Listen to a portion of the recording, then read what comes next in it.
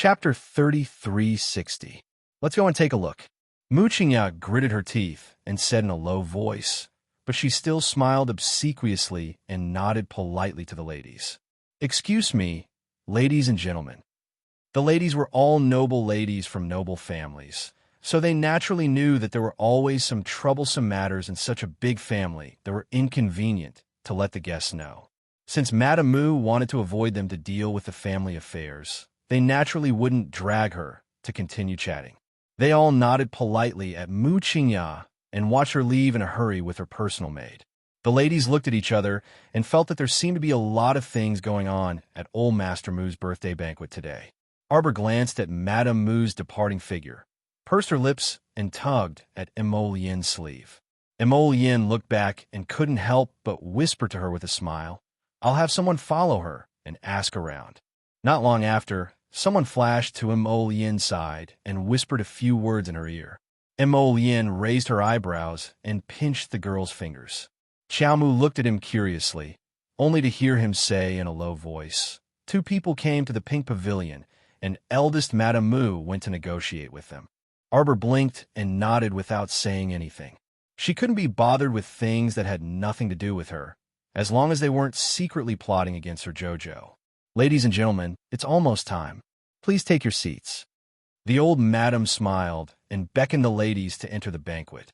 Because they were going to watch the Mu family competition, all the seats were placed outside the practice field.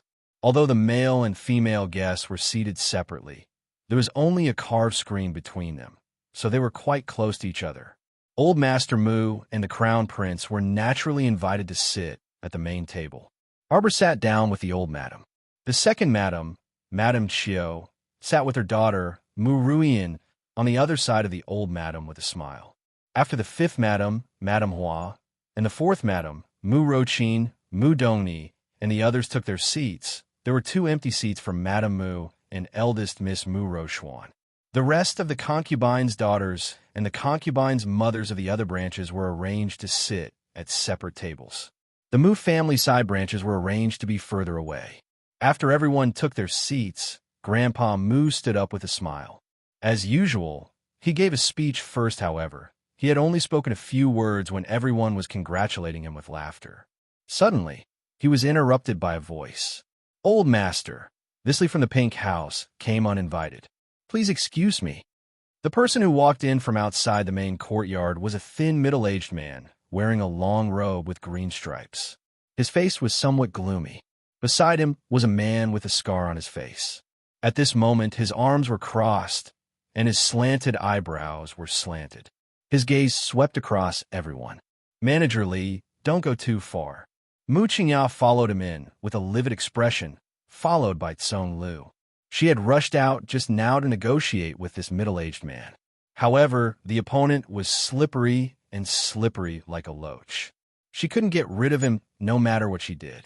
In a moment of carelessness, she even let him barge into the main courtyard and ruin the old master's festive atmosphere. Mu Jingfeng, who was sitting next to Prince Mo, stood up with a thud. His cold eyes stared fixedly at the 2 men who barged in, and he questioned sternly, "Who are you? Why are you barging in?" Everyone could not help but look at each other in dismay. When that person came in earlier, didn't he already report his background and say that he was from the Pink House? Chapter 3361. Why does family head Mu have to ask again? The thin, middle-aged man smiled and cupped his hands politely. "Everyone, I'm sorry. It's just a small business. Lady Boss urged us to come and disturb you. Please forgive us." Although he said so, the look in his eyes made everyone understand that he was here to make trouble for Grandpa Mu when the guests were about to arrive on his birthday. Old Master Mu's face darkened. He stared at Steward Li with his eagle-like eyes for a while and asked coldly, "May I know why Pin Lu is here?" Well said, well said." Steward Li laughed. His malicious eyes looked around and suddenly fell on Matriarch Mu and Arbor's table. Hearing Steward Li's voice, the 5th madam began to feel uneasy. When she saw Steward Li's gaze shooting over like an arrow, she couldn't help but jump in fright. She evasively turned her face and avoided Mu Rochin's gaze. "Ha, found you." Steward Li strode, over from the banquet area with a burly man with a scar on his face. He went straight to Arbor's table and took out a piece of paper from his pocket. He shook it and said with a smile, "Fifth Madam, we've finally found you. Your loan has been overdue for 3 days. You've been hiding from us for the past few days. We had no choice but to come and ask for it. Speaking of which, this isn't a big deal. The fifth madam of the Mu family can't even pay a trifling 30 million spirit coins? That's impossible." Matriarch Mu's face darkened. Before she could say anything, Mu Dongni stood up and pointed at Stewardly, shouting angrily, "You came at the right time. Give me back my 1 million spirit coins. You're the steward of Pinlu, so you should be a manager. Give me back my money." Arbor sat expressionlessly beside Matriarch Mu and handed her a medicine bottle. Matriarch Mu took a sip and calmed down slightly. Stewardly turned to Mu Dongni with a funny expression. "Madam, who are you? I don't think we've met before. Where did you get the money from?" "My sister-in-law lent my 1 million spirit coins to you guys to use as money for your stamp money. Don't tell me you don't know." Everyone looked at each other in dismay, and gossips began to spread. The old madam was almost angered to death by her pig-brained daughter. She slammed the table and shouted, "Sit down." Mu Dongni sat down awkwardly, but her eyes were still glaring at Director Li. Head Stewardly chuckled. "Madam, you can eat whatever you want, but you can't say whatever you want. Our pink house is a small business, and we operate honestly. We never do illegal things like placing money in the bank. When we lend money to others, there's a contract. The interest is also within the reasonable scope of Shenzhou's regulations. We only lend Fifth Madam money because we treat her as one of our own. If it were an outsider, we wouldn't lend it to her."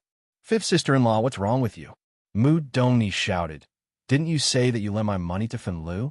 Why was it that someone else had come to collect their debt? What on earth did you do with my 1 million yuan? Don't tell me you're really keeping a gigolo?" Madame Mu's face turned red. "Don't talk nonsense." Mu Jingyang rushed over and roared, "What else are you hiding from me?" Chapter 3362. After returning home that day, Mu Jingyang taught this woman a lesson. Thinking that today was the old master's birthday banquet, he gave Madame Hua some face and did not slap her face at this moment.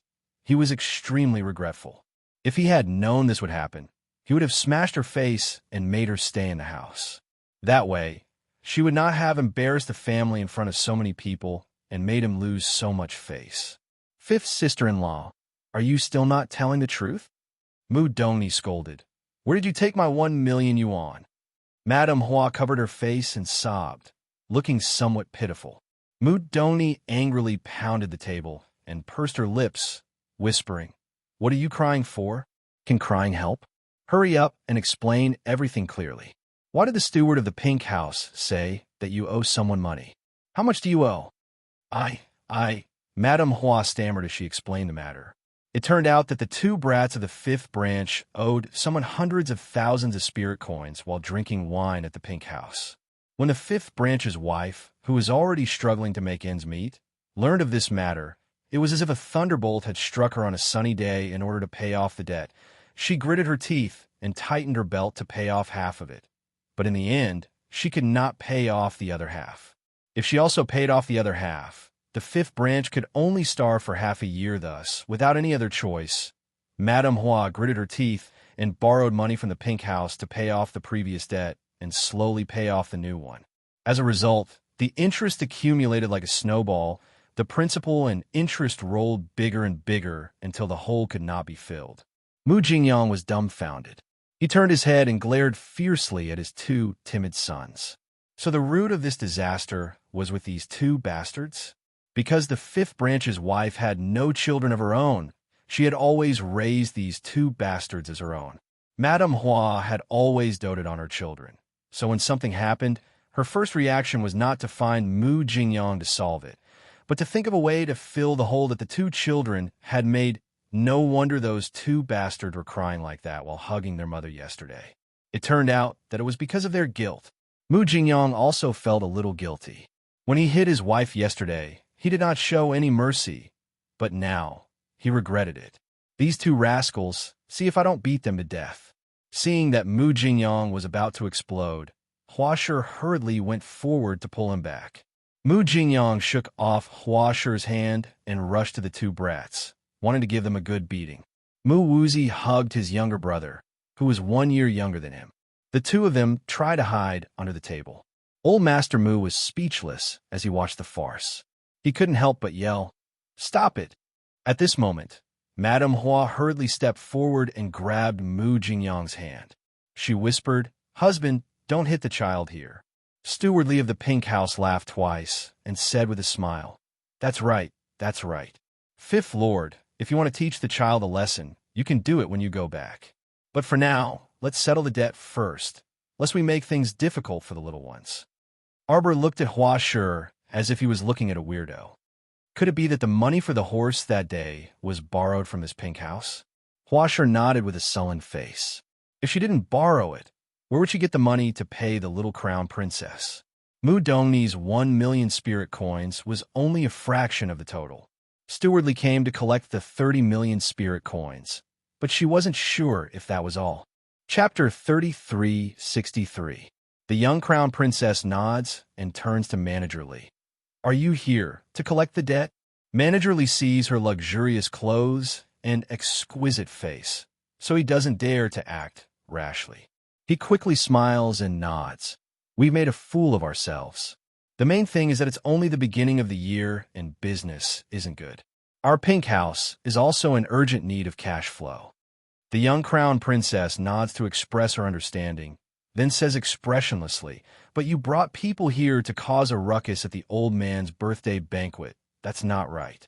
Manager Lee smiles apologetically again. I'm sorry. We didn't consider it well." I hope everyone can understand." The young crown princess raises her eyes and asks, "How much does the fifth madam owe you?" 30 million? "How could that be?" Manager Lee says with a smile, "The fifth madam has borrowed nearly 20 million spirit coins from us, and now the repayment is 61 million spirit coins." The guests look at each other in dismay. From time to time, there are whispers from below saying that the pink house's interest rate is a bit too high. "This interest rate isn't high," Manager Lee says again. "We only lent it to the fifth madam because she's one of us. Otherwise, if it was someone we're not familiar with, we wouldn't have lent it to her." Arbor smirks. "This isn't high? Business is so good. How long has she borrowed it?" "It's been at least half a year. In half a year, 20 million has become 60 million. Arbor looks at Manager Lee playfully. "You really know how to do business." Manager Lee smiles apologetically and says that he doesn't dare. His eyes secretly size up Arbor's face, estimating this girl's identity in his heart. Behind him, Scarface becomes impatient and roars. "Why are you asking so much? Are you going to pay the debt?" "Damn, Scarface, how can you be so rude to this girl?" Manager Lee's reprimand doesn't have much sincerity. Everyone at the banquet inexplicably tightens their bodies and turns their eyes to Scarface, looking at him as if he's a corpse. Scarface is baffled by everyone's looks. He doesn't understand why these people are looking at him with such strange eyes. He lowered his head and looked at himself. He didn't see anything eye-catching about him. Then he raised his head and said, "Did you hear what our masterly said? Stop talking nonsense. Take out the money and we'll leave immediately." Grandpa Mu was so angry that his face turned ashen. He glared at his son, Mu Jingyang, who lowered his head in shame. It was his fault for not properly disciplining his two sons. He even sent people to chase after the debt and slapped him in the face in front of all the guests. It was really humiliating. "Today is the Mu family's banquet. Forgive us for not receiving unimportant people," Mu Jingfeng coldly said. "If there's anything, you can talk about it tomorrow." Scarface's face was full of anger. "It's only right and proper to pay back what you owe." Previously, the crown princess even went around the capital to collect debts. At that time, I didn't see you aristocratic families making excuses and refusing to pay. Don't you dare refuse to pay us back just because we, the Pink House, are of low status and insufficient background. Everyone was dumbfounded and looked at Scarface as if they were looking at a sausage. Does this guy know that the person standing in front of him is the crown princess he's talking about? Could it be that this guy still thinks that he's following the little crown princess blindly? Arbor frowned and unhurriedly said, "Where are the crown princess personal guards?" Everyone's lips twitched fiercely. Emolien stood up. She wanted to laugh, but held it in. Chapter 3364. 7 or 8 purple forest guards darted out from behind. Without waiting for the little crown princess's order, they pounced on them and caught Steward Lee and Scarface in a few moves. Both of them were forced to kneel on the ground with their arms tied behind their backs. Everyone wanted to laugh, but they didn't dare to laugh out loud. Was there something wrong with that scarred face's brain? He actually dared to act so arrogantly in front of the young crown prince consort. He even said that he was learning from the little crown princess and going to the Mu family to collect debts. He even freaking felt that it was only right for her to do so. How could they be the same? It was only right for the little crown princess to collect debts, but it didn't mean that these two could also come to the Mu family to slap their faces. Arbor looked expressionlessly at the two kneeling on the ground and said coldly, "Tell your master to come and talk in person. Now, Scram." "Hey, how would you do this?" Scarface stiffened his neck and wanted to yell, but Steward Lee hurriedly struggled over and flicked his head on Scarface's head. Was this idiot deaf or something? Didn't he hear the little girl in front of him call herself the crown princess? This was the little crown princess with the stoic face that was widely rumored in Dragon Flame City recently. No wonder he felt a little flustered just now. It was because he was facing this stoic face. Steward Lee turned around and smiled apologetically at Arbor, revealing a few yellow front teeth. "Crown Princess, please forgive us. Crown Princess, please forgive us. We didn't mean to disturb you." "Huh? What the hell? Didn't they say that the Crown Princess and the Mu family had a strained relationship? Why would the Crown Princess come to old Master Mu's birthday banquet in person? How is this a strained relationship?" We'll leave now. Steward Lee grabbed Scarface and turned around, wanting to slip away. Unexpectedly, the young Crown Prince Consort said coldly from behind them, "Hold on, you want to leave just like that?" Steward Lee was baffled, and his heart skipped a beat. He hurriedly turned around and smiled awkwardly. "Crown Princess, do you have any other orders? You two suddenly barged in and disrupted my eating mood." Arbor glanced at them coldly. "Compensation." All the family heads present, whether it was the Mu family head, the Long family head, or the Gu family head, could not help but feel their eyelids twitch slightly, because the word compensation was too fucking frightening. They hadn't forgotten that the young Crown Prince Consort had formed a debt collection team a while ago. Every day, she would lead the team to knock on doors and collect reparations. They didn't know why, but they felt their hearts and it was very for some reason. When she saw the two fools from Fenlu being dissed by the Crown Princess and being asked for compensation by the Crown Princess, she actually felt slightly pleased. "You two use yours. You." "Haha." Old Master Duan couldn't resist laughing. Compensation is good. Compensation is good. This old man's drinking mood has also been disrupted. Compensation indeed. Compensation. Steward Lee couldn't resist sweating. "Crown Princess, this lowly 1,000,000 spirit coins. Pay up and scram." The little Crown Princess's crisp voice resounded above the residents. Fifth young Master Chin couldn't resist rolling his eyes. This fellow really was a money grubber. She clearly opened her eyes at the sight of money, but she still pretended in front of him last time. Steward Lee's eyes nearly popped out, and he almost exclaimed, "Are you crazy?" The little Crown Princess glanced at him coldly. "If you don't want to pay, then give me your life. What do you want?" Chapter 3365. Scarface panicked. "How can you be so unreasonable?" "Husband." The young Crown Prince Consort shot up with a displeased expression on her face. "Look, the people and matters that is Jojo was too lazy to deal with were conventionally summoned to her husband." Emolien inwardly found it funny as he walked over. He lightly coughed and reached out to grab her little hand, giving her a leave-it-to-your-husband look. When he turned to look at Manager Lee and Scarface, his face instantly sank. This crown prince has never needed to reason with anyone. "Everyone, take them away. Don't. Manager Lee jumped in fright and hurriedly said, we'll pay. But we don't have that many spirit coins on us right now. The little crown princess waved her hand, and Kaishio held back her laughter as she hurriedly handed her crown princess a pen and paper. Right? Arbor impatiently waved his hand. A debt of 1,000,000 spirit coins, 5% interest for 2 hours. The little crown princess coldly said, write it clearly. What? 5% interest for 2 hours? 2 hours? Can you be any more fucking deceitful? Seeing Manager Lee standing there with a green face and not moving for a long time, the little crown princess unhappily pulled Mo Lien's sleeve. Take them away. Mo Lien was even more impatient and couldn't be bothered to argue with the two in front of him. Coming to disturb his JoJo's meal, they deserved to die. It looked like they were really going to be dragged away and beaten to death. Manager Lee didn't dare to hesitate and quickly signed the IOU, even paying the money. The young crown prince consort took it and looked around before saying with a nod, scram. Manager Lee and Scarface were given the cold shoulder and didn't dare to continue staying here. They shrunk their necks and ran away with their tails between their legs.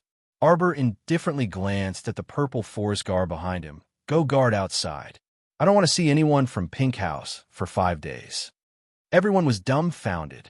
No, it wasn't. What did the crown princess mean? Was he going to collect the debt from the pink brothel after compounding the interest of this 1,000,000 yuan? Yes, that's what it meant. After all, the crown princess gave him a 5% profit for every 2 hours. 50 days and 60 hours.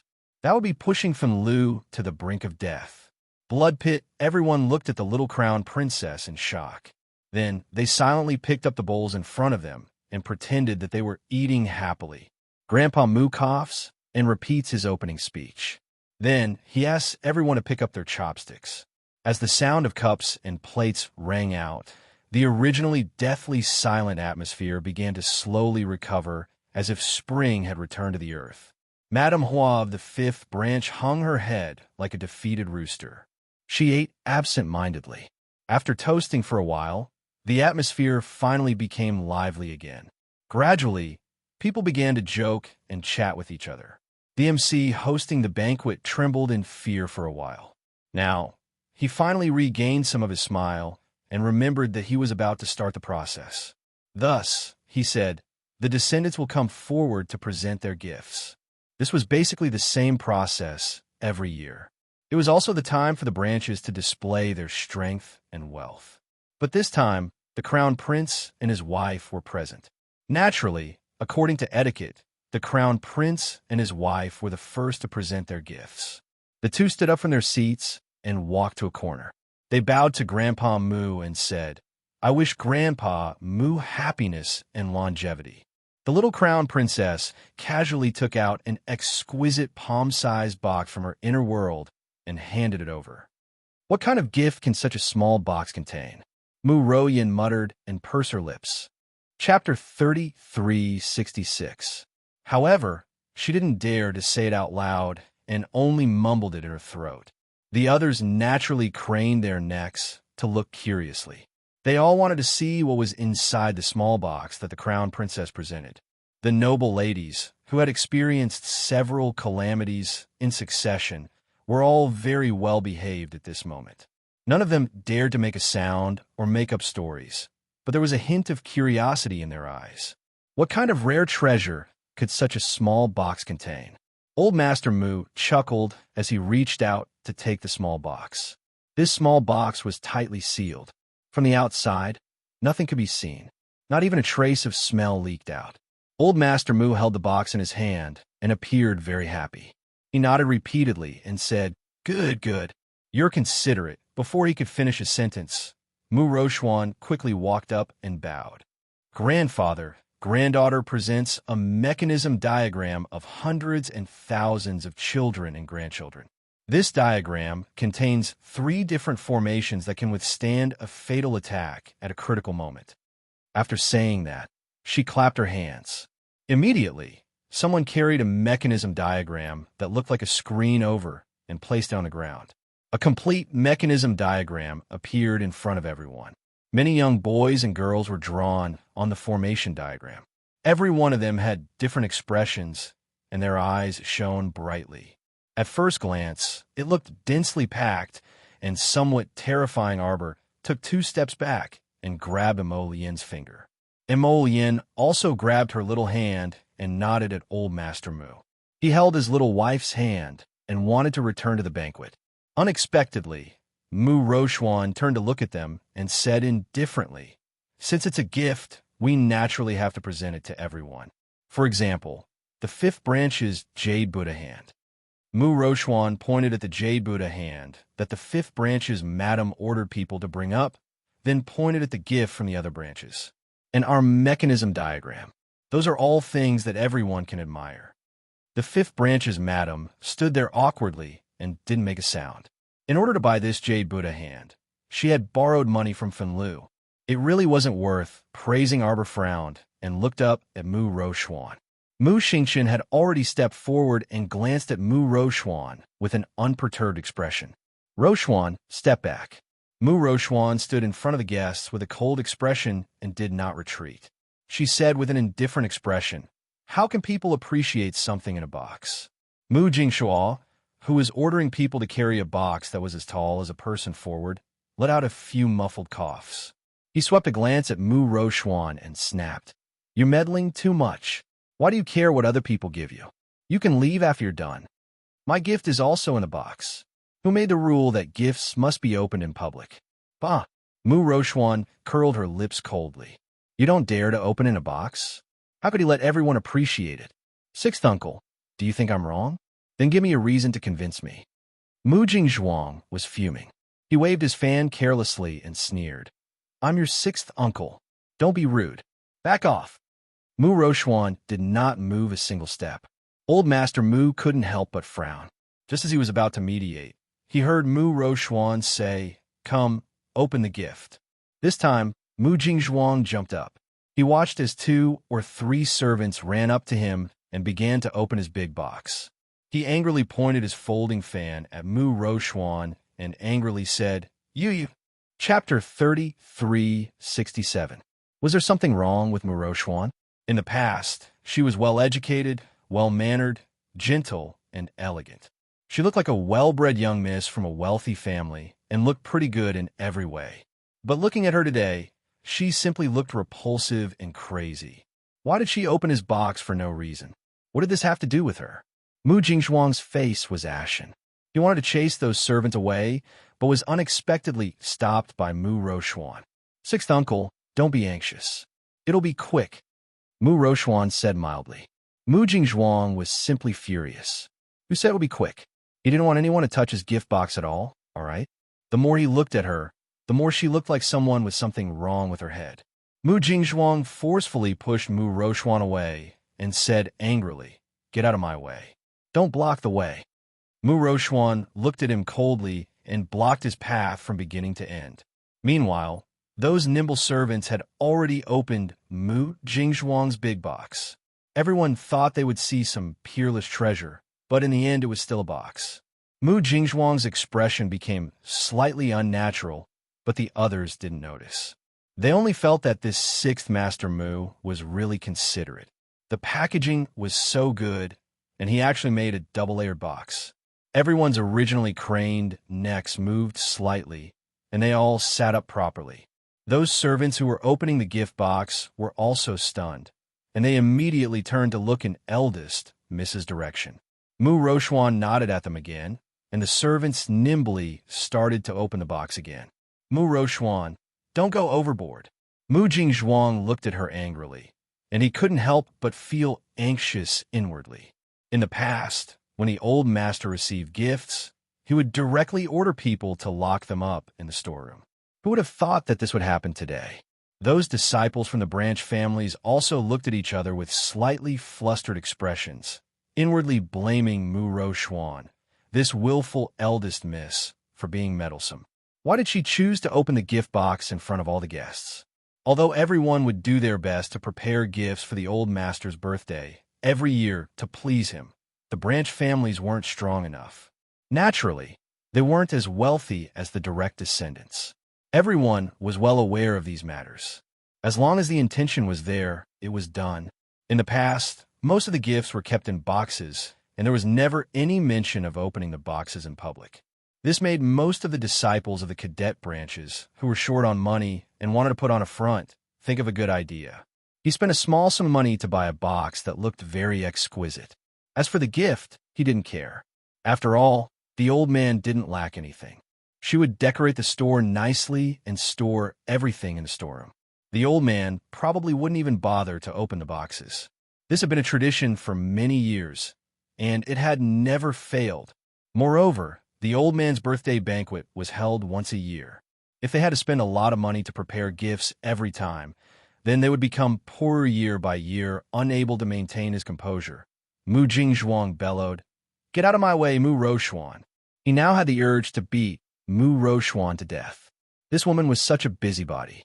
The old master didn't even say that he wanted to open the present in front of them, yet she was the only one who kept making a fuss. She made everyone break out in a cold sweat. Was she happy? Was she happy? Mu Jingzhuang wanted to give this woman a slap to wake her up. Just now, the fifth branch made a fool of themselves. Now it was his turn. Could it be that she would look good if the Mu family made a fool of themselves? Mu Jingzhuang's expression instantly darkened. He tugged at Mu Rochuan twice, but unfortunately, he didn't manage to pull her away. Chapter 3368. At this moment, the servants who were opening the boxes let out astonished gasps. It was indeed a gasp. After opening the second box, they discovered that there was another box inside. This time, everyone's gazes towards Mu Jingzhuang became somewhat ruminative. Mu Jingzhuang himself was so embarrassed that he wanted to escape immediately. Actually, he had spent 100 spirit coins to buy that big box outside. He did not expect that his niece would catch him red-handed the first time he did this business. Old Master Mu sat on the main seat.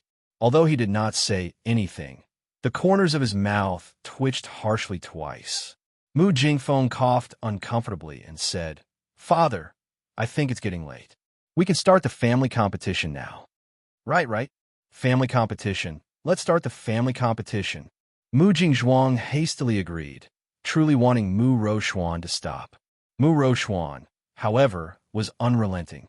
She raised her hand and said to the group of servants who had been arranged beforehand, "Why aren't you taking out sixth master's things? Useless things, you're taking so long to open a gift box. And those, take them all out." As Mu Rochuan's fingertips swiped across, the expressions of the disciples from the side branches became incomparably fascinating. Naturally, all of the guests were whispering to each other in hushed tones. No one was a fool. At this moment, they finally realized that this eldest miss of the Mu family was deliberately looking for trouble. However, this eldest miss usually appeared to be very sensible. Why would she do something so embarrassing today? It could even be said that it was extremely impolite. Seriously, they had seen a ghost. Today's events were truly endless. Family Head Long also reacted at this moment. He said with a smile, "Haha, eldest miss is truly an honest person. I wonder what gift this sixth master of the Mu family presented to old master. A big box inside a small box. This must be the best of the best. Otherwise, why would he need to wrap it up so carefully?" Matriarch Mu. She knew her son very well. This fellow was most likely going to make a fool of himself today. Mu Jingzhuang hastily rushed forward and wanted to kick those servants away, but Mu Rochuan reached out to stop him. "Sixth uncle, why are you so nervous? Could it be that you've given Grandpa an unworthy gift? Your grandpa's son. It's one thing to see those disciples from the side branches fooling around, but you couldn't have learned from them and deliberately made a fake gift to fool Grandpa, right?" Mu Jingzhuang, old Master Mu, was speechless. He hurriedly said, "It doesn't matter whether they are polite or not. The main purpose of this birthday banquet is to test the cultivation ability of the disciples in the family. In addition, it is to let everyone gather together at the same time to promote the relationship between the clansmen." Old Master Mu spoke with great emotion, and the clansmen all lowered their heads in shame. After a while, Mu Jingzhuang's gift box was finally opened. Everyone counted and found that sixth Master Mu had a total of 16 boxes finally. He took out a small black jar. When he opened it, It was actually a handful of black soil. Everyone was speechless. Big brother, you're fucking cheating me. Old Master Mu's expression could no longer remain calm. He jumped up from his stool with a whoosh and lifted his leg to kick Mu Jingzhuang's butt. This son of a bitch, did he want his father to be buried as soon as possible so that he could rest in peace? It was obvious that the soil was from the backyard of the house. Chapter 3369. Emolien was secretly amused. He pulled his wife's hand and dodged to the side. Suddenly, he noticed that the little fellow had lowered her head and her shoulders were trembling slightly. His heart skipped a beat, and he quickly bent down to look at her little face. He saw that the little fellow's eyes were curved into crescents as she pursed her lips and snickered. Emolien was immediately amused. He raised his hand to pat his wife's head and whispered, "Jojo, it's okay. It's okay to laugh out loud because right now, everyone was laughing."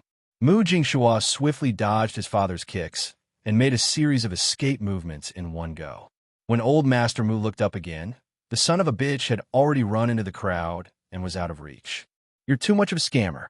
You just grabbed a handful of soil from your own backyard and gave it to your father without spending a single cent." Little did they know that 6th Master Mu had spent some money on the beautiful box. The guests couldn't help but laugh. Seeing old Master Mu's ugly expression, they tried hard to hold back their laughter, but it was so damn difficult. Long Shoshin laughed and said, "6th Master Mu is indeed a man of character." Ha ha ha! At this time, the gifts from the side branches had also been opened. Each gift was weirder and cheaper than the last.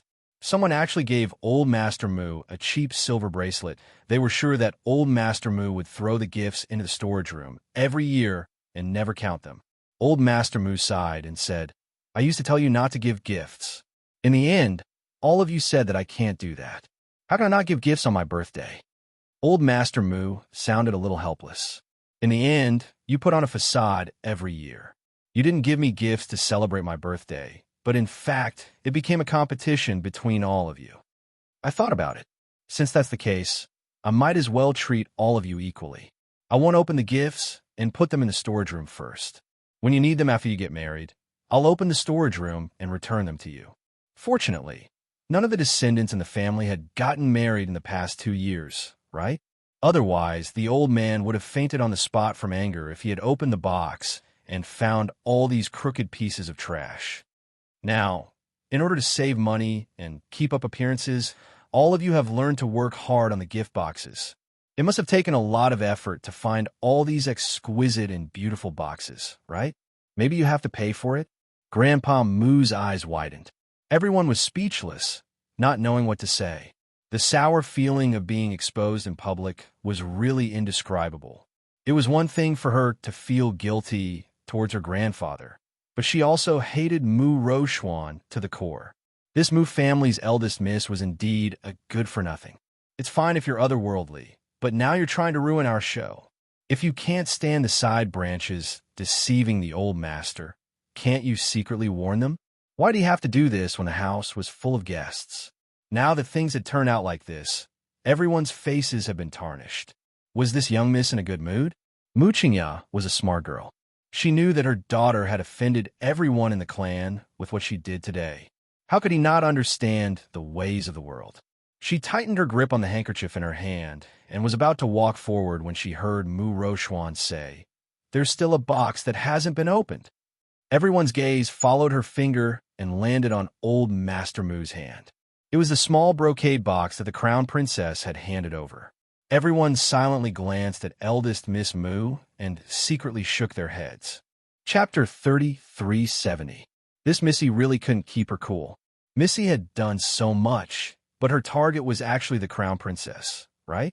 The people from the side branches were even angrier. So, after all that, they were merely the guiding stones. Her real target was the crown princess. In the end, they, the cannon fodder, had become the Missy's sacrificial lambs. Everyone's gaze toward Mu Rochuan turned unfriendly. Seeing this, Mu Qingya's heart skipped a beat, and she hurriedly walked up to berate her. "Rochuan, stop fooling around. This foolish daughter of his. Could she not tell that everyone in the clan had become very unfriendly towards her? This matter was truly unsightly. As a junior, she was giving orders in front of Old Master Moo, insisting that others open the gift box. How could Old Master Moo like her when she didn't see the big picture? Mu Qingyao was vexed. How did a tactful person like her raise such an unreasonable daughter? Mu Rochuan turned a deaf ear to Mu Qingyao's words. She only looked at the box in Old Master Moo's hand with a mocking gaze. Grandpa, Old Master Moo's face darkened. Open it or not, it's up to me. Leave. After fooling around for so long, the atmosphere finally turned good, but at this moment, it was stifling again. Old Master Moo felt very stifled. Was it easy to organize a birthday banquet? But Grandpa, Mu Rochuan wanted to say more, but Old Master Moo glared at her. Mu Jingfeng berated, "All right, all of you leave.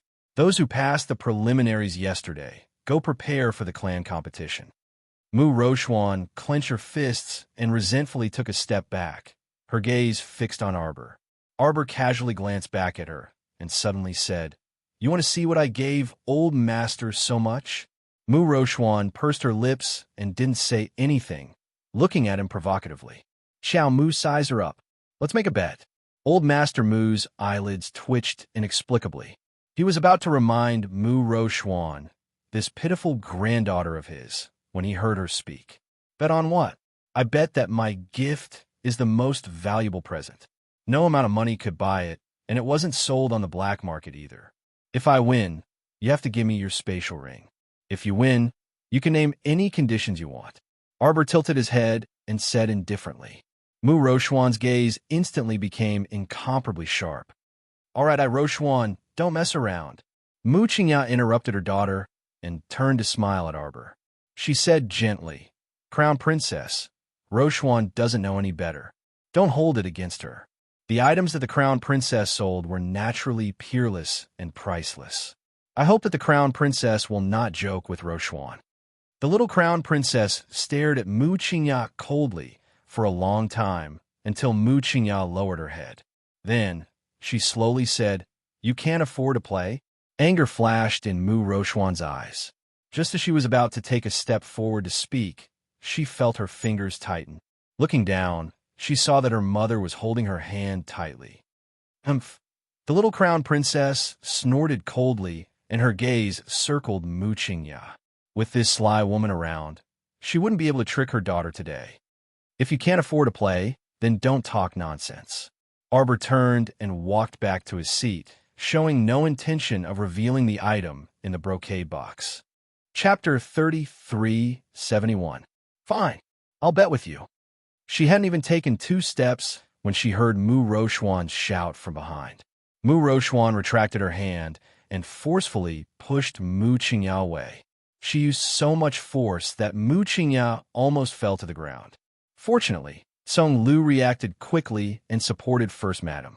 When she raised her head and saw that First Madam's face was slightly pale, she couldn't help but be shocked and angry.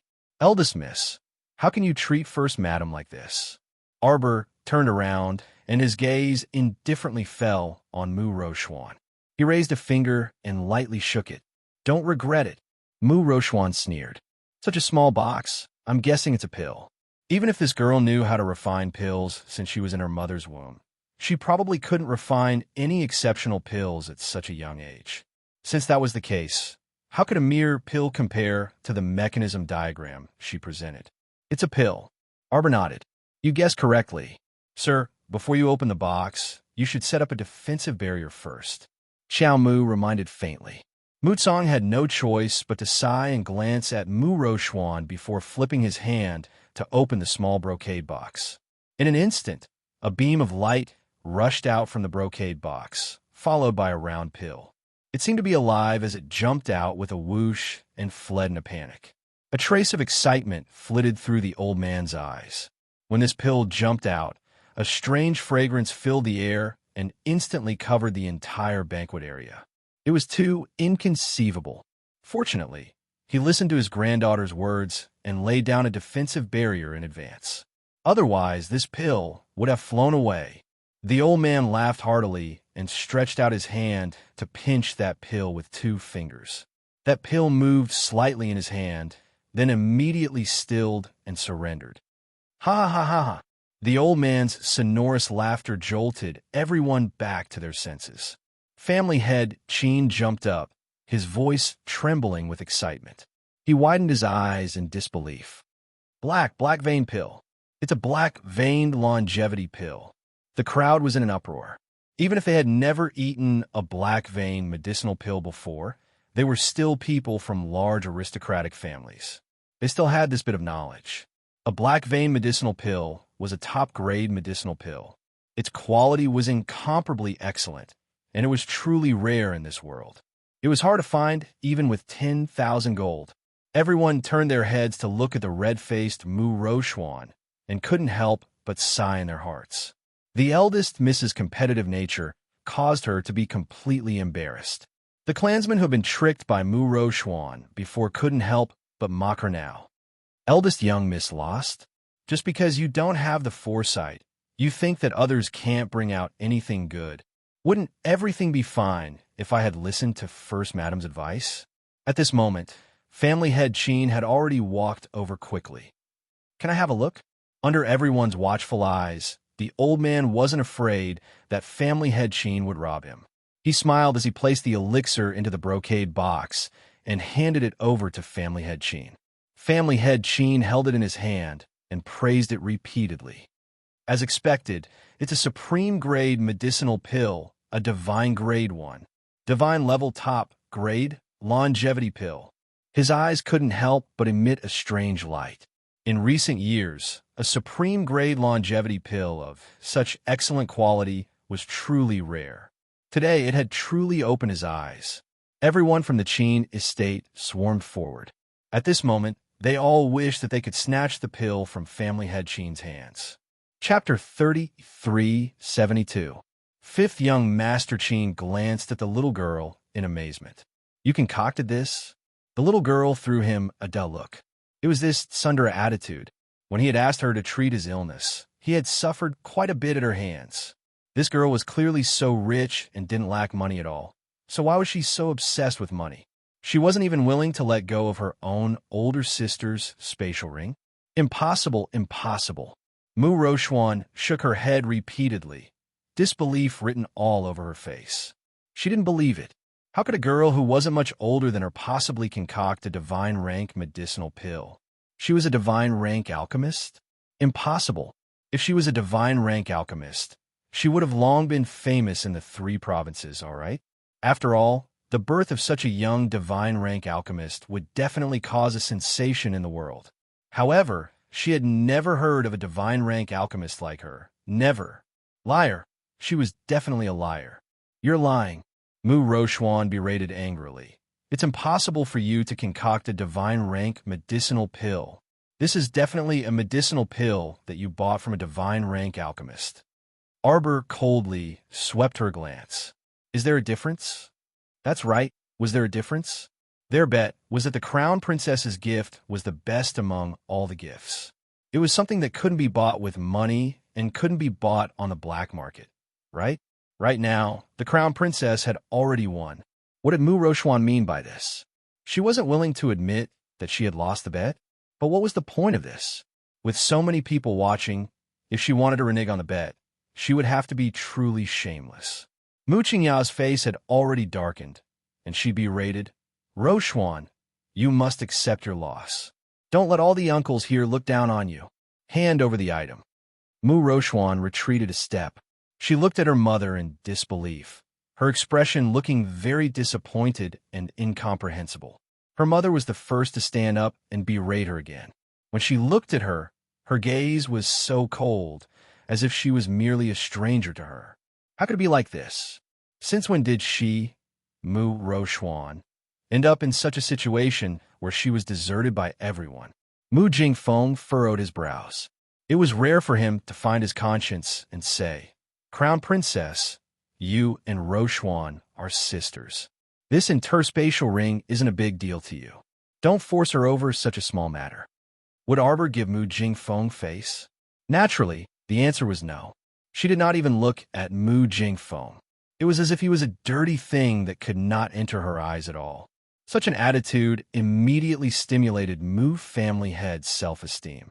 In front of others, he was somewhat unable to vent his anger, but the anger in his heart burned fiercely, and the anger rushed straight to his heart. Rochuan, Mu Qingya scolded angrily, her eyes filled with disappointment for her daughter. She was the one who wanted to compete, but she did not have the magnanimity to hand over the item after losing. Such a Mu Rochuan truly made her feel extremely disappointed. This was the daughter she had painstakingly nurtured since she was young. Mu Qingya took a deep breath, closed her eyes slightly, and said with a tired expression, "Rochuan, you must accept your loss." Accept your loss? A trace of anger flashed across Mu Rochuan's eyes. She suddenly took a step back and rushed toward the battle stage that had been built. Everyone turned their heads in unison, and their gazes followed her frantically running figure. Chapter 3373. Mu Rochuan landed on the stage with a whoosh. She turned her head and flung her long hair behind her back. She said sternly, "Isn't the competition going on? Arbor, you can only get this space ring if you defeat me." Then, she took off the ring from her finger and threw it into the air. Everyone looked over and saw that the small silver ring was wrapped in a ball of spiritual energy, floating in the air. Arbor looked up at her, then looked at Old Master Mu. "What do you think, Old Master?" Mu Tsang sighed and looked deeply at Mu Rochuan on the stage. Since Rochuan issued the challenge first, Jojo, you should go up and fight with her. At this moment, Grandpa Mu couldn't say anything like, "You have to stop before you go too far." He saw the hatred in Mu Rochuan's eyes and knew that she wouldn't show any mercy to Qiao Qiao when she made her move later. If she hurt Jojo, the Crown Prince would definitely not let it go, given how much he doted on Jojo. Forget it. If they encountered any danger, he could only thicken his skin and stop them. He didn't want to provoke the Crown Prince's wrath because of a competition. I hope Rochuan can be more sensible, Old Master Mu thought. His gaze involuntarily landed on Mu Rochuan, who was standing on the stage with her head held high. Arbor walked up the stage slowly, unlike Mu Rochuan, who gracefully leaped into the air with a fancy movement technique. It was very pleasing to the eye. Xiaomu slowly walked up step by step. She was plain and unremarkable, and her face was expressionless. She stared at Mu Rochuan with her pitch-black eyes that resembled ice pearls for quite a while before saying, "You have already lost the bet just now. The space ring was the prize of the previous bet. It has nothing to do with this competition." "You're scared?" Mu Rochuan asked sharply. Arbor shook his head. "If you lose this competition, you'll hand over your 5 properties in Dragon Flame City to me. If I lose, I'll still say the same thing. You could do whatever you want with me. Do you want to bet?" Everyone. The Crown Princess was clearly trying to kill Mu Rochuan, wasn't she? Mu Qingya's eyes narrowed, and she hurriedly interjected, "Rochuan." She wanted her daughter to grow some brains. In the end, she had only spoken 3 words when Mu Rochuan nodded in agreement. Her eyes were filled with monstrous rage as she said word by word, "If you lose, I want you. Disappear before my eyes. Disappear forever." Arbor was expressionless. "Sure." Mu Rochuan abruptly retreated a few steps and waved her hand in front of her. Several offensive talismans jumped out and flew straight towards Arbor's face. "Die!" Mu Rochuan angrily shouted. Just as the attack talisman was about to reach Arbor, 2 binding talismans and sleeping talismans leaped out from her fingers and pounced towards Arbor. If she were to be struck by the talisman, with her cultivation, she would definitely be temporarily held back. She only needed a 2-second pause. Excitement bloomed in Mu Rochuan's eyes. It was a sense of joy that came from being determined to win. Arbor was dead meat. A purple talisman slowly floated in front of Arbor. Suddenly, it split open and talisman power overflowed. It formed a circular protective barrier that enveloped her. After the defensive talisman was activated, the several dozen attack talismans that Mu Rochuan threw were all blocked by the defensive barrier. Mu Rochuan's expression froze. Chapter 3374. Purple Talisman. Mu Rochuan almost wanted to rub her eyes. The talisman Arbor casually took out was a purple talisman. Could it be that all the talismans she made now had reached the purple talisman level? She subconsciously shook her head hard, a trace of disbelief showing in her eyes. She really didn't believe that Arbor could make talismans and refine pills at such a young age. Who trained her? This girl grew up in the lower star domain. Okay. The lower star domain was generally lacking in spirit energy. Spirit techniques, talismans, and alchemy techniques were pitifully few in number. How exactly did she grow up? Didn't anyone find it suspicious? Her experience growing up was clearly abnormal, all right? Mu Rochuan's eyes were filled with dense, murderous intent. With a flick of her finger, a blue talisman flew out from her fingertips. Some of the Mu family's more perceptive people immediately shouted. Eldest Miss threw out a Thunder Spirit Talisman.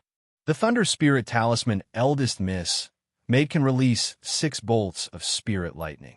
Other than Eldest Young Master, Eldest Miss Thunder Spirit Talisman is of the highest grade. What do you know? During the preliminaries this time, Eldest Young Master helped the Crown Princess draw quite a few 5 spirit talismans. A Mu family disciple who knew the truth pursed his lips in Mu Rochuan's direction. After all, they're blood-related siblings. It's normal for him to help the Crown Princess. Why do you think Eldest Miss is always targeting the Crown Princess? It's definitely because she's jealous. A group of Mu family disciples whispered below. Although their voices weren't loud, the kind of small voice floated into Mu Rochuan's ears from time to time, making her even more agitated and embarrassed. Who the hell was jealous of that damned woman? Who was jealous of her? She was the dignified eldest miss of the Mu family. Why would she need to be jealous of her? It was truly hilarious. Hilarious. A trace of anger flitted across Mu Rochuan's eyes. Her fingers flew, and she threw out 3 more Thunder Spirit Talismans. They surrounded Arbor from all sides and floated towards him. In the Mu family competition, only talismans could be used. Things like cultivation, spiritual power, pills, and the like could not be used. Therefore, Mu Rochuan believed that even if Arbor had used a purple talisman defensive talisman, it still wouldn't be able to withstand her 4 spiritual thunder talismans and 24 spiritual thunders. Old Master Mu's fingers gripped the armrest of the chair as he looked at Xiao Mu anxiously. Roxian really didn't know when to stop.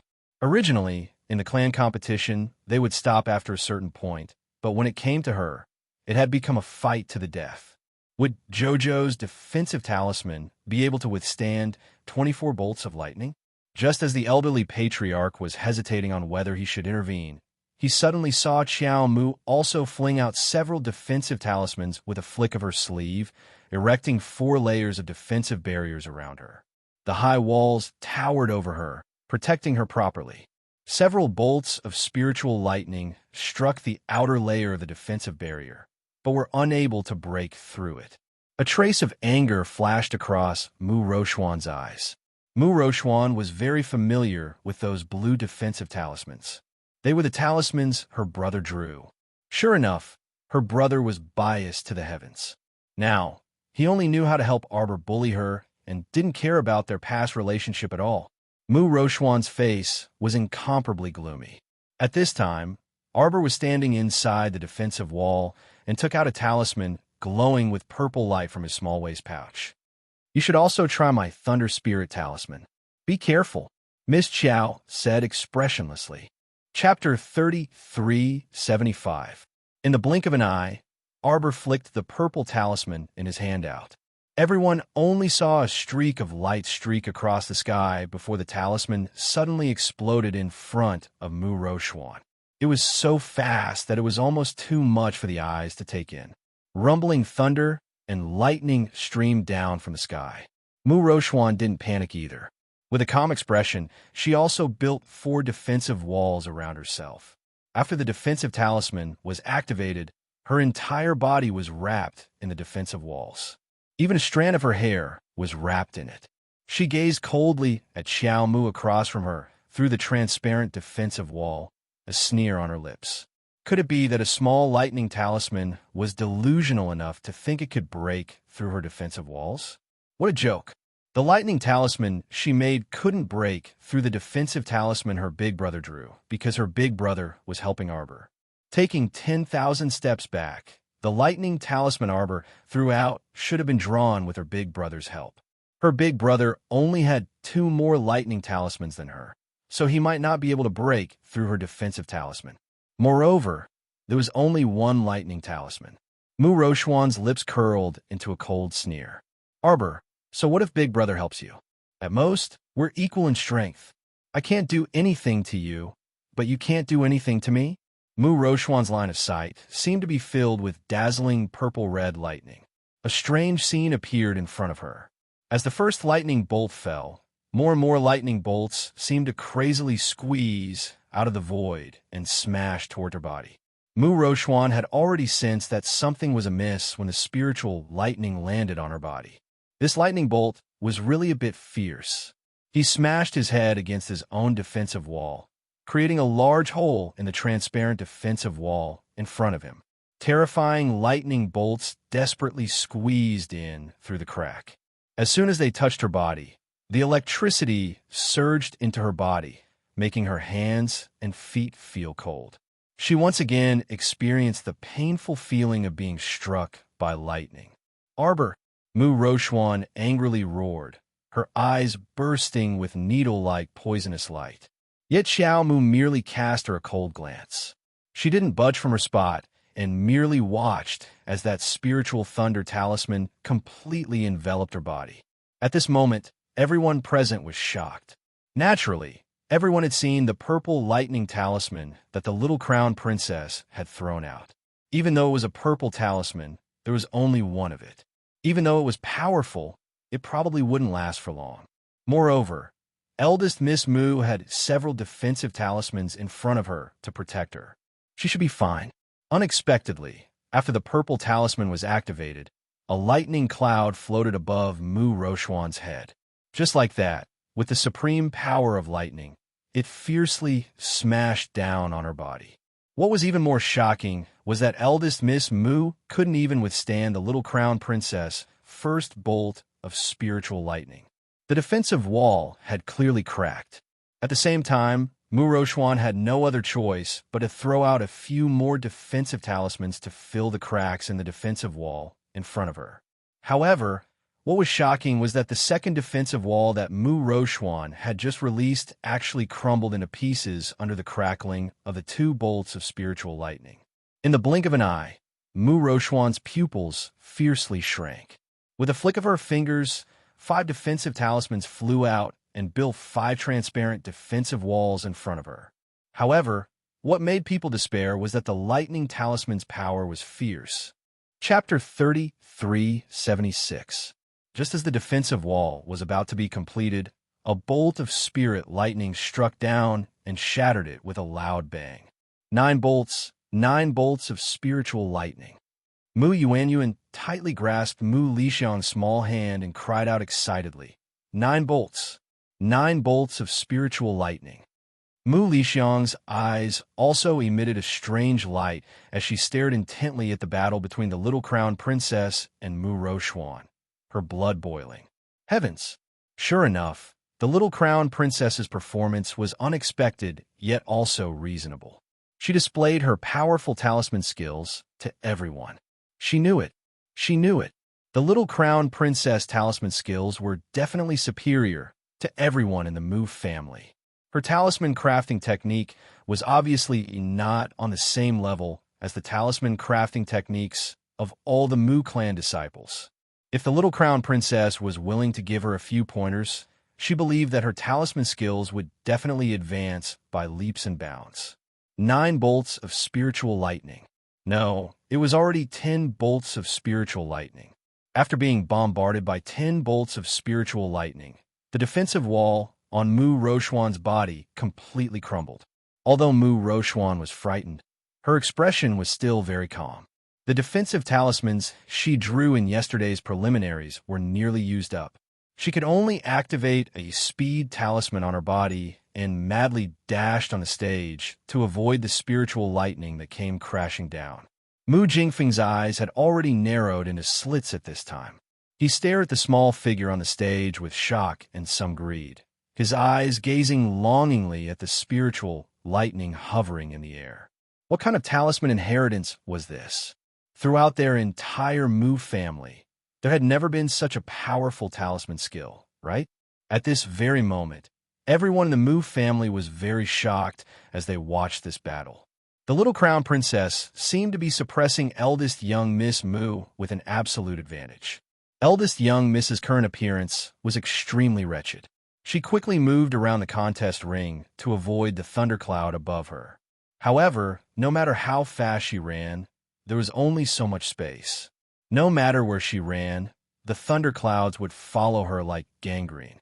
Her ankles and elbows were almost hit several times, causing her to be at a loss of what to do. Mu Qingya stood up from her seat and looked at her daughter in shock. She clenched her brocade handkerchief tightly in her hand. At this time, the disciples of the Mu family below had already let out waves of incredulous cries. 15 bolts of spiritual lightning. How is that possible? Even a top-grade Thunder Spirit talisman can only release 12 bolts of spiritual lightning. What's going on? Oh my God, is the little crown princess trying to defy the heavens? How could a tiny lightning spirit talisman contain 15 bolts of lightning? 15? 16? Someone immediately said, trembling with fear. The group of Mu family's children all looked at the little crown princess with a look of looking at a monster. This isn't the lightning spirit talisman that we know of. Mu Yuanyuan cried out in excitement. Mu Lixiang also hurriedly nodded and shouted, "What kind of lightning spirit talisman is this?" Lightning continued to roll down, and there were already 20 bolts of spiritual lightning. Meanwhile, on the stage, Mu Rochuan had already exhausted all of her talismans. At this time, she was still running around the stage in a sorry state, jumping and jumping as she rapidly dodged the lightning bolts descending from the sky.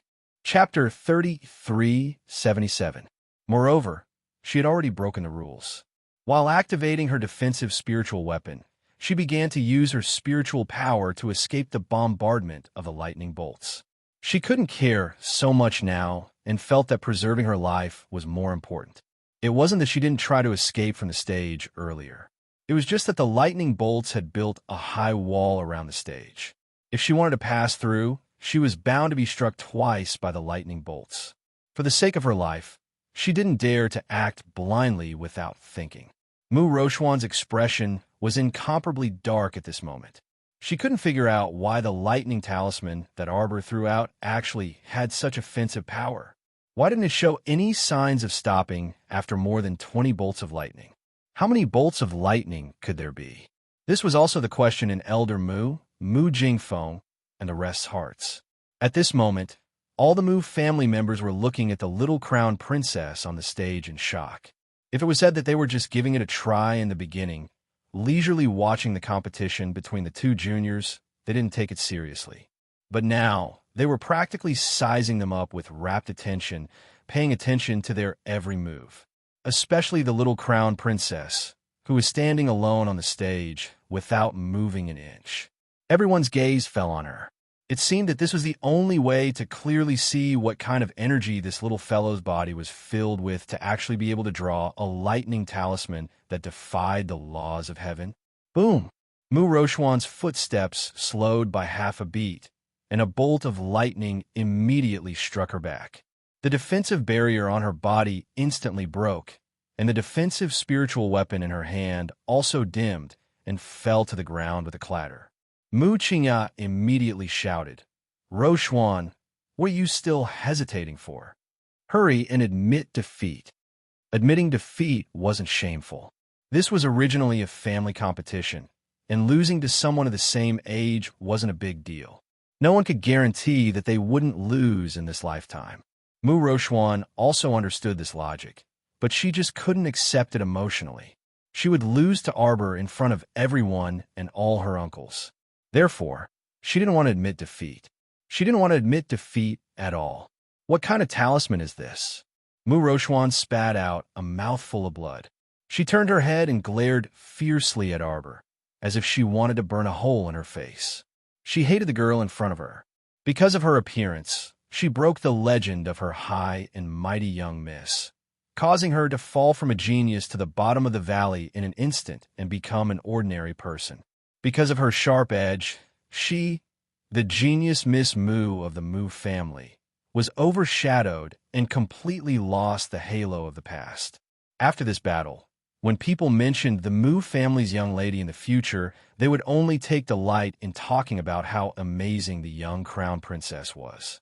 Her talisman crafting technique could be said to be the best in the world since ancient times.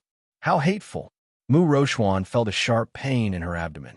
If she were to look inwardly, she would definitely realize that the crack in the spiritual mound mirror had widened significantly. There was even a faint black gas floating out of the spiritual mound mirror. It was like a death aura that enveloped her spiritual mound mirror as it slowly rotated. If she could notice it now or ask Grandpa Moo about it, Grandpa Moo would definitely be shocked and ask her to pay more attention to it. However, she did not notice the gloomy black gas. This was the initial phenomenon of mental demons growing crazily after the crack in the spiritual mound mirror. Chapter 3378. At this moment, this dark and demonic aura quietly took root in Moo Rochuan's heart and slowly grew. As it grew, it would slowly corrode her limbs and bones, invading the depths of her meridians. Once this demonic aura corroded her entire body, Moo Rochuan would lose all of her cultivation and explode from the inside out. At this time, as her inner demon slowly grew, Moo Rochuan would only discover that her cultivation was slowly regressing.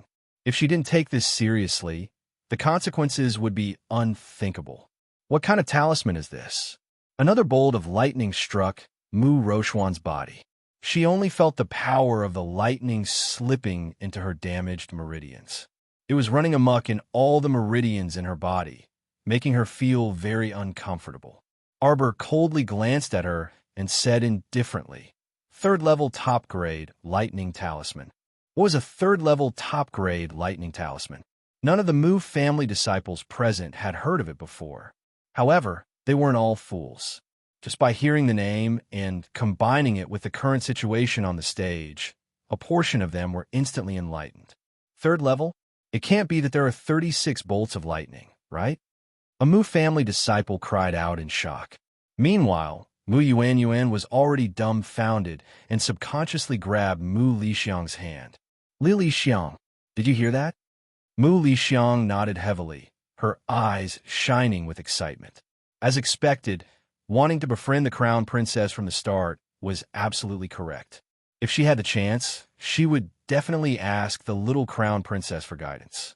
The last 3 bolts of spiritual lightning struck Moo Rochuan's body.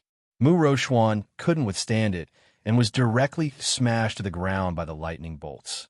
A trace of blood appeared in her mouth, and she coughed several times. She felt her body become very heavy, and she didn't even have the strength to lift a finger.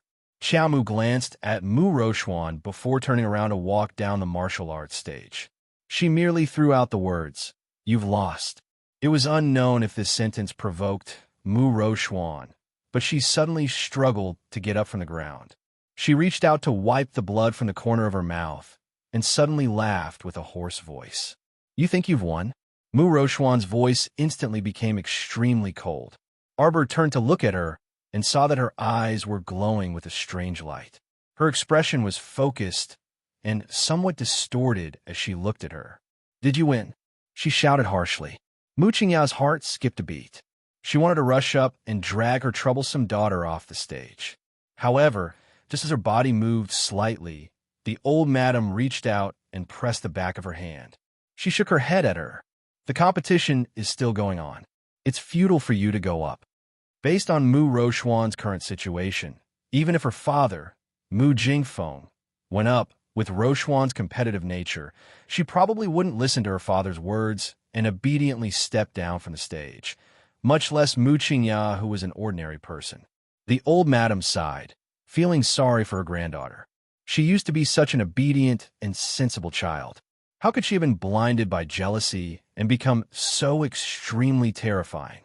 The competition isn't over yet. Mu Rochuan's eyes flashed with a strange light.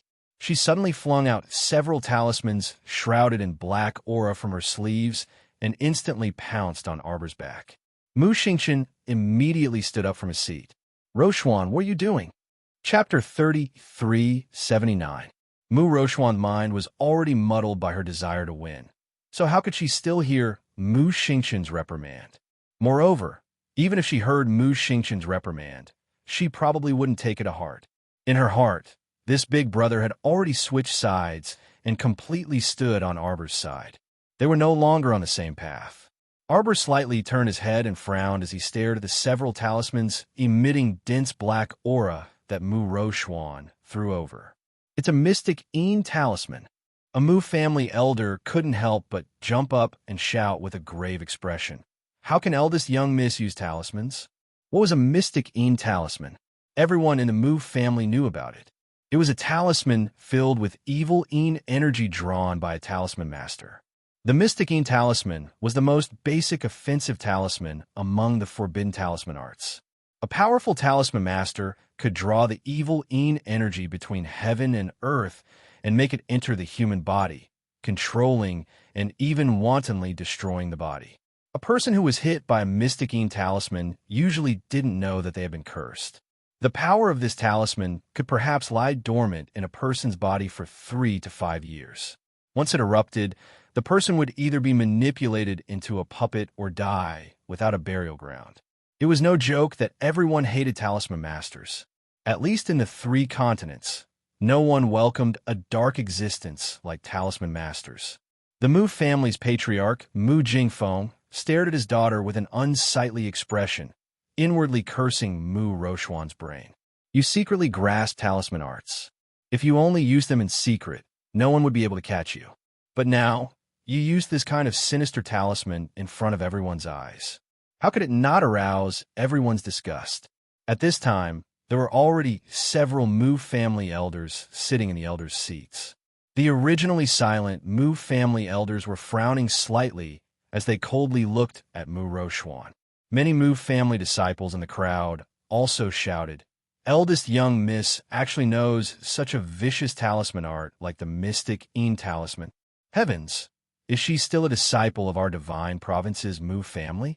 What's her relationship with a talisman master? Eldest young miss, you're actually a talisman master. How disappointing." Everyone couldn't help but stand up and look worriedly in the young crown prince consort's direction. Could the little crown princess deal with a powerful charm master? All of this happened in a matter of minutes. While everyone was cheering, the shining talismans that Mu Rochuan threw out had already arrived in front of Arbor.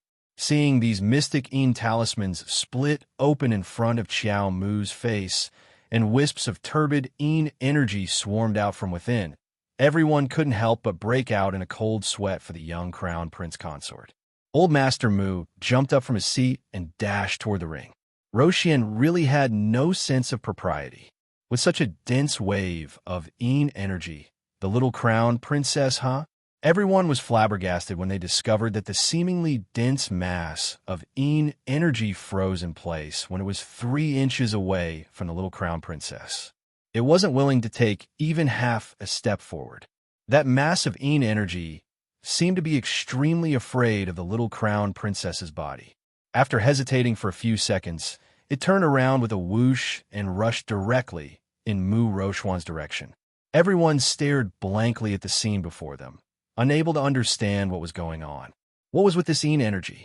Chapter 3380. Baleful Een energy also had things that were afraid of it. Everyone simultaneously glanced at the young crown prince consort. There was nothing unusual, but Mo Lien felt that his little wifey was like a ball of light. These evil and filthy things naturally had to stay away from the source of light and didn't dare to approach. Just like those ghosts that the little fellow encountered in the underground palace. Didn't these sinister and ghostly things also not dare to approach his wifey? Mo Lien secretly muttered in his heart.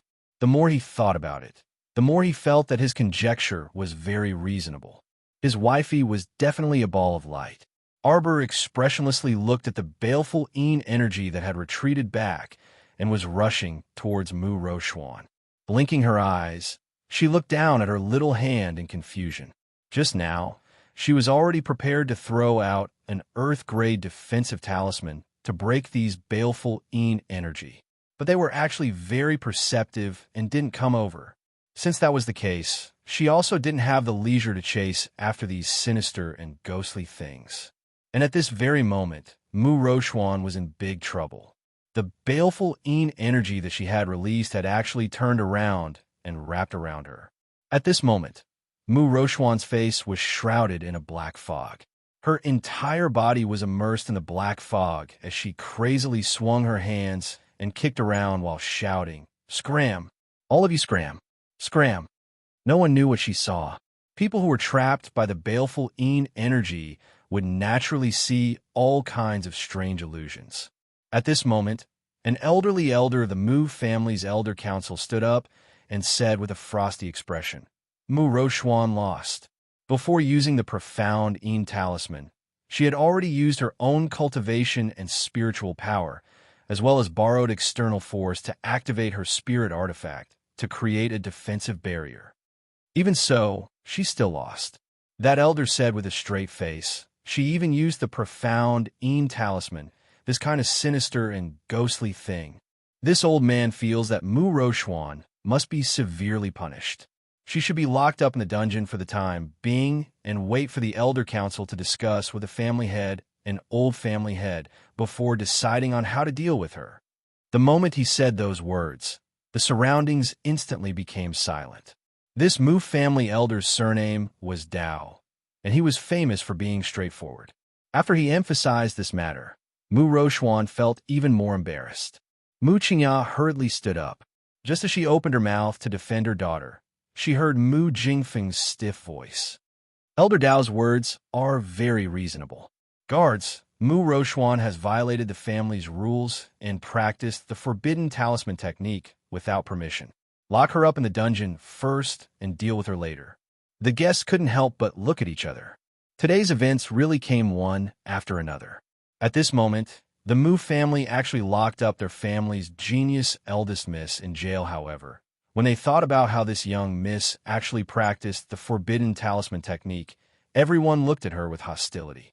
Curse masters were known throughout the entire continent. They were a notorious race. These people often liked to hide in dark corners and secretly plot against others. Perhaps a charm master hiding in the crowd would secretly make a move against you and use charm techniques, causing you to never have a day of peace in the next few years, or even die suddenly. No one liked this kind of race. The people of the Divine Mainland would also have a change in expression at the mention of charm masters. Eldest Miss Mu was truly courting death. Chapter 3381. Before Mu Jingfeng could personally make a move, Elder Dao had already thrown out a wisp of divine power and tightly bound Mu Rochuan's hands. Mu Rochuan's body was instantly bound. She wanted to struggle free, but was helpless. She could only scream, "Let go, let go. You guys, what do you want to do? Let go. Take her away." Mu Jingfeng glared angrily, appearing very agitated and abnormally angry. This Mu Rochuan was really getting more and more outrageous. It was fine if she couldn't help him, but now she was causing trouble for him everywhere, not letting him off. She was simply about to become a useless piece. Let go of me, you guys. Let go of me." Mu Rochuan screamed. Her hands were firmly bound by divine power, which made her feel a little at a loss. She had never been treated like this since she was young. She was flustered and appeared very angry as she kept yelling. However, at this moment, no one cared about her mood. Immediately, two Mu family members jumped onto the stage and took down the struggling and roaring Mu Rochuan. Mu Qingya clenched her fists tightly. After a while, she slumped down on the stool. The crown princess wins this round. Xiao Mu expressionlessly leaped down from the martial arts stage and walked towards her seat. "Go, find Madame Mu and settle the accounts of Miss Mu's several properties in Dragon Flame City." Arbor indifferently turned his head and instructed Kai Xiao. Kai Xiao nodded in understanding and pursed her lips in response.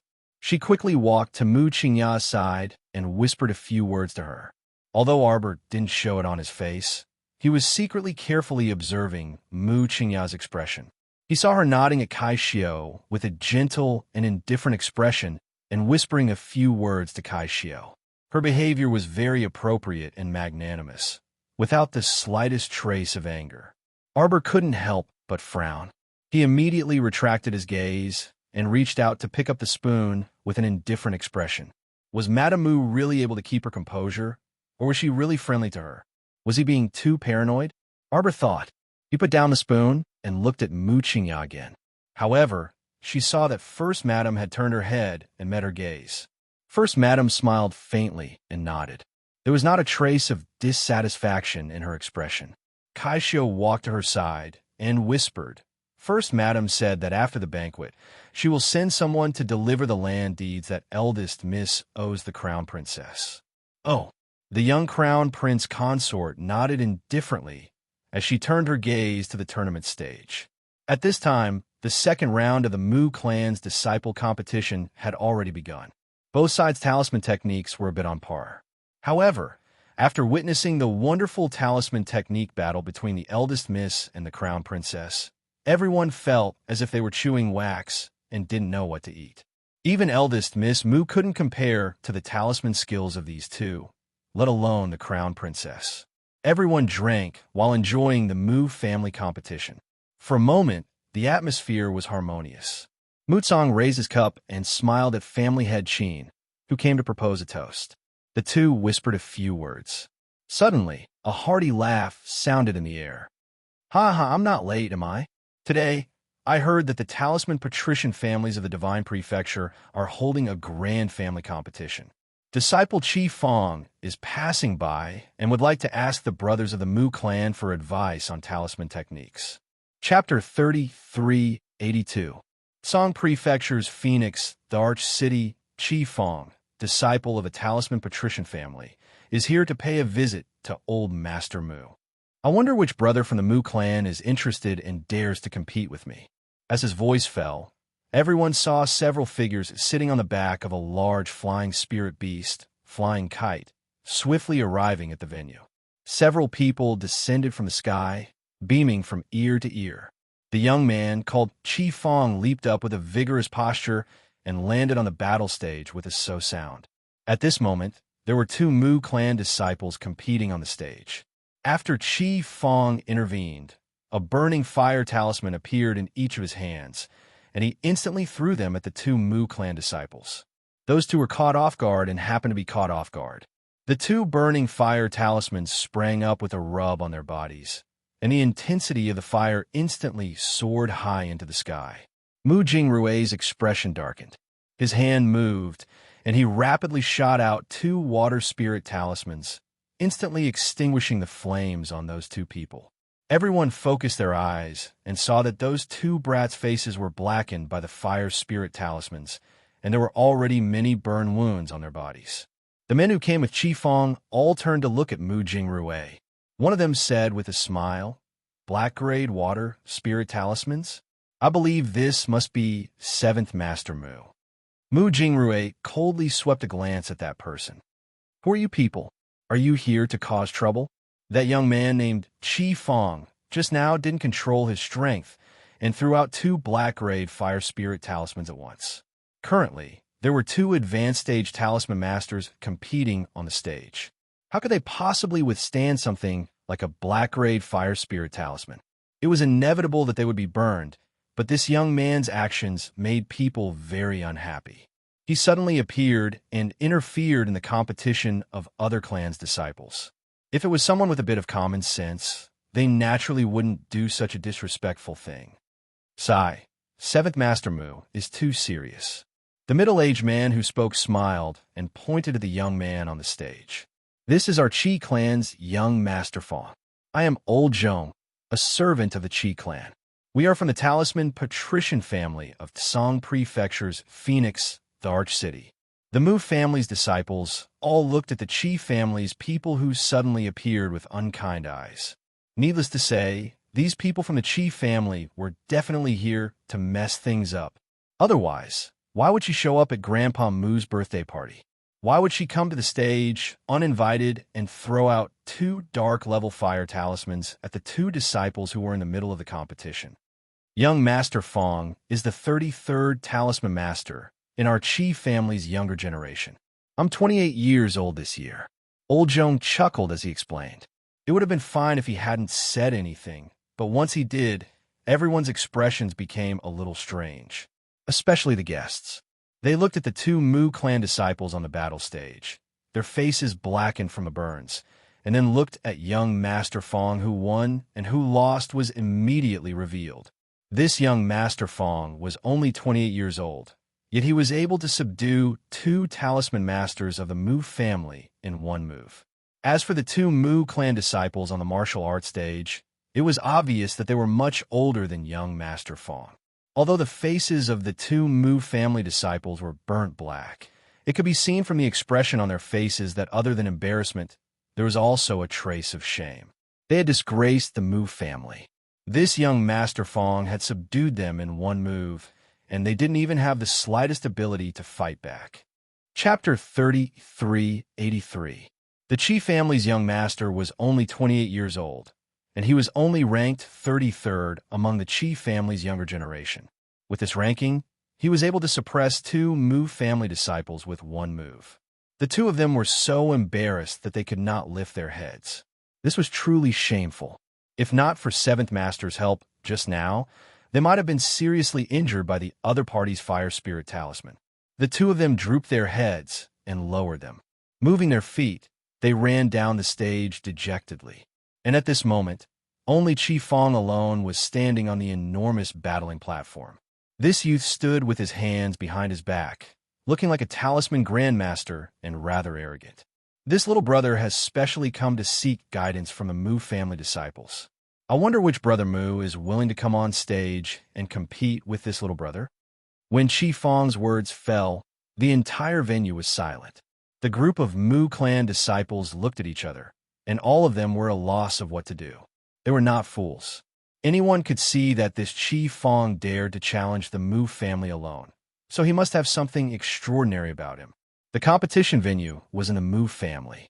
If the Mu family's eldest young master directly went up, he would definitely be able to suppress and defeat Qi Fong. However, Qi Fong had already said that he was ranked 33rd among the Qi family's younger generation. If the Mu family sent Mu Xingqian, who was ranked 1st, to deal with this fellow, wouldn't it be lowering Mu Xingqian's status too much? However, if they sent someone else, they might not necessarily win. Just as the elders were muttering to themselves, Mu Wuzi jumped up from his seat. I'll compete with you. His father, Mu Jingyang, subconsciously turned around and glared fiercely at his son. This impulsive fellow jumped out without seeing the situation clearly. As a father, how could he not know how good his son's talisman skills were? This Qi family disciple was a black-ranked talisman grandmaster, so his son was definitely not his match. However, Mu Wuzi had already stepped up, so as a father, he had no reason to crush his son's confidence. Thus, he could only glare fiercely at Mu Wuzi and say, "Don't show off." Mu Wuzi glanced at his father and hurriedly ran up the stage. He tilted his head and glared at Qi Fong. Surnamed Qi, this young master will fight you. Qi Fong didn't get angry. He just calmly cupped his hands at Mu Wuzi. Nice to meet you. Little brother, please go ahead. Mu Wuzi did not hold back. Since the other party asked him to go first, there was no reason for him not to make the first move. In fact, for Mu Wuzi to be able to reach the high level of Talisman Master at the age of 13, he could already be considered a genius. However, he had taken after his father's temper since he was young. He was impulsive and easily angered. Now that he was on the stage, he threw 2 attack talismans at Qi Fong without hesitation. Qi Fong chuckled and threw out a defensive talisman to block the attack. Then, with a flick of his left hand, a fire talisman flew towards Mu Wuzi at lightning speed. Mu Jingrue's eyes darkened slightly as he exchanged glances with the Mu family's 3rd uncle, Mu Jingyuan, who was sitting beside him. The other party really didn't come with good intentions. He had prepared quite a few fire talismans on him. It looked like he was determined to make their Mu family look bad this time. Mu Xingqian frowned. I'll go chase him away. Mu Jingrui shook his head. Xingqian, you can't go up. And Xingqian, you stay here. Mu Jingyuan nodded in agreement. Chapter 3384. Yet, the other party sent a small fry ranked 33rd to provoke them. If Xingqian had to go up and deal with this, then it meant that their Mu family had no one else. Aside from Xingqian, they did not have any other capable disciples. Mu Xingqian also understood this logic, but how could he watch someone come to his grandfather's birthday banquet to provoke them and not say anything? Let's wait and see. Mu Jingrui said in a low voice, but his expression was frighteningly dark. This Qi Fong was a clown. If it did not take him down, then he would continue to discuss them. However, the most difficult thing to do now was that there were so many guests present in front of everyone. If the Mu family did not take out some real skills and take down this Qi family member, then everyone would definitely suspect that their Mu family was an unwarranted family. More seriously, they might even think that the Mu family of the Divine Prefecture's Talisman Patrician family was inferior to the Qi family of Tsangzhou's Phoenix Emperor City. In just a few moments, the match between Qi Fong and Mu Wuzi had reached a point where the victor was already decided. Although Mu Wuzi was still young and had outstanding talisman techniques, he would lose without any suspense in front of a black-ranked talisman master. The other party threw out an explosion talisman. As the stage shook, Mu Wuzi's figure quickly retreated. He somersaulted several times in the air, but he was still unable to avoid the flames from the explosion talisman. Once the flames touched his body, the layer of defense on his skin quickly withered away. Seeing that his son was about to be enveloped by the flames from the explosion talisman after the layer of defense burned away, Mu Jingyang could no longer bear it and jumped up. Fifth brother. Mu Jingrui called out and hurriedly reached out to stop him. If he rushed up the stage, others would definitely mock him in their hearts, even if they did not say anything. The son could not beat the other party, so the father rushed up. If word got out, it would not be good for the Mu family's reputation. Mu Jingyang was impulsive by nature. Being stopped by Mu Jingrui, his temper rushed up and he was about to explode. Mu Jingfeng said coldly, "Sit down. Go find Yuan Yuan. Let her go up and replace Mu Wuzi," Mu Jingfeng said indifferently. Mu He, who was standing behind him, nodded. He immediately accepted the order and walked behind the screen towards the table where the girls from the cadet branch were seated. Mu Yuan immediately nodded in agreement after she conveyed the patriarch's intentions to Mu Yuan. Mu Lixiang, on the other hand, was not convinced. She pursed her lips and said in a low voice, "They never look for us when there's good stuff." Whenever she encountered such a difficult situation, she would always think of the disciples of the side branches. Replacing Mu Wuzi meant that Yuan would have to face the young master of the Qi family. It would be fine if she could beat him, but if Yuan couldn't beat the Qi clan's disciple, she might even be blamed by the Mu clan. Mu Yuan accepted the order and stood up. She just so happened to see the little crown princess looking over. She nodded at her with a smile and walked towards the battle arena. The disciples of the Mu family all around were whispering to each other in low voices. Now that Mu Yuan was on the stage, everyone's eyes were focused on her. "Mu family, Mu Yuan. Please give me some pointers, young Master Qi." Mu Yuan leaped onto the battle arena and reached out to support Mu Wuzi, who had retreated several steps. She raised a water spirit talisman and slapped it on Mu Wuzi's body. The flames that had been rising on Mu Wuzi's body instantly disappeared. Chapter 3385. Qi Fong's eyes narrowed slightly as he looked at the girl in front of him with a slight smile. Mu Yuan was not very good-looking. At best, she could only be considered a delicate beauty. However, she was standing calmly in front of everyone, giving off a sense of security. Qi Fong glanced at the extinguished flames on Mu Wuzi's body. His eyes flashed as he smiled. The women of the Mu family are not inferior to any men. Mu Yuan's water spirit talisman must be a black-grade talisman. Otherwise, it would not be able to extinguish the flames on Mu Wuzi's body. Sister Yuan. Mu Wuzi naturally knew Mu Yuan. Moreover, he had a good relationship with her. This little brat usually submitted to the strong. Mu Yuan Yuan was a girl from the side family, but she was stronger than him. Mu Wuzi was very convinced of Mu Yuan Yuan's strength. All right, you can go down first and treat your wounds. Leave this to Sister Yuan Yuan. Mu Yuan Yuan smiled at him and chased him away. There were many small wounds on Mu Wuzi's body, all of which were formed during the battle. Qi Fong looked gentle and refined, but in reality, he was very heavy-handed. If Mu Wuzi had not been quick-witted, he would have been carried off the stage. Qi Fong smiled at Mu Yuan Yuan. Miss Mu, please. Mu Yuan Yuan did not waste time talking nonsense with him. She cupped her fists and bowed. The moment she looked up, her eyes were already sharp as she attacked Qi Fong. Mu Yuan Yuan's hand gestures were very fast. With a flick of her hand, 3 talismans appeared. After the defensive talisman strengthened herself, the offensive talisman was already in front of Qi Fong. Qi Fong smiled coldly without panicking. He reached out and flicked away one of the offensive talismans. The talisman power contained in the other 2 offensive talismans was blocked in midair by the offensive talisman he threw out. The 2 offensive talismans collided and produced an earth-shattering sound. A vortex of power appeared in the air and spread out with a loud bang. Fortunately, the defensive talisman array around the martial arts stage had been reinforced. This wave of attack naturally did not affect the spectators sitting in the front row. The guests' spirits were lifted, and the way they looked at Mu Yuan Yuan also changed a little. Looking at the position the woman was sitting in, it was clear that she was not a direct descendant of the Mu family. It seemed that they had underestimated the Mu family. It was not that the Mu family did not have any talents. The powerful talisman technique displayed by a branch family disciple was already amazing. At this moment, Mu Yuan Yuan was completely focused on Qi Fong. When she saw him move his finger, an immobilization talisman floated over.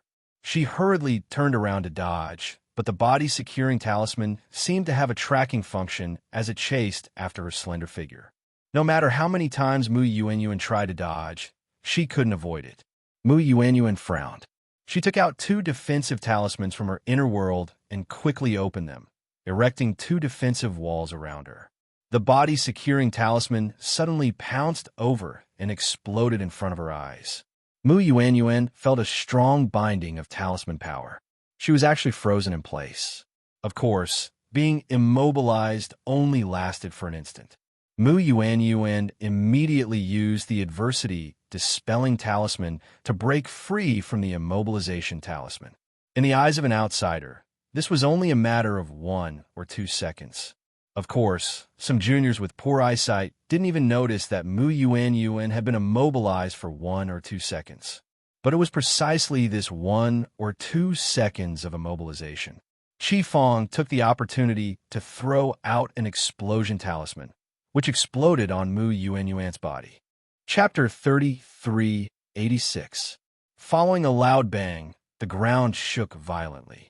Mu Yuan Yuan's body was sent flying backwards by the explosion talisman. She landed on the edge of the stage with a thud, half of her body hanging upside down.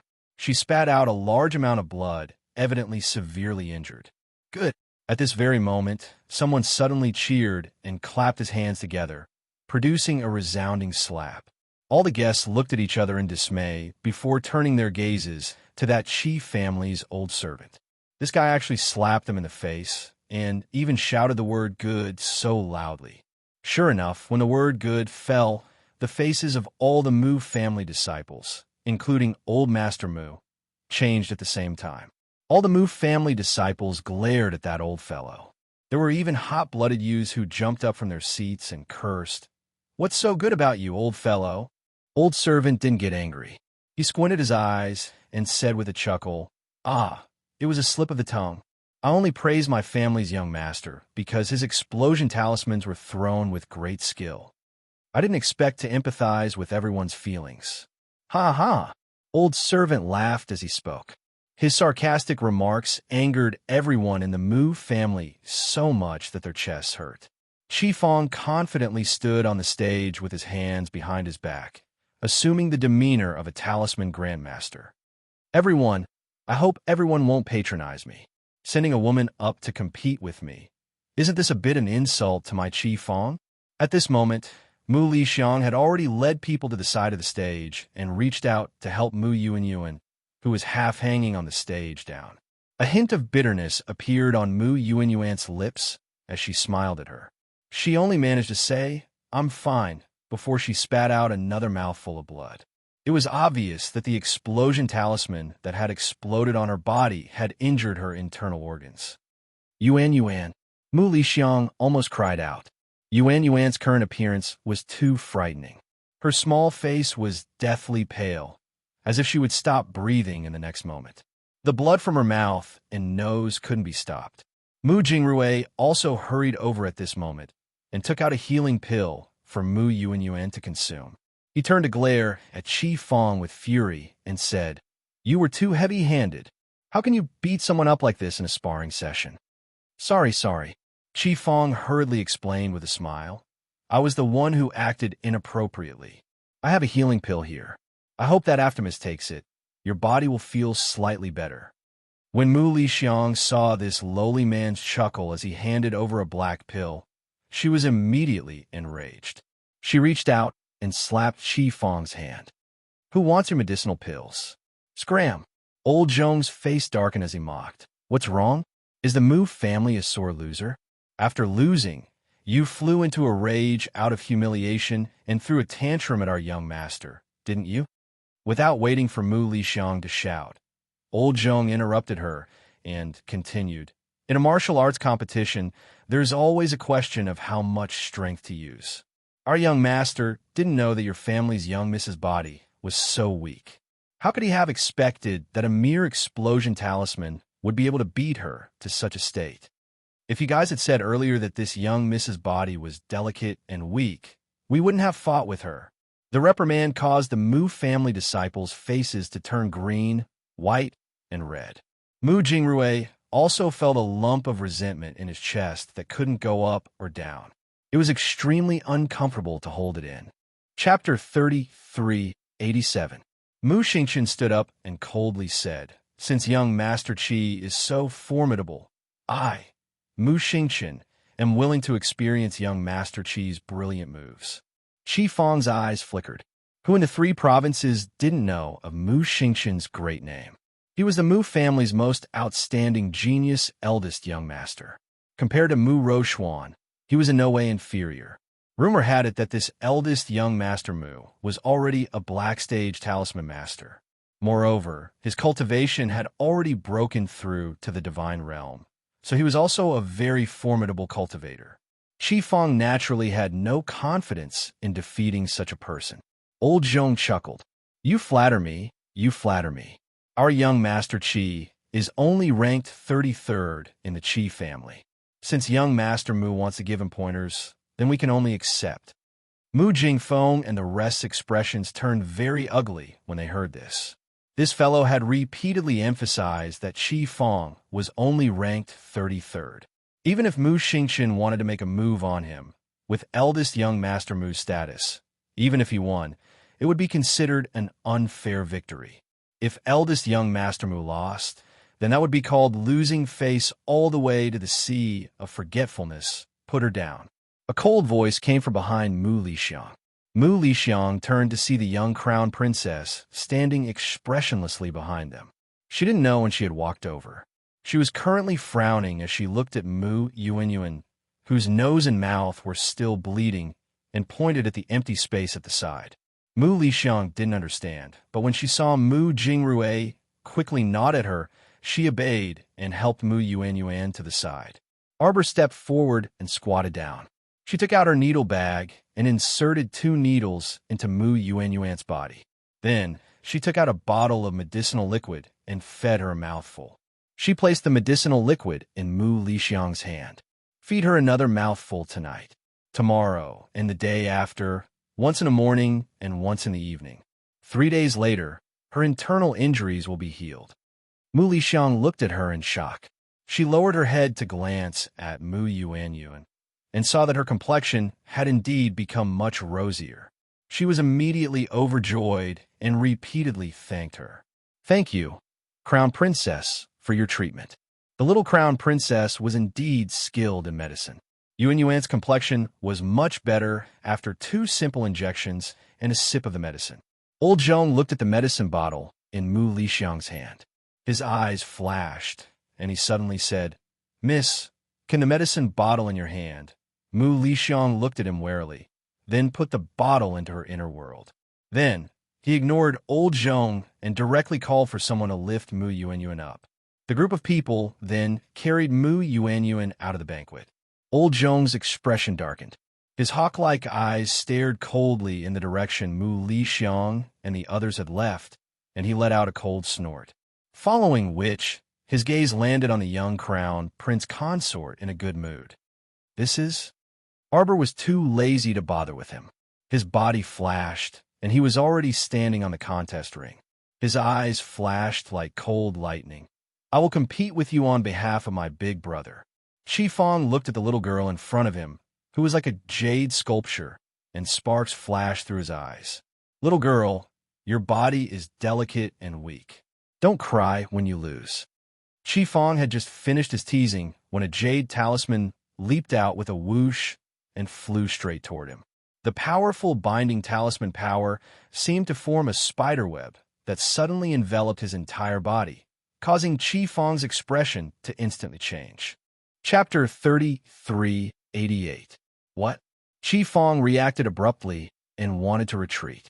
However, the 8 trigrams binding talisman that Arbor tossed out had already taken effect. Wherever the crowd looked, circles of 8 trigrams appeared in front of Qi Fong. Like rolling waves, one after another, they ruthlessly smashed onto the unlucky young master of the Qi family.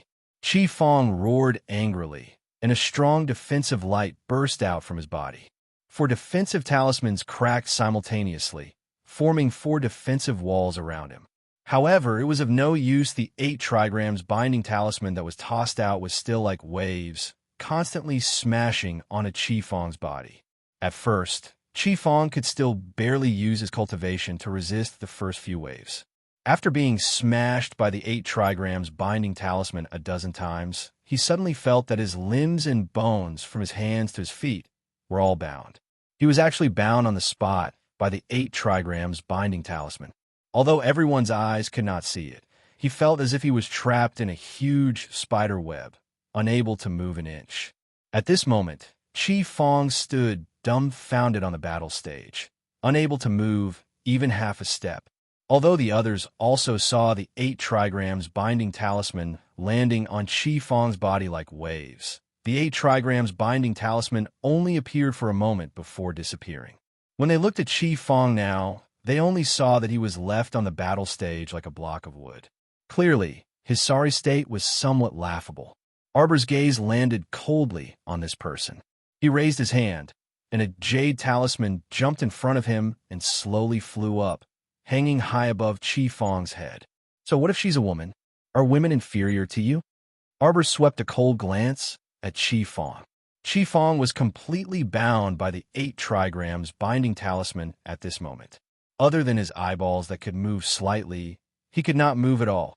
He was also very anxious at this moment, thinking of every possible way to break free from the bindings. However, after a few seconds, he still could not move an inch. Even his fingers could not move half an inch. "Explode." Arbor glanced at him indifferently and said coldly. With a loud boom, everyone at the meeting felt the chairs under them shake a few times, and their faces couldn't help but change. The might of this explosion talisman was clearly much more powerful than the one Qi Fong had used on Mu Yuanyuan. This was a jade talisman, and it was glowing with a purple light. It was obviously a purple talisman. Everyone saw that the talisman that Qi Fong had used to hit Mu Yuanyuan was a blue talisman drawn on talisman paper. It was very different from the jade talisman used by the little crown princess in front of him. The talisman power contained in it was naturally on a different level. At this moment, the people in the banquet hall were all craning their necks to look at Qi Fong, who was on the stage. Qi Fong was originally bound by the 8 trigrams body binding talisman and was unable to move at all. At this moment, after being blasted by the explosion talisman, his entire body was like a kite with a broken string rolling towards the back of the stage. Everyone couldn't help but cover their eyes. Then, they heard a loud tremor. Young Master Fong. Old Zhong's face instantly turned extremely ugly, and he quickly rushed towards the battle stage. Young Master Fong. Young Master Fong. Several members of the Qi family also rushed over with Old Zhong and hurriedly helped Qi Fong, who was lying on the ground and foaming at the mouth, up. Why? Qi Fong bent his body and curled up into a prawn. Chapter 3389. Before he could say anything, he spat out a mouthful of blood on the ground.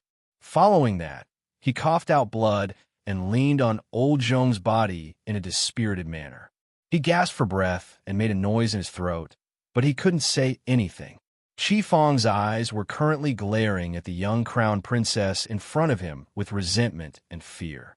His eyes couldn't conceal his fury. However, Old Zhong couldn't bear it anymore and roared. "What is your Mu clan doing? We agreed to compare notes, so how can you injure our young Master Fong to this extent?" The young crown princess looked at them expressionlessly and frowned at the questioning Old Zhong. After a long pause, she said, "You didn't use immobilization talismans and explosion talismans earlier. You can use them? I can't use them? Only you can win, but I can't win." She threw 3 consecutive questions at Old Zhong, which put him in an awkward position. He stood dumbstruck on the stage, supporting Qi Fong without replying for a long time. Arbor glared at Old Zhong in displeasure. "Do you still want to continue the competition?" She discovered that these people's talisman skills were truly a bit weak. In Arbor's eyes, this talisman practitioner who was said to be ranked 33rd in the Qi family couldn't even compare to her talisman skills. When she was 10 years old, what talisman master? This was simply a joke. The little lady's tone is quite big. A bald, middle-aged man with an oval face walked out from the Qi family's team. His eyes were mocking as they landed on Arbor. "This one is Qi Lu. I'm willing to learn." Before this bald man called Qi Lu could finish speaking, he saw the little stoic dashing forward at lightning speed. Her speed was so fast that it was almost impossible for people to catch her movement trajectory for a moment. Teleportation talisman. Mu Jingfeng and the others' eyes couldn't help but light up when they saw the little lady teleport behind Qi Lu in an instant. So, this was a teleportation talisman? Everyone was filled with awe. It was an eye-opener. This was the first time the Mu clan had seen a teleportation talisman. They had only seen this type of talisman in books before, and it was a lost talisman technique to the Mu clan. But now, while everyone was still in shock, Arbor had already arrived in front of Qi Lu. His 5 fingers spread, open, and tightly clasped his neck. Qi Lu was stunned for a moment before he coughed. His eyes were filled with shock as he looked at Arbor in disbelief. "You." Arbor tightened his grip, and Qi Lu felt a cracking sound coming from his throat, as if his throat was about to be crushed. His eyes were filled with fear. Swoosh! All of a sudden, a sound pierced through the air. An arrowhead forged from fine iron tore through the air like a bolt of lightning, flying over everyone's heads and heading straight for Qiao Mu. In the blink of an eye, Mo Yin flashed in front of Qiao Mu to shield her.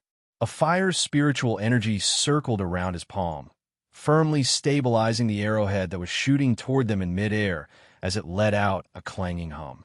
Everyone didn't know how Prince Mo flew to the little crown princess' side so quickly. Everyone only felt their eyes blur for a moment, and His Highness the Crown Prince, who was originally sitting in the banquet area, had already appeared beside the crown princess and blocked the male arrow with an iron head. Arbor frowned as he looked at the arrow that suddenly appeared. He tugged at Emollien's sleeve and pointed at the arrow. "There seems to be a letter left behind." Emollien narrowed her eyes. She broke the arrow and picked up the letter that fluttered down. Chapter 3390. When the letter was unfolded, a small bead hair clip fell out. Xiao Mu's expression changed in the blink of an eye. After skimming through the contents of the letter, the pressure on her entire person dropped by quite a bit. Layers of frost emerged from the depths of her cold and severe eyes, and it seemed like there were shards of ice continuously emerging from her entire body. For a moment, everyone on the scene felt as if winter had arrived. The surrounding atmosphere abruptly chilled, and a terrifying aura of death seemed to be closing in.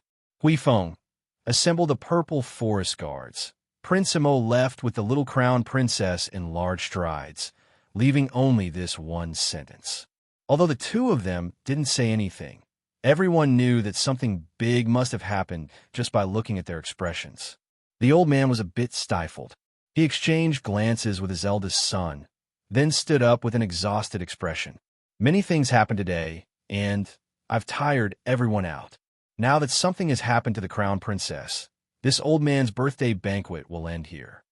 Long Shoshin smiled eccentrically. Since old man Mu has matters to attend to, it won't be convenient for us to stay any longer. Farewell. Farewell. The other patrician families' heads were not as sarcastic as Long Shoshin, so when they heard the old man's words, they cupped their fists in salute and left one by one. Mu Jingfeng's expression darkened as he instructed Mu Liang, who was beside him, go investigate and see what happened to the crown princess. After Arbor and Mo Lien left the venue hand in hand, her almond-shaped eyes instantly turned several degrees colder. She reached out and swiped at the air, and countless black butterflies flew out from between her fingers, densely staying on the thin letter. Arbor's entire body emitted layers of cold and sharp aura. Go, find out where this person is for me. A sharp, cold glint flashed through the little crown princess's eyes. I want him to be exterminated. Don't worry, Jojo. Nothing will happen. Mo Lien reached out and grasped Jojo's small hand, a cold glint flashing through her eyes. Pass down the order to seal off all the entrances and exits. No one is allowed to leave the city for the time being. If anyone tries to use flying spirit beasts to break through the city gates, kill them without mercy. At the North City Gate of Dragon Flame City. As usual, this was the peak period for the flow of people in and out of the city. Everyone was lining up to leave the city in an orderly manner. A simple and honest man carrying a carrying pole was in the middle of the line. From time to time, he would use his sleeve to wipe the sweat on his forehead, looking like he was in a hurry to leave the city. Young man, don't worry. There are a lot of people leaving the city at this time. They have to line up. An old woman behind him, supported by her granddaughter, smiled at him in a friendly manner. The simple and honest man grinned, revealing a very silly smile. Right at this moment, the cry of an eagle came from the sky.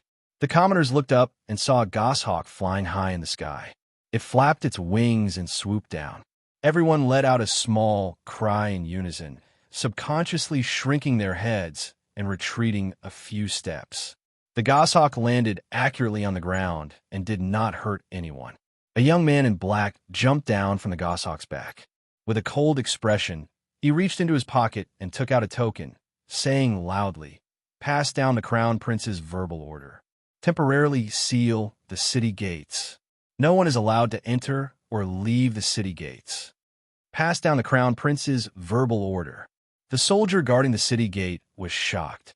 He hurriedly shouted and ran up the city gate tower, waving his arms. Chapter 3391.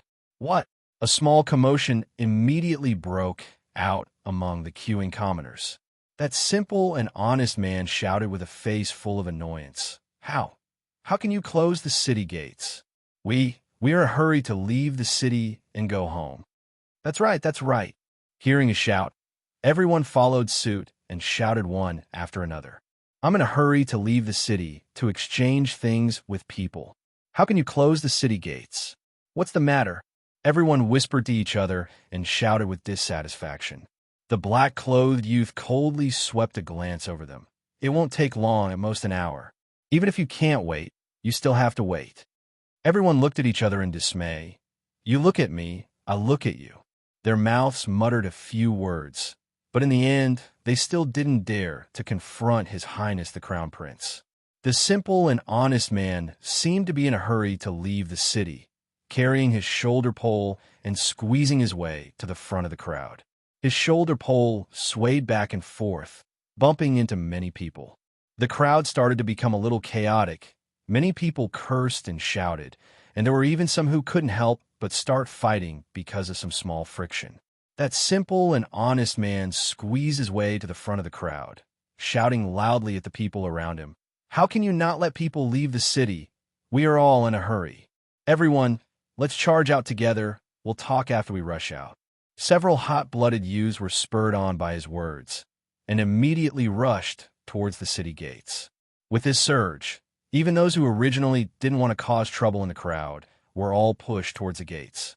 The black-clothed youth frowned, and with a raise of his hand, 17 to 18 nimble youths came from all directions and very accurately picked up the few troublemakers in the crowd and directly threw them to the ground. Several hot-blooded youths instantly wailed and fell to the ground, only to feel a chill on the top of their heads.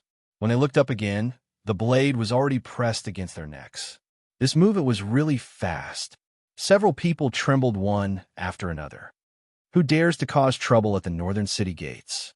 At this time, several hundred city guards rushed down from the city gate tower. The city guard's small general led a group of people over, and the sharp spears formed a circle around the crowd. Suddenly, all the noises disappeared. Those hot-blooded youths who were still causing a ruckus shrunk their necks one by one, not daring to make sound. The guard quickly ran to the side of the black-clothed youth, cupped his hands, and said, "Sir, the city gate has been closed." The black-clothed youth nodded. His cold eyes turned around, and he said indifferently, "Don't make things difficult for them. However, if there are any troublemakers, isolate them first. It won't take long." "Yes." The young guard nodded in agreement. At this moment, the simple and honest man carrying the carrying pole had already shrunk into the crowd. His appearance was simple and honest, and his appearance was ordinary. If he hid in the crowd, he would not attract anyone's attention at all. At this moment, his head was lowered, and one of his hands was pressed against the corner of his green cloth jacket, caressing it from time to time. Everyone was driven to the sides of the road and looked at each other in dismay. It didn't even take an hour, and only about a quarter of an hour had passed. Everyone first heard the cry of a phoenix.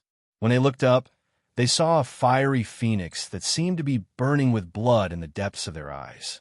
The clouds on the horizon were all dyed in the crimson color of bloody flames. Chapter 33:92. Everyone's line of sight seemed to be dyed red in an instant. They only felt a magnificent sight meandering over from the horizon, accompanied by a cool, fragrant breeze.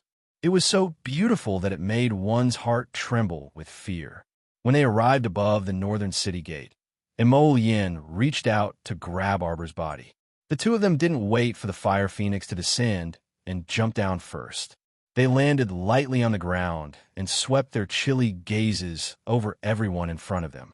At this moment, there were thousands of people gathered at the northern city gate. However, at this moment, regardless of whether they were commoners or guards, everyone kept their mouths shut and didn't dare to make a sound. The city gate sunk into a deathly stillness. Emolien loosened her fingers slightly and whispered, "Here?" Arbor nodded. With a flick of his finger, countless black butterflies rustled and flew toward the front of the crowd. Everyone looked up one after another. The timid ones hastily dodged those butterflies, while the braver ones crouched on the ground and craned their necks to watch.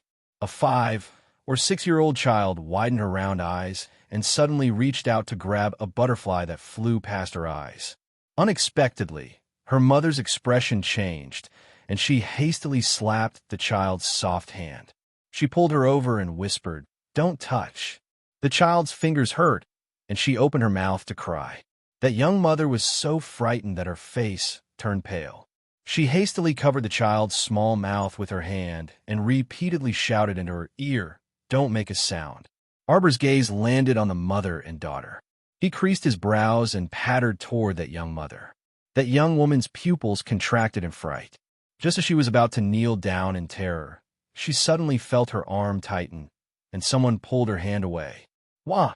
The little boy's cries immediately resounded, causing everyone's hearts to tighten, and they couldn't sit still. "Why are you covering her for?" Arbor glanced at that young mother in displeasure. He looked down and saw that the child's mouth and nose were already a bit red from being covered. "So sorry." That young woman only realized that she was a bit funny after saying that. What did she do wrong to this little stoic in front of her? She was almost scared to death by them. She was afraid that her child would make a fuss and provoke the disgust of these mighty figures in front of her and be killed as if they were trash. After all, ordinary people like them were not cultivators. Their lives were very fragile. Arbor reached out and stroked the child's head. He tilted his head and thought for a moment. Then, he took out a box of pastries from his inner world and handed it to the crying child. "Go ahead," Emolien, who had followed her over, nearly laughed out loud. He knew this little fellow too well. She actually wanted to use food to shut the child's mouth. After all, this was how the little fellow had dealt with the noisy little monk earlier. This trick had always worked on children, sure enough. The gagged little ghost finally stopped crying. Arbor motioned for the young woman to bring the child to the side, and his gaze followed the crowd.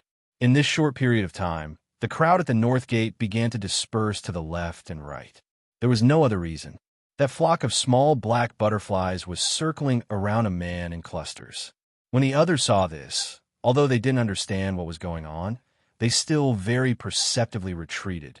There was a 3-meter square, empty space in the middle, and only that simple and honest-looking man with a shoulder pole was vigorously swinging the flock of butterflies in front of him. Chapter 33:93. Go away. With an abnormal expression, the man forcefully waved the butterflies in front of him and bellowed, "Hurry and go away! Go away!" Arbor coldly gazed at him, her gaze so focused that it was as if she was examining a fresh corpse. She didn't seem to move much, but she had already arrived in front of the man carrying the carrying pole. At this moment, the honest-looking man carrying the carrying pole no longer pretended to be carrying it. At some point in time, he had tossed the carrying pole to the ground. At this moment, he was completely focused and nervously stirring the butterflies with his hands. Suddenly, his gaze met Arbor's, and he couldn't help but shudder from the coldness in this little girl's eyes. The depths of this girl's eyes didn't seem to contain the slightest hint of life. It was so gloomy and cold that it evoked a trace of fear from the bottom of one's heart. Arbor's fingers moved, and a tender green vine snaked upward and wrapped around the honest-looking man's neck with a swish. An extremely cold voice quietly rose next to the man's ear. "Speak. Where did you settle the person?" The man quivered and trembled several times, but he bit his lip and refused to speak. Arbor ruthlessly lashed the man's face with her vine whip. "Pa!" A heavy sound rang out, and the northern city gate immediately fell into a deathly silence. No one dared to even breathe loudly. Dictum talisman. Arbor's eyes emitted a cold glint as she icily said, "You will pay a great price for everything you've done." She had no intention of wasting words with this person and directly activated the dictum talisman, wanting him to tell the truth. But a silver light suddenly flashed in front of the man. As soon as the jade talisman was activated, talisman energy abruptly seeped into the man's mind and immediately took control of him. "Who are you?" "I am a disciple of the Panga clan." "The Pangu clan." Arbor's eyes narrowed dangerously. She slightly waved the vine whip in her hand twice and then turned to instruct Huifeng. "Have these people leave the city and enter the city. Disperse." "Yes."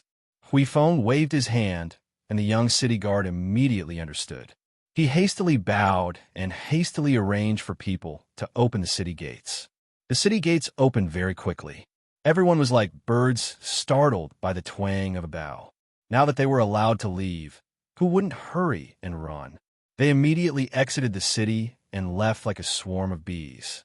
The young mother mixed in with the crowd and hurriedly carried her child out of the city. The little boy was still holding the box of pastries in his hands. He leaned on his mother's shoulder and waved at Arbor happily to say goodbye. However, Arbor's attention was completely focused on the man, so he didn't see this scene. On the other hand, the crown prince, the young guard, and the others were amused when they saw this. This was probably a farewell thank you from a foodie. Soon, only the city guards were left at the north gate. The rest of the commoners had already run away. Only a few of the braver ones stayed behind. Hiding in a corner to watch the show, there were some smart ones among these people who had long realized that this young crown princess didn't have any intention of harming anyone, so they stayed behind to watch the show. The Crown Princess and His Highness the Crown Prince definitely wouldn't pay them any attention. The young Crown Princess's purpose on this trip was to deal with this simple and honest man in front of her. At this time, the man who had been hit by the dictum talisman had already poured out everything he knew like beans from a bamboo tube. Arbor pinched the small hair clip and gazed coldly at the man. Chapter 3394. Arbor took out the thin letter and shook it in front of the man. Tell me, why did they ask me to go to Rouge Pavilion? There is a small line of words on the letter. If you want your sister's life to be safe, gather at Rouge Pavilion today. My clansmen want to make a deal with you. Your life in exchange for hers. The simple and honest man answered the question mechanically, his eyes showing a bit of sluggishness. Prince Mo's eyes were instantly filled with anger, but he suppressed it and did not explode. He only stared coldly at the ignorant honest man. A life in exchange for a life? Who came up with this idea? The man shook his head. I don't know. I'm only here to send a message. But he never expected that he would be so unlucky after using the teleportation talisman array to leave the banquet. He had been teleported 3 times in a row, but he had not been teleported out of Dragonflame City. He had been going in circles in the city. Even he couldn't believe that his face was so dark today. His teleportation talisman array could only teleport him 3 times in a row. After 3 times, he had snuck near the North City Gate, planning to take the opportunity to sneak out of the city. He did not expect the little Crown Princess and the Crown Prince to arrive so quickly. He was completely caught off guard. Arbor said coldly, "Hand over your teleportation talisman." Arbor glanced at the honest man and reached out to pat him. The man's expression showed that he was struggling. Then, he took out the 24 yellow teleportation talismans. Xiao Mu snatched it over, and the blue spiritual cleansing fire that shot out of her palm burned that talisman matrix to ashes in a matter of minutes. The vine wrapped around her fingers retracted back to her wrist. Arbor stared coldly at the honest man in front of him and said sternly, "Are you curious why the teleportation talisman array has been making you go in circles in Dragonflame City?" She flicked her finger and immediately undid the dictum talisman on the man. He had been bound by the dictum talisman for a long time. Even after being unbound, the man's mind was still muddled and not very bright. But when he met Arbor's ice-soul pearl eyes, he couldn't help but shudder, and his mind suddenly became much clearer. From the day I entered Dragonflame City, I set up confinement talisman arrays in several places inside and outside the city. You can't escape, Arbor said coldly. This guy's teleportation rune array was too low level to break through the confinement runic array below Arbor. Therefore, Arbor knew very well that as long as he closed the city gates, he would be able to catch a turtle in a jar. This person would not be able to escape. That simple and honest man finally came back to his senses and hurriedly knelt down to beg for mercy. "Crown Princess, please spare my life. Crown Princess, this lowly one is only following orders. Crown Princess, please spare my life. Crown Princess, please pa." A green vine struck the man's face like a bolt of lightning, causing him to cry out in pain. His entire body fell backwards, rolling on the ground as he cried out in pain. Arbor's cold and sharp gaze locked onto the man. His stoic face was filled with coldness. "If even half a strand of hair on my sister's head is missing, I will kill every member of the Pangu clan, never to be reincarnated." The simple and honest man crawled on the ground, his pupils constricting. He felt the cold air all over his body rushing out, and a terrifying chill came from his heart. He knew very well that the little Crown Princess did not seem to be joking. This time, the Pangu clan was probably in for a great disaster. Chapter 3395. Divine Land Border City, 90,000 Li. Inside the Pangu clan's camp in the Aurora Sandland, there was nothing but yellow sand as far as the eye could see. The howling wind seemed to be singing a mournful and tragic song. The sand swirled and scattered in all directions by the messy wind, and dust swirled in the air.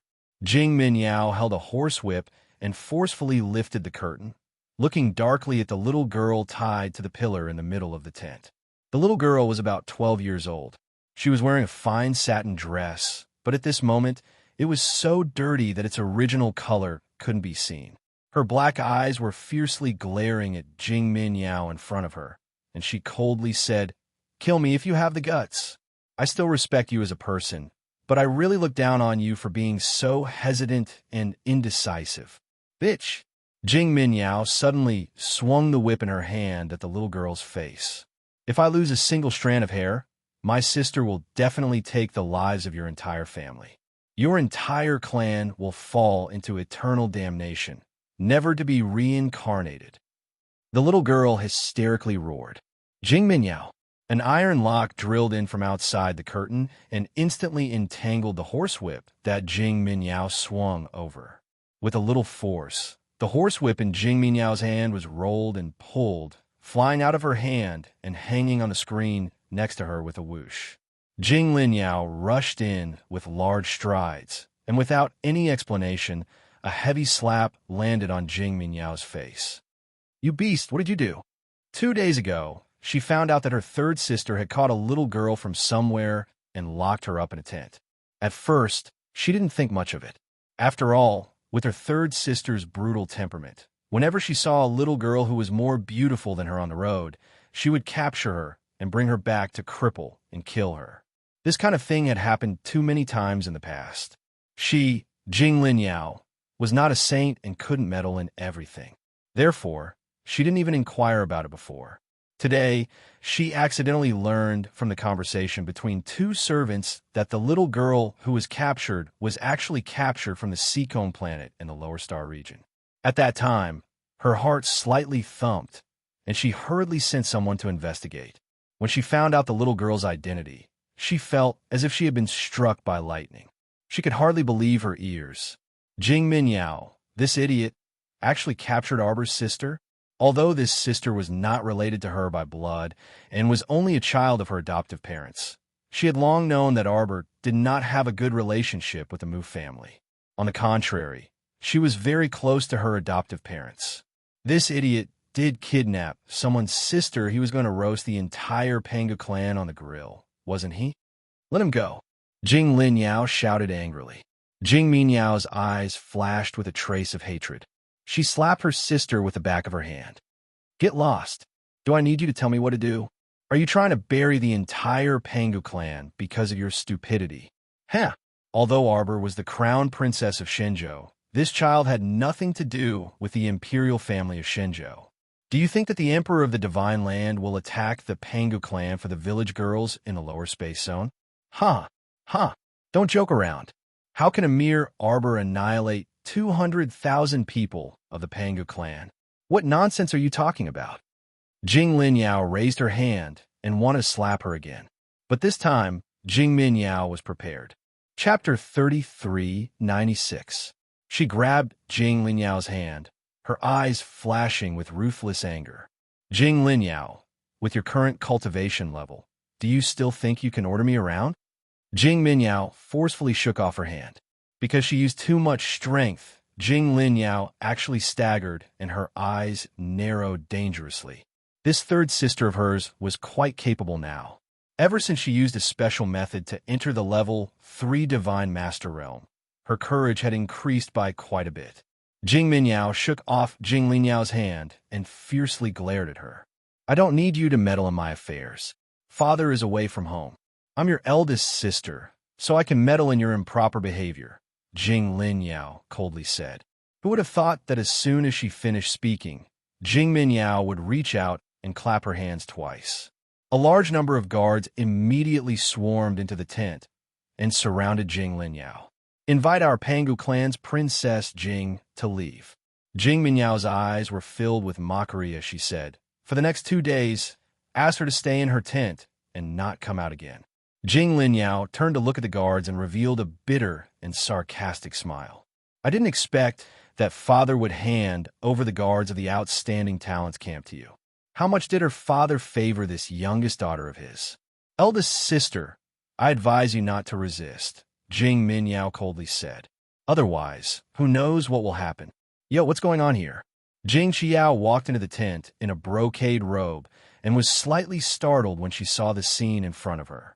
Jing Xiao's face could only be described as delicate and pretty, far from her eldest sister's graceful and dignified appearance, much less her youngest sister's quick-witted beauty. She simply combed her long hair and braided it down to her chest. When she walked into the tent, she showed a hint of confusion in her eyes. She smiled and tried to smooth things over. "Little sister, big sister, what's wrong with you?" "Jing Minyao, I advise you to think carefully." Jing Linyao coldly laughed. "Arbor isn't an easy person to deal with. You captured her sister, so she definitely won't let you off." Jing Minyao's lips curled, and she coldly snorted. "Don't scare me. Who captured her sister? It's just a coincidence." Jing Minyao was halfway through her words when she suddenly snorted and waved her hand. "What are you still standing there for? Please ask Princess Jing to leave." "Jing Minyao, don't blame me for not warning you. If you let that little girl have one more lash mark on her body, with Arbor's ruthless temperament, he will definitely make 10 or 100 times more lash marks on your body."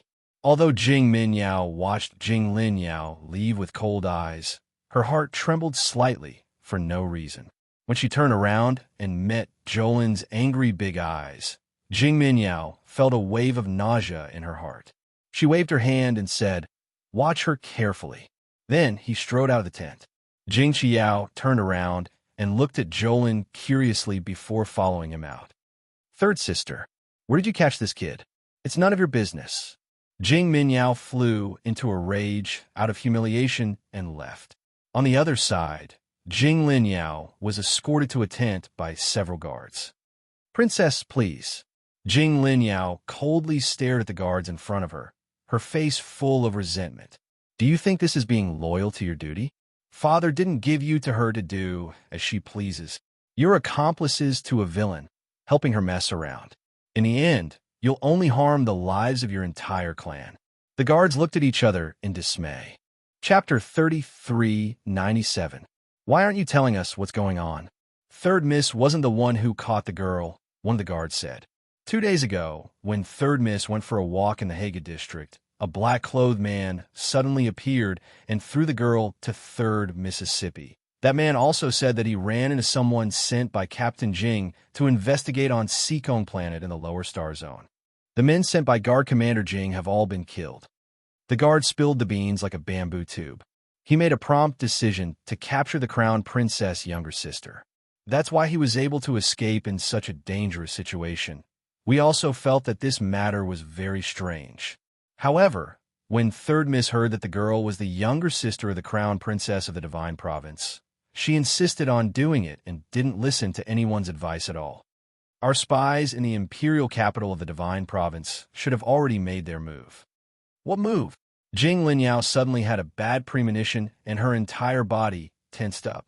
The guard lowered his head and whispered, "Yesterday, I heard that Third Miss sent a spy in the imperial capital to deliver a letter to the Crown Princess." Jing Linyao's eyes widened in shock, and she immediately walked out of the tent. The guards hurriedly stopped her and said with shame, "Princess Jing, I'm sorry. We can't disobey Third Miss orders." Jing Linyao naturally knew that Outstanding Talent Camp only obeyed the orders of the person holding the tablet. Now that the tablet was in Jing Minyao's hands, the people of Outstanding Talent Camp would only listen to her orders. Jing Linyao nodded and clenched her fists. She said coldly, "I know you have your difficulties, but you have to believe me. If you don't let me out to make arrangements, the Aurora Desert will be destroyed overnight. All the members of the Pengu clan will be annihilated." She knew the young Crown Princess too well. When they first met in Shuntian Prefecture, the young Crown Princess was determined to execute Jing Minyao with her own hands. The Crown Princess had never been a kind person. An eye for an eye. The Crown Princess definitely wouldn't let any of them off since Jing Minyao, this idiot, had kidnapped her younger sister. She had to go out and arrange everything. She couldn't imagine it. It was as if she could already see a sea of blood and corpses in front of her. "Princess Jing." The guards looked at each other and hesitantly reached out to stop her. "Believe me, if you don't let me out now, it'll be too late." Jing Linyao snapped. "If anything happens, I'll take responsibility." The guards looked at each other. Because of Princess Jing's prestige in the clan, They didn't dare to stop her and withdrew their hands at the same time. Jing Linyao got out of the tent and sent a signal to the sky. This was a signal to Jing Jia. Although her father was not very reliable, Jing Linyao knew that only when her father came back as soon as possible could they stop the war that was about to start. Jing Minyao came out of her tent and pointed at Jing Linyao with a face full of resentment. "Arrest her!" Hundreds of outstanding talent camps guards rushed up and fought with the dozens of guards that came out from Jing Linyao's side. The scene was a bit chaotic. The tent was torn apart, and several stoves that were placed outside the tent fell down one after another. The fire started to spread and accidentally set Jolin's tent on fire. Jing Linyao's expression changed greatly. She hurriedly shouted, "Go save her!" Chapter 3398. At the same time, at Rouge Pavilion in Dragonflame City, Arbor was already waiting in the lobby of Rouge Pavilion before it was even evening. Huifeng quickly walked in and whispered something into the Crown Prince's ear. Prince Emo nodded and turned to look at Arbor. He held her small hand and said softly, "Everything has been arranged. We can leave immediately." Miss Qiao nodded expressionlessly and spat out 2 words from between her teeth. "No hurry." The shopkeeper of Rouge Pavilion was hiding behind the counter. He felt a burst of cold air above his head and couldn't help but shiver. Ever since the 2 distinguished guests brought in a group of black-clothed guards, the people in the store all ran out of the store tactfully. Although the young guard gave him a small bag of spirit coins and told him not to worry about it and to leave on his own, the shopkeeper still felt uneasy in his heart, as if something bad was about to happen. He chose to stay as long as the shop was still there and the people were still there. Right now, Xiaomu was not in the mood to care about the thoughts of irrelevant people. She held a flower cup in her hand, which emitted a faint cracking sound. Although no expression could be discerned from her face, she was abnormally furious on the inside, wanting to slaughter all of her enemies. These people were truly extraordinarily bold to dare go to the lower star sector to mess with her family. Good, very good. Since that was the case, she would let them clearly know the price they would have to pay for messing with her family. Huifeng lifted the curtain and walked inside. His sharp gaze met the Crown Prince's, and he gave a slight nod as he stepped to the side a couple of steps. A tall and sturdy man walked in with 3 or 4 attendants. Upon seeing the young Crown Princess, a smile appeared on that man's face. He laughed loudly and said, "Io, I've kept the Crown Princess waiting. This must be His Highness the Crown Prince." "Cut the crap." Arbor coldly interrupted him. "What conditions does the Panga clan want before you're willing to let them go? Speak." The burly man's expression changed slightly, and he chuckled awkwardly. "What are you saying, Crown Princess? What is our relationship with the Panga clan?" The little Crown Princess raised her hand slightly, and Huifeng clapped his hands, ordering someone to carry out the honest man from the Panga clan and throw him in front of the brawny man. "Is this your companion?" The muscular man's face changed slightly, and he looked up at Arbor in disbelief. This person was actually captured by them? How is this possible? Also, the man had revealed his identity as a member of the Panga clan. "You're called Carquin, right?" Arbor looked at him coldly. She moved her fingers, and the flower cup was crushed into powder in her palm. "Have you thought about how you will die?" Carquin's face slightly changed. His pupils couldn't help but shrink. After a while, the shopkeeper sent off the group of nobles with trepidation and received a small bag of spirit coins. He thanked them with tears of gratitude. Arbor ordered his men to bring Carquin and his men on his 7th swallow's back. 500 purple forest guards were also with them. The Aurora Sand Ground was 90,000 kilometers away from the border city. With little 7 speed, it would take 7 to 8 days to get there. Arbor used the teleportation glyph array. After the glyph energy was depleted, she had little 7 carry them for a while. After the glyph energy was replenished, they continued to teleport. Just like that, everyone arrived at Clear Pass City outside the Aurora Sand Ground after a day. This city was the border between the Divine Land and the Aurora Sand Ground. Clear Pass City was very close to the Aurora Sand Ground. Even though it was called Clear Pass, it didn't feel fresh at all. The sandstorm here was extremely strong. Walking on the streets, there were people with headscarves hurriedly walking. Chapter 33:99. There weren't many stalls on the streets either. After all, with such a strong sandstorm, they would only eat dust if they were placed on the streets. The most unique thing about Clear Pass City was that there were all kinds of mud kiln shops. These small shops built from mud sold medicinal herbs, talismans, and weapons. The entire street was filled with such small shops, and it looked quite prosperous. However, all the merchants who frequented this place knew that the prices of Clear Pass City's goods were not cheap. It could be said that the goods in Clear Pass City were more expensive than those in the nearby cities, but the goods were only average. Therefore, although the street was bustling with activity, the business was just so. It was fine to fool the foreign visitors, but the locals basically did not buy anything. On the other hand, the Pangu clansmen would occasionally come to Clear Pass City to exchange for goods, so they were quite familiar with each other. Arbor's group of a few hundred people walking on the streets of Clear Pass City was naturally very eye-catching. She had someone release Ka, Kuin, and the others, and they led the way. It was not easy to find the right path in the Aurora Desert and the vast sea of sand. Arbor could send the little butterflies out to find it, but it would take some time. Finding a local to lead the way was the fastest way. When City Lord Huang of Clear Pass City heard the news and rushed over, Arbor had already found a local who could lead the way. City Lord Huang hurriedly knelt down and bowed, saying in fear and trepidation, "Your subject greets the Crown Prince and Crown Princess. I did not know that the Crown Prince and Crown Princess had come to Clear Pass. Please forgive me for not coming out to meet you. We were just passing by," Emolian said indifferently, raising her hand to signal the middle-aged guide to come over. "This is your citizen. We need him to lead us to the Pangu clan's territory." Yes. City Lord Huang nodded, but he was a little confused. "Your Highness, you are going to the Pangu clan. You don't have to worry about this." Emolian interrupted him, taking out an imperial token and waving it in front of him. "Transfer the border guards here. I will be in charge of them for the next 3 days." Yes. City Lord Huang did not dare to say no.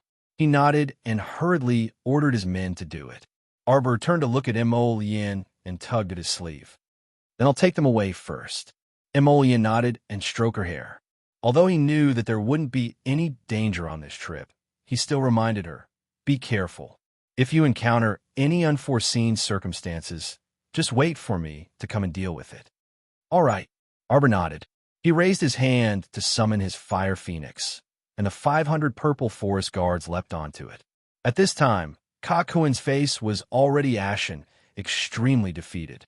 Ever since he found out that the Crown Princess and her entourage only took slightly more than a day to travel from the imperial capital to Border City, he had been in a state of confusion. The girl in front of him was simply terrifying. Deep down in Karkin's heart, he had a bad premonition. He seemed to be absent-minded. "I'm asking you a question." One of the purple forest guards shoved Kakin. "Why aren't you talking?" When Kakuin came back to his senses, he found that everyone was standing on a sandy ground. Arbor had already put the fire phoenix away. This place was filled with rolling sand and dust. Flying at high altitudes was not very suitable. It would be too troublesome for the fire phoenix. Furthermore, the guide said that it would take no more than 6 hours to reach the Pangu clan's territory. Arbor decided to travel by land. The little fellow swallowed a flight pill and followed the guide expressionlessly. Chapter 3400. The little girl took out a large scarf and wrapped it around herself from head to toe, then floated behind the guide. At first glance, she looked like a spirit, causing the purple forest guard's mouths to twitch uncontrollably. The guide's name was Kiki, and he was a straightforward middle-aged man. Every time he wanted to talk to the little crown princess, he would turn around and see a cold, expressionless face. He instantly had the urge to not talk to the young crown prince consort anymore. The little girl's legs were off the ground, and her body was motionless as she floated behind him. It was a frightening sight. Kiki felt lucky that it was still daytime. If it was nighttime, he would have been scared to death.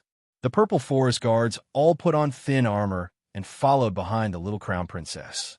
They walked for about 5 hours without saying a word. Kiki couldn't help but say, "Crown princess, there's a quicksand area ahead. You all need to be careful." After saying that, he couldn't help but want to roll his eyes. The little crown princess had been floating the entire time. She wasn't in danger of being sucked into the quicksand at all. "How much longer until we reach?" "We'll reach it once we pass through the quicksand area," Kiki said. "Everyone, follow me. Don't wander off." Arbor continued to float behind Kiki. He turned to the purple forest guards and asked, "Do you want to come to the talisman?" The purple forest guard captain couldn't help but twitch his mouth. He shook his head and said, "No need, Crown Princess. They weren't that weak. What should they do?"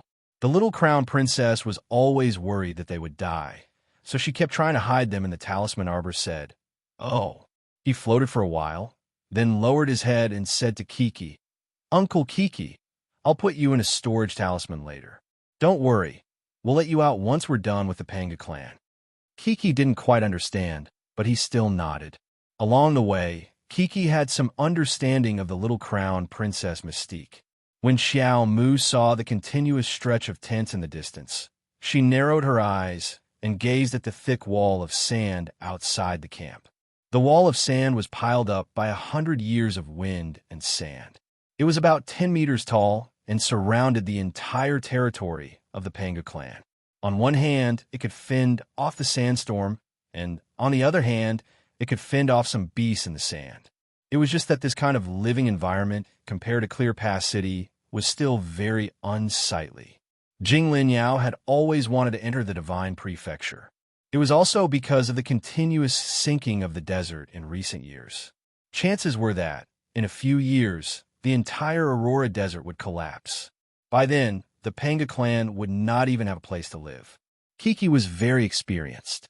In less than 15 minutes, he had led the purple forest guards out of the quicksand area. He pointed at a nearby wall of sand and said, "Over there." Arbor nodded and put Kiki into the storage talisman, temporarily throwing him into the inner world. "You can come out now." Following the little stoic's voice, several figures suddenly appeared behind her. Mata, Ko Hongwan, Qi Xian, Sida Yi, Liang Qingqing. The purple forest guards all widened their eyes. They should have thought of it earlier. The crown princess must have brought a lot of people with her, since she possessed a treasure like a storage talisman. The venerable Peach Blossom Immortal's figure flashed. He waved a pink little fan and said with a grin, "Ah, the sandstorm here is really strong. This venerable one's eyes are red from the wind."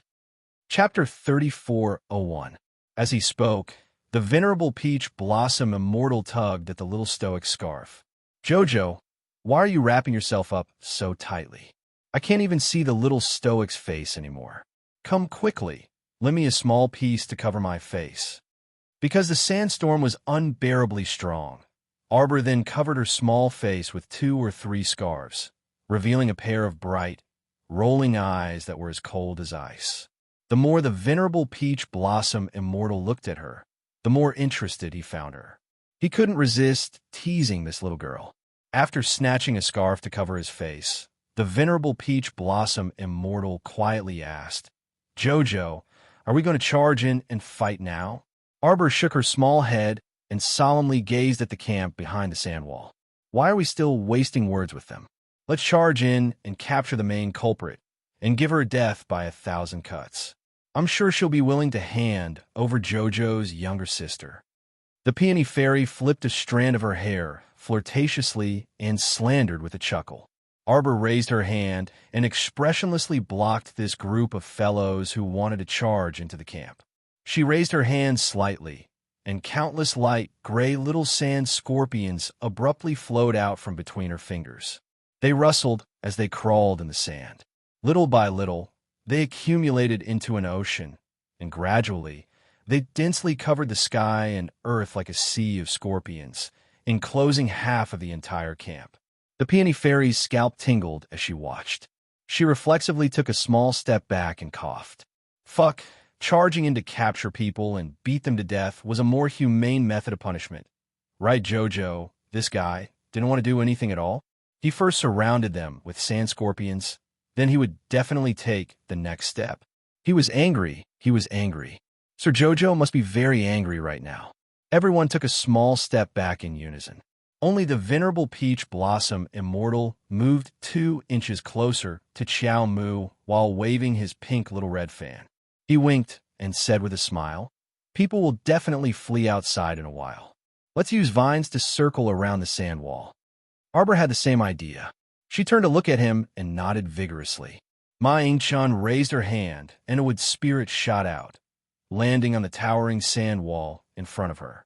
Soon, the wood spirit formed a winding vine and began to take root and sprout, spreading in all directions. Everyone felt as if a visual feast had appeared in front of them. This was the power of a transcendent god to control the 5 spirits. The originally slow-growing vines, with the help of Shang Chen's sane energy, rapidly extended their branches and leaves, covering the sky and covering the earth, rapidly spreading out outside the earthen wall. With an incomparable suppressive force, it circled the entire camp several times and extended into the sky. After only 15 minutes, the entire territory of the Pangu clan was enshrouded in vines. The tiny sand scorpions crawled in through the gaps in the vines. More and more of them swarmed in. When the people in the territory of the Pangu clan realized that something was wrong, most of them were too scared to come out of their tents. The intertwining vines, as thick as the mouth of a bull, propped up a giant roof in the territory of the Pangu clan, covering the sky and the sun. As for the soldiers who were patrolling outside the tents, when they realized that something was wrong, they quickly ran toward 3rd Miss Jing's tent. On the way, they encountered a large number of sand scorpions and were forced into a bitter battle. There was no lack of cultivators among the soldiers, but most of them were low-level spiritual masters. The defense and attack of each of these tiny sand scorpions were comparable to that of a level 6 spiritual master. Chapter 3402. Although their levels were not high, they were enough to deal with most of the guards. Moreover, they were so dense that they covered the sky and the earth, giving people a feeling of fear at first glance. Arbor pursed her lips and looked coldly at the Pangu clan's land. Her voice was crisp and cold, like spring water dripping from a snowy mountain, every word smashing into the depths of people's hearts. Patriarch of the Jing family, come out. Jing Linyao, who was imprisoned in a tent and anxiously wiping the face of a girl on the bed, subconsciously shrank her fingers when she heard Arbor's voice. His eyes immediately revealed a look of shock. She rushed to the entrance of the tent, only to see an overwhelming number of sand scorpions crawling in the clan's land. Some soldiers resisted, but were immediately swept into the sand scorpions and drowned into pieces. However, if they did not fight with the sand scorpions would not bite them wantonly. Instead, they drove the Pangu soldiers to an open space. A guard of the Pride camp ran in a panic and hurriedly said, "Princess, it's not good. Strong enemies are invading. What should we do now?" Jing Linyao was already shocked beyond words. She knew very well that it would take the fastest flying beast 7 or 8 days to reach the Pangu clan's land from Dragon Flame City. But the crown princess arrived in 2 days. What was going on? She turned to look at Jolin, who was lying motionless on the bed, and frowned. Ever since the day of the fire, Jolin had been hit by Jing Minyao when she struggled to escape and was severely injured. She had been in a coma for the past 2 days. Jing Linyao wanted to wake the girl up, but she had fed her all kinds of medicine, but it was not very effective. She even asked the witch doctor to check on Jolin, but the answer she got was that the girl was likely to die. It was obvious how heavy Jing Minyao's slap was. After all, one was a little girl who had not even reached the spiritual realm, while the other was a level 3 divine master. The difference in strength was too great. Jing Linyao took a deep breath and turned to look at the soldier. "Father, have you arrived?" The latter shook his head. Jing Linyao quickly walked to the bed and helped Jolin up. The curtain of the tent was suddenly lifted up high by someone and then lowered down. Jing Minyao spun in front of Qiao Lin like a storm, grabbed Qiao Lin's wrist, and shouted at the pale-faced guards behind her, "Drag her out." "Jing Minyao, what are you doing?" Jing Linyao was so angry that she hurriedly reached out to stop her. If it wasn't for this brainless person courting death like this, how could the entire clan have fallen into such a state? "It's none of your business." Min, Madame Jing, Wang Limeng, ran into the tent in a panic. Pointing at the sand outside, she said with a frightened face, "Outside! There are scorpions outside. What's going on?" "Your good daughter has captured the younger sister of the crown princess of Shenzhou. Now that she has brought people to attack us, she still refuses to admit defeat and wants to continue to cause trouble." Madame Jing looked at her daughter in shock. Min, is it true?" Her gaze fell on the unconscious Xiao Lin on the bed. "It's her?" "Mother, don't get involved in this matter." "How can Mother not get involved? How many more people do you want to kill with your willfulness?" Jing Qiao angrily followed them in. She lifted the tent flap and let them see the sand scorpions that blotted out the sky and covered the earth. Chapter 34:03. "Do you see? There are scorpions everywhere. We have nowhere to run." Jing Qiao angrily put down the curtain and said harshly, "How long do you want to be willful?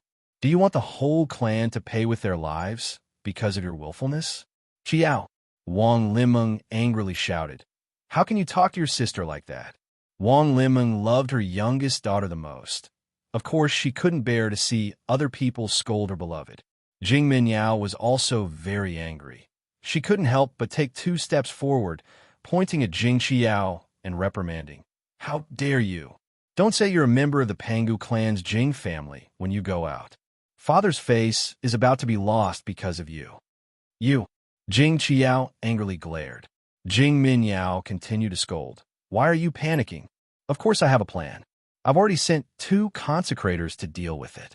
Consecrator Jiang and Consecrator Lan are both level 9 of the deity realm. What can't be settled? What a joke. What's the hurry?" Jing Linyao's eyes were suppressing traces of anger. "These sand scorpions must have been brought here by the crown princess. Right now the other party is only releasing sand scorpions to surround us. They don't have the intention to harm us. If you rashly resist, I believe that by then you'll enrage her further, and by then it'll be out of control. When did our Pangu clan's Princess Jing become such a coward?" Jing Minyao sneered at her mockingly. At the same time, the 2 consecrators of the Pangu clan broke through the surrounding vines and suddenly rushed out of the gate. Before they could move, they both felt their legs go numb. Lowering their heads, they saw that their legs had been tightly entangled by the vines. The 2 consecrators instantly lost their balance, and their entire bodies were pulled downwards. Their hearts sank at the same time. Small vines could hold 2 deity realm experts? There was no other reason. It must be that the other party's control of the 5 spirits was more powerful than theirs. "Who are you?" The 2 consecrators calmed down. One of them, Consecrator Lan, who was at the peak of level 9 of the deity realm, spoke. Consecrator Jiang, on the other hand, looked at the group of people in arbor with a straight face. His heart skipped a beat when he saw it. The formation of the opposing team seemed to be a little unpredictable. There was no need to mention this little stoic girl. This girl looked young at a glance, so no matter how high her cultivation was, it couldn't be that high. However, just the red-robed man standing beside her with a smile on his face was enough to make one unable to estimate his cultivation base. Even with Consecrator Zhang's eyesight, he was unable to see through the other party's cultivation. This made him suspicious, and at the same time, a bad premonition arose in his heart. Not to mention, behind the red-clothed man, there were 2 smiling and flirtatious women. It was a half-bald Duda with disheveled hair and slovenly appearance. They were a pair of twin brothers, and one of them was a smiling young man who was holding a saber. Consecrator Zhang's pupils constricted slightly. His gaze shifted to the side and landed on an 8 or 9-year-old boy who was looking at him coldly with pursed lips. This boy looked quite young, but the vicissitudes of life in his eyes were frightening. Who were these people? The ethereal and frightening aura on their bodies didn't seem to come from deity realm cultivation. Consecrator Jiang suddenly regretted coming out to be the bird that stood out. He felt that today's matter was most likely going to get worse. Chapter 34:04. This feeling expanded even more clearly in her heart the instant she saw Consecrator Lan being flung away nimbly by a vine. The vine in Shurchin's hand tightened slightly, dragging the wailing Consecrator Lan to her side and heavily landing him on the ground. Consecrator Jiang didn't dare to be careless anymore. He hastily landed on the ground and bowed very respectfully. "Seniors, may there be some misunderstanding for you to suddenly visit the Panga clan?" Shurchin unhurriedly tightened the vine around Consecrator Lan's wrist. Like a dead dog, Consecrator Lan was dragged in front of the stoic-faced little crown princess. "Tell your clan leader to come out," Arbor said impatiently. "Don't waste any more time. There isn't much time left for you." Consecrator Zhang's heart skipped a beat, and he turned to look at the little stoic. "The clan leader left our clan's land a few days ago for an important matter." A ruthless glint flashed through Arbor's eyes. "All right then." Consecrator Jiang saw her expression abruptly change and inwardly cursed. Just as he was about to speak, he heard the little stoic girl coldly shout, "All purple forest guards, listen up. Present. Charge in with me. Kill all those who resist without mercy." She didn't have that much time to waste here with them. She seemed to have sensed that Shaolin Er's situation wasn't good. For some reason, her eyelids kept twitching, and she felt that Shaolin was in danger right now. "Wait!" Consecrated Jiang couldn't resist shouting, "Princess! Our Princess Jing is here. You can speak with our Princess Jing if you need anything." Arbor abruptly turned her head, and her cold, electrifying gaze landed on him. Her patience had been completely exhausted. Even if the Jing clan's clan leader, Jing Ti, was standing in front of her right now, she didn't want to waste any more words with him. "Kill, kill, kill." The voices of the 500 purple forest guards shook half the sky.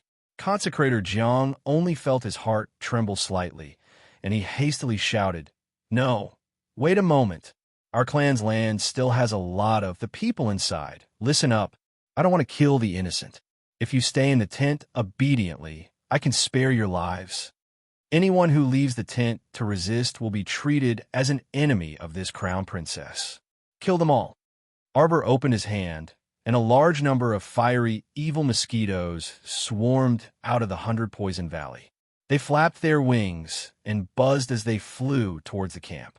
Soon after, hundreds and thousands of explosive birds also rushed out.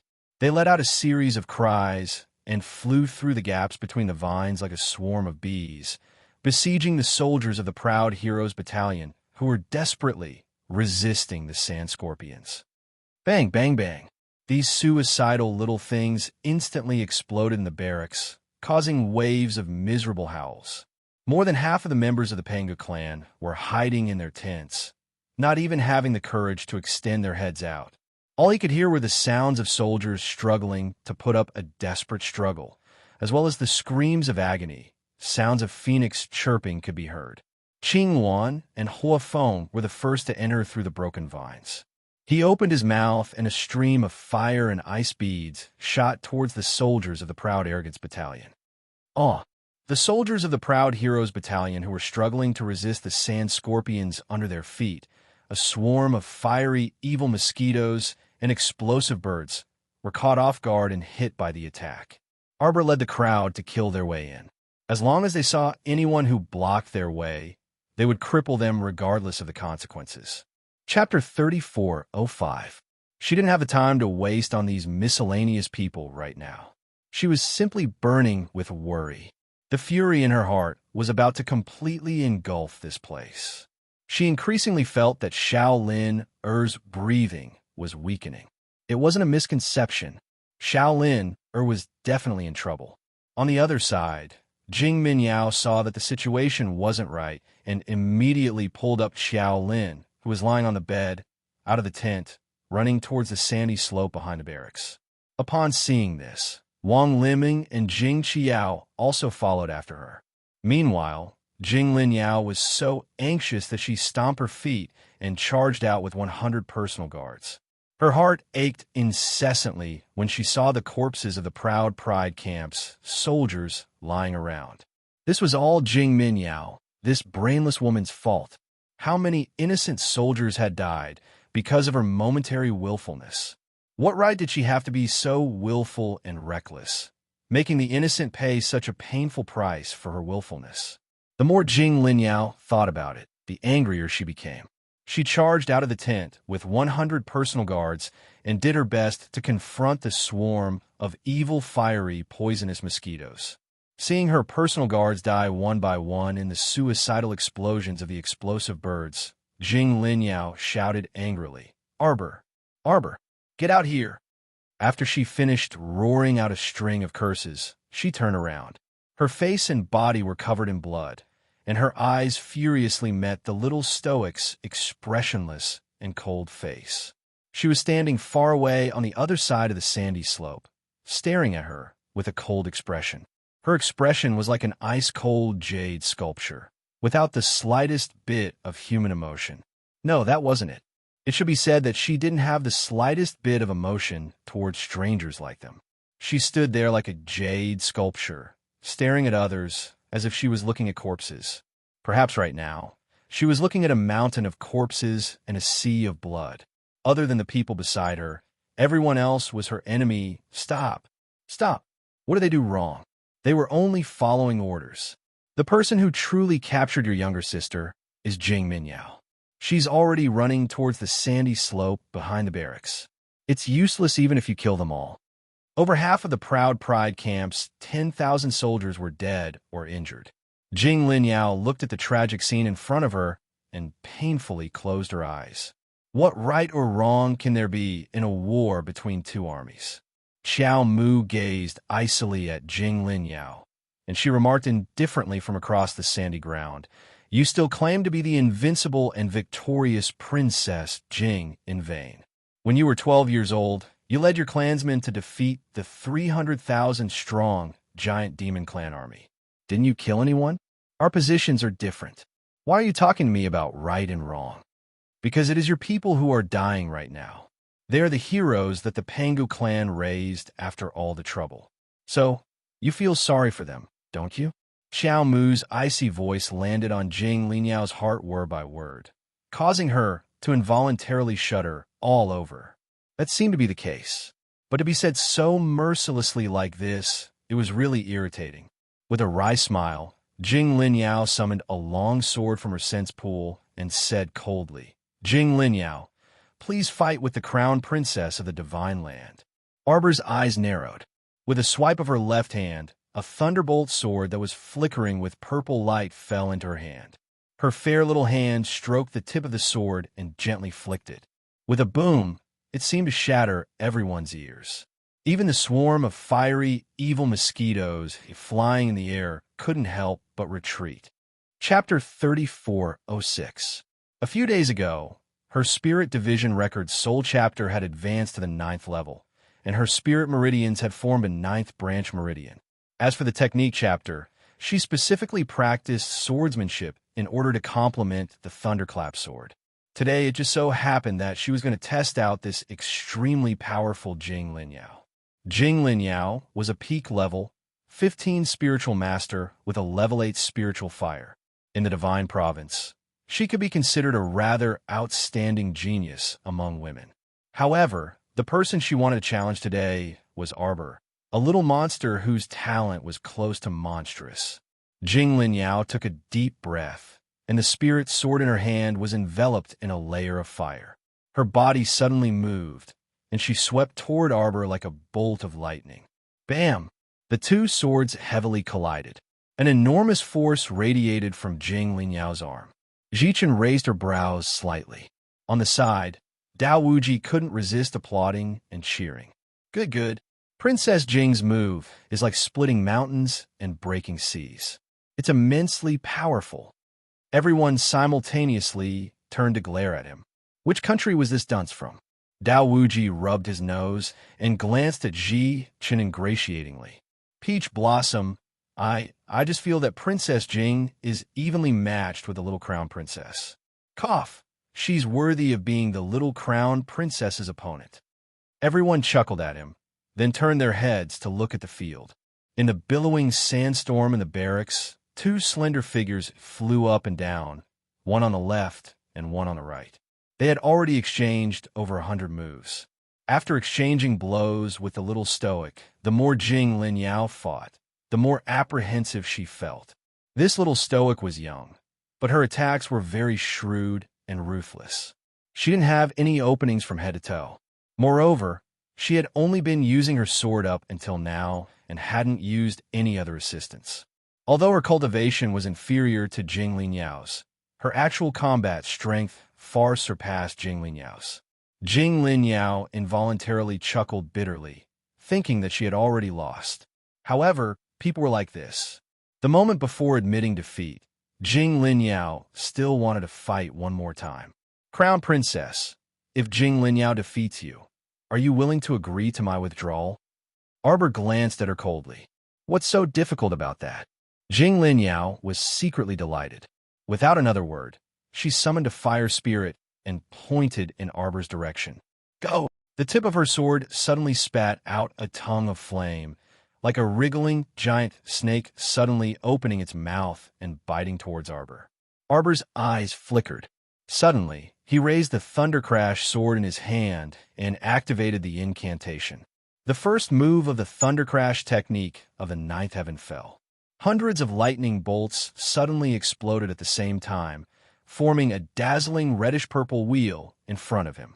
With a speed comparable to light, it quickly swept toward the giant snake phantom that Jing Linyao had waved out.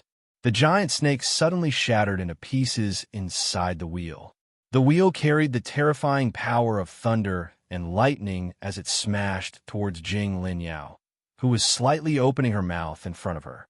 In an instant, Jing Linyao was like a kite with a broken string. She was sent flying by the wheel. She fell heavily on the dusty ground and ate a mouthful of hot sand. Her expression was still somewhat dull and sluggish. She had no idea what had happened at all. One move? Lost. Jing Linyao was slightly alarmed. She coughed several times and propped herself up, wanting to sit up. However, at this very moment, she suddenly discovered that the meridians in her body were moving slightly. A majestic spiritual energy surged out of her body and instantly sucked in the spiritual energy from all directions. She was startled and promptly sat cross-legged, a trace of excitement surfacing in her eyes. Chapter 34:07. After her battle with the young crown princess, she had unintentionally broken through to the peak and was about to break through to the divine realm. This sudden joy instantly drowned Jing Linyao. The few remaining personal guards by her side hurriedly ran forward and looked at Arbor with vigilance, guarding against her sudden attack. The young crown princess only looked deeply at Jing Linyao and then called for everyone to head towards the sandy slope that Jing Linyao had mentioned. Right now, she was burning with worry and didn't have the energy to find trouble with Jing Linyao. He led his men and ran towards the sandy slope behind the barracks. At a glance, she saw that there were many soldiers from the Pride camp lying in ambush in front of the sandy slope. Xiao Mu waved her hand, and countless sand scorpions crawled over with rustling sounds. Whenever someone resisted, they would immediately surround that person and gnaw on them until not even their bones were left behind. When Jing Minyao saw that Arbor was chasing after them, she hurriedly carried Jolin, who was drooping her head, out from behind the slope. She hid behind a sand wall with a hole in it and looked at Arbor through the hole. Her voice was extremely sharp as she shouted at her, "Stop right there!" Arbor clenched her small fists and saw Jolin, who had fallen into Jing Minyao's hands. Jolin's body seemed to be limp, and she seemed to be unconscious. "You're courting death." Arbor exploded with a roar, and terrifying spiritual energy erupted from her body. It was as if layers of huge waves were crashing towards the sandy slope. Bang, bang, bang, bang. The sandy slope was swept up by the spiritual energy, forming a sandstorm that was half the height of a person. The sandstorm swept towards Wang Limeng and her daughters. Jing Qiao's cultivation was lacking, and she was the first to be knocked to the ground by the sandstorm. She spat out a mouthful of blood, and her face was pale with fright. She lay there, not daring to move. So terrifying. Did the young crown princess want to kill the three of them? Wang Limeng was also shocked and cried out in alarm. "Crown princess, is there a misunderstanding? Let's talk things out." Min Min quickly released the crown prince consort's younger sister.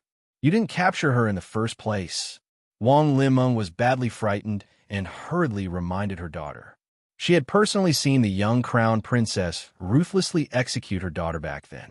At this moment, she no longer dared to provoke this vicious and merciless crown prince consort.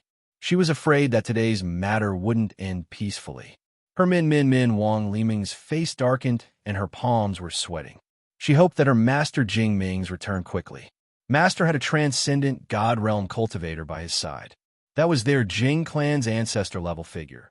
As long as old master and that transcendent god realm cultivator rushed back, they would definitely be able to save Min Min's life. Yet Jing Minyao's eyes had already turned red from anger. She clutched Xiao Lin's neck and hooted at Xiao Mu. If you don't stop, I'll break her neck immediately. Xiao Mu's eyes shot out wisps of venomous light as she clenched her fists as she glared fixedly at Jing Minyao. She enunciated each word. You, die, freeze, die. Whoosh!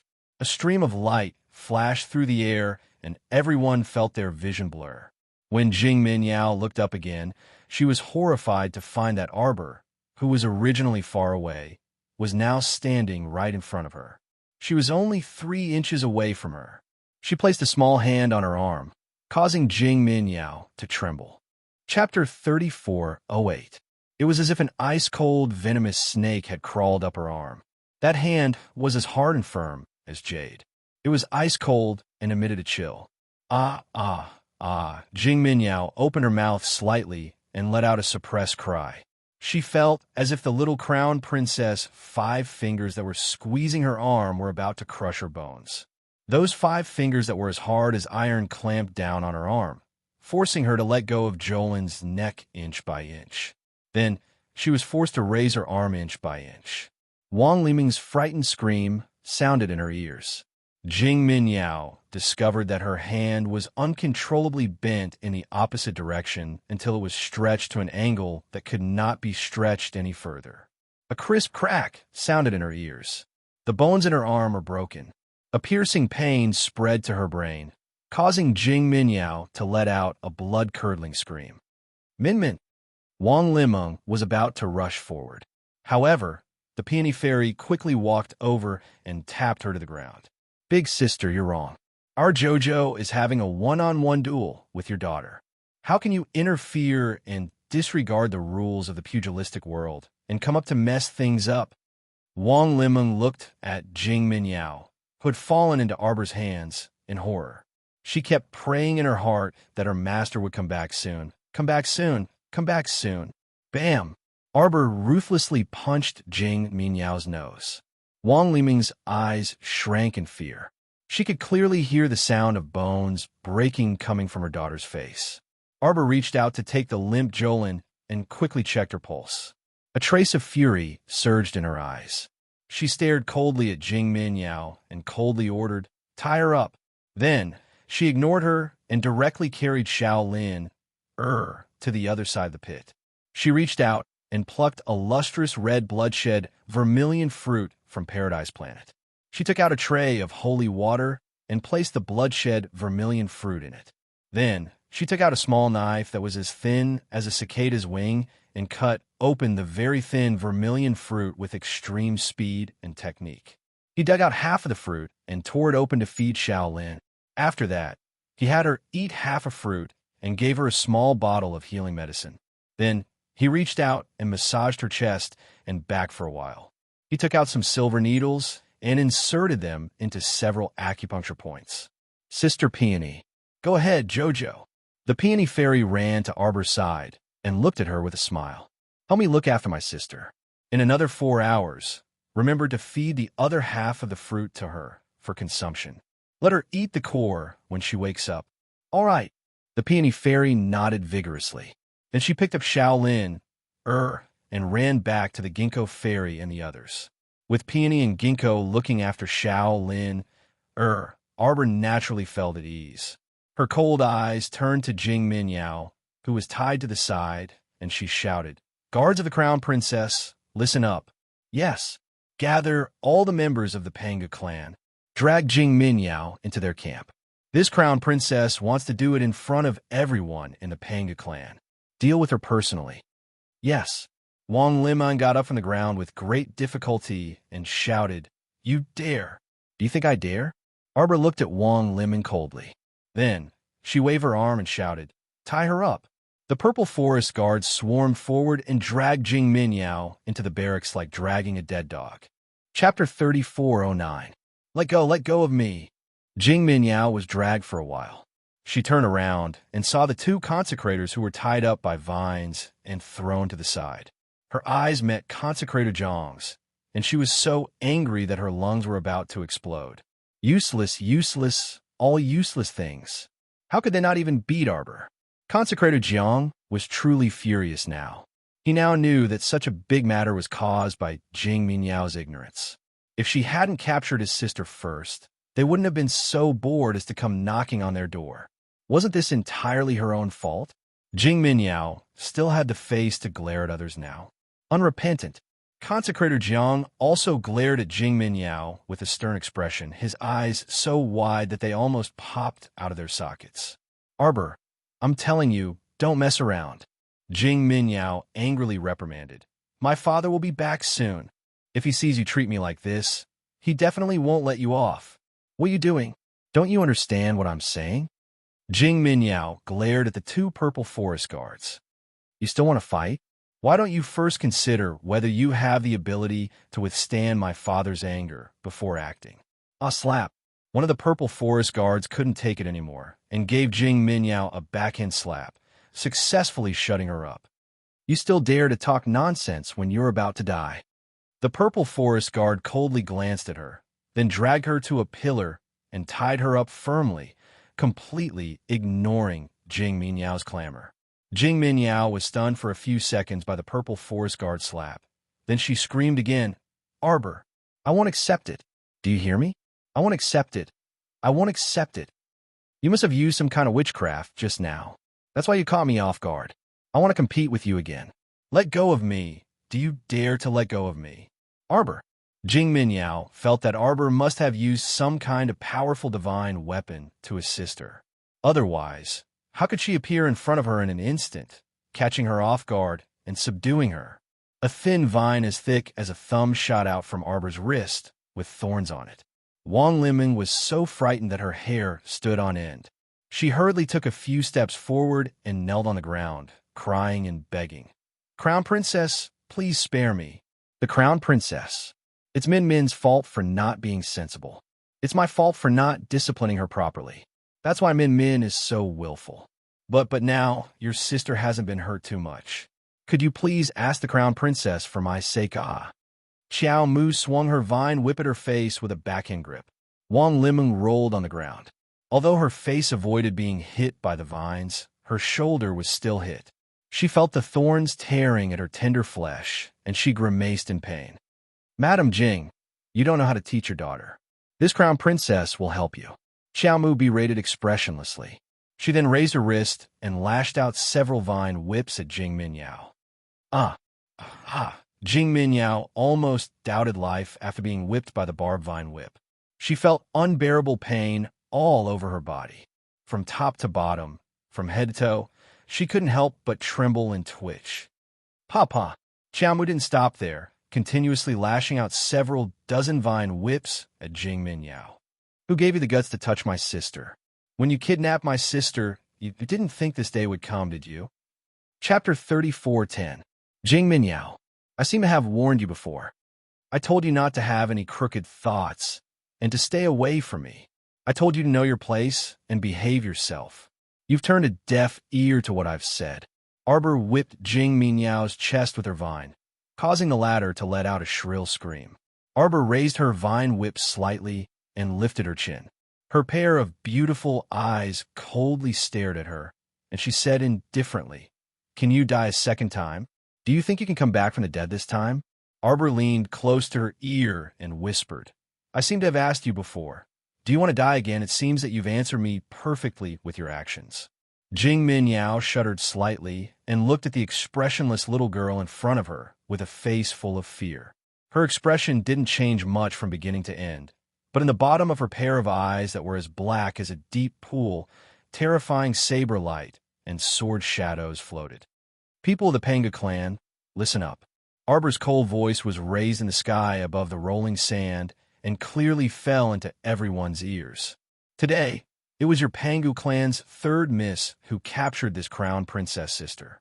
In order to save her sister, this crown princess sent troops to your clan's land to exterminate the enemy. All of this was caused by the third miss of your clan. The entire sand was covered with heads, but no one dared to make the slightest sound. Arbor pointed her vine whip at the tied-up Jingmin Yao and coldly said, "No one can leave unscathed after hurting my family. Warriors of the divine land, my brothers and sisters, let me ask you, how am I going to deal with this woman? What price do I want her to pay?" Xiao Mu's icy gaze brushed past Jing Minyao, who was trembling with her head bowed, and she suddenly raised her voice to ask, "Chop off her head! Chop off her head! Let her fall into the abyss of death for all eternity. Let her pay the price of blood, the price of blood." The purple forest guards shouted in unison. Although there were only 500 of them, their voices resounded throughout the 6 prefectures and 3 prefectures. Every word resounded in everyone's hearts, causing them to tremble in fear. Arbor raised his hand slightly, clenched his fingers into a fist, and raised it high. All the voices disappeared in an instant. Everyone present felt as if their hearts were being crushed. It was as if the source of all the words they wanted to say had been extinguished. Jing Minyao abruptly raised her head and glared at Arbor. She violently twisted her bound body and screamed, "Arbor! Arbor! It's not Minmin's fault." Wang Limeng scrambled over and stood in front of Jing Minyao. She cried out miserably, "It's really not Minmin's fault. Min, tell me the truth. Quickly tell the crown princess that you didn't kidnap the crown princess sister. You didn't do it." Jing Minyao seemed to have thought of something and laughed out loud. She glared at Arbor with resentment and said coldly, "You think you'll be fine after saving your sister? Ha ha ha ha ha. I'll tell you the truth. The one who threw your sister into my hands is someone else." Xiaomu dashed forward and ruthlessly kicked Wang Limeng aside. She then grabbed Jing Minyao's collar, her eyes emitting a chilly glint. "Speak. What do you mean?" She didn't know why, but there was an inexplicable panic in her heart, as if something bad was about to happen. Chapter 34:11. Speak. What do you mean? From Wang Limeng's tone, it seemed like Jolin wasn't captured by Jing Minyao. Then why did she appear in the Pangu clan's territory? "Crown Princess! Crown Princess!" Wang Limeng hurriedly crawled forward and wailed loudly. Minmin really didn't capture him. "Oh, Minmin, don't argue with the Crown Princess. Hurry up and tell me everything you know. The Crown Princess is reasonable and will definitely have her own judgment when the time comes." Arbor looked coldly at Wang Limeng and didn't answer her. Wang Limeng, this woman, was truly laughable. Did she think that she would let her off after Jing Minyao revealed the truth? Was there such an easy thing in this world? Arbor loosened her fingers, and her gaze landed coldly on Jing Minyao. "Are you going to confess yourself? Or do you want me to help you?" Jing Minyao laughed heartily until she was out of breath. "When that person threw your sister to me, he said, that person also said, when he threw your sister to me, he said that their people went to the lower star domain's Seacon planet to visit your adoptive parents. Ha ha. Arbor, are you surprised? Are you pleasantly surprised? Some ants from the lower star domain. Take a guess. How long can they resist?" Arbor glanced at her indifferently. Seacon planet is restricted by heavenly Tao. Even if they go down, their cultivation will only be suppressed. It's already pretty good that they can reach peak Mystic Cultivator. So what? Peak Mystic Cultivator. That's enough to deal with your family, right? Ha ha ha ha ha. Enough to deal with? Arbor couldn't help but sneer at her. But Jing Minyao didn't sense the coldness in her eyes. She was blindly immersed in her own world. When she thought of what that person said to her, she felt agitated for no reason. So what if the little crown princess was arrogant? Wasn't she still destined to be suppressed for the rest of her life? She didn't believe that this woman would still dare to be so arrogant after capturing her family members. Arbor continued to stare at her expressionlessly. After a while, he spat out a cold sentence. "Hold down this woman's limbs and chop off her head. I want to let everyone know clearly. How dare you attack my family in Arbor? This is what you deserve. No, no, no, no. Wang Liming crawled forward in a panic and screamed, Crown Princess, you can't do this. You can't. Take her down. Arbor pointed at Wang Liming and ordered. The purple forest guards immediately swarmed forward, grabbing the wailing Madame Jing and forcing her to kneel on the ground. Wang Liming's entire body was pressed down, and she barely managed to raise her head. Her lips trembled as she shouted, Crown Princess, you can't be this rude. The Pangu clan has always been living in seclusion. You're trying to raise a war between the two clans by doing this. There will be no war. Arbor coldly interrupted her. He stared at her coldly and said word by word, all of you will die. Wang Liming's expression froze. She struggled with all her might and screamed, What right do you have to punish us? My husband is on his way back. You're such an unreasonable woman. What a vicious mind you have. Are you trying to make my husband declare war on the divine prefecture? Xiaomu looked at her disdainfully before lightly raising her hand. Immediately, a purple forest guard stepped forward with a cold face and held down Jing Minyao, who was struggling with all her might. At this moment, Jing Minyao finally felt a little afraid. She finally felt that the situation was not good. Chapter 34:12. She couldn't help but yell, Are you all dead? Come and save me. Do it. Following Jing Minyao's shouts, the sand field fell silent. No one made a sound. It was so quiet that even a pin drop could be heard. All the members of the Pangu clan were now glaring at the willful third miss with fury. They had heard everything the crown princess of the Divine Land had said just now. If this brainless woman hadn't kidnapped someone else's sister, why would they have led their people to attack the Pangu clan's territory? Damn it. She still had the face to order people around. Who would be willing to listen to her? Moreover, what the third young miss said just now had refreshed their opinion of the third young Mrs. Stupidity. They didn't expect that there would be such a stupid person in the world who was willing to stick her neck out for others. She clearly knew that the other party had thrown the crown princess's sister here for no good reason, but she was still stupid enough to take on this hot potato. Princess Jing was such a brilliant and intelligent woman. How could she have such a foolish and ignorant sister? Wang Liming hurriedly crawled forward and rushed to Reverend Jiang and Reverend Lan. She urged loudly, Reverend Jiang, Reverend Lan, you are the two reverends of the Pangu clan. Master usually provides you with the best resources.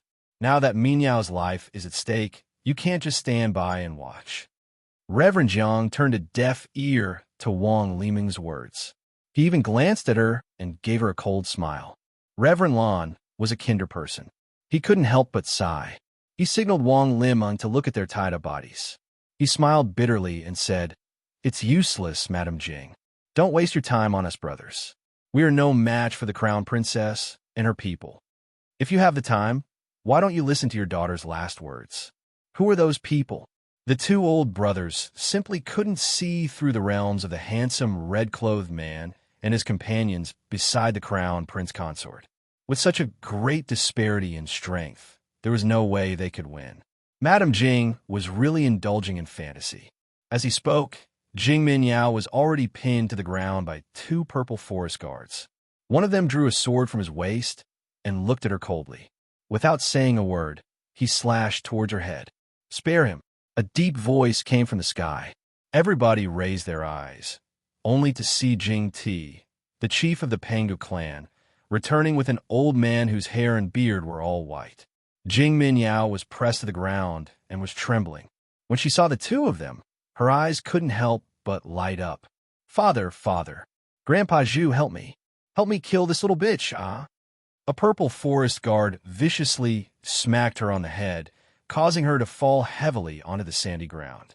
She choked on a mouthful of hot sand, causing her to cough repeatedly. Who are you? Quickly release Min Min.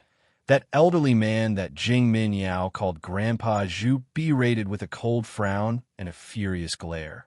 His entire body suppression suddenly dispersed as he charged straight for Qiao Mu.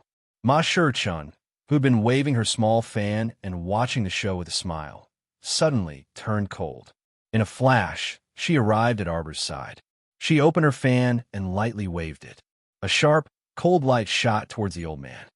What a shameless old thing. How dare you bully my Jojo? The venerable peach blossom immortal coldly scolded. Chapter 34:13. He pointed at the old man and sent out a beam of saint power that rushed toward the old man, whose expression had changed slightly. The old man took a deep breath and shouted, "Who are you?" He hurriedly pulled out a saber from his conscience and held it in front of his chest. The moment the two collided, a surging force hit the back of the old man's saber. The collision caused his chest to tighten slightly and his entire body to stumble back over a dozen steps before he managed to stabilize his body. The old man's expression changed. Jing Zai, the Pangu clan leader, also had a sharp look in his eyes. There was a hint of disbelief in his cold, electric eyes. He was too surprised. He knew Elder Zhu's strength better than anyone else. He was at the peak of the spiritual supreme realm and a transcendent God realm expert.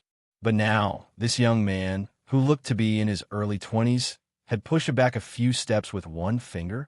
What was going on? Why was his opponent's cultivation level higher than Elder Zhu's? Xiao Mu blinked, a cold glint in her eyes. She gazed at the old man across from her and said after a while, "You're so shameless." Elder Zhu's face flushed red. He stared at Arbor with gloomy eyes. If looks could kill, Lord Jojo would have been killed by this old man many times. Yuan Shichin couldn't help but look back at the little girl.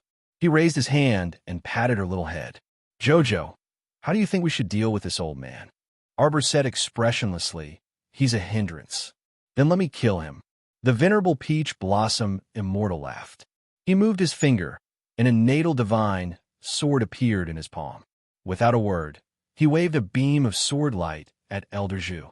Elder Zhu's expression changed again. As he opened his defensive spiritual weapon, he grabbed the saber and rushed forward. The two of them soared into the sky and exchanged several blows in an instant. Elder Zhu was no match for them. Blood trickled out of his mouth, and he was shocked. Jingzong was also secretly anxious. After all, from the looks of it, Elder Zhu wasn't a match for the beautiful man in red beside the crown princess. As time passed, Elder Zhu from his side would definitely lose. Jing Zhao was anxious to save his daughter. He glanced at Jing Minyao, who was pressed on the ground, and then turned to Arbor. "Crown Princess, I beg you to have your men stop immediately.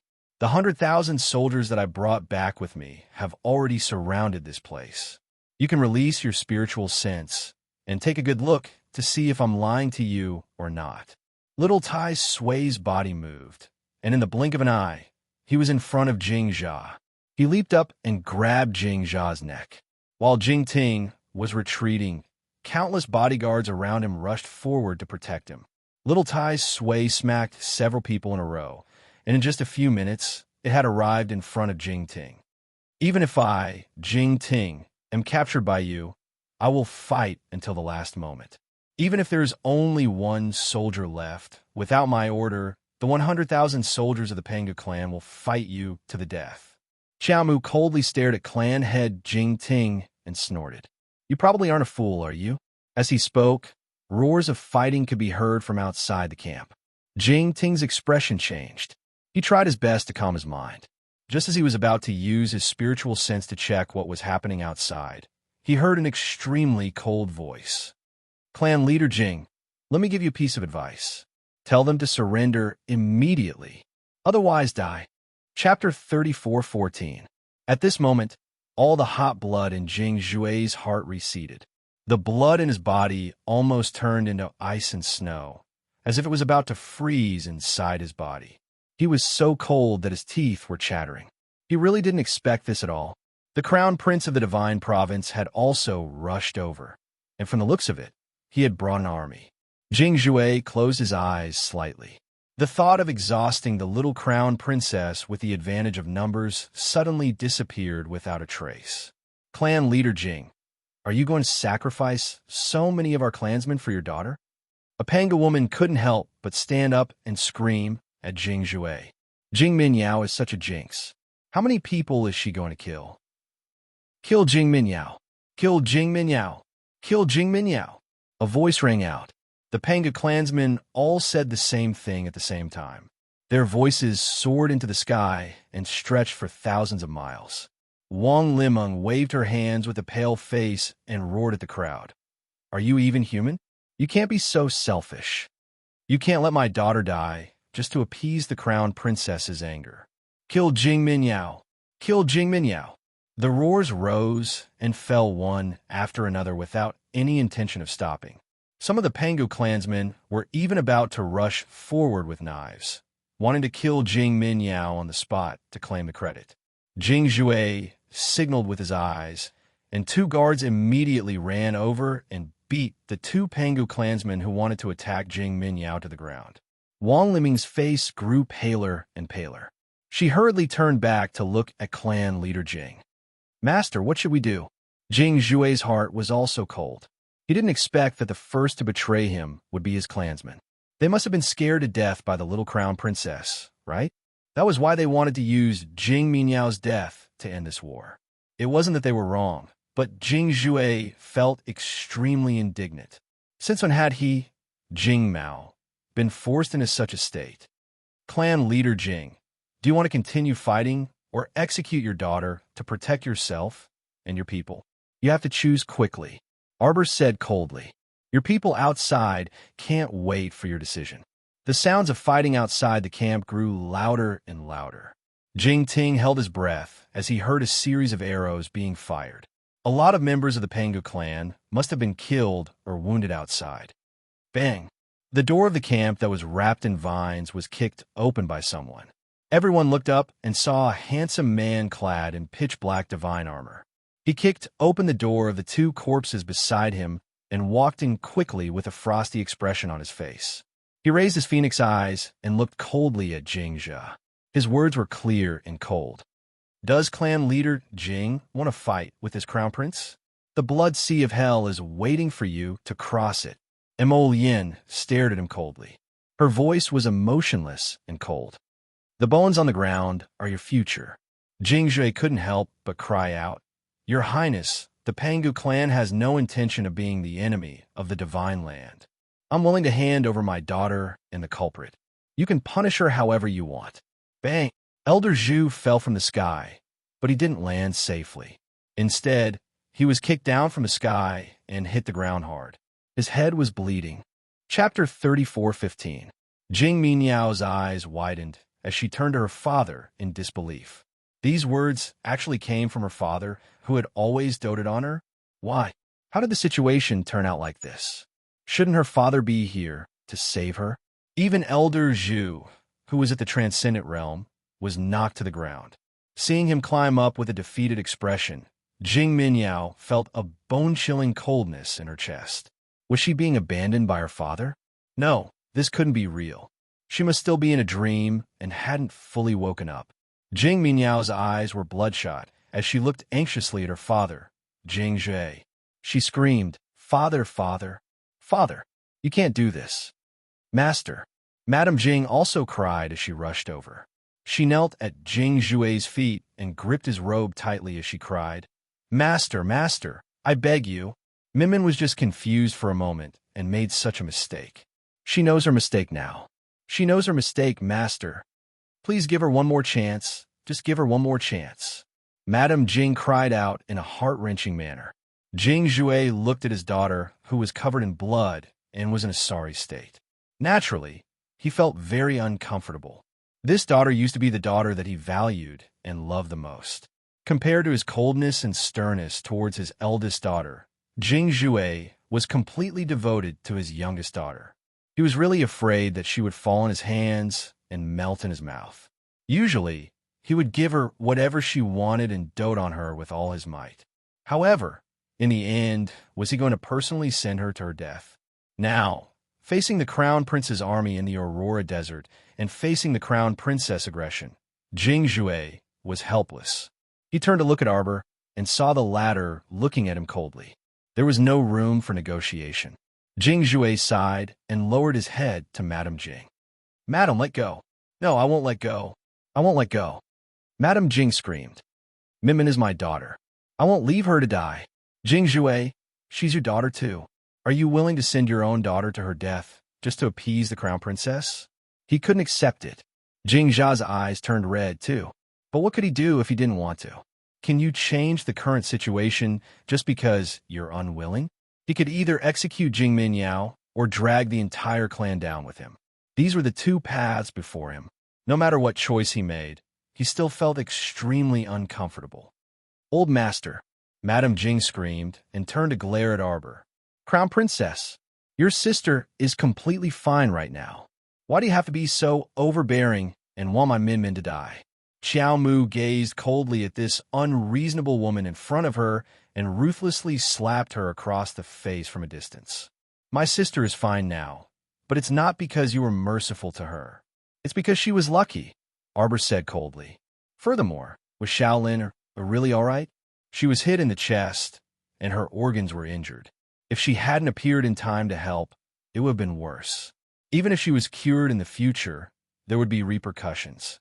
Crown Prince Consort, you're twisting words and forcing logic by saying this. Madame Jing's voice was very shrill as she turned around and crawled to Mo Lian's feet. Chapter 34:16. Madame Jing cried miserably. Your Highness, please have mercy and save Min Min's life. Isn't it unfair for the Crown Princess to do this? Is it completely reasonable for her to do this? Prince Mo looked at her coldly. It was this cold look that made Madame Jing feel as if she had fallen into an ice cellar. The Crown Prince didn't care about the life and death of the mother and daughter at all. That's right, if the Crown Prince had any pity for Min Min, he wouldn't have led the army to attack the Panga clan. Min Min must be blind to fall in love with someone like you. Madame Jing's anger exploded in an instant. She cursed fiercely, her eyes glaring at him as if she wanted to eat him up. At this moment, she was indeed very angry. If Min Min hadn't been bewitched by Jing Linyao and fell in love with the Crown Prince wholeheartedly and wanted to replace Jing Linyao as the Crown Princess of the Divine Land, how could there have been so many subsequent incidents? She hated Jing Linyao, but now she hated this cold and heartless Crown Prince even more. Impudent! The purple forest guard suddenly drew his sword and pressed it against Madame Jing's neck. His eyes were filled with anger, as if the woman in front of him had tarnished the supreme deity in their hearts. How dare you be so rude to the Crown Prince? Do you want to die? Xiao Mu also narrowed her eyes and very rudely scolded back. You're so shameless. Who asked your daughter to like Jojo's lotus? Scram, scram, scram. Who allowed your daughter to like Jojo's lotus? What a ridiculous woman. Was she born with no brains? And Mo Lian blinked, and he cheerfully strode to his wifey's side. He reached out to grasp her small hand and said with a nod and a smile, Xiao Xiao, don't get angry over this kind of idiot. After we settle the matter here, we'll go for a stroll around Clear Pass City. Xiao Mu turned to look at him and nodded her small head. Just now, he was really angered by Wang Lim. She didn't know what nonsense she was talking about, as if it was Lian's fortune to be liked by her daughter. In fact, Jojo's lotus didn't know this Jing Minyao at all. She hadn't even interacted with this woman twice. Moreover, even if he had seen her, he would only glance at her coldly from afar. He would not even spare her a glance. She really didn't know how this crazy woman could blame Jojo's lotus for not knowing how to educate her own daughter. Mrs. Jing was stopped by the sword, but she was still shrieking and making a scene because she loved her daughter dearly. The Divine Land is indeed powerful, but the Pangu clan is not a pushover either. If you really want to force my Min Min to death, I will fight you to the death. Neither of us. Your Highness, Crown Princess, please don't lower yourself to her level.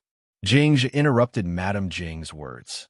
He then cupped his hands toward Arbor and glanced at the guards standing at the side. Why aren't you dragging Madame away? Jing shouted angrily. Don't you think you've caused enough trouble? Did they not see that all the members of the Pangu clan were staring at her in disgust when they heard that she was going to fight to the death? No one would accompany her to her death, because no one wanted to die. Why should they throw away their lives for a Jing Minyao? She, Jing Minyao, still wanted them to risk their lives for her stupidity and arrogance? Chapter 34:17. Ha, what a joke. Jing Zhuai frowned.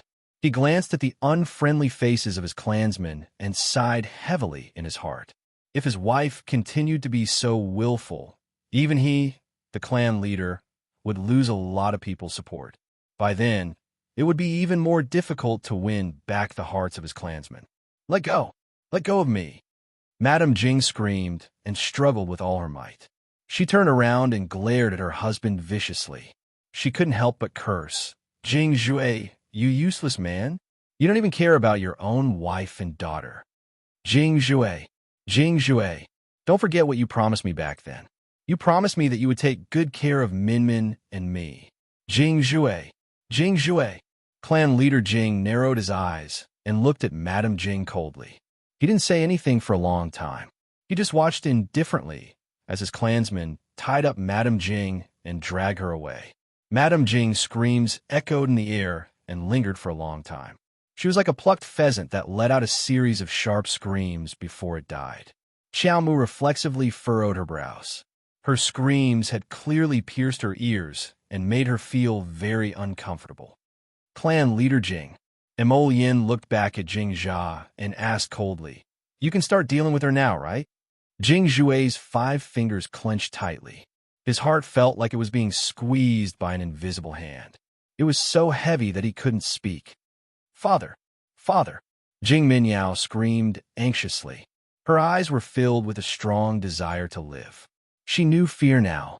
She knew that although she was the 3rd daughter of the Pangu clan, she was still nothing in front of the Crown Prince and the Crown Princess of the Divine Land. If others were to pinch her to death, it would be like pinching a weak little ant to death. They could casually stretch out a hand and lightly press down, and she would be deader than dead. Clan leader Jing? Mo Lien reminded him impatiently. Jing Jue's face was heavy. Finally, he nodded silently. Guards. Immediately, 2 members of the Pangu clan walked forward, each holding a sharp dagger. Jing Minyao's pupil shrank. She couldn't help but tremble violently. That terrifying memory once again drowned her like an avalanche.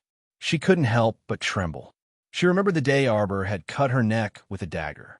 She thought of the terrible pain when she was reborn, the pain where she could neither live nor die. She thought of the painful days after she came back from the dead. Her limbs were weak and she couldn't move. She couldn't eat anything and could only drink liquids.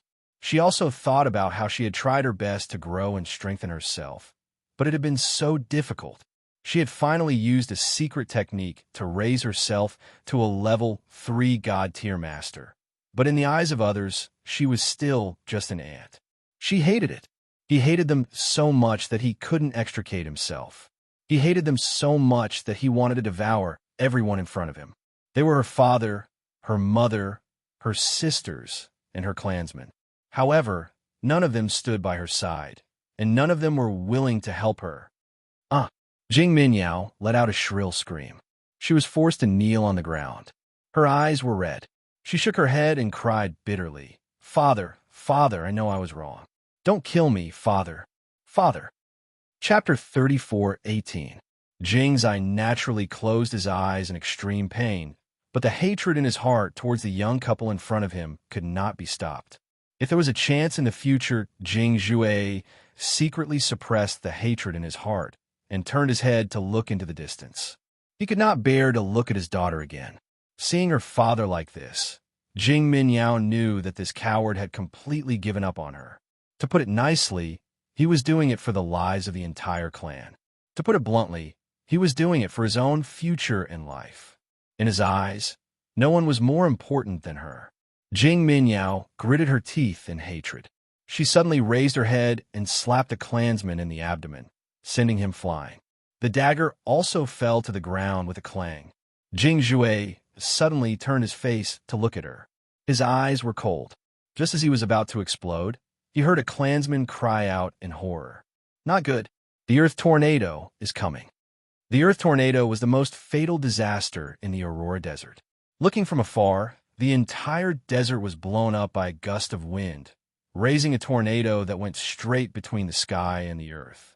The Earth Tornado moved so fast that it almost swept through the entire camp in the blink of an eye. The crowd was suddenly in chaos. Arbor reacted quickly. She first ordered Sapling to take back the little sand scorpion, the fiery evil mosquito, and the explosive bird. Looking at the members of the Pangu clan who were wailing in despair inside the Earth Tornadoes, Xiao Mu unexpectedly frowned. She suddenly threw away the storage talisman in her hand and took the old, weak, women, and children into it. This was only temporary. There were at least tens of thousands of old, weak, women, and children here. A purple storage talisman was more than enough, but it was a little cramped in comparison. She had to save her own life first. While Arbor was doing this, her small body had already been carried away by Mo Lien. The group hid in the defensive barrier set up by the venerable Peach Blossom Immortal, Little Tai Sui, and the others, so they were not oppressed by the Earth Tornado for the time being. Separated by the transparent defensive boundary, Xiao Mu curiously gazed at the Earth Tornadoes wreaking havoc outside. For a moment, he didn't have the time to pay attention to Jing Minyao, who had fallen to the ground. Her entire body was twisted and turned by the Earth Tornado as she bumped into the wind. Jing Minyao was blown into the sky by the Earth Tornado. She landed on the sand with a thud and choked on a mouthful of sand. Her face turned red and she coughed violently. She hurriedly calmed herself down and created a defensive barrier against the wind. Unfortunately, her defensive barrier was only halfway up when she felt a surge of power behind her, hitting her in the back and sending her flying several meters away. Little Tai Sui narrowed its eyes and put down its hand. As Jing Minyao spat out a mouthful of blood, her body was once again swept up by the Earth Tornado and thrown into the sky. Arbor finally saw Jing Minyao's figure clearly. She was tossing about in the sky. The Earth Tornado tore her apart, and Arbor only saw a rain of blood sprinkling down. Jing Minyao was thrown to the ground and smashed out a big pit. Cough, cough, cough. Jing Minyao fell to the sand and was horrified to find that one of her arms had been removed by the Earth Tornado. Like a pitiful insect, she struggled to crawl on the ground, shaking her body as she crawled toward the feet of the Jing family head. "Father, save me! Father, save me!" She reached out and grabbed his robes, her other hand tugging at him as she begged him bitterly. The Jing family head closed his eyes. This daughter of his had lost an arm and was completely useless. Chapter 34:19. But to let her die like this, it seemed a bit reluctant. Jing Jia lowered his head and glanced at Jing Minyao's severed arm. Just as he was about to reach out and help her up, the Earth Tornado suddenly swept over again and slammed into the defensive wall he had built.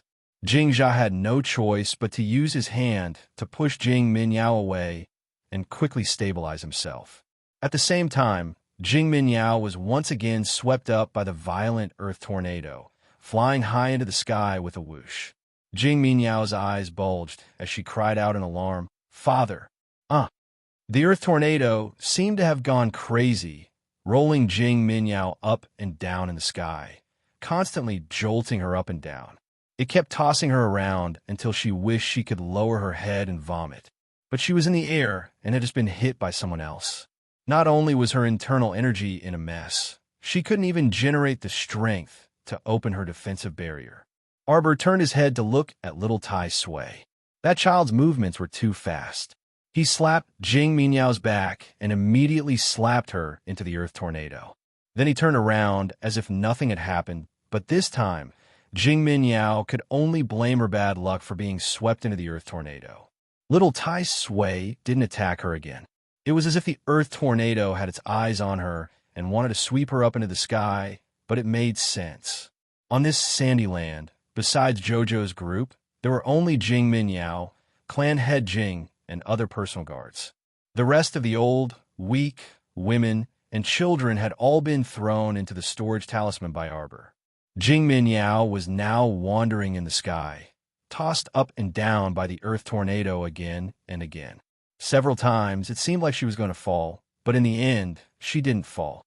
Wang Liming's hair was disheveled as she struggled to break free from Clan Head Jing's personal guards. She rushed forward and wailed, Min Min, my Min Min. She rushed to Jing Jia, wanting to reach out and shake his body, but Jing Jia's defensive barrier blocked her outside. Madame Jing looked at him absent-mindedly and couldn't help but cry, Clan Head, please save Min Min, my daughter, my poor daughter." At this time, Jing Qiao also hurried to catch up with her mother. She pretended to shed 2 drops of tears. Mother, don't be sad. Min Min is blessed by the heavens. She will definitely be fine. How could he be fine? Wang Limeng turned around and glared at Jing Qiao. She couldn't help but scold. You make it sound so simple. How could he be fine? Can't you see that your sister is bouncing back and forth in the sky? That damned earth tornado. Why did it target her Min Min? Why didn't he roll anyone else but her Min Min to play with? This made Wang Limeng furious, but there was nothing she could do to help. Looking at her Min Min suffering in the air, Wang Limeng felt like her heart was about to bleed. Min Min, my Min Min, Wang Limeng cried. Mother. Jing Qiao hated that she couldn't grind her teeth.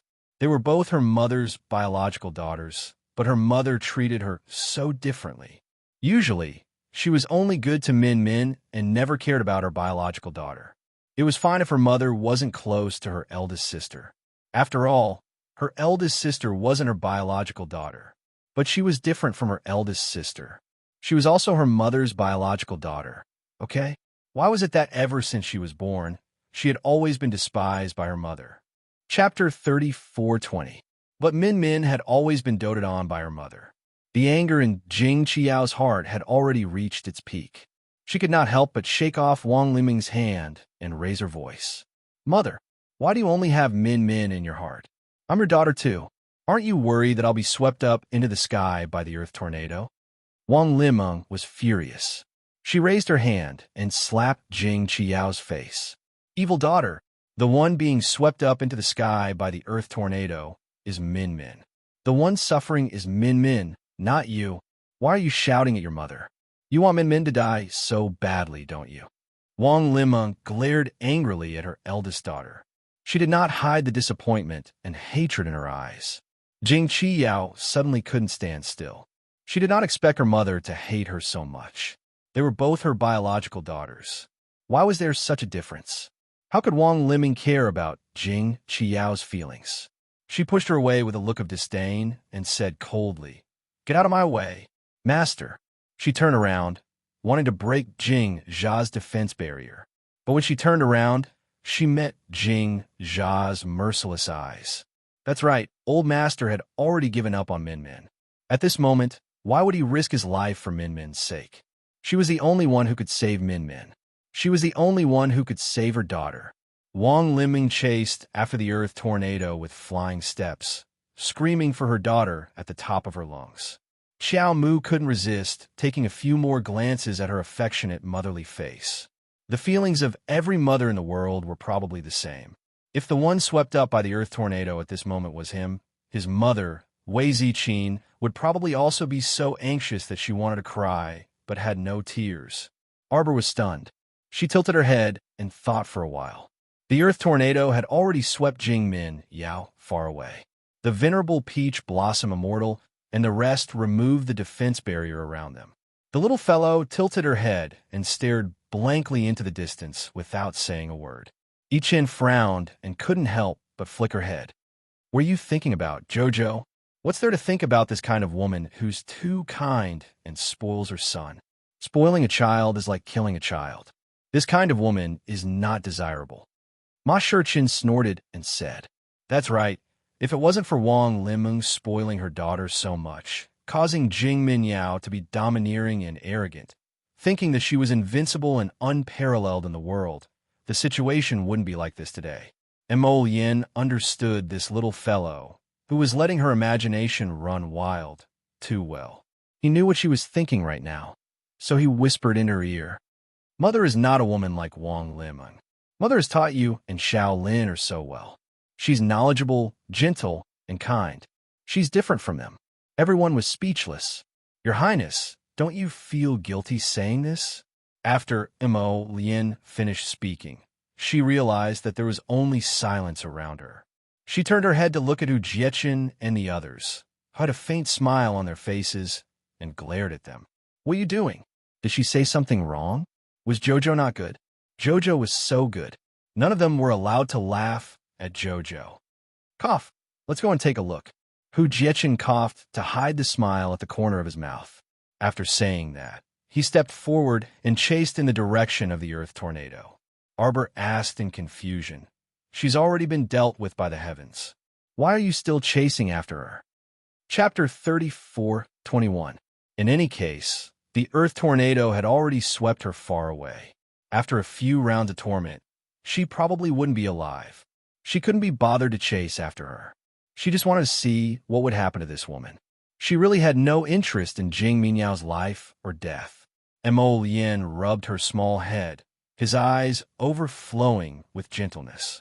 Silly Qiao Qiao, have you forgotten that there is still the Soul Congregation bell? Upon hearing this, Qiao Mu's eyes suddenly brightened. You're saying that the Soul Congregation bell is with Jing Minyao? Mo Lien nodded. Looking at how much clan head Jing and Madame Jing doted on her, I'm afraid it's true. Then what were they waiting for? Let's chase after them and take a look.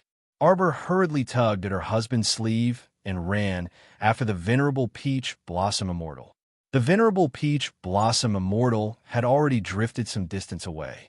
He looked back and saw a large group of people following behind him. He couldn't help but call out, "What are you all waiting for? Hurry up!" Mo Lien held Jojo's little hand and sped up, flying to Hu Shichen's side. The two of them had already spread out their divine senses and determined the direction of the earth tornado. At this moment, they looked at each other and quickly rushed in the same direction.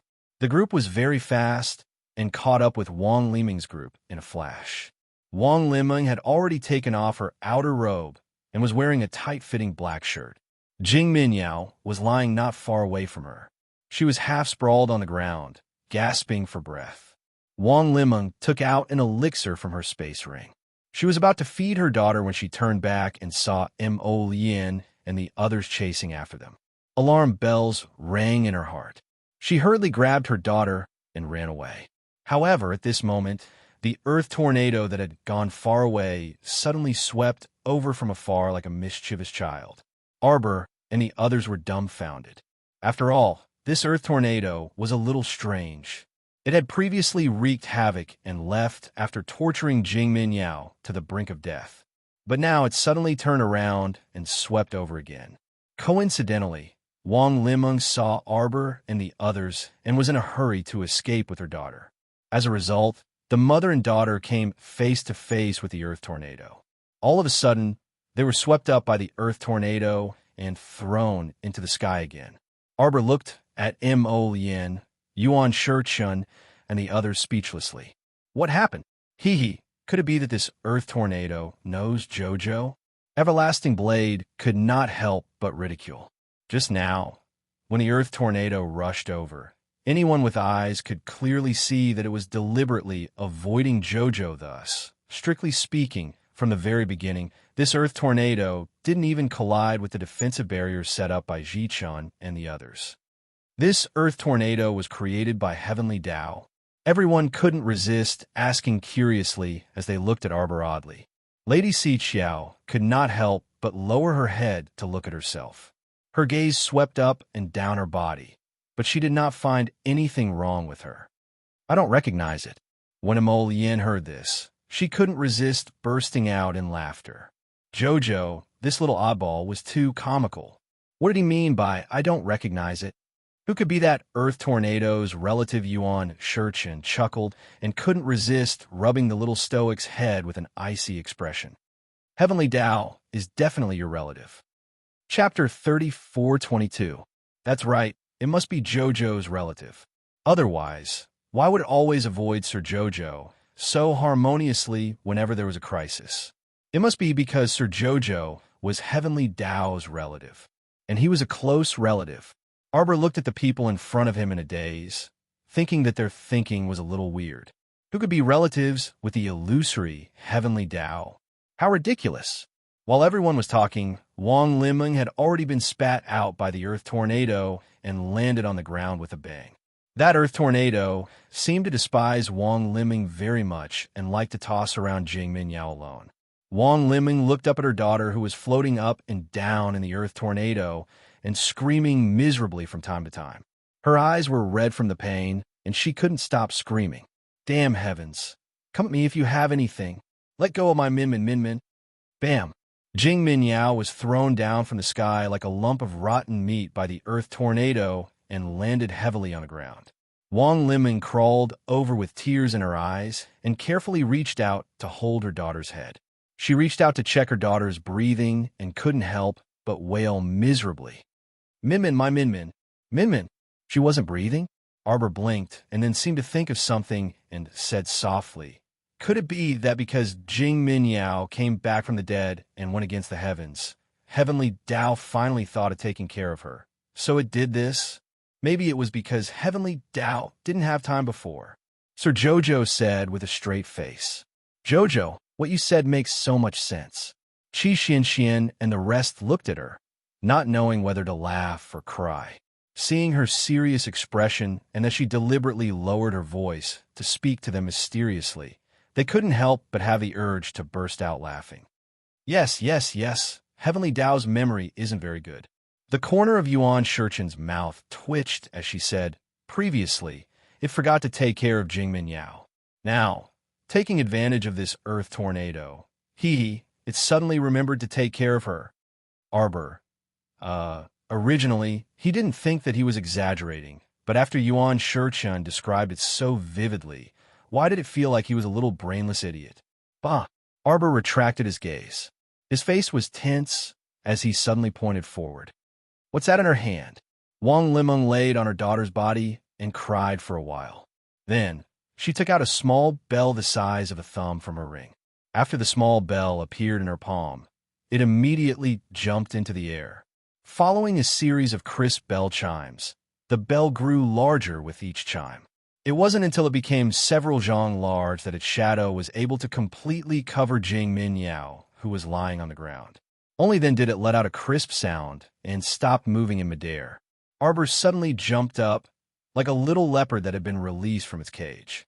With a whoosh, it jumped to Wang Liming's side. He Chun, Mo Lien, and the others couldn't help but cover their eyes. They saw the little guy kick Jing Minyao, who was lying on the ground, with a speed comparable to light, and sent her flying several feet away. Arbor waved his hand, and an ice coffin landed on the ground with a thud, kicking up a small cloud of dust. This ice coffin was immediately enveloped by the light of the Soul Congregation bell. Arbor's eyes lit up. He raised his hand and caressed senior sister Su Shanshan's sleeping face through the layer of ice. At the same time, Jing Minyao's corpse was sent flying, landing on the sand with a loud thud. This was like a fierce hammer that landed on Wang Liming's heart. Chapter 34:23. As if someone had flipped a switch, Wang Liming jumped up and screamed as she charged towards Arbor. "Arbor, I'm going to kill you. I'm going to kill you." Wang Liming screamed as she charged towards Arbor. However, Xiaomu didn't have time to waste words with her at this time. She directly kicked Wang Liming, who was pouncing at her, into the distance. With a wave of her hands, Xiaomu bent down to pick up eldest senior sister from the coffin and laid her flat on the sandy ground. Jojo put away the ice coffin and quickly left the range of the Soul Convening Bell. Just as she retreated, the Soul Congregation Bell once again shot out a dazzling tricolored light that completely enveloped Su Shanshan. Arbor's eyes were filled with excitement. Her small face was brimming with rare joy. She looked up at Mo Lien and tugged at his sleeve, unable to conceal her excitement as she exclaimed, "Quickly look, Lien, eldest senior sister has been enveloped by the Soul Congregation Bell's light." That's right. The light from the Soul Gathering Bell had completely enveloped Su Shanshan at this moment, illuminating her fair and delicate little face. It was as if she had been painted with a layer of faint aurora, instantly giving her a trace of spirituality and life. "Don't worry, Jojo. The Soul Convening Bell still needs some time to take effect," Ma Shichan said with a smile. Arbor knew that she couldn't be too hasty. She nodded and looked at the copper bowl-sized Soul Gathering Bell in front of her with bright eyes. Her eyes were filled with anticipation. Yet, Mo Lien couldn't resist creasing his brows, and he reflexively grasped her small hand tightly. Looking at Xiao Qiao's expression, which was full of expectation, if she found out that the Soul Gathering Bell was actually useless, would Xiao Qiao be so disappointed that she would fall silent? Mo Lien squeezed her small hand and couldn't resist saying, "Xiao Qiao, you promised me before." Xiao Mu was startled. Afterwards, she looked up at Emol Yin and discerned something from his extremely serious phoenix eyes. She nodded obediently and patted his chest comfortingly. Don't worry, I know. It's good that Grand Senior Sister wakes up, but if she doesn't, I'll find another way. How could she be the same as before, hiding in Paradise Planet for a few years as soon as she fell silent? Her current state of mind was far stronger than before. Moreover, Lotus was by her side. No matter what she encountered now, she would be able to handle it. Emol Yin looked at his wifey's expression and confirmed that she wasn't fooling him. He then let out a light sigh of relief and nodded with a smile. I'm relieved that you can think this way. As long as his JoJo didn't go down a dead end, everything else could be solved later. The few of them exchanged a few words before Wang Li Ming ran over like a mad woman and slammed her head into the transparent barrier. Yes, it was the barrier. Now, the Soul Congregation Bell had completely enveloped Grand Senior Sister, forming a complete, transparent barrier. Grand Senior Sister was lying peacefully inside the tricolored barrier. Xiao Mu gazed intently at the Soul Congregation Bell. Only she could hear her thumping heart. It seemed that she had waited for too long. So long that she almost thought that Grand Senior Sister would never return to her side. Now, had the day finally arrived? Chapter 34-24. Su Shanshan was surrounded by the tricolored light, as if she was bathed in the tricolored holy light, serene and tranquil. Wang Limeng was in a sorry state, but she struggled to crawl up from the ground. She scrambled over and hugged her daughter, Jing Minyao, before turning to glare at Xiao Mu with resentment and venomous eyes. She lowered her head and repeatedly called out, Min Min, Min Min, Min Min. Jing Minyao's eyes were closed, motionless. Wang Limeng reached out and touched Jing Minyao's nose, only to feel a bone-chilling cold. She couldn't help but shiver as she screamed out, Min Min. She hurriedly hugged her daughter and rushed towards the tricolored barrier covered by the soul-gathering bell. Her head hit the transparent barrier, and with two bangs, she slammed into the barrier. However, the soul-gathering bell had already come into effect. The people outside naturally couldn't get in. What's more, it was a sacred tool. If it was so easy to break through the barrier, it would be ridiculous. Min Min, it's not like this. Wang Liming tried her best to hit the barrier and exclaimed, It's not like this. Mother. Jing Qi Yao rushed over and grabbed her mother's arm. Mother, don't be like this, okay? Min Min can't be saved, Mother. Who said you can't be saved? Wang Liming shook off Jing Qi Yao's hand and glared at her, as if looking at an enemy. You can't wait for your sister to die, can you? How could I give birth to such a heartless thing like you? If I knew you would become like this, I wouldn't have kept you when you made me suffer so much pain that I almost died from dystocia. Jing Qi Yao's eyes widened in shock as she looked at her mother, who said this in front of her. So, it's not that I'm not good enough, and it's not that I'm disobedient. It's because when I was born, I almost caused Mother's death, so Mother has always looked down on me. Jing Qi Yao sternly questioned. Her pair of eyes became incomparably red. Yes. Wang Liming hugged Jing Minyao in her arms and stiffly replied with a single word. Jing Qi Yao laughed like a madman. She finally had an answer to the question that had troubled her for so many years. However, it was better for her to have an answer like this forever. Good. Jing Qi Yao nodded repeatedly, her eyes coldly staring at Wang Limeng and Jing Minyao. Don't you love your youngest daughter the most?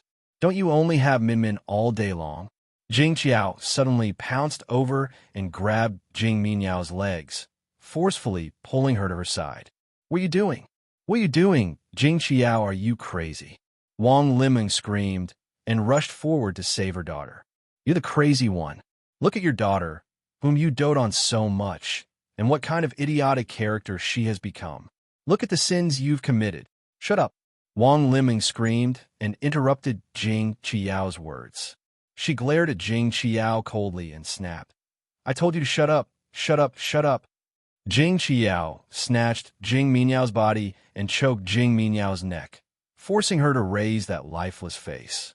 She laughed crazily. Do you see? Do you see, my good mother? Your most obedient daughter is now thoroughly dead. She can't be saved. Shut up. Wang Liming's eyes were bloodshot. Chapter 34:25. She tried to pounce on her several times, but was kicked away by Jing Qiao in her crazed state. Wang Liming fell to her knees with a plop, slapping the sand as she wailed. How did I give birth to a beast like you?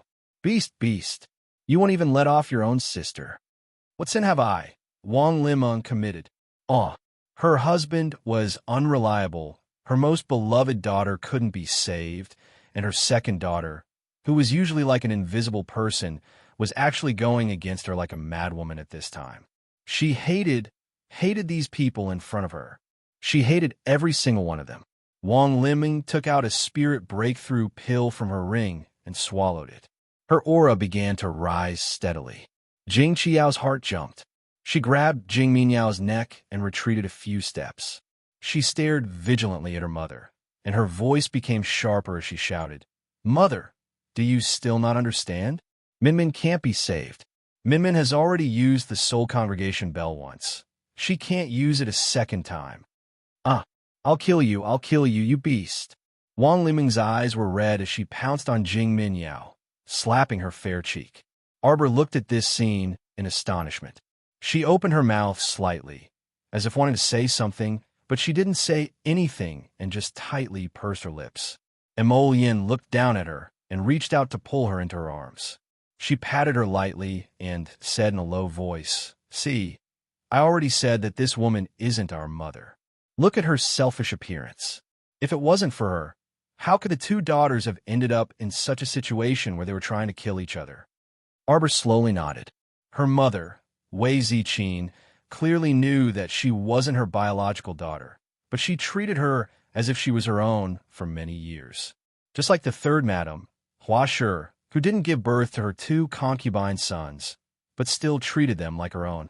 Whenever they encountered trouble, she would protect them like a mother hen. Humans have feelings.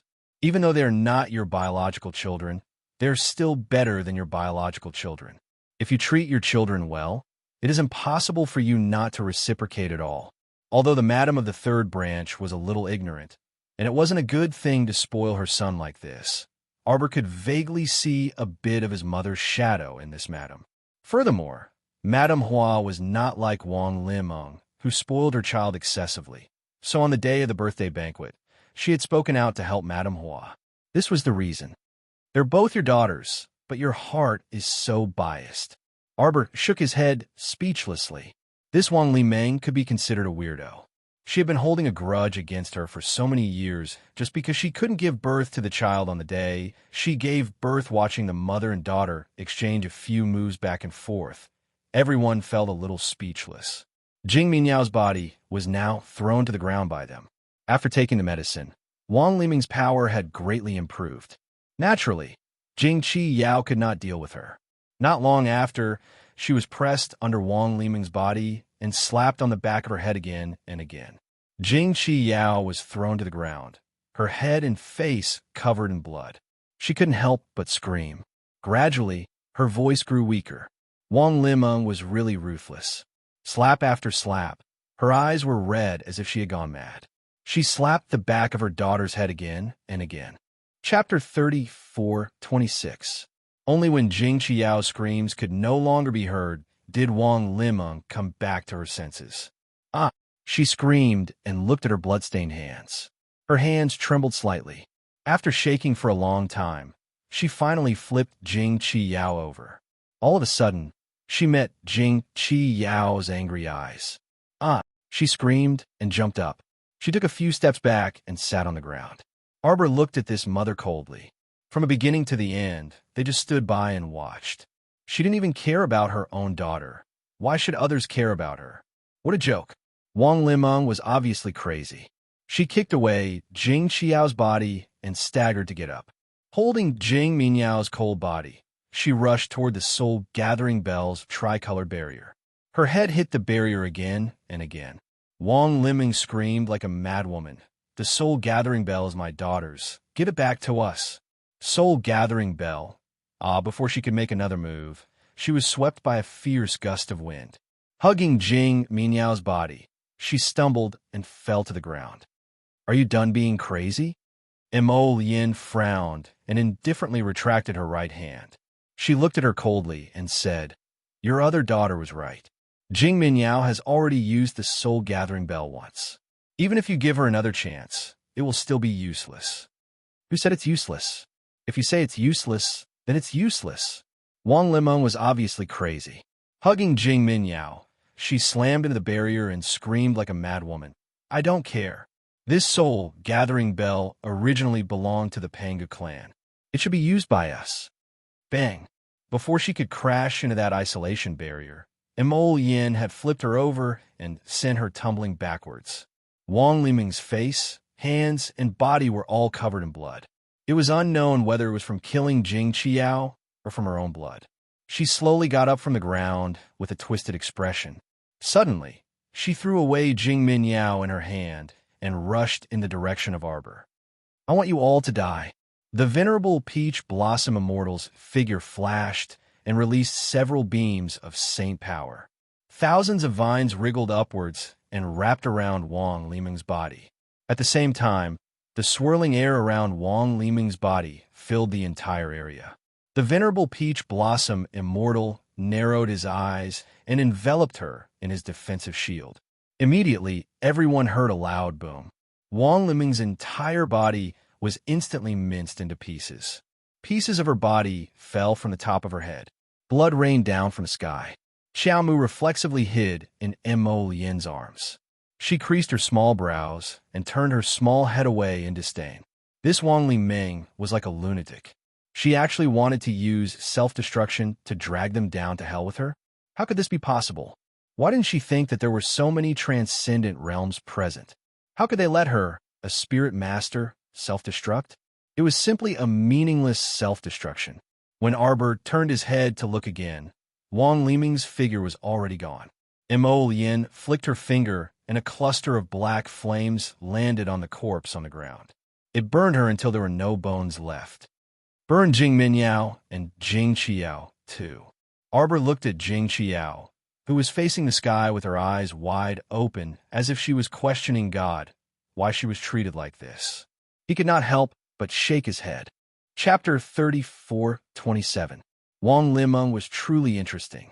She didn't like her daughter, Jing Qiao, very much because of her difficult labor. In the end, she was so deranged that she killed her. This kind of mother simply couldn't compare to her mother, Wei Ziqin. Jojo's Lotus was right. Wang Limeng and her mother, Wei Ziqin, were two completely different types of people. With a flick of Mo Yin's fingers, two clusters of black fire landed on Jing Minyao and her sister's bodies, incinerating them completely. Only then did everyone turn a look at Su Shanshan, who was enveloped by the soul congregation bell with her eyes closed and a peaceful expression on her face. A long time had passed, so long that Arbor couldn't help but slightly clench her fists. Her expression also started to show some unbearable restlessness. Mo Yin could see her unease, so she reached out to hold her small hand and said softly, Don't be anxious. Could it be that it was as Lotus said, that this soul congregation bell really might have no effect on eldest senior sister? Arbor's hand, which was hidden in her sleeve, clenched tighter and tighter. The moment she thought of this, even her breathing seemed to quicken. Mo Yin pulled out her other small hand, which was hidden in her sleeve, and gently pried open her fingers one by one. She smiled and looked down at her. Jojo is nervous.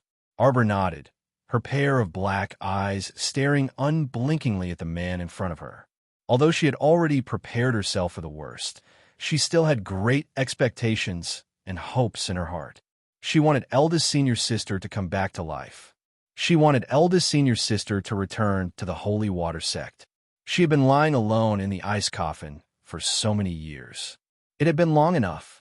Quickly look, Qi Xianxian shouted, drawing Arbor's attention back to eldest senior sister.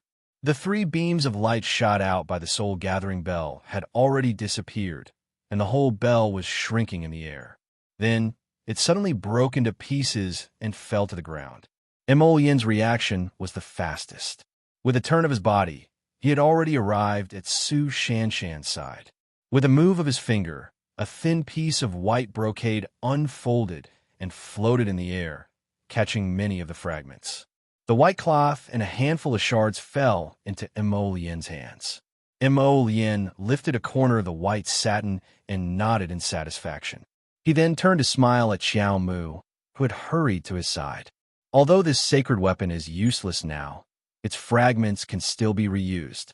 Xiao Mu nodded with a MHM before saying apathetically, although this soul congregation bell is a sacred weapon, it is a consumption-type sacred weapon. If we really want to compare, it is inferior to my feral. Ink. Mo Lien, the venerable peach blossom immortal beamed. Jojo, quickly see if your senior sister has woken up. Arbor nodded and quickly walked to Su Shanshan's side. She crouched down and cautiously inched closer to Su Shanshan's small face, which had regained a bit of color. Her fingers very gently touched Su Shanshan's face. The feeling under her fingers was still very icy. Arbor almost didn't dare to touch her to see if she was breathing. Was this really just an empty joy? The little fellow's eyes were filled with disappointment. Before this, she had repeatedly warned herself to be calm. She had to be calm. She couldn't have too high of an expectation for anything, so as to avoid being endlessly disappointed. But actually she still couldn't help but feel a little elated in the depths of her heart. Qi Xian and the rest cautiously glanced at Arbor. Chapter 34:28. Everyone looked at each other. Liang Qingqing could not help but say in a small voice, Jojo, your eldest senior sister seems to, she could not continue, but everyone knew what she was trying to say. It seemed to be useless. That's right, the soul gathering bell had no effect on Su Shanshan. Although Su Shanshan was lying on the sandy ground, she did not have any reaction until now. Logically speaking, if the soul gathering bell was useful, no matter how weak she was, she should have slowly opened her eyes. Maybe it's because eldest senior sister has been gone for too long. This soul gathering bell can't gather all of her soul for the time being. Don't worry, Jojo, we'll take it slow. Mo Lien felt that her comforting words were a bit dry. Arbor inched closer to her white, jade-like face. She bit her lips. The disappointment and grievance in her heart was about to turn into the water of the ocean and surge out. Was it really impossible? She spent so much effort to save eldest senior sister, but in the end, she still failed. Everyone saw that the little fellow was in low spirits. They could not help but surround her, wanting to say a few words to comfort the little girl. But right at this moment, Su Shanshan seemed to have heaved a sigh of relief. She took a deep breath and exhaled again. She suddenly opened her eyes and coughed. Qi Xian, Liang Qingqing, and the rest all opened their eyes wide. Mo Lien, Hu Jinshun, and the rest were also slightly surprised. The soul gathering bell really had the effect of gathering souls? Su Shanshan gasped for air and coughed heavily. She hadn't coughed for a long time. Arbor felt that the hand that she stretched out was trembling. She held her thin face. A pair of sparkling eyes, as if containing the most beautiful stars in the world, stared straight at her. Su Shanshan's eyes finally focused and fell on Arbor. From initial confusion to shock, and then to joy, her eyes stared straight at Arbor for a long time. As if her brain was not enough, she dazedly tried to recall something, but also as if she could not remember anything. She just stared at her blankly. Cough, cough, cough. She subconsciously grasped Arbor's small hand tightly. For a moment, she was in a daze, feeling as if she didn't know what day it was.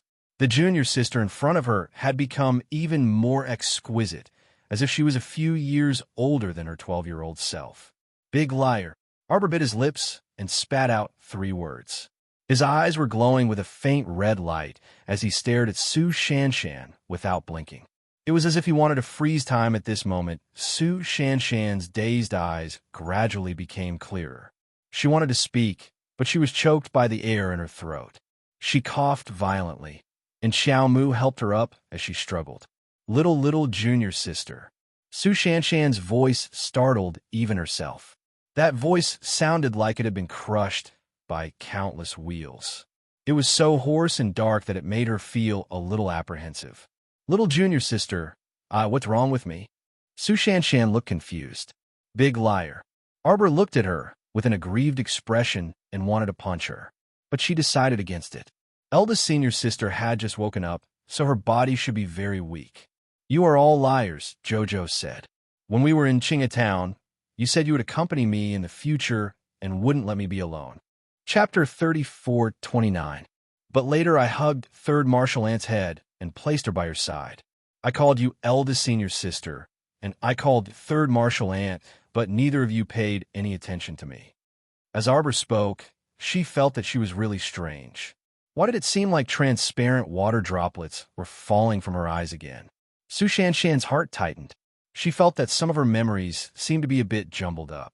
Although she didn't quite understand what was going on, she still reached out and pulled her little junior sister into her arms, hugging her tightly. Then she said very firmly, word by word, Don't worry, little junior sister. Eldest senior sister won't lie to you in the future. Definitely. Arbor lay on her shoulder soundlessly. It seemed like she could only feel her body trembling slightly. But Su Shanshan felt that her shoulder was scorching hot, as if something was burning a hole there, as if something was pouring into her veins. It was as if everything in front of her seemed to come alive again. The two apprentice sisters went to Paradise Planet, as if they had endless things to talk about. Su Shanshan discovered that time had already moved forward by 4 years. Naturally, she was very surprised. She had too many things to understand. Although you asked Jojo 10 questions, she would probably only answer one, but Su Shanshan had long gotten used to this little fellow's personality, so they could chat for a while. Mo Yin's side was much more straightforward. After Jojo left, Mo Yin summoned Hui Feng and had him take people to finish off the Pangu clan's patriarch Jing Ti, as well as all of the Pangu's direct descendants. Don't leave any loose ends behind. Mo Yin instructed indifferently. Today, they brought so many people to force the Pangu clan's patriarch Jing to finish off his daughter, Jing Minyao. Although Patriarch Jing had given in, Mo Yin never believed that human nature would give in so easily. Patriarch Jing probably hated her and Jojo to the core right now. If he was given a chance, he would definitely plot a counterattack. That would be too troublesome. Mo Yin did not want to waste her time cleaning up the mess left by the Pangu clan. She might as well annihilate all their direct descendants. As for the old, weak, women, and children of the Pangu clan, for the civilians, it did not matter much who was in power. As long as they had enough food and drinks, they were happy enough. Hui Feng led the Purple Forest Guard and a group of Clear Pass City border guards over. Arbor and Su Shanshan chatted for a while. Seeing that she didn't look well, he was worried that her body might not be able to take it, so he persuaded her to rest. By the time Arbor came out of Paradise Planet, Hui Feng had just returned with his men, and he quietly reported to Mo Lien several times. Mo Lien nodded indifferently, indicating for Hui Feng not to say anything else. She then walked towards Arbor. Xiao Mu glanced at him in confusion. What are you blabbering about? Nothing. Mo Lien smiled and pinched her little face. Jojo, come with me. Okay. Arbor followed him and returned to the Pangu clan's camp. Arbor suddenly remembered the people he had stored into his storage talisman. He waved his hand and let them all out. The Pangu clansmen all knelt down in gratitude and thanked him for saving their lives. They had all seen how dangerous the situation had been and remembered it in their hearts. The Crown Princess had put aside their former enmity and stored them into a magical artifact. That was how a great disaster had been averted. Chapter 34:30. To the Pangu clansmen, they didn't know that it was Arbor's storage talisman.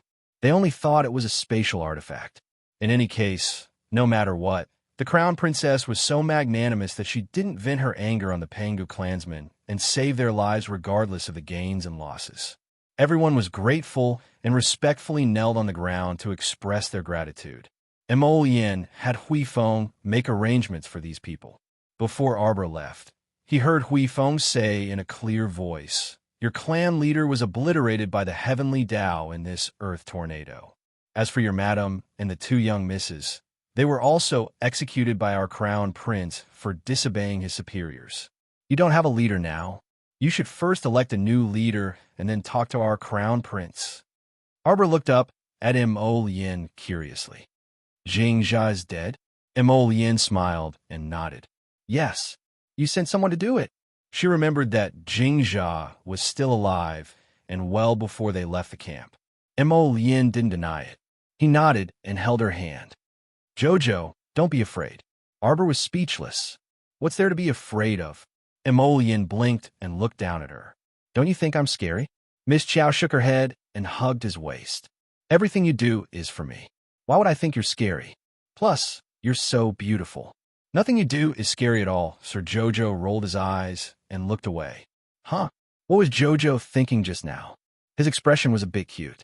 Mo Lien couldn't help but ask curiously, Jojo, what were you thinking about just now? Nothing. Seeing that Mo Lien was determined to get to the bottom of things, Arbor quickly changed the topic. What did you say you were going to take me to see? MHM, come take a look, Chow Chow. Mo Lien pulled her small hand and led her into an airtight wall made of sand and soil. As soon as he walked in, he was dazzled by the white spirit coins on the ground. Is this where Jing Jia keeps his spirit coins?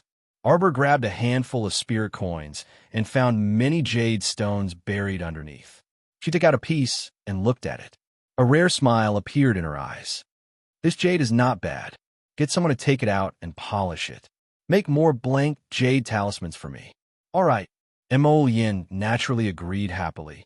She pulled Arbor to a small table at the side, took out a black spatial ring, and placed it in her hand. Clan leader Jing is dead, but his spatial ring is still here. Take it and see if there's anything useful inside. Arbor nodded. Recently, she had organized the Heavenly Province Assembly and the Heavenly Pill Auction. Nurturing people to draw talismans and refine pills was like burning money every day. She had to send them a batch of talismans and herbs every few days. She probably wouldn't be able to make a profit in the first year. However, when these little guys grew up, she wouldn't have to worry about making money every year. Moreover, nurturing a group of talisman masters and alchemists would be very beneficial. If she wanted to do something in the future, she wouldn't feel that she was short of manpower. Arbor used her divine sense to open Clan Leader Jing's spatial ring. She found that there were many things inside. It was enough for the Heavenly Province Assembly and the Heavenly Pill Auction to burn money for a while. Moreover, there were so many spirit coins on the ground. It should be enough. Arbor happily put all the spirit coins on the ground into a storage talisman.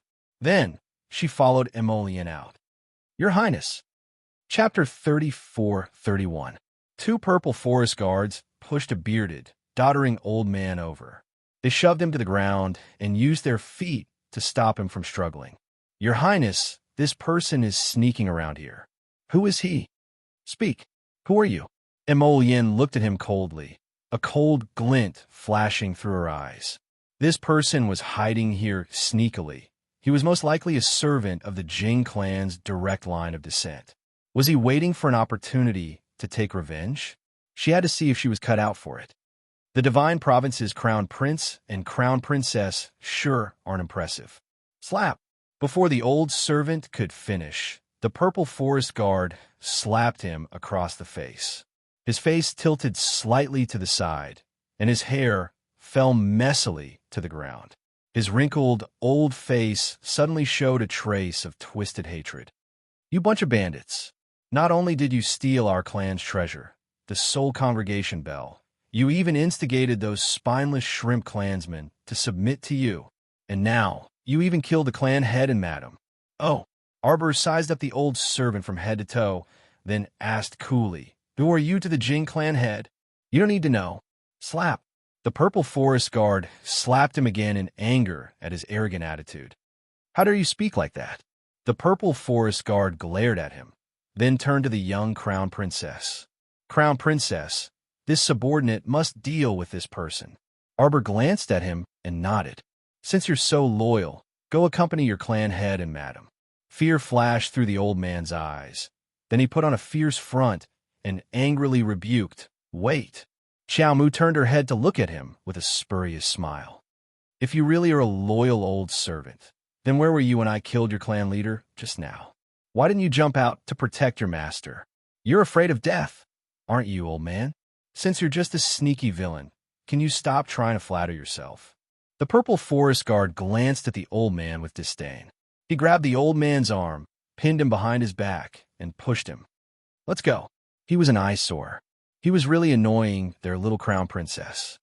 Crown princess, this old servant wants to make a deal with you.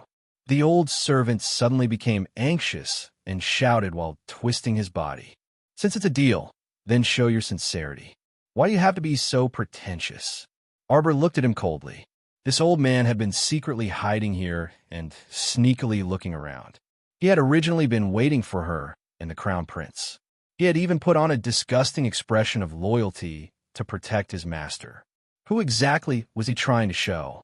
The old man's eyes flashed, and he hurriedly said, "This old servant is called Jingu. Yes, I am clan head Jing's personal servant." Arbor didn't say anything and waited for him to continue. Not long ago, the clan head ordered me to send people to the Lower Star Field to investigate the crown princess background.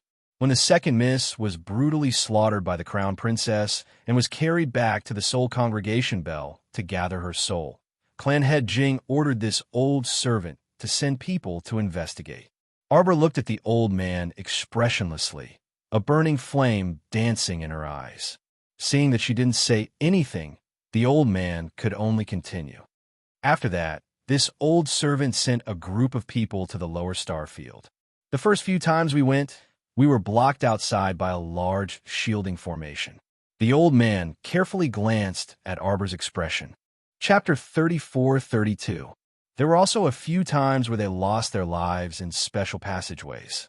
Therefore, this old servant has sent out about 10 groups of people, but it seems that only one group successfully arrived at the capital of the Mo Kingdom.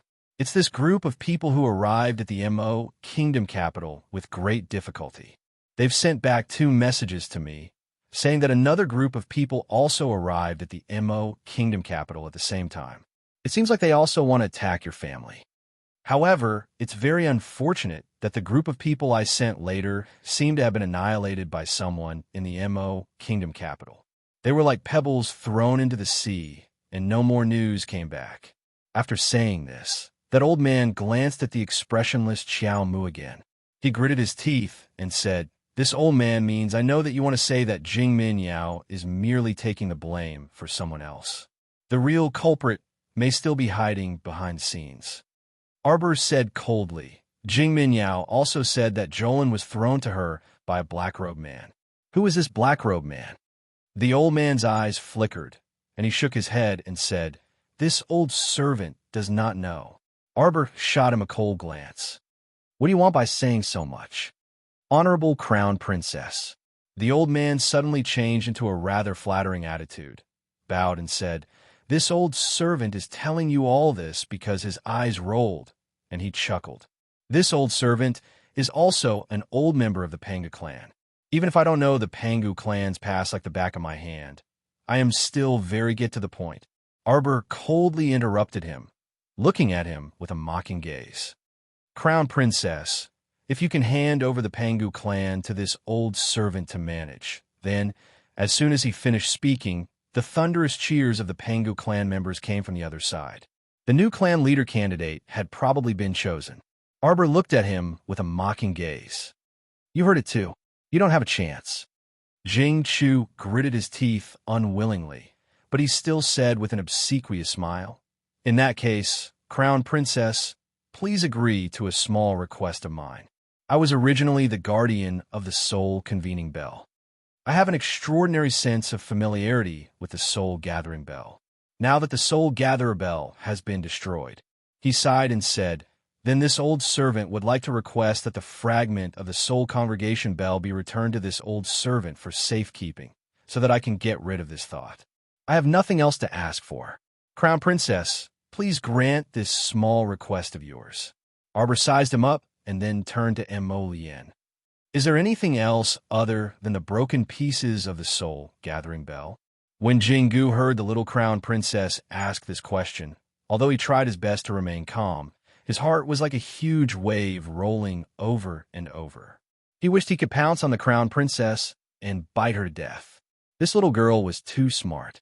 He hadn't even said anything yet, but she was able to make the connection from just a few words. Mo Lien curiously took out the white satin cloth that wrapped the soul-amassing bell fragment from her inner world. After flipping it open, her fingertips moved around the fragment and took out a black key that was only the size of a little finger. The color of the key and the fragment were very similar, so the crown prince didn't notice it before. Prince Mo looked at the old man Jingu with a smile that wasn't a smile. The corner of his mouth curled, and he raised the little key with his fingertips, revealing a trace of a smile. Many thanks. Naturally, he had to thank this Jingu for providing such reliable information. Chapter 34-33. That way, they would be able to find the treasures buried by clan leader Jing. Jingu was truly regretting his actions now. He was suspended in the air, and the whip in the purple forest guard's hand was lashing out at him without hesitation. If he'd known earlier that this black-hearted couple was so terrifying, he wouldn't have come looking for trouble even if he was beaten to death. Jingu groaned inwardly. My life is over. Dig 3 feet into the ground and push aside all the sand walls. Everyone dig here. Jingu was shoved to the ground, his hair disheveled. His old eyes were filled with anger and despair. You bandits, you'll all die a horrible death. Bandits? The venerable peach blossom immortal looked at him in amusement and kicked him. Aren't you also coveting the treasures buried by clan leader Jing? As the leader of a clan, he was naturally rich enough to rival an entire nation. The small treasure room Mo Lien had brought Jojo to was clearly only a small part of what was exposed above. Jingu, this old man, was truly crafty. Regardless of whether it was his pretense of being a loyal servant at the beginning or his fawning talk about wanting to be the clan head, it was all to mislead the young crown prince Consort and His Highness the Crown Prince into thinking that he was a petty person without any shrewdness. They would think that Jingu, this petty person, wanted to be the clan head. He was trying to divert the young couple's attention. Actually, that wasn't the case. His true goal was the treasury key hidden in the soul convening bell.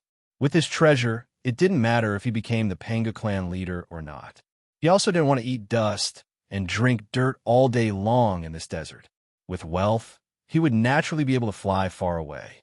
No matter where he settled down, he reckoned that he would be a person with wealth in his hands and would be able to get whatever he wanted. Bang, bang. The large excavating tool forcefully excavated the ground that was buried in layers of sand, revealing a long and flat underground staircase that was about a few meters wide in the middle. Arbor handed several dozen storage talismans to the venerable peach blossom immortal and had him take little Tai Sui, Liang Qingqing, and the others down to collect the items.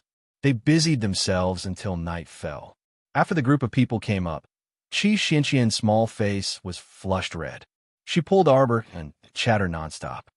You don't know, but that Jing clan leader is really a master at accumulating wealth. I feel that no matter how much money your small organization like the Heavenly Elixir Store burns, 30 million spirit coins a day, it can still burn for decades. Arbor's eyes lit up.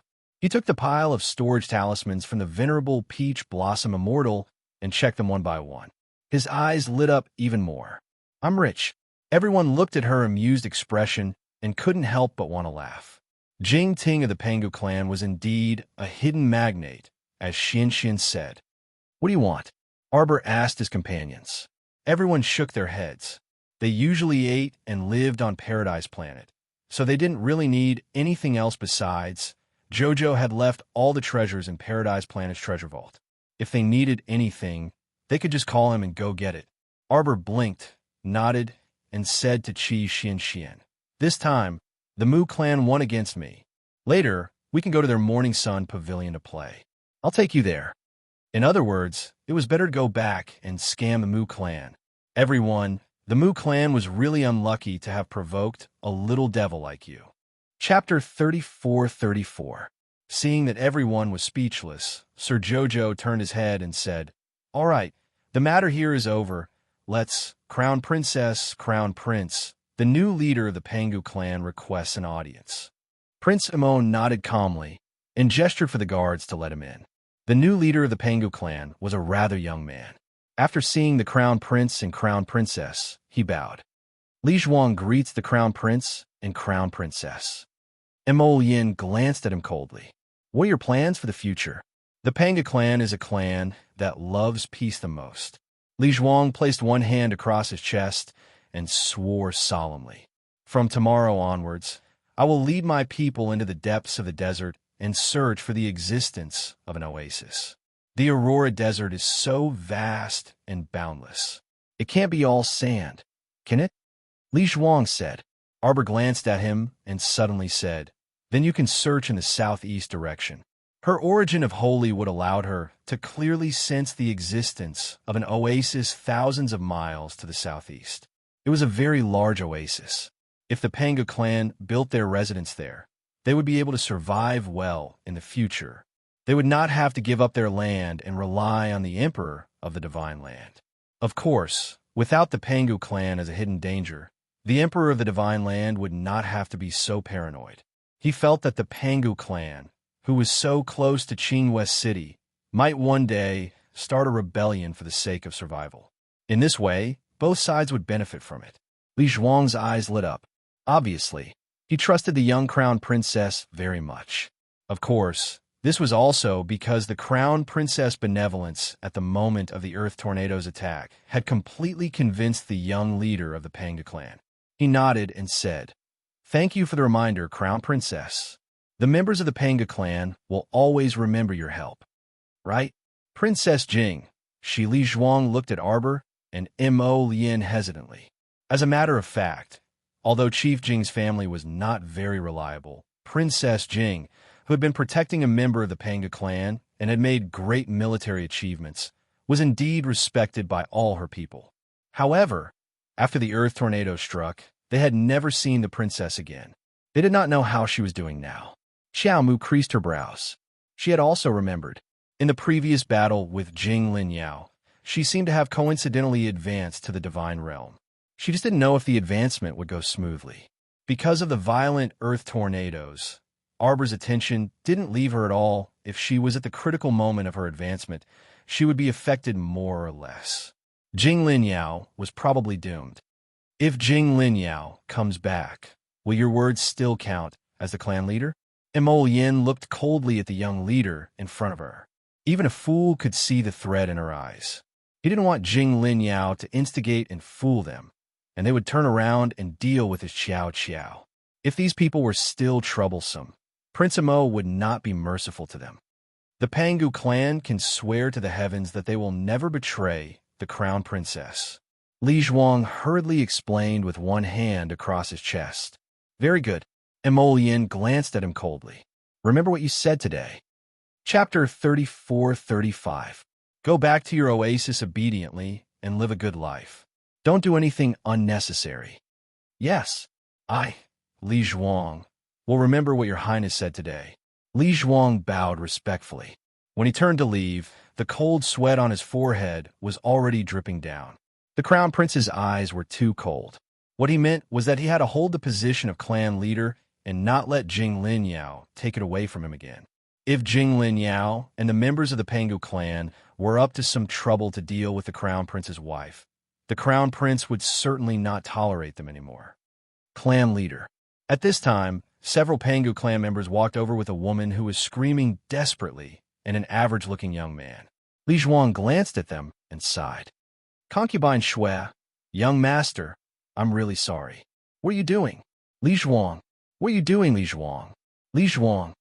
Concubine Shui shrieked and glared at him. Her eyes seemed to be spitting fire. Li Zhuang glanced at the mother and son coldly and sighed. Suddenly, he raised his voice and said, The old clan leader has passed away, and there is no one to accompany him. Concubine Shui and young master, for the sake of the former clan leader, swear to live and die with clan leader. Concubine Shui's eyes were so wide that they almost fell out of their sockets. She kept twisting her body and screaming, No, no. Who wants to accompany that dead man to hell? No, no. Li Zhuang. Let go, let go. The young man's eyes were lifeless, and his whole body trembled. He wailed in a low voice, I don't want to die, I don't want to die, I don't want to die. Li Zhuang raised his hand and ordered people to take the mother and son away and send them on their way. An old man stepped out and nodded at Li Zhuang in appreciation. Clan leader, you don't need to feel guilty. Keeping concubine Shui and young Master Jing alive is a disaster. Concubine Shui has never been a person who is willing to stay still. If she gets a chance, she will definitely implicate the clan leader in the future. The Pangu clan has been through too many hardships. The old man sighed. In the future, we will be safe and smooth. This is the wish of all the Pangu clan members. Jolin suddenly opened his eyes and jumped up from the bed. Looking around, his mind was a little muddled. What is this place? She shook her head and subconsciously held her forehead with one hand. She was in a very elegant bamboo house, and the furniture in the house looked very exquisite. There was a string of small wind chimes hanging at the door, tinkling in the wind. Arbor was the first to sense that his sister had woken up. He entered Paradise Planet and arrived at the small bamboo building behind Peach Garden Slope. She reached out and pushed the door open. There was a creak. One of the two sisters looked into the room, while the other looked back at each other. Their gazes just happened to meet. Jolin stared blankly for a while, before his eyes suddenly lit up with surprise. Sister. She stretched out her hands and stumbled over to Qiao Mu, throwing herself into Qiao Mu's embrace. She even rubbed her head against Qiao Mu's chest as she muttered, "This dream was so good. I dreamt of Big Sister again. Big Sister seems to be more beautiful than before. If Xiao San knew that I dreamt of Big Sister, he would be very jealous. Xiao San is an idiot. He wants to dream of Big Sister every time, but he can't. Ha ha ha." Chapter 34-36. Arbor was speechless as he looked down at his silly and adorable sister. He reached out a small hand and gently stroked her head.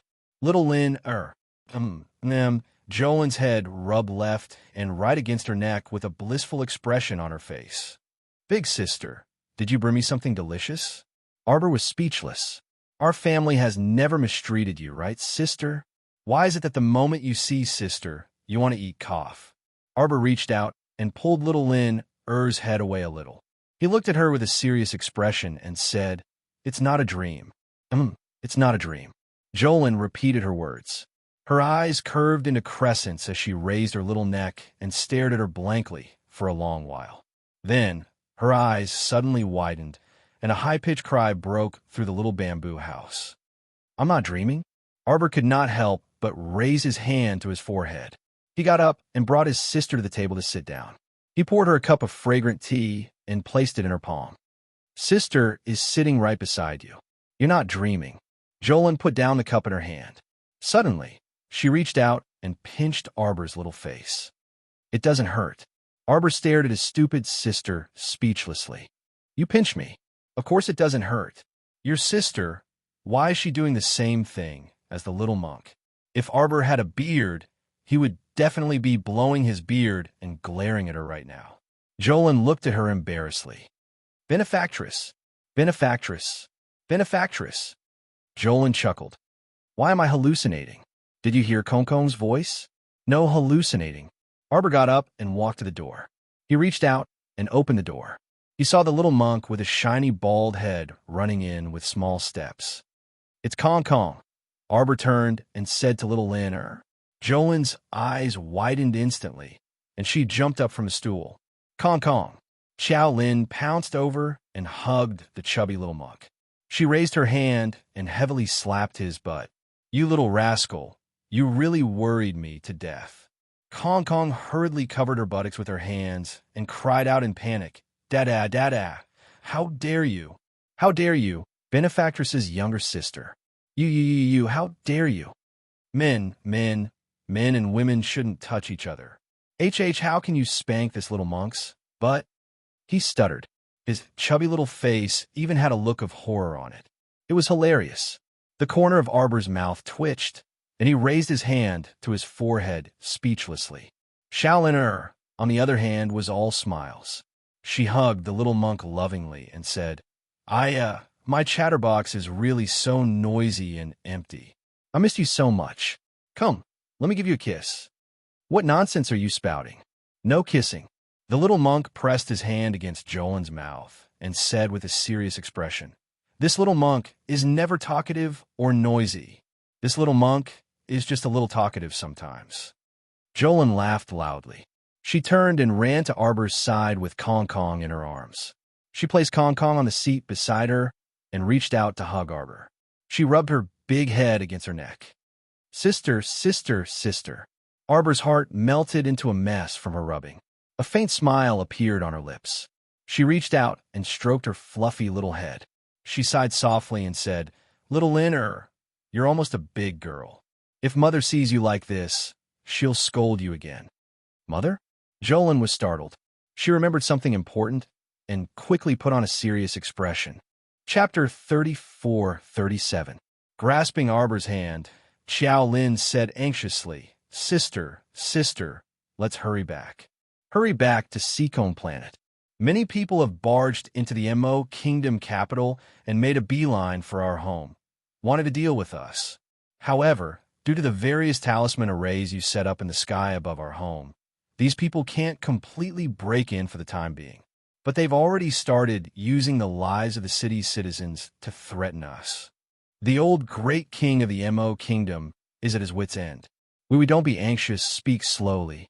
Arbor's eyes instantly turned incomparably icy, and she stroked the back of Xiao Lin-er's hand. "Sister already knows the gist of the matter. It won't take much time to go to Seacombe Planet. We can set off immediately." Arbor's indifferent voice seemed to be filled with the power to pacify people's hearts, instantly pacifying Xiao Lin-er's fretful and uneasy emotions. "Sister," Xiao Lin hurriedly said, "Really? Our trip to Seacombe Planet really won't take much time?" Why did she remember that when those black-clothed men captured her and brought her here, they seemed to have passed through a very long passageway? In that passageway, her entire body was scraped painfully by the airflow, as if she could die at any time. Just the time spent in that passageway alone felt like it had exceeded 24 hours. Arbor nodded and placed the teacup in her hand again. "You just recovered from a serious illness and need to properly recuperate. Tell sister clearly how many people have invaded the Mo Kingdom capital." "About 20-something people. The number doesn't seem to be many, but their cultivations are all very high. Every one of them is a peak great mystic cultivator." At this point, Xiao Lin's eyes revealed a faint trace of panic. "I saw them directly exterminate 3-level 10 great mystic cultivators with a raise of their hands. The Mo Kingdom capital's guards have suffered countless casualties. Sister, let's leave right now. I'm afraid that if we delay any longer, even the old great king and them won't be able to hold on." Arbor nodded. "Okay." She stood up and opened the door to the small bamboo house, leading Xiao Lin out. Seeing the sisters come out, Mo Lien, He Chun, and the others turned to look over, asking, "What are your plans now?" "Jojo, let's return to Seacombe Planet first." Mo Lien frowned. "All right, how's the situation over there? Is it serious?" Before Arbor could speak, Xiao Lin quickly nodded and said, "Brother-in-law, let's go back quickly. I'm afraid it's been a few days since I was captured. I'm worried that my parents won't be able to hold on for much longer." Once those people broke through the talisman array above the Qiao residence, the consequences would be unimaginable. Right now, with Big Sister's array formation, we can still hold on for a bit, Jolin said, but when I left, those people were already impatiently capturing people in the city to threaten your father. I'm worried that the old great king might not be able to hold on. Currently, the Mo Kingdom capital's guards were helping the Qiao family fend off the invaders. Once the old great king was forced to withdraw his troops, Jolin didn't dare to imagine the consequences. Mo Lien's eyebrows flashed with a hint of hostility. A bunch of death-seeking maniacs. They really were tired of living. Arbor walked to his side and reached out to grab his hand, saying softly, "Don't worry, we'll go back right now. Those who vainly tried to touch our family, let them pay with their lives," Arbor said indifferently, not revealing the slightest trace of anger on her face. Chapter 34-38.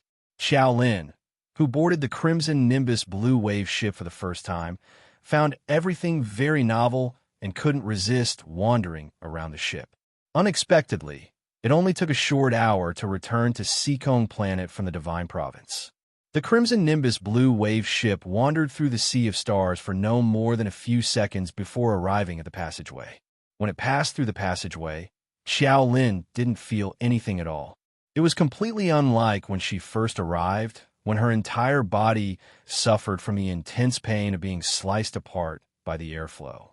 This feeling was simply too wondrous. It was as if time and space had been changed in the blink of an eye. By the time the party returned to the Mo Kingdom capital, starry night had descended, and darkness had pervaded the earth. The old Great King Mo Lei was currently in a terrible fix.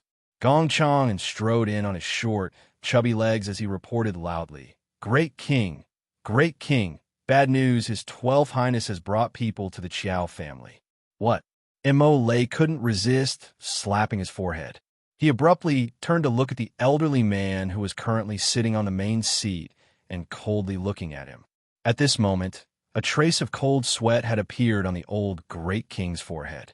Gong Chang also saw that elderly man at a glance and was so frightened that he rolled to the ground, not daring to look up with his head on the ground as he inwardly cursed. Old Senior Wu truly appeared and disappeared unpredictably. When did he come to the palace? Gong Chang didn't know that this old Senior Wu had already arrived earlier and had even finished discussing matters with Mo Lei. Due to this senior's oppression, Mo Lei had already agreed earlier that he could no longer send troops to reinforce the Chiao family from now on. Unexpectedly, Mo-12, this little rascal, actually left the palace without permission and brought people to help. Didn't they just capture this little 12 the day before yesterday? Who knew that this child would actually be so disobedient? Mo Lei cautiously cast a glance at the elderly man and cupped his hands, saying, Senior Wu. The elderly man casually waved his hand, stopping the old Great King from continuing. His eyes carried a trace of coldness as he glanced at him and said, It seems that the Great King wants to feign compliance. No, that's not it. Cold sweat broke out on Mo Lei's forehead. He stood up with an uneasy expression. Bring him here. As the cries reached his ears, a group of beautiful concubines, as well as some pale-faced princesses of different ages, were all escorted over. Royal Father, save me, Royal Father. 10th Princess Mo Lei's tear-stained face was covered with tears. Royal Father. The mother of the 9th Princess and the 10th Princess, concubine Shi, was also trembling in fear. She covered her handkerchief and sobbed. Suddenly, he was stopped by a cold reprimand that was neither loud nor soft. What are you crying for? Shut your mouths. Empress Zhao looked coldly at concubine Shi and her 2 daughters. Great King, save us. Concubine Shi had just opened her mouth when Empress Zhao raised her hand and slapped her face. I told you to shut up. Don't you understand? Shi Pin immediately kept quiet out of fear. Ha! Old Wu sneered. He raised his hand and had people drag out a young woman with a beautiful face and luxurious clothes from the group of concubines and princesses. The old Great King's heart was about to break when he saw that woman being dragged out. He looked at old Wu with a deathly pale face and repeatedly waved his hand, saying, Let's talk things over. My lord, please talk things over. It's said that this noble lady, Ying, is the Great King's most favored concubine. Old Wu chuckled coldly and indifferently waved his hand at one of his subordinates. Chapter 34-39. Noble Lady Ying didn't look sideways. She didn't even make a sound when she was pushed out by the crowd. She only stared coldly at Old Wu. Good. Old Wu smiled in praise. You have backbone. You're a woman with backbone. Although he was smiling, he couldn't hide the cold, murderous intent in his eyes. The Great King Mo stood up in a fluster and shouted at Old Wu, What do you want? We already promised you that we won't send reinforcements to the Chiao family. Why are you still capturing people? Is the Great King joking? Old Wu snorted, his gaze sweeping over the red-faced Great King Mo. Didn't this old eunuch say, just now? Did your 12th prince bring reinforcements again? 12th? How could 12th do this? Concubine, she cried out sharply. It was this consort's order. Empress Zhao coldly interrupted concubine. she's cry, and looked indifferently at old Wu. The great king is being threatened by a crafty villain like you because of our lives. But they're afraid of death, but this consort isn't. Empress Zhao stared coldly at old Wu and said with a sneer, "If you want to kill me, then do as you please. The Qiao family is the crown princess's maternal family, which means they are our MO family's in-laws. Now that our in-laws are in trouble, how can we not help them? Great king, do what you should do. Don't worry about us." "What?" Concubine, she's face instantly turned incomparably pale. She couldn't help but roar at Empress Zhao. "Queen, you don't live, but we, my Mo Shui and Mo Li are still in their prime. Can you bear to let them sacrifice their lives for the Qiao family and die in vain?" "Idiot!" Empress Zhao glared at her coldly. "Today, we were indifferent to the Qiao family's matter. In order to survive, we disregarded the Qiao family's safety. When my son returns in the future, I'm afraid you won't be able to keep your rotten life." Concubine Shi's face turned pale. Thinking of Prince Mo's methods, she was speechless and kept quiet out of fear. Mo Lei sighed. He was caught in a dilemma. This batch of experts who had invaded the Mo kingdom capital were all peak great mystic cultivators. Few people in the entire Mo kingdom capital could contend against them. Furthermore, not only did they threaten him with the concubines and princesses, but they also threatened him with the lives of some innocent commoners. In these 2 days, they had killed quite a few people on the streets of the Mo kingdom capital. The entire city had practically flowed with blood, and corpses were strewn everywhere. It wasn't that he only cared about the lives of his concubines and daughters. This also involved thousands of innocent people he had no choice but to agree not to send more troops to assist the Qiao family. He also knew that once he made this decision, the enmity between him and the little crown princess would deepen. The old great king heaved a long sigh, and his entire body slumped down on the throne. "Great king," Empress Zhao's cold voice sounded indifferently. "Just stick to your heart. There's no need to have any misgivings. Do as you wish. Do you think they'll really let us off after killing the Qiao family? Let the entire city's commoners off?"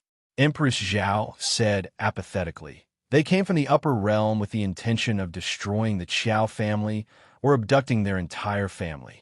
Perhaps we, the insiders, have already become their next targets to be silenced." Mo Lei's mind cleared up a little for once. Chapter 3440. An aged voice said faintly, "Great king, the queen is right. Even if we don't resist now, we can't escape death." Empress Dowager. Concubine, she wanted to wail again, but the old Empress Dowager glared at her coldly. She shrank back and didn't speak. The great king looked at his wife and daughter with teary eyes. For a moment, hundreds of thoughts ran through his mind.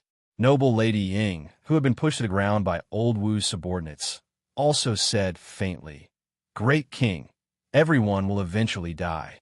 Although this concubine is a woman, this concubine isn't afraid of death. If they want to kill, let them kill.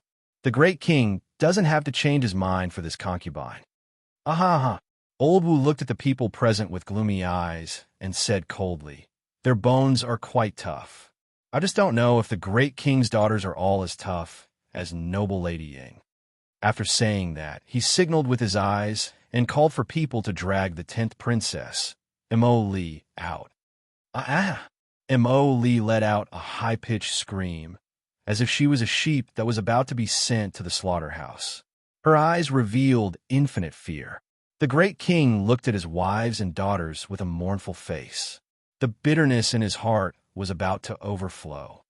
Emoli, the 8th princess, Imoyu, was about to walk out of the crowd when her mother, Su Shufei, forcefully pressed down on her arm.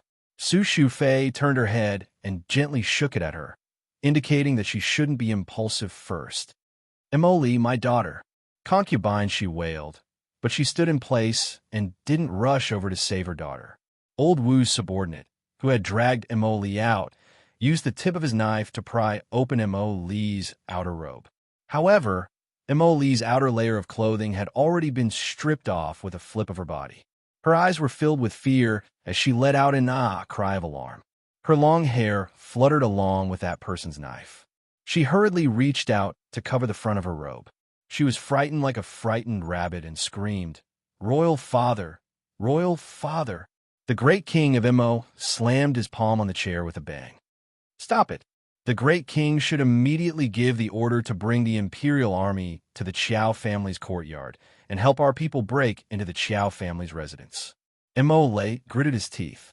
After a while, he coldly said, "In your dreams." He had given the order to let go of the Qiao family's matters, but his heart was already tormented. These people actually wanted to force him to join them and force the Qiao family? How could he do such a thing? Old Wu sneered. With a wave of his hand, Emoli's clothes fell off like snowflakes. She was so frightened that she was like a little chick that had been strangled by the neck. She let out mournful cries as she hugged her body tightly with both hands. She squatted down and curled up into a ball, trembling in fear as she kept calling out, Royal Father, save me."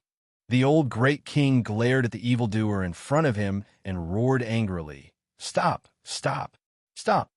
"The great king still hasn't given the order?" Old Wu said with a smile. "Your daughter is about to be naked. Looking at this figure, it seems not bad. It's just right to reward my two subordinates." The two subordinates who were making a move immediately became lustful when they heard that. They raised their hands and pinched Emoli's body. Emoli squatted on the ground with all her might to shrink herself, as if she wanted to shrink into a hole and never pop her head out again. Chapter 34:41. "That's enough," Empress Zhao scolded. "It's useless to force the great king like this. The imperial army won't do anything to the Qiao family. Even if the great king gives the order, it's useless. Not only that, the commander of the imperial army, Hui Feng, has already brought a group of people to the Qiao family." Old Wu's face suddenly darkened, and he stared coldly at Empress Zhao. This old man was very ugly, and when he stared at Empress Zhao, his inverted triangular eyes turned outward, emitting waves of cold light. It seems that the queen really doesn't want to live long.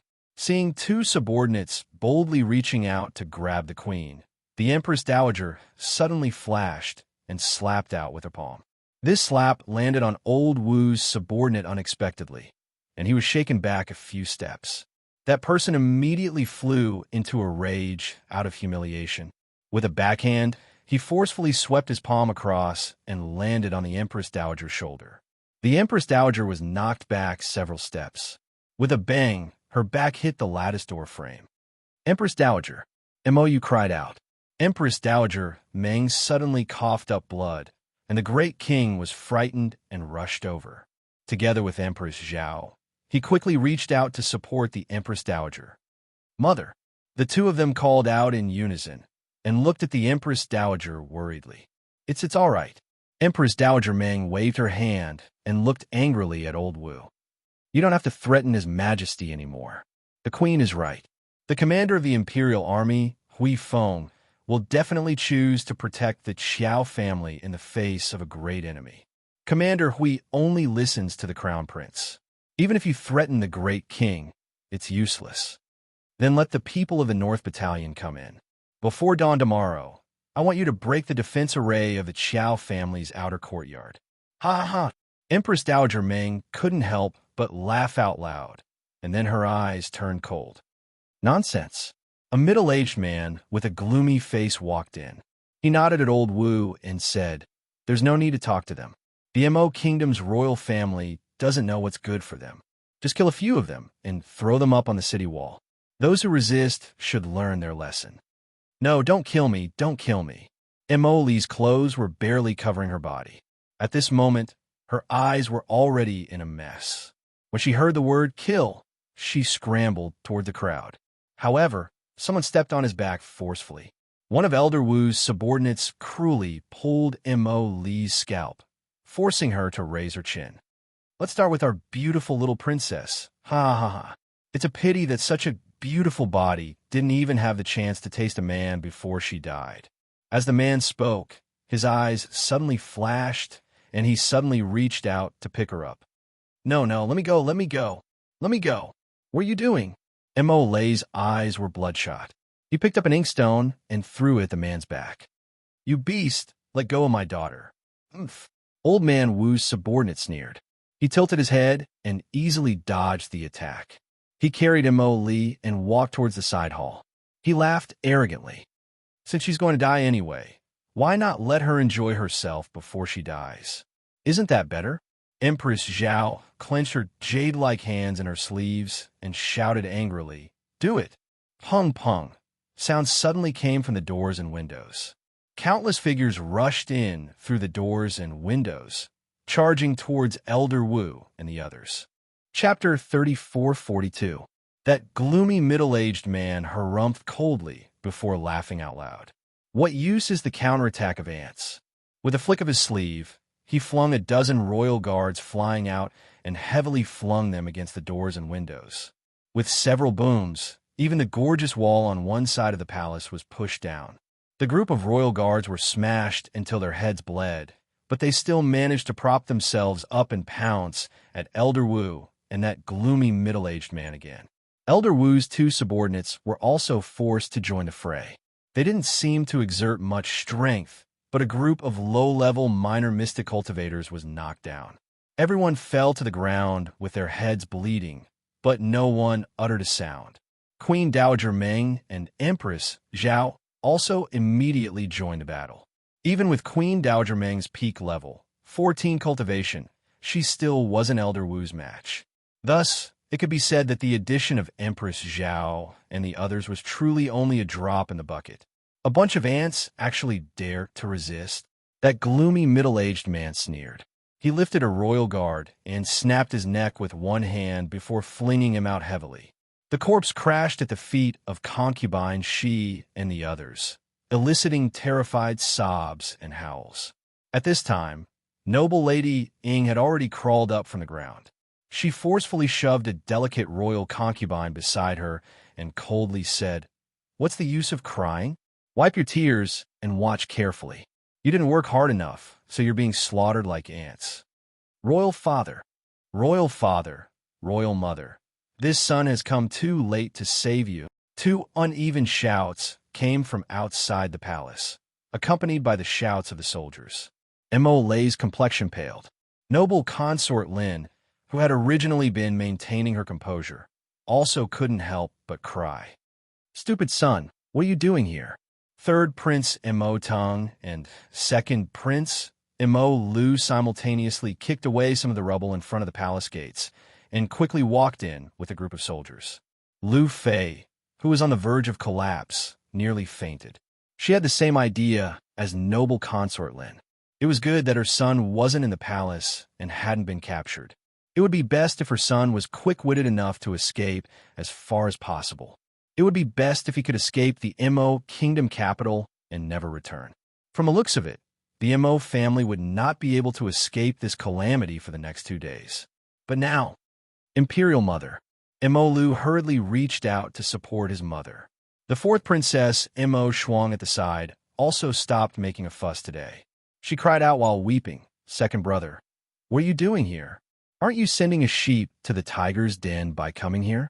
It won't help at all. Mo Lu said in a deep voice, All of you are in this palace. How can third brother and I not come? In the past, when there were no external enemies, it was fine for his own people to fight and scheme against each other. However, it was different now. Now that his entire family was in the hands of others, if they did not rush over to save them, then they would be too unworthy of being sons. At this moment, Mo Lei was already in tears. He nodded and said, Good. Today we, father and son, wife and children, mother and family, will live and die together once again. Ha ha ha! Thump thump! As they spoke, that gloomy middle-aged man, together with Elder Wu and his two subordinates, had already taken care of all the imperial guards. The group of soldiers that Mo Lu and Mo Tong had brought were also barely holding on. They retreated step by step in defeat along with the second prince and third prince's group, protecting Mo Kingdom's great king and his royal concubines as they simultaneously retreated into the main hall. Queen Dowager Meng was injured, her complexion somewhat pale. Chapter 3443. Empress Zhao gasped for breath as she reached out to support her. Grief welled up in her heart, and she couldn't help but say, "Mu, Qinxie isn't afraid of death, but it's a pity that I won't be able to see my son again before I die." Empress Dowager Ming thought of the delicate couple and couldn't help but tear up. She nodded repeatedly. "It seems that we're going to die here today. You're so young, yet you're not afraid of death. What do I, an old woman, have to fear?" Empress Dowager Ming couldn't help but sigh.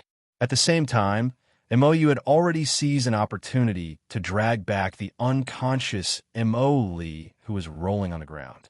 She looked back and quickly tore apart the pink curtain that had fallen to the side. She forcefully tore off 2 pieces and wrapped Mo Li's naked body. "Mo Li, Mo Li." She gently shook her twice. Mo Li suddenly opened her eyes and revealed a frightened expression. She waved her hands and screamed, "No, no, no. Don't catch me, don't catch me. Emoli, it's okay, Emoli, 8th sister."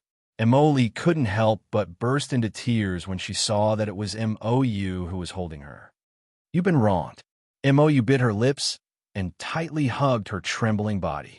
"8th sister, are we all going to die here today? Crown Prince Gidge won't come to save us, right? Crown Prince Gidge is too far away from us." Mou tightly held her hands and said, "Perhaps he hasn't received the news of our death yet. But don't be afraid. Our family is together. Even if we die, there's no need to be afraid." Emoli curled up in her arms and couldn't help but cry. She was really, really scared. At this moment, she couldn't help but blame the Qiao family in her heart. If it weren't for these people who wanted to catch the Qiao family, but couldn't break through the Qiao family's barrier and catch them, how could they cause so much trouble and harm others? Truly a group of evil spirits. In her opinion, the Qiao family should stand up themselves to prevent this disaster from continuing. If the Qiao family still had the slightest bit of conscience, they would not have allowed these evil people to barge into the palace and threaten their royal family while they hid in their turtle shell like nothing had happened. Mou helped Mo Li, who was wrapped in a curtain, to sit down at the side. He didn't know that this 10th sister already hated the entire Qiao family. Concubine, she hurriedly walked over and reached out to support her daughter. However, before her fingers could even touch Mo Li's arm, Mo Li swung her hand away. Concubine, she looked with astonishment at her daughter, who had a frosty expression. For a moment, she was speechless. Mo Li glared at Concubine, she with resentment. Don't think that she didn't see it just now. When she was caught by that lecher and was about to take her away, her mother didn't dare to come out to save her at all. She just blindly hid in the crowd. Her courage was even less than Empress Zhao's. At the most critical moment, Empress Zhao, who had always been strict with this group of concubine daughters, came out to save her. However, her biological mother couldn't help at all. Emoli just now, Mufei was concubine, she's lips trembled and she couldn't speak. What should she say? Should she say that she didn't dare to save her daughter because of the situation? Or should she say that she was afraid and couldn't wait to hide? How could she care about her daughter's life and death? Emoli turned and walked behind Empress Dowager Ming and Empress Zhao. Chapter 3444. She was almost disdainful of Concubine she. Concubine, she looked at such a cold daughter and sobbed. 9th Princess Mo Shui helped her to the side. In a flash, everyone was forced to a corner of the inner hall. The concubines kept sobbing, but they didn't dare to cry out loud. Mo Lei, Empress Dowager Ming, and Empress Zhao stood side by side. In front of them was a group of guards who were forced to retreat. Bang! The gloomy middle-aged man killed a young guard and threw his body in front of the screaming concubines. Achieving the desired effect, the gloomy middle-aged man smiled and looked coldly at Mo Lei and the others. He said in a cold voice, "You want to do this the hard way.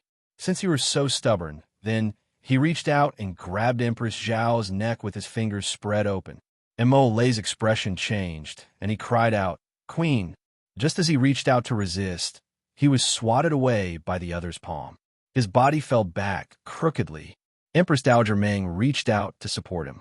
She took a breath and sent out a burst of mystic energy towards that person's hands. She tried to save Empress Xiao, but at this moment, Old Wu suddenly attacked. He punched Empress Dowager Meng's right hand. Everyone heard the sound of the Empress Dowager's arm breaking. In an instant, Empress Dowager Meng's right arm fell down. Empress Dowager! Empress Dowager! Mother Empress! Everyone cried out involuntarily in fear. The group of young guards were even more fearless as they pounced forward, wanting to stop the violent Old Wu. However, to Old Wu, these people were nothing more than a group of insignificant dust particles. Old Wu roared, Mantis trying to stop a chariot. He kicked away a young guard who was hugging his leg. The child was kicked away and hit a pillar heavily. He spat out a mouthful of blood. Old Wu grabbed Empress Dowager Meng's injured hand and squeezed it tightly. The Empress Dowager's face was pale and cold sweat poured down, but she didn't even make a sound. She just looked at him coldly. Today, if I die, the entire Mo kingdom will die. It doesn't matter if everyone dies, but in the future, our fate will be the fate of your entire family. Empress Dowager Meng's eyes were like a pair of cold souls under the ice and snow. It was so cold that Senior Wu couldn't help but shiver. Old Wu sneered and grabbed Empress Dowager Meng by the neck. Is that so? If I kill all of you, who will know in the future that it was us who did it? Do you think the Crown Prince of the Divine Land knows what happened today? Ha ha! He laughed complacently, his voice filled with killing intent. I didn't know that you bunch of rascals actually dared to come to the Lower Star region to show off your might. In the Divine Land, with your cultivation, what can you be called? Coming to the Lower Star region of the Seekong Star region, you sure showed off your might. You really opened my eyes. A cold voice came from outside the dilapidated palace. Even the voice seemed to be covered with a layer of cold, murderous intent. Frost fell on the ground. It was as if the temperature of the entire area dropped a lot in an instant. Old Wu's hand, which was holding Empress Dowager Meng's hand, twitched slightly. He turned around abruptly and saw a tall figure against the light striding into the ruins of the palace. Just 4 level 10 spiritual masters coming to the Lower Star region to show off their might. Chapter 3445. Your family should be very proud of you, right? Mo Yin walked into the hall with his hands behind his back, looking at these people with a spurious smile. It was as if he wasn't angry at all. His gaze didn't even linger on Empress Dowager Meng and Empress Xiao for even half a second. He was completely focused on Elder Wu and the gloomy middle-aged man. Elder Wu's hand trembled, and his grip on Empress Dowager Meng's neck tightened. Don't come over. He suddenly sensed that his life was in great danger, and his entire body couldn't help but tremble slightly. It was a very strange feeling. He clearly didn't know the young man in front of him, and there didn't seem to be any powerful energy fluctuations coming from this young man, but he felt extreme fear, extreme fear. Hui Feng. Yes, Your Highness. Hui Feng answered with a grave expression as he walked quickly to Mo Lien and lowered his head slightly.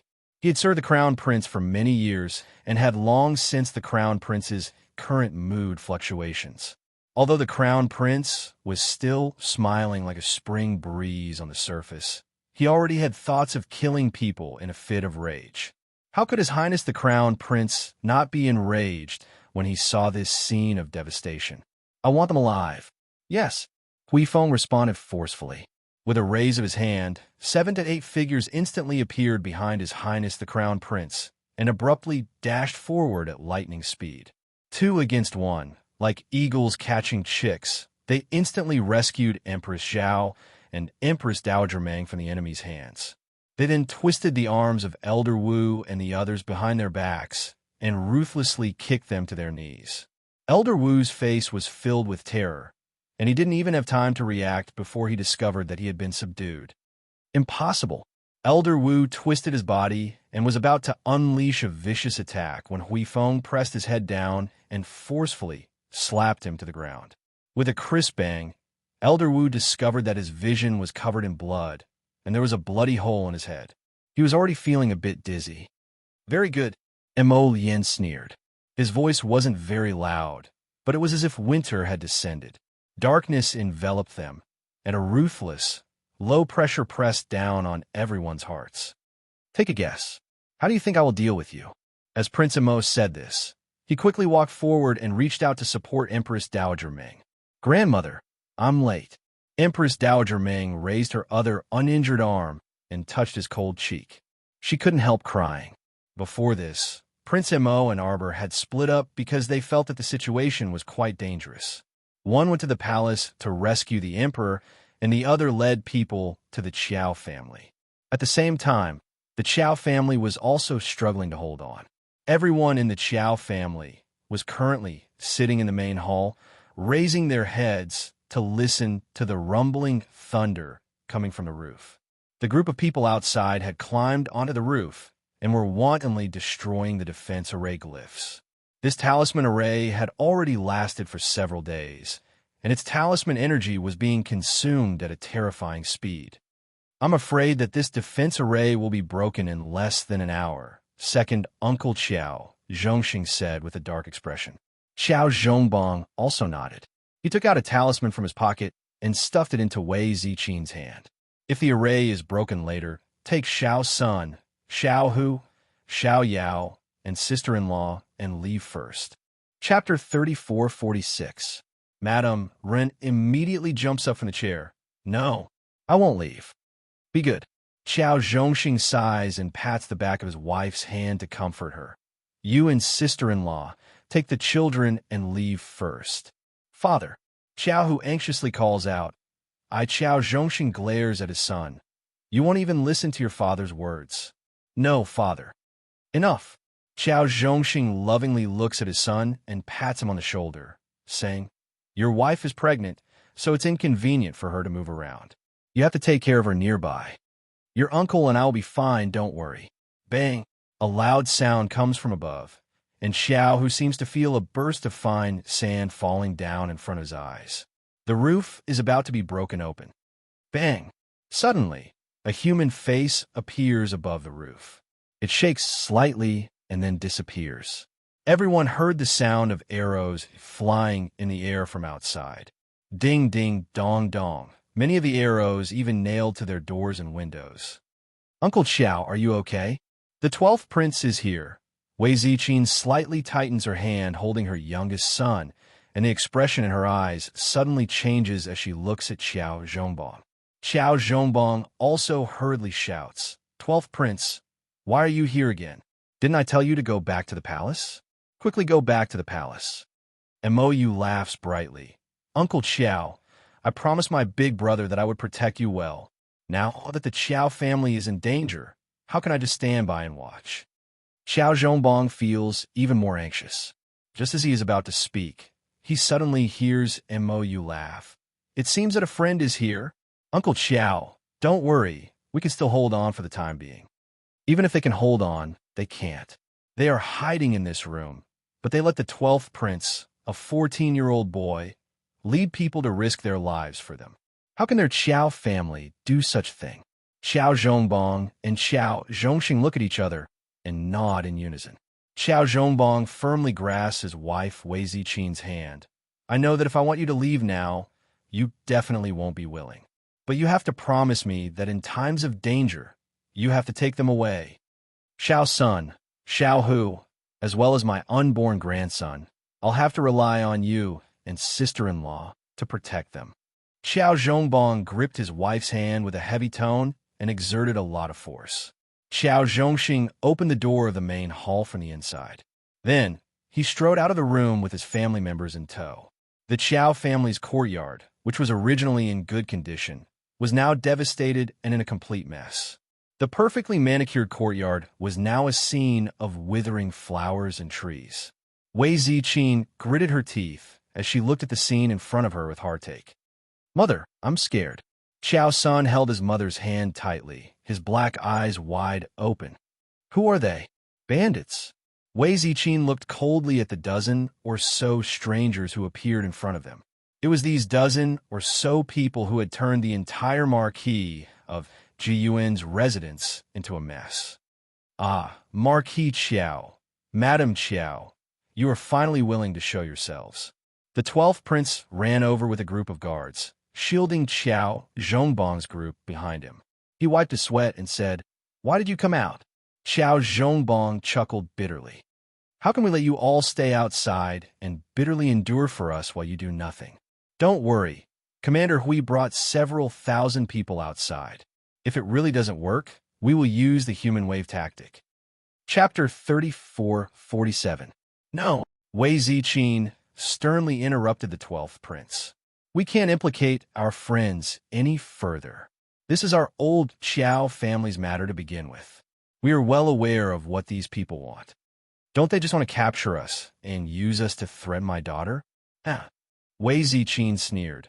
Although I'm just a woman, I'm not afraid of death. As she said this, she secretly stuffed the transportation talisman into Madame Ne Ren's hands. Madame Ne Ren's entire body stiffened. She only felt that the hand Wei Ziqin was holding her hand was frighteningly hot. Sister-in-law wanted to share life and death with Big Brother. She wanted her to take the children and run first.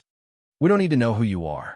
Wei Ziqin gazed coldly at the dozen or so experts in front of her and said indifferently, "You only need to remember one thing. However we die today, you and your families will definitely be 100 times, 1,000 times, 10,000 times more miserable than us in the future." Shut up. The middle-aged man in the lead shouted furiously. He raised his hand and swept it at Wei Ziqin's face. Suddenly, a figure flew up, his arms crossed in front of his chest as he forcefully received that middle-aged man's palm strike. His feet dragged against the ground as he retreated several steps, a wisp of blood flowing out of his mouth. Little Sixth Zhang. Imoyu was alarmed, and he quickly rushed up to hold his arm. "Are you all right? Little Sixth, Little Sixth." Huge Bear Squad's Captain Gao led a group of people over and surrounded him. Everyone scrambled to support him, but they saw that Sixth Young Master Zhang's eyes were resolute. Although his injuries weren't light, he still shook his head at them to indicate that he was fine. Wei Ziqin's heart rose high. Her hands tightly clenched into fists, and she pursed her lips as she stared unblinkingly at the other party's leader. That was a middle-aged man who looked no more than 40 years old. There wasn't a bit of stubble on his face, and his appearance was rather ordinary. However, his eyes appeared especially sharp. "Huh," Miao Rengue sneered. He folded his arms and calmly looked at this group of weak ants in front of him. "You should know that even if you rushed over, you would only be courting death." Qiao Sun saw his sinister eyes and suddenly shouted, "It's you! You capture my second sister. Where did you take my second sister?" Previously, in order to protect her son, Wei Ziqin had already pushed her son behind her. Now that Qiao Sun rushed out, Madame Ren quickly held him down. Madame Ren dragged Qiao Sun into her arms and hugged him tightly. She looked warily at the middle-aged man who looked impatient and was about to flare up. "You mean that little girl?" Miao Rengue chuckled. "I didn't catch that little girl. That little girl from your family is most likely no longer on Seacombe Planet right now. Don't worry. She will die a worse death than any of you." Miao Rengue laughed. He seemed to be very interested in looking at the group of ants in front of him. His face was filled with anger, and he revealed an expression that said he wanted to die but couldn't. This gave him a great sense of accomplishment. In the land of the divine god, he might not have the highest cultivation level.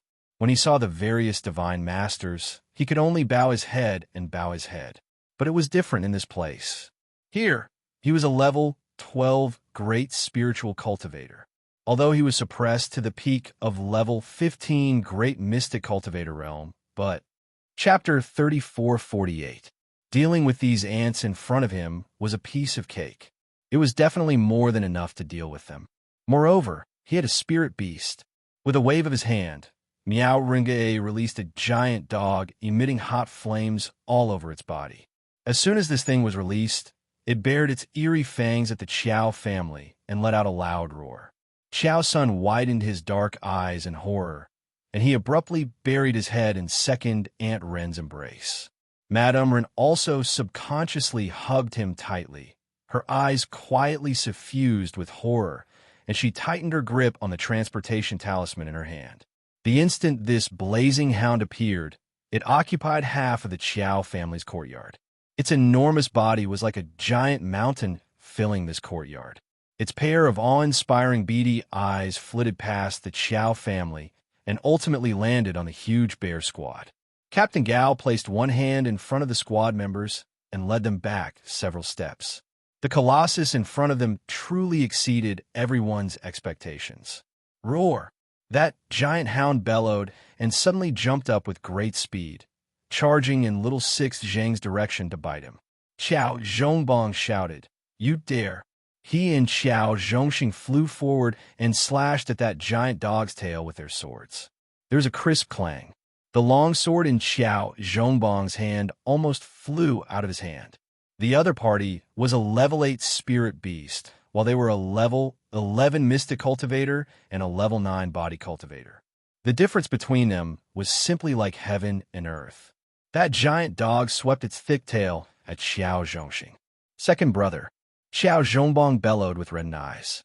Faster than words could tell, Moyu's tall and straight figure charged forward, grabbing second Uncle Qiao and forcefully kicking him out.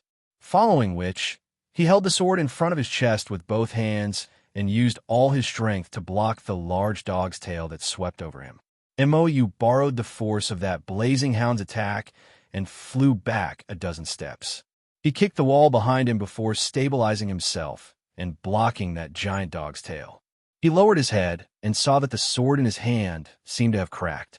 With a twist of his body, he came out from under the giant dog's tail. He threw away the long sword in his hand and took out another sword from his inner world.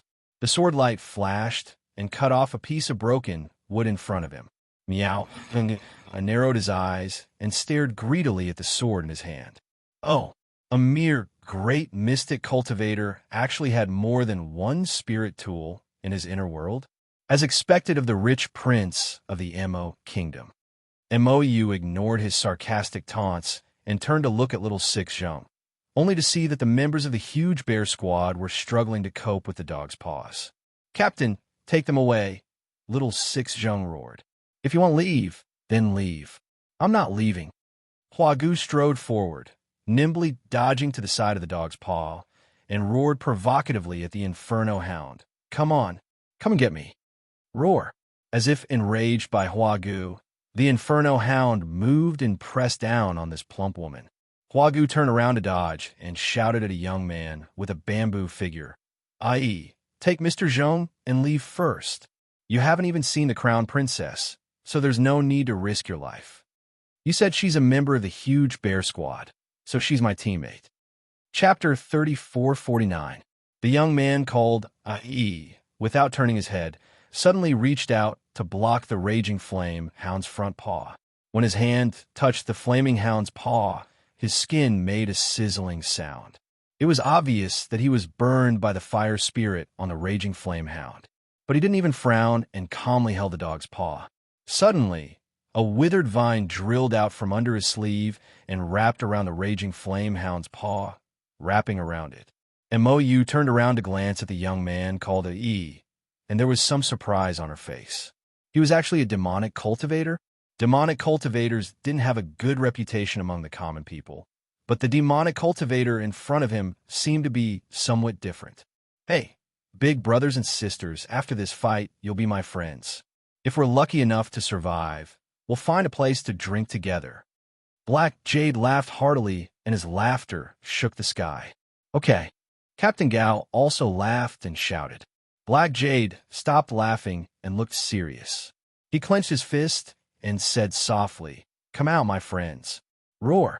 After a roar, in the small courtyard, a giant beast with a dragon head and a lion body suddenly appeared. Its roar shook the sky and everyone was stunned. The courtyard, which was already crowded, was now filled by this giant beast with a dragon head and a lion body. It seemed even more narrow and cramped. Meow narrowed his eyes and cried out involuntarily, "Dragon Lion? Isn't this the 9th level spirit beast, Dragon Lion? How could someone in a lower star field have contracted an existence like Dragon Lion? What kind of super joke was this?" Meow and Gui's small eyes looked coldly at the 12th prince. "Little Lion, no need to be polite. Today, I'll allow you to kill and eat to your heart's content." Black Jade's eyes narrowed coldly as he patted Dragon Lion's huge leg and said softly, "Roar." Dragon Lion suddenly started running, and the ground rumbled under its feet. As it ran, it shook off many flowers and trees in its way and rushed to the front of the raging flame hound in an instant. With half of its body, it smashed into the hound's rear end. Oh, the Inferno hound howled in pain as its entire body was smashed far away. It turned its head and fiercely collided with the giant dragon lion once more. A loud noise came from above the courtyard. Flames sprayed everywhere, accompanied by Longshire's roar, and the two giant beasts instantly clashed. Meow Rengue couldn't help but feel exasperated. "What are you all waiting for? Hurry up and capture all the Qiao family members. When Old Wu and the others from the palace come back, we will have helpers." 17 to 18 figures instantly dashed towards the Qiao clan members. Qiao Zhongbong bit his finger and suddenly spilled the blood. Suddenly, dozens of blue talismans appeared around Qiao Zhongxing and the others and circled around them. After all the blue talismans were soaked in blood, they suddenly opened, and a dazzling light burst out. Boom! The two Xiozha who had jumped up were suddenly pushed back by a huge force. They stared in surprise. Defensive glyph array? Miao Rengui's face twisted with anger. These Qiao family members were quite hateful. They were obviously some small ants, but the glyph array in their hands seemed to be endless. Every time he thought that he would be able to capture their entire family in one fell swoop, they would always give him some inexplicable trouble. Chapter 3450. So what if it's a defensive talisman array? I don't believe that with so many of you, you can't break a tiny defensive talisman array. Hurry and go. Miao Rengue shouted anxiously. Those cultivators from a divine province were originally around level 10 spiritual masters, but after coming to the lower star domain, their realms were suppressed to the peak of level 15 great mystic cultivator realm. But even so, dealing with these ant-like members of the Qiao family in front of them was still a piece of cake in their eyes. However, they didn't expect that once they made a move, the situation would always be very different from what they expected.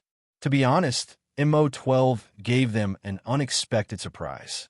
Next, Little Six Zheng and the others also summoned their mystic beasts and spirit beasts one after another. The entire small courtyard already couldn't accommodate so many people. The four walls were trampled to the ground by the irascible beasts. The marquee of Jiuen's estate became a battlefield for the battle beasts. Only the sound of the wind could be heard everywhere, accompanied by beast roars and fighting. Miao Rengue stared in displeasure at the members of the Qiao family surrounded by the defensive talisman array and shouted angrily. Capture the others first before he could finish speaking. Qiao Zhongbong flew out of the defensive talisman array. Another faint light circled around his palm, and 60 blue talismans once again formed a defensive talisman array, rapidly enveloping Little Sixth Zheng and the others. Damn it! Miao Rengue bellowed. Don't let them shrink back into their turtle shells. Kill! More than a dozen of Miao Rengue's subordinates simultaneously rushed up and slapped their palms on the two defensive talisman arrays. Madame Ne Rin tightly hugged Qiao Sun in her arms and pulled him back a few steps. Little Sixth Zheng and the others moved very quickly. After being enveloped by the defensive talisman array, they attacked Miao Rengue's subordinates from time to time. Relying on the protection of the defensive talisman array, Miao Rengue's subordinates were ambushed several times. Among them, a fatty wearing a headscarf was swept in the abdomen by a withered vine released by Ai, and he was almost stabbed by Captain Gao's sword. Fortunately, he was quick-witted and retreated several steps, thus avoiding another withered vine attack that Ai threw at him. Looking down, he saw that the clothes on his abdomen had already been cut open by the sword Qi. But with Captain Gao's strength, it would be difficult for him to hurt this profound realm level 15 expert. The fatty jumped up furiously as if he had been stabbed in the buttocks. Cursing, he took out a giant hammer from his inner world and smashed it at the defense rune array in front of him. Bang! Bang! It was as if he had not expected the defensive array glyphs to be so sturdy and unbreakable. The fatty roared and rubbed his fists, ready to fight against the defensive rune array. Little Sixth Zheng and the others made use of the defensive array glyphs to launch several attacks at Fatty and the others, but they were slapped back every time. If it weren't for the defensive array glyphs protecting them, they would have been injured long ago. Little Sixth, be careful. Huagu pulled Little Sixth Zheng's arm and kicked that Fatty's left leg. This time, when he kicked out through the defense array glyphs, it was like kicking an iron plate. Huagu hurriedly bent down and stroked her leg, rubbing it back and forth to reduce the pain. Huagu, how are you? Captain Gao called out anxiously. Don't worry, I won't die. This defensive array glyphs is about to be broken, Little Six Zheng said with a cold expression. Judging from the current strength of the attacks, in less than 5 minutes. Chapter 3451. The defensive array surrounding them was about to be broken. This naturally wasn't a good thing. Once the defensive talisman array was broken, they would be no different from little chicks. No matter how Miao Ringui's group fought, they wouldn't be able to resist. Sixth young master, Zheng, exchanged glances with Captain Gao and the others before taking a deep breath. A voice kept circling in Little Sixth Zheng's mind. No matter what, I have to escort the Qiao family out with my life. If something happens to the Qiao family, the little girl will definitely be very sad. Thinking up to this point, their hearts couldn't help but tighten. Little Sixth, Huagu cried out in alarm. Little Sixth Zheng flew out of the defensive talisman array and clenched his fists tightly. His whole body suddenly erupted with a terrifying force, and he abruptly charged in the Fatty's direction. Little Six, Huagu cried out in alarm. Looking at Little Six's posture, it seemed like he was going to fight someone to the death. Everyone widened their eyes as they looked in Little Sixth Zheng's direction. They saw him fly up and deliver a powerful blow with both fists, directly blasting the fat man across from him. Even a punk like you wants to, before that fat man could finish his disdainful words, he suddenly felt a chill in his abdomen. He looked down and saw that Little Six Zheng had stabbed a dagger into his abdomen at an extremely fast speed. Following his hand gesture, he twisted and spun. With a ripping sound, a huge gash appeared on the fat man's abdomen, and blood gushed out. You! The fat man widened his eyes in shock. Using his last breath, he landed a punch on Little Sixth Zheng's shoulder. Everyone could clearly hear the sound of bones cracking. Little Sixth Zheng's bones were fractured by this fat man. Everyone widened their eyes in alarm.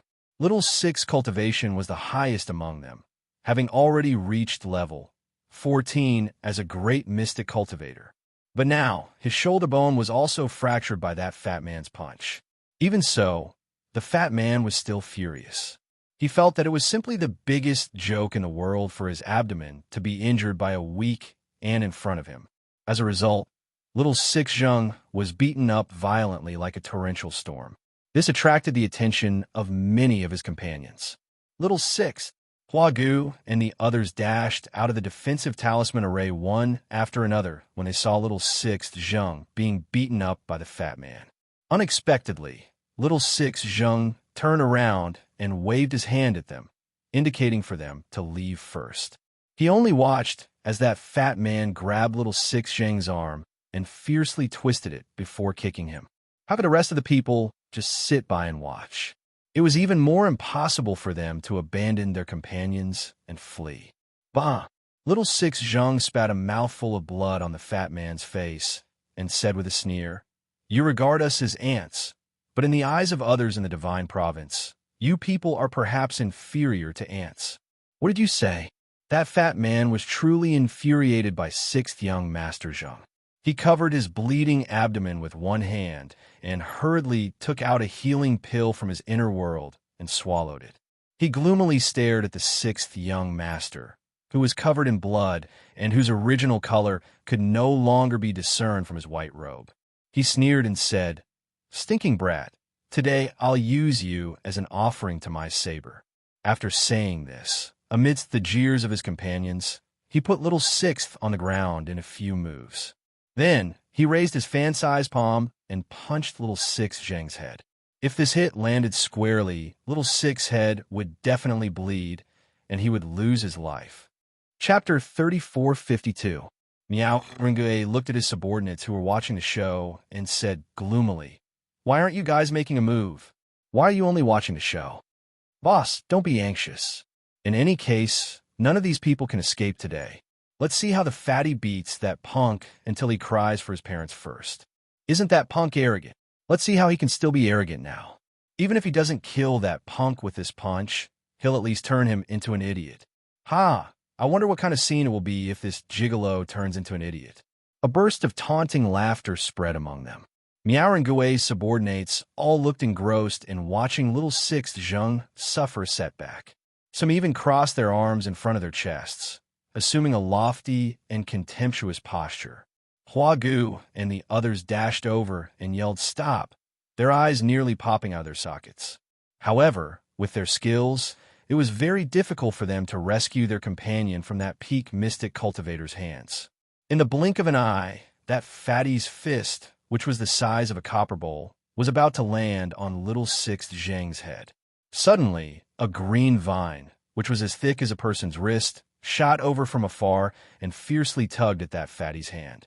It directly coiled around his fat wrist 3 to 4 times and pulled tightly. The fatty instantly narrowed his eyes from the pain, feeling like his wrist was about to be broken in that instant. The pulling force was so great that he forgot to scream for a moment. Instead, he dazedly turned his head and looked in the direction the green vine extended. Everyone followed his gaze and looked over, only to see a plain-colored figure as white as snow arrive in front of them in the blink of an eye at an extremely fast speed. As fast as a bolt of lightning. It was only a fleeting glimpse. This person, who was pure and unadorned, had a frosty expression on her face as she coldly gazed at them, as if she was looking at a group of corpses. That expression made everyone unable to help but shiver slightly. They looked at her with a somewhat hesitant expression and subconsciously took a few steps back. "Sister? Sister. It's sister." Xiao San's exclamation broke the silence. Everyone stared blankly at the little girl with a cold expression standing above the ruins. She just stood there quietly without making a sound. Her eyes were as cold as water as she looked at everyone. For a long time, she didn't say a single word. However, just by standing there like that, the killing intent and evil aura all over their bodies swept toward them like waves that splashed the sky. Miao Ringue couldn't help but tremble slightly. His eyes narrowed as he stared at the little girl. "Who are you?" He purposely used a very gentle tone to spit out these 4 words. It was as if as long as he calmly asked, the fear in his heart would be extinguished. However, what answered him was a green vine that suddenly shot out and viciously whipped him in the face. "Pa!" The burning vine whip landed on Miao Ringue's old face. He was so shocked that he couldn't help but tremble and jump up. It was just a reflexive action. After he jumped up, he realized that his actions were as hilarious as a clown's. His hand trembled slightly as he reached out to touch the bloodstains on his face. Miao Rengu couldn't help but roar angrily. "Stupid girl! How dare you! Pa! Pa!" Chapter 3453. One after another, the vine whip landed on his old face, body, neck, and head again and again. Miao Rengue didn't even have a chance to breathe. Everyone stared at the scene in front of them, dumbfounded. The little girl didn't say a word. She just swung the vine whip in her hand and hit Miao Rengue's face again and again. Seeing this, Miao Rengue's subordinates were all shocked. They couldn't help but quietly retreat in all directions. "You little ants, where do you think you're going?" The peony fairy smiled and flashed to the front of the fat man. She stretched out her finger and poked the back of his head, giggling. The bell-like laughter inexplicably made the fat man tremble.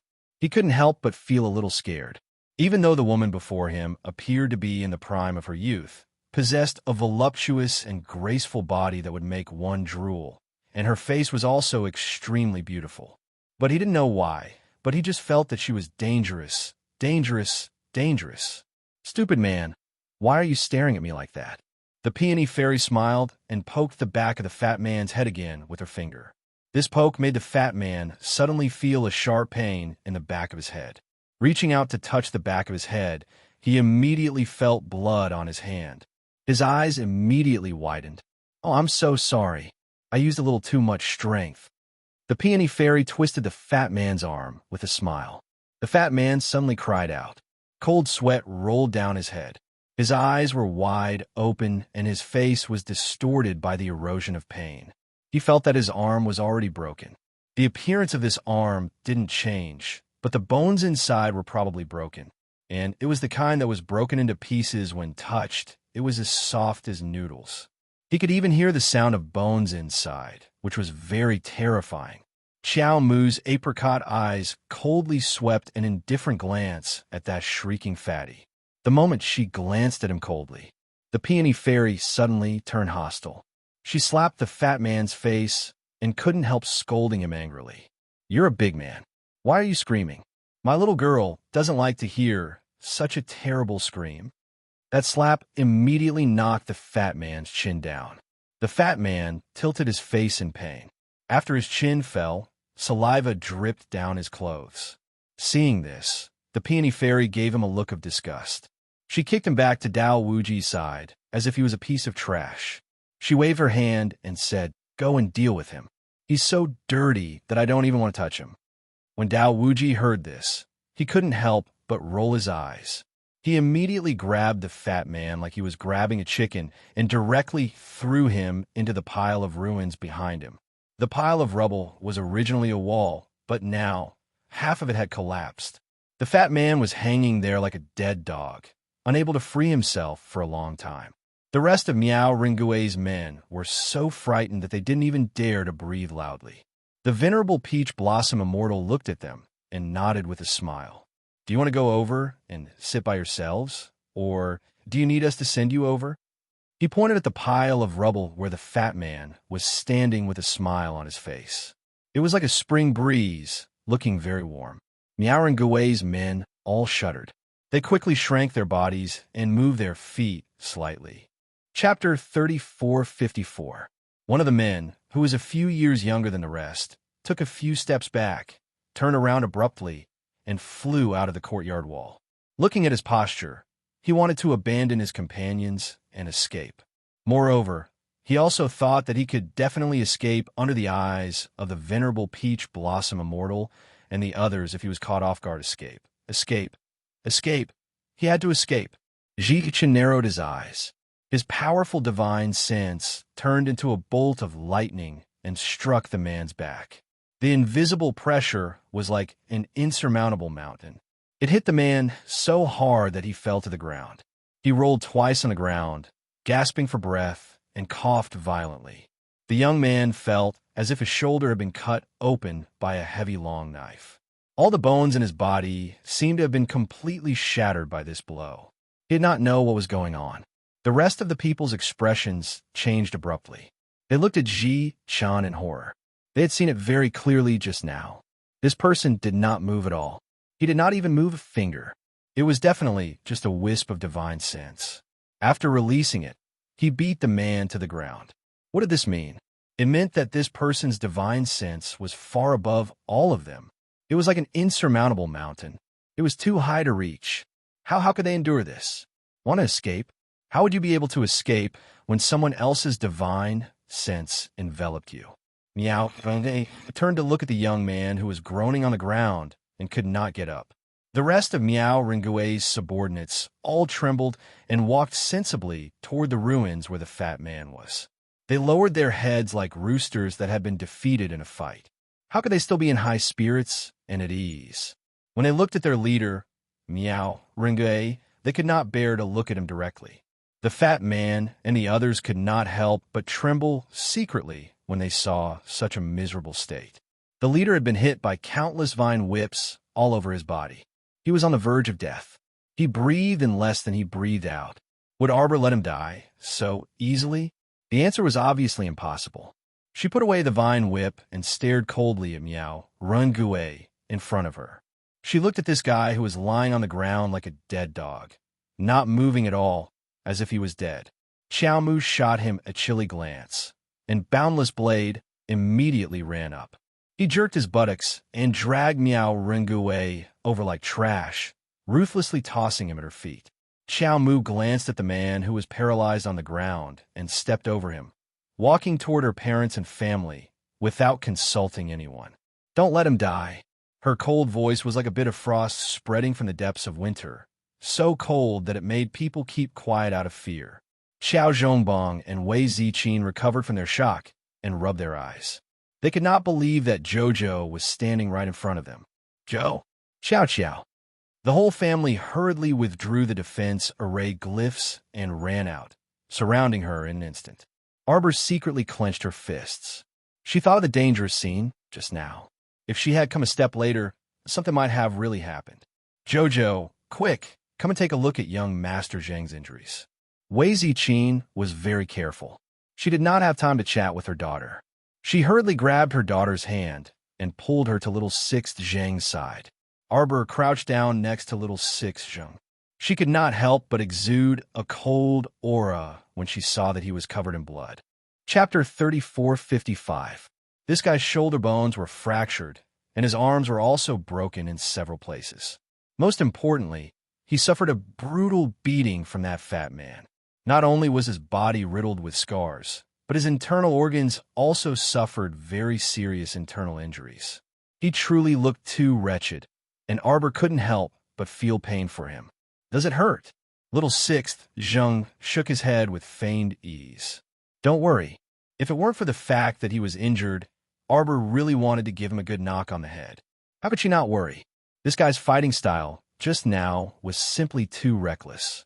It was completely a desperate stance of harming the enemy at the cost of his own life. Her needles were very swift, and she only needed to insert a few needles to stop the bleeding. She then took out a medicine bottle from her inner world and poured out a pill for him to swallow before saying, "The injuries to your internal organs can't be healed in a short period of time." As she spoke, she had already perfectly connected his broken bones, carefully applied ointment, and fixed them with a splint. This tendon-rupturing, bone-mending ointment can't touch water for 2 hours after it's applied. It can be removed after 2 hours. If you can move your arms perfectly fine, that means there aren't any major problems. If it still feels swollen and sore, then you have to tell me immediately. We still have to apply the ointment again. Little Six Zheng was somewhat lost in thought as he gazed at the little stoic girl prattling endlessly in front of him. It seemed like they hadn't seen each other for too long. At first, he thought it was his misconception and kept feeling that the little girl in front of him was unreal. But now, after listening to her endlessly instructing him, she raised her hand to poke his forehead. Only then did Sixth Young Master Zheng return to his senses and smile at her. "I'm very happy that you can come back, Jojo. I'm also very happy to see you guys again." Little Sixth, Captain Gao, Flower Mushroom, seeing that little Sixth's life was no longer in danger, Wei Ziqin completely relaxed. Feeling that her heart was still pounding nonstop like a drum, Wei Ziqin reproached him. "Little Sixth, you really scared your Annie Wei to death just now. When this child was fighting with that fat man, he truly didn't even care about his life. If Jojo hadn't arrived in time, the consequences would have been too horrible to contemplate. I'm fine anyway."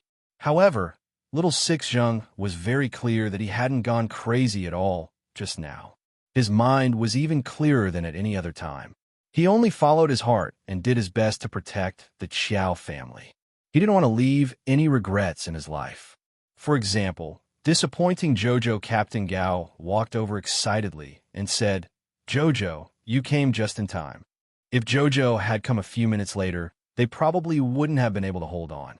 At this moment, they saw that the group of people who were originally bullying them were as obedient as quails, huddling in a corner and not daring to move or make a sound. Everyone felt an inexplicable sense of pleasure. Arbor nodded at the members of the huge bear squad. Her gaze swept past them one by one before finally landing on the demonic cultivator, Ai, and her eyes lit up slightly. The members of the giant bear squad had gathered. Her eyes were so bright that everyone noticed that she was a little strange. Logically speaking, it should be the first time the little girl had met Ai and the others, but that gaze. It felt like they had known each other for a long time. Captain Gao touched his nose, but he didn't say anything. He put his strange thoughts aside. Chapter 3456. He had interacted with the little girl many times and was used to her strange attitude, so he did not find it strange at all. On the other hand, Ai and the others looked at the little girl curiously. Although they felt strange, they did not say anything. Mother! Arbor released Xiao Lin with a wave of her hand and let the little girl run to her parents. Wei Ziqin, Qiao Zhongbong, and the others were pleasantly surprised. They did not expect that when their eldest daughter came back, she also brought back their youngest daughter whom they had been worried about these past few days. Lin, are you all right? Are you hurt? The family asked all at once. I'm fine. Xiao Lin waved her little hand, and a few drops of tears flashed in her eyes. She said emotionally, I was taken to the divine continent by them. It was sister who saved me. Sister and brother-in-law rushed back as soon as they knew that everyone was in danger. So that was it. Wei Ziqin and the others were enlightened. They were still wondering how Jojo could come back so timely. It turned out that he met Xiao Lin. Little Mo is back too? Xiao Zhongbong smiled. Really? Mo heard and quickly ran over to ask, Where's my big brother? Arbor's gaze fell on the child. Compared to more than a year ago, Xiaoyu had grown much taller, and his little face had lost its former naivety. He looked much more mature than before. She could not help but reach out and pat his head. Your big brother has already rushed to the palace. I'm sorry to have frightened you. Eldest sister-in-law, I'm fine, Mou quickly exclaimed. He was really not injured just now. He was just shocked when he saw Xiao Luer injured. This time, it's all thanks to you, Commander Hui, and young General He Tian who came to rescue us. Wei Ziqin said with emotion. I wonder how the situation in the palace is now. Mother, don't worry. With Lien here, nothing will happen. Arbor comforted them and turned his head to look at Miao Rengue, who was forced to kneel on the side. His eyes suddenly became dangerous. When Dao Wuji saw the little girl looking at him, he hurriedly dragged Miao Rengue as if he was dragging a bag of trash and threw him in front of the little girl. He clapped his hands and said with a smile, I thought these people had 3 heads and 6 arms, but when I looked carefully, there was nothing. TSK, they are really bold. They actually dared to come to this little girl's maiden home to cause trouble. Benefactress, why don't you release this little monk? This little monk hasn't seen your mother for a long time. Let me see them. She couldn't deal with the little monk's repeated female benefactor is your mother, and female benefactor is your father. Arbor only felt that this little fellow was too long-winded and kept on shouting.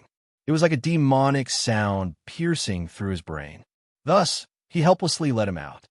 Benefactress is her mother. Benefactress is her father. When this strange appellation came out, everyone's attention was immediately drawn to him. When Wei Ziqin saw the little monk, she almost cried. She hurriedly went up and hugged the little meat bun who was running over. She had a surprised and happy expression. Kong, why are you here? This little monk was also saved by Benefactress. Mother, I accidentally picked up Kong. Arbor reached out and picked up the little fatty. He said with a helpless expression, We'll talk about this later. Right now, the most important thing for her was to treat their wounds. Chapter 3457. Arbor's treatment of injuries was very fast. In less than a moment, she had treated everyone's injuries. After this battle, everyone more or less had some small injuries on their bodies. Xiao Mu distributed different pills, medicinal liquids, ointments, and the like to them. After applying them externally or ingesting them orally, it didn't take long for everyone to feel that their injuries had visibly taken a turn for the better, and their spirits were also much better. Seeing that everyone was fine, Arbor was relieved. She finally thought of Miao Rengue, who had been thrown to the side by Dao Wuji. At this moment, Miao Rengue was like a quail kneeling at the side, not daring to even breathe loudly. This was a world of difference from the overbearing attitude he had before. How overbearing he was before was how funny he was now. Arbor looked at him coldly. This person's body was covered in wounds, and he looked battered and exhausted. Qiao Sun struggled free from Madame Nei Ren's embrace and scuttled to Qiao Mu's side. He threw himself into her arms and complained loudly. eldest sister. They said they want to capture us alive. They want to capture me and Dad and Mom. When Xiao Lin heard this, she was also infuriated. Just as she was about to step forward and kick Miao Rengui, Xiao Mu swiftly caught her. At the same time, Miao Rengui, who had been lying on the ground like a quail, suddenly stood up and almost grabbed Xiao Lin's wrist. Seeing this, Dao Wuji slapped that person's face. Yo, you still know how to pretend to be a grandson and lie low. What? You still want to capture a hostage in order to escape? Xiao Lin raised her hand and patted her chest. Her pair of black eyes immediately widened. Big sister. It's this person. It's his big brother who captured me. I heard them talking. He called that black-clothed man his big brother. Arbor immediately understood and nodded. Her eyes were cold. She looked at Miao Rengui and asked indifferently, "Are you going to confess honestly, or should I ask someone to search your soul?" Miao Rengui's expression changed drastically when he heard the word soul search. He couldn't help but shudder. This little girl kept mentioning the word soul search and said it so casually. She didn't look like a kind-hearted person at all. He looked into the little girl's eyes and immediately understood that she was not joking. If she did not confess honestly, the little girl would definitely not let her off. Soul search? Perhaps she would use something even more terrifying than soul-searching to deal with him. Arbor looked at him coldly. Have you thought it through? You only have one chance to choose. I'll tell you. I'll tell you everything.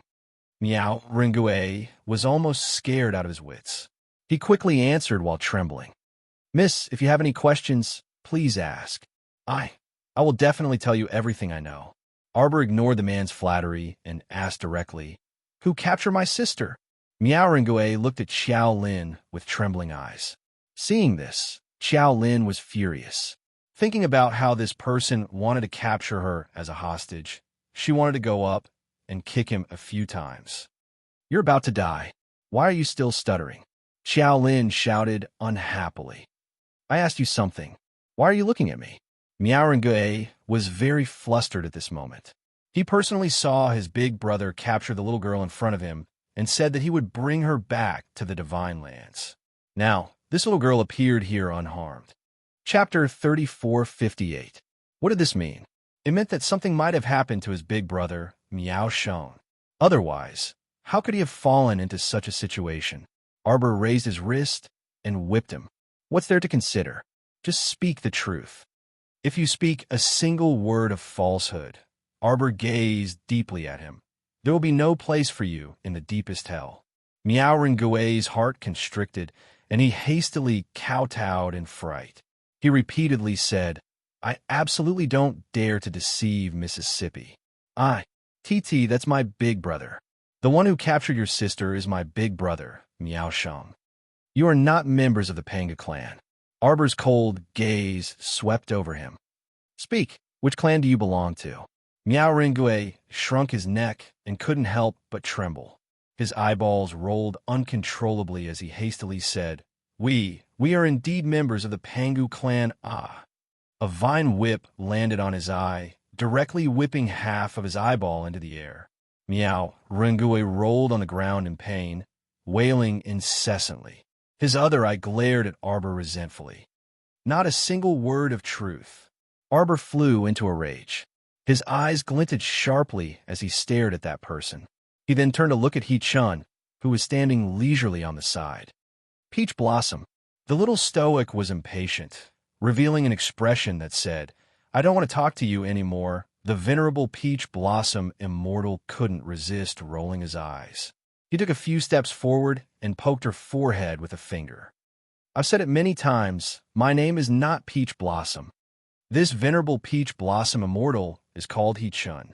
He winked and pursed his lips in dissatisfaction.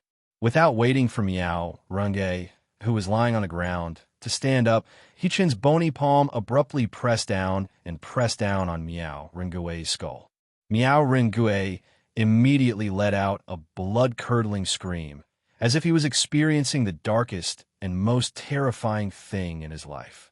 His entire body trembled uncontrollably, and his lips couldn't help but twitch. Jolin was shocked. She pulled her brother, and took a step back at the same time. The siblings were confused, looking at Miao Runge, who seemed to be experiencing something terrible. They couldn't help but look at each other. Second sister, what is he doing? Xiao-san asked in confusion. That uncle looks like he's in a lot of pain. Jola nodded and could not help but whisper. Just now, big sister said that she wanted to search his soul. I'm afraid this is it. What's the use of soul searching? Ba, benefactress's younger sister, benefactress's younger brother. You two are too young now. It was normal that he didn't understand.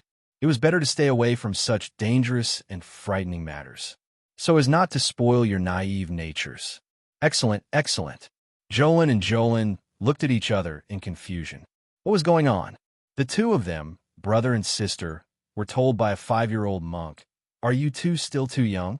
Big sister, I really want to slap him, Xiao-sun mumbled. The corner of Jolin's mouth twitched. She raised her hand to rub her brother's little head and nodded heavily. She also wanted to pull this chubby little monk over and viciously take 2 bites. Ha ha ha. After searching Miao Rengue's soul, He Chun directly threw him to the ground. Miao Rengue was not completely dead. At this moment, he was still struggling at death's door, and his eyes were rolled back. His eyes were filled with the color of death, and his throat was letting out waves of roars before he died. Right now, he only had a trace of consciousness left. His entire person was basically useless. Chapter 3459. He slumped to the ground, his only eye glowing with resentment. He tried his best to turn his head to look at Arbor. He's from the Sure family. The venerable Peach Blossom Immortal walked to Arbor's side. He took out a clean handkerchief and wiped his fingers with a disgusted expression. Then, he threw the handkerchief to the ground and shattered it into pieces with a blast of saint power. Mysophobia was a disease. Arbor glanced at him and asked, "The Sure family? That's Sure family?" This guy's big brother, Miao Sheng, is the second daughter of the Sure family's first branch, Sure Yongqian's close confidant. So this incident was caused by Sure Yongqian? Anger roiled in Xiao Mu's heart, and her eyes, which were as clear as a cold moon, seethed with a thunderous fury. What a Sure Yongqian! What a Sure family's second daughter! She hadn't had time to settle the score with her for what happened in her previous life. Now, she had the guts to attack her family again.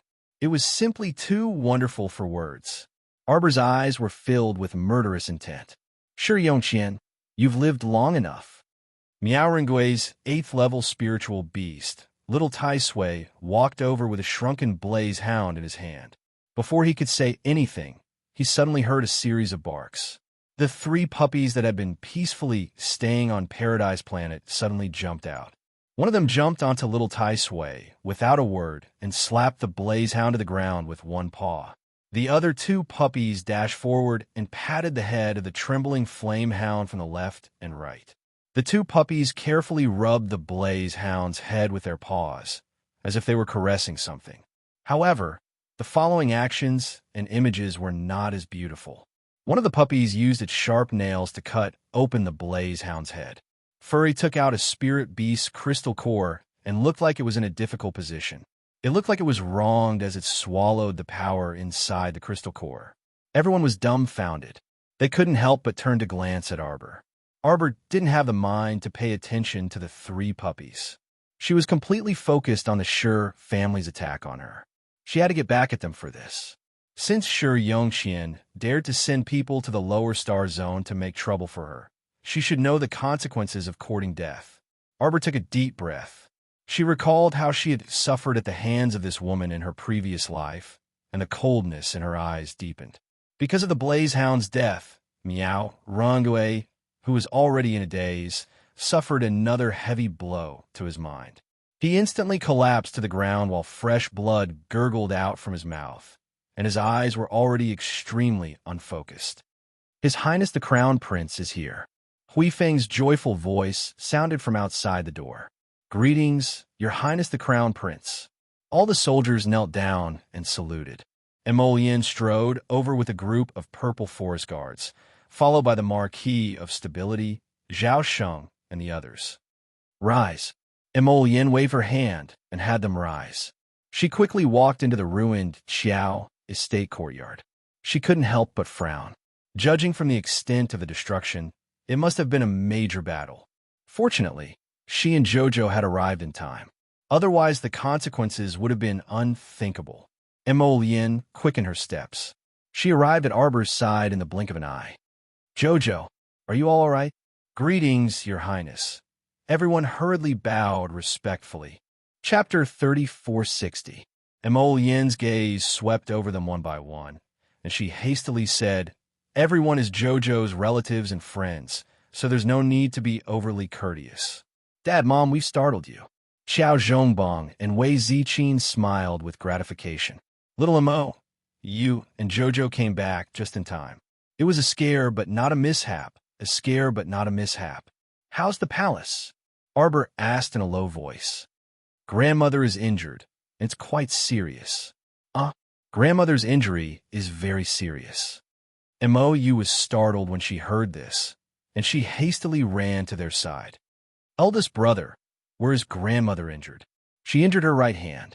I'm afraid you'll have to take a look at her injury." Emolian frowned and turned to grab Arbor's small hand as she spoke. Wei Ziqin was instantly anxious. "Jojo, quickly enter the palace and examine Her Majesty, the Queen Dowager." "Okay." Arbor nodded. "Mom, don't be anxious. I'll definitely treat grandmother." Wei Ziqin recalled that little Sixzheng had also injured his shoulder and arm just now, and it was extremely serious, but her daughter had also roughly treated it in a few strokes. Presumably, Her Majesty the Queen Dowager should be fine as well. Then let's not delay any longer. There's nothing else to do here. "Jojo, quickly enter the palace with little Emo, okay?" Arbor nodded and looked back at Miao Rengue, who was staring at the sky with his eyes wide open. He had already died from the backlash of the spirit beast's death. He snorted coldly. This person really got off too easy. Those people are useless now. Arbor swept a glance at the row of people gathered next to the ruined wall and said aloofly, "Including this Miao, and crush them into ashes and find me an exquisite little jar to store them in." The venerable Peach Blossom Immortal couldn't resist twitching his mouth, and he nodded with a grin. Oh my God, even when their little miss did such a cruel thing, she still appeared so amusing. The little stoic's eyes were aloof, but her words were gentle and soft, as if she wasn't going to crush their bones and scatter their ashes. "I want to give Miss Sure a gift." She turned around and glanced at Ishurchin. "We have to wrap it up nicely. Otherwise, the host will only say that our etiquette is not good enough." Yuan Shurchin couldn't help but cough lightly and nod. "Got it." If the little girl wanted to give Miss Sure a gift, then the gift couldn't be too light. One jar wasn't enough, so 3 jars would be just right. Little Tai Sui glanced at Ji Chen speechlessly. "Do you know what you're called?" "In the eyes of others, what you're doing is called being an accomplice to a villain." "How could that be? My Jojo is so cute. How is he helping the evildoer?" "He was obviously helping the little guy catch the evil and eradicate the traitor." The venerable Peach Blossom Immortal couldn't help but roll his eyes at him. He pulled little Tai Sui over and pushed it toward the pile of rubble. "Remember to be careful. He had to be fast, ruthless, and accurate. Don't dawdle. I'll go inside and find a few exquisite jars and jars. Do your best." Little Tai Sui, what happened? Why did he become the culprit? When Fairy Ginkgo saw this, she couldn't help but burst into laughter.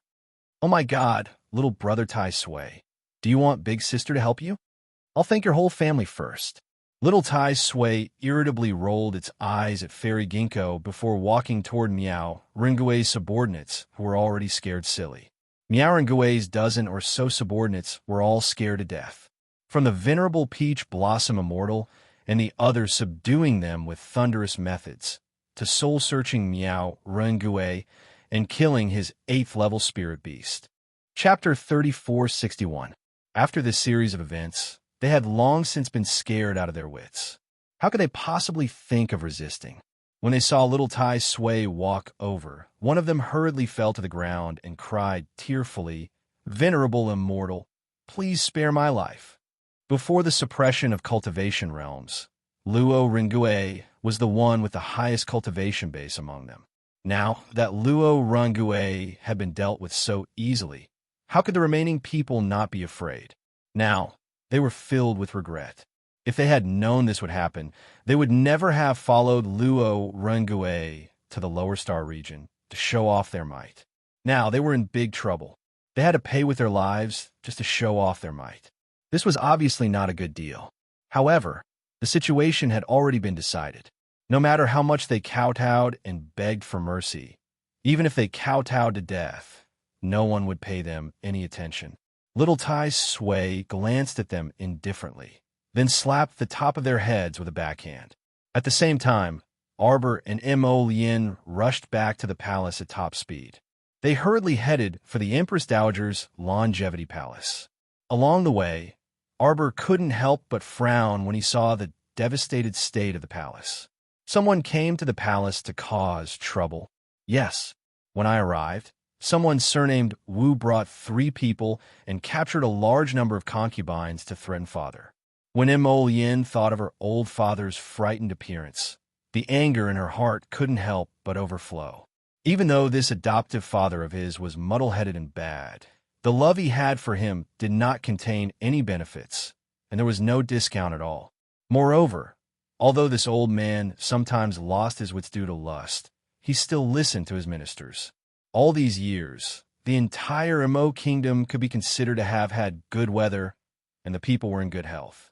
If another obstinate and self-opinionated person were to lead the Mo kingdom, they might not be able to do as well as his father. He didn't think that these people would be so bold as to come to the lower star region and touch his family. Xiao Mu's expression also darkened, and her eyes emitted a chilly glint. This group of people came for me. They were sent by Shi Yongqian. Of course, she also had a lot of questions in her heart. Why would Shi Yongqian go through so much trouble to come to the lower space zone and attack her family? Also, it was quite a scheme of them to blame the Panga clan for everything. Jing Ti, the patriarch of the Panga clan, must have been investigating her since she killed his daughter, Jing Minyao. What about Shi Yongqian? She had many conflicts with Xiao Mu, but had never resulted in anyone's life. So how did Xiao Mu also coincidentally set her sights on her Xiao Mu family? Could it really be a coincidence? When the two of them passed through the drooping flower gate, Arbor paused slightly and stared deeply at the side of the garden. 4 men were tied to the edge of the pool. Whips were whipping their bodies. Arbor looked away. Them? Mo Lien nodded. Then she called someone over and whispered a few words to them before letting them leave. It was a good court, but now it's a bloody mess. Get someone to drag them out of the palace and beat them. The order he gave was to whip them for 7 days and nights, then execute them by cutting them. Sir Jojo blinked. She suddenly felt that she had been too soft-hearted. Those people who had caused trouble in her home should have been handed over to her husband to be punished. They should have been reduced to ashes by now. It was hard to appease her anger. Chapter 3462. Elder Wu and the other 3 had long had their cultivations crippled by Prince Mo's order. Now, they were no different from cripples. Even if they were dragged out of the royal palace to be whipped, they were simply powerless to resist. Soon, a large crowd of commoners gathered around the bustling royal palace's entrance to watch the show. Seeing those bastards who forcibly entered the Mo kingdom capital to commit violence being punished by His Highness the Crown Prince, there wasn't a single person who didn't clap and cheer. Upon hearing that the Crown Prince had returned from the Divine Province with the Crown Princess, they were all unable to contain their joy and automatically knelt in the direction of the royal palace, calling out His Highness the Crown Prince. During this period of time, they had had enough of these bandits' attitude. Seeing them receive such punishment, they naturally vented their pent-up frustrations. When Arbor and Mo Lien hurried to the Empress Dowager's Longevity Palace, Gong Chang, and had already been waiting for a long time. At this moment, he hastily ran over and led the 2 people into the Empress Dowager's bedchamber. The elderly woman was currently leaning against the gold-threaded cedar bed. When her gaze landed on the pair of children who had just entered, her eyes clearly brightened. Grandmother. When Arbor saw that the elderly woman's complexion was pale and unwell, her heart involuntarily tightened. Quick, quick! Come over and let grandmother take a look at you." On the contrary, the elderly woman was very cheerful and didn't appear to be injured at all. Instead, she laughed heartily. If it weren't for Empress Zhao hastily holding her down, the elderly woman might have lifted the blankets and gotten off the bed to welcome them. "Greetings to royal father, royal mother." Arbor curtsied. The old great king hastily said, "Don't be so courteous. Your grandmother's arm has suffered a very serious injury. Crown Princess, quickly come over and carefully examine her." Arbor nodded and quickly walked up to sit by the bed. Empress Zhao stood up and stood to the side, gazing at the elderly woman with deep worry. Arbor carefully examined the Empress Dowager's arm bone, her brows slightly creased. The Empress Dowager's hand injury was actually more serious than Little Six's. Moreover, she was already old, so it was better not to use some overly strong medicines. The great king and Empress Zhao saw that she was silent after the examination, so they asked worriedly, Is it untreatable?" "Yes." Arbor nodded. Then he took out his needle bag and helped the old lady lie down. "But grandmother has to listen to me. She has to follow my instructions in her daily life. She has to abstain from certain foods and can't be too greedy." She had just taken her pulse and found that the old lady's arm was not the only injury. Her body also needed to be nursed back to health. When the old lady heard this, she immediately muttered unhappily, "I didn't eat too much.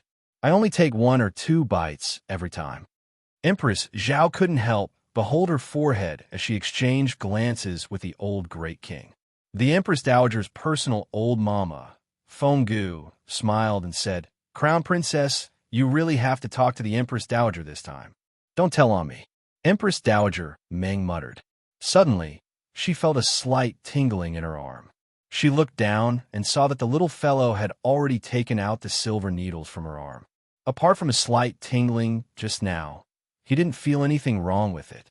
Empress Dowager Meng said with a smile, "Jojo, your healing skills are getting better and better. I didn't feel anything when you healed me." Arbor pursed his lips. He took out a pill and stuffed it directly into the Empress Dowager's mouth. "Grandmother, don't be greedy for sweets anymore. I gave you a prescription. You could drink it once a day for half a month. I guarantee that you will be full of energy in the future." Chapter 3463. You won't feel thirsty and thirsty anymore. "How did you know?" Empress Dowager Meng was halfway through her sentence when she seemed to have thought of something. She quickly shut her mouth and smiled awkwardly at Empress Zhao. Empress Zhao was angry and amused at the same time. This old lady was like an old urchin. She always lied and hid things from them. She was sick and didn't like to take medicine. "What can happen to me? I'm not bragging, but I have the strength to go up the mountain and fight a tiger." Prince Amo rolled his eyes in annoyance. He stepped forward and gently pressed the restless old lady onto the bed. "Grandmother, just listen to Jojo. Rest well for a while. Follow Jojo's prescription and nurse your body back to health." The old lady showed a bitter expression as if she was heroically sacrificing herself. She reluctantly nodded her head. Making her drink that bitter medicinal soup every day was really going to kill her. After Chiao Mu finished bandaging her arm, she gently tucked her in before earnestly saying, "Grandmother, be good and recuperate. Later, I'll make 2 bottles of jelly beans for you to eat 1 every day. I guarantee you'll like it." Emolien was speechless. Jojo looked like he was coaxing a child. It was really annoying. The old lady's eyes lit up when she heard that there were candies that tasted good. "Don't worry, I'm a person with self-control. If you ask me to follow the prescription, I'll definitely follow the doctor's instructions." Fenggu pursed her lips. She didn't expose her Empress Dowager. Arbor nodded. "That's good. Grandmother, rest well. Hey, Jojo, you just came back and you're leaving again. We'll stay here for the next 2 days. Don't worry, we'll talk again when you're better." The Empress Dowager was relieved. She nodded and said, Okay. Queen Zhao was a bit baffled. She glanced at the Empress Dowager before looking at Lady Qiao Qiao. She thought to herself, the young crown Prince Consort said that she wanted to chat with her mother-in-law. I really don't know how she's going to continue chatting awkwardly with someone who stops talking after 3 sentences. Arbor looked at Empress Zhao. Then he stood up expressionlessly. "Father, mother, let's go out first."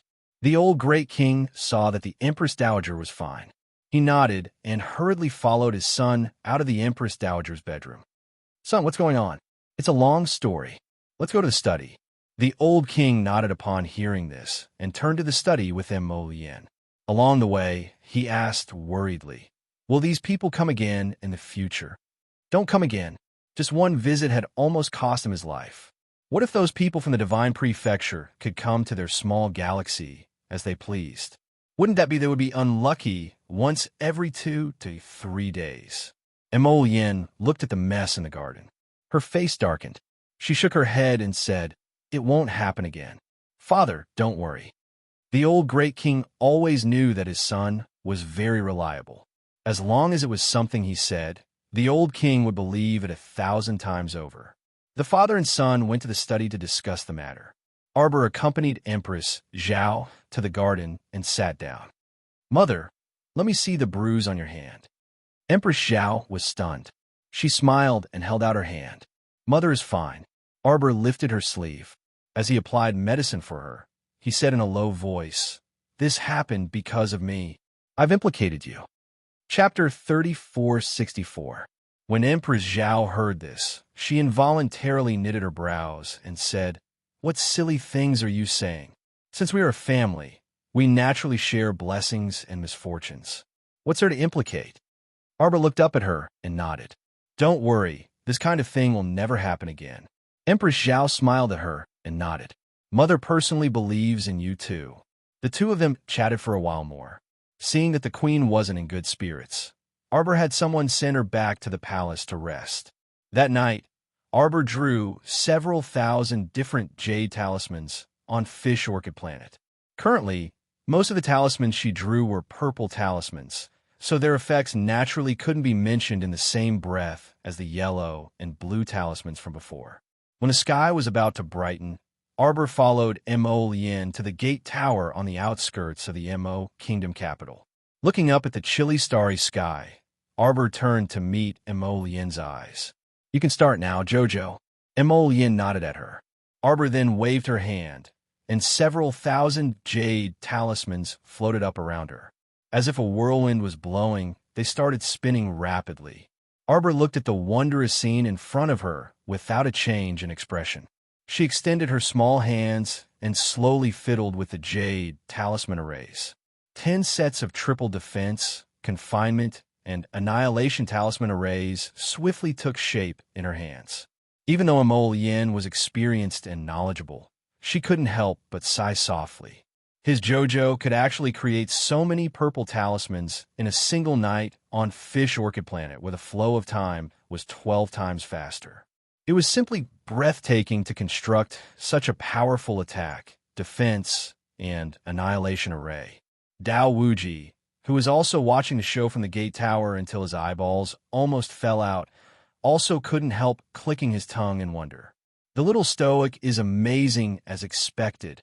It's not like no one in this world knows how to draw defense and confinement talisman arrays, but every talisman array she draws is basically a purple talisman. Its talisman power is definitely much higher than that of ordinary defense and confinement talisman arrays. Moreover, I don't know where this little girl got her experience in drawing talismans. I've never seen such a talisman array that superimposed defensive, confining, and killing effects together. It was rare for Ji-chan to finish listening to Dao Wuji's rambling, and a trace of pride appeared on her face. "That's right, this is my family's Jojo. That talisman crafting cultivation is absolutely beyond your imagination."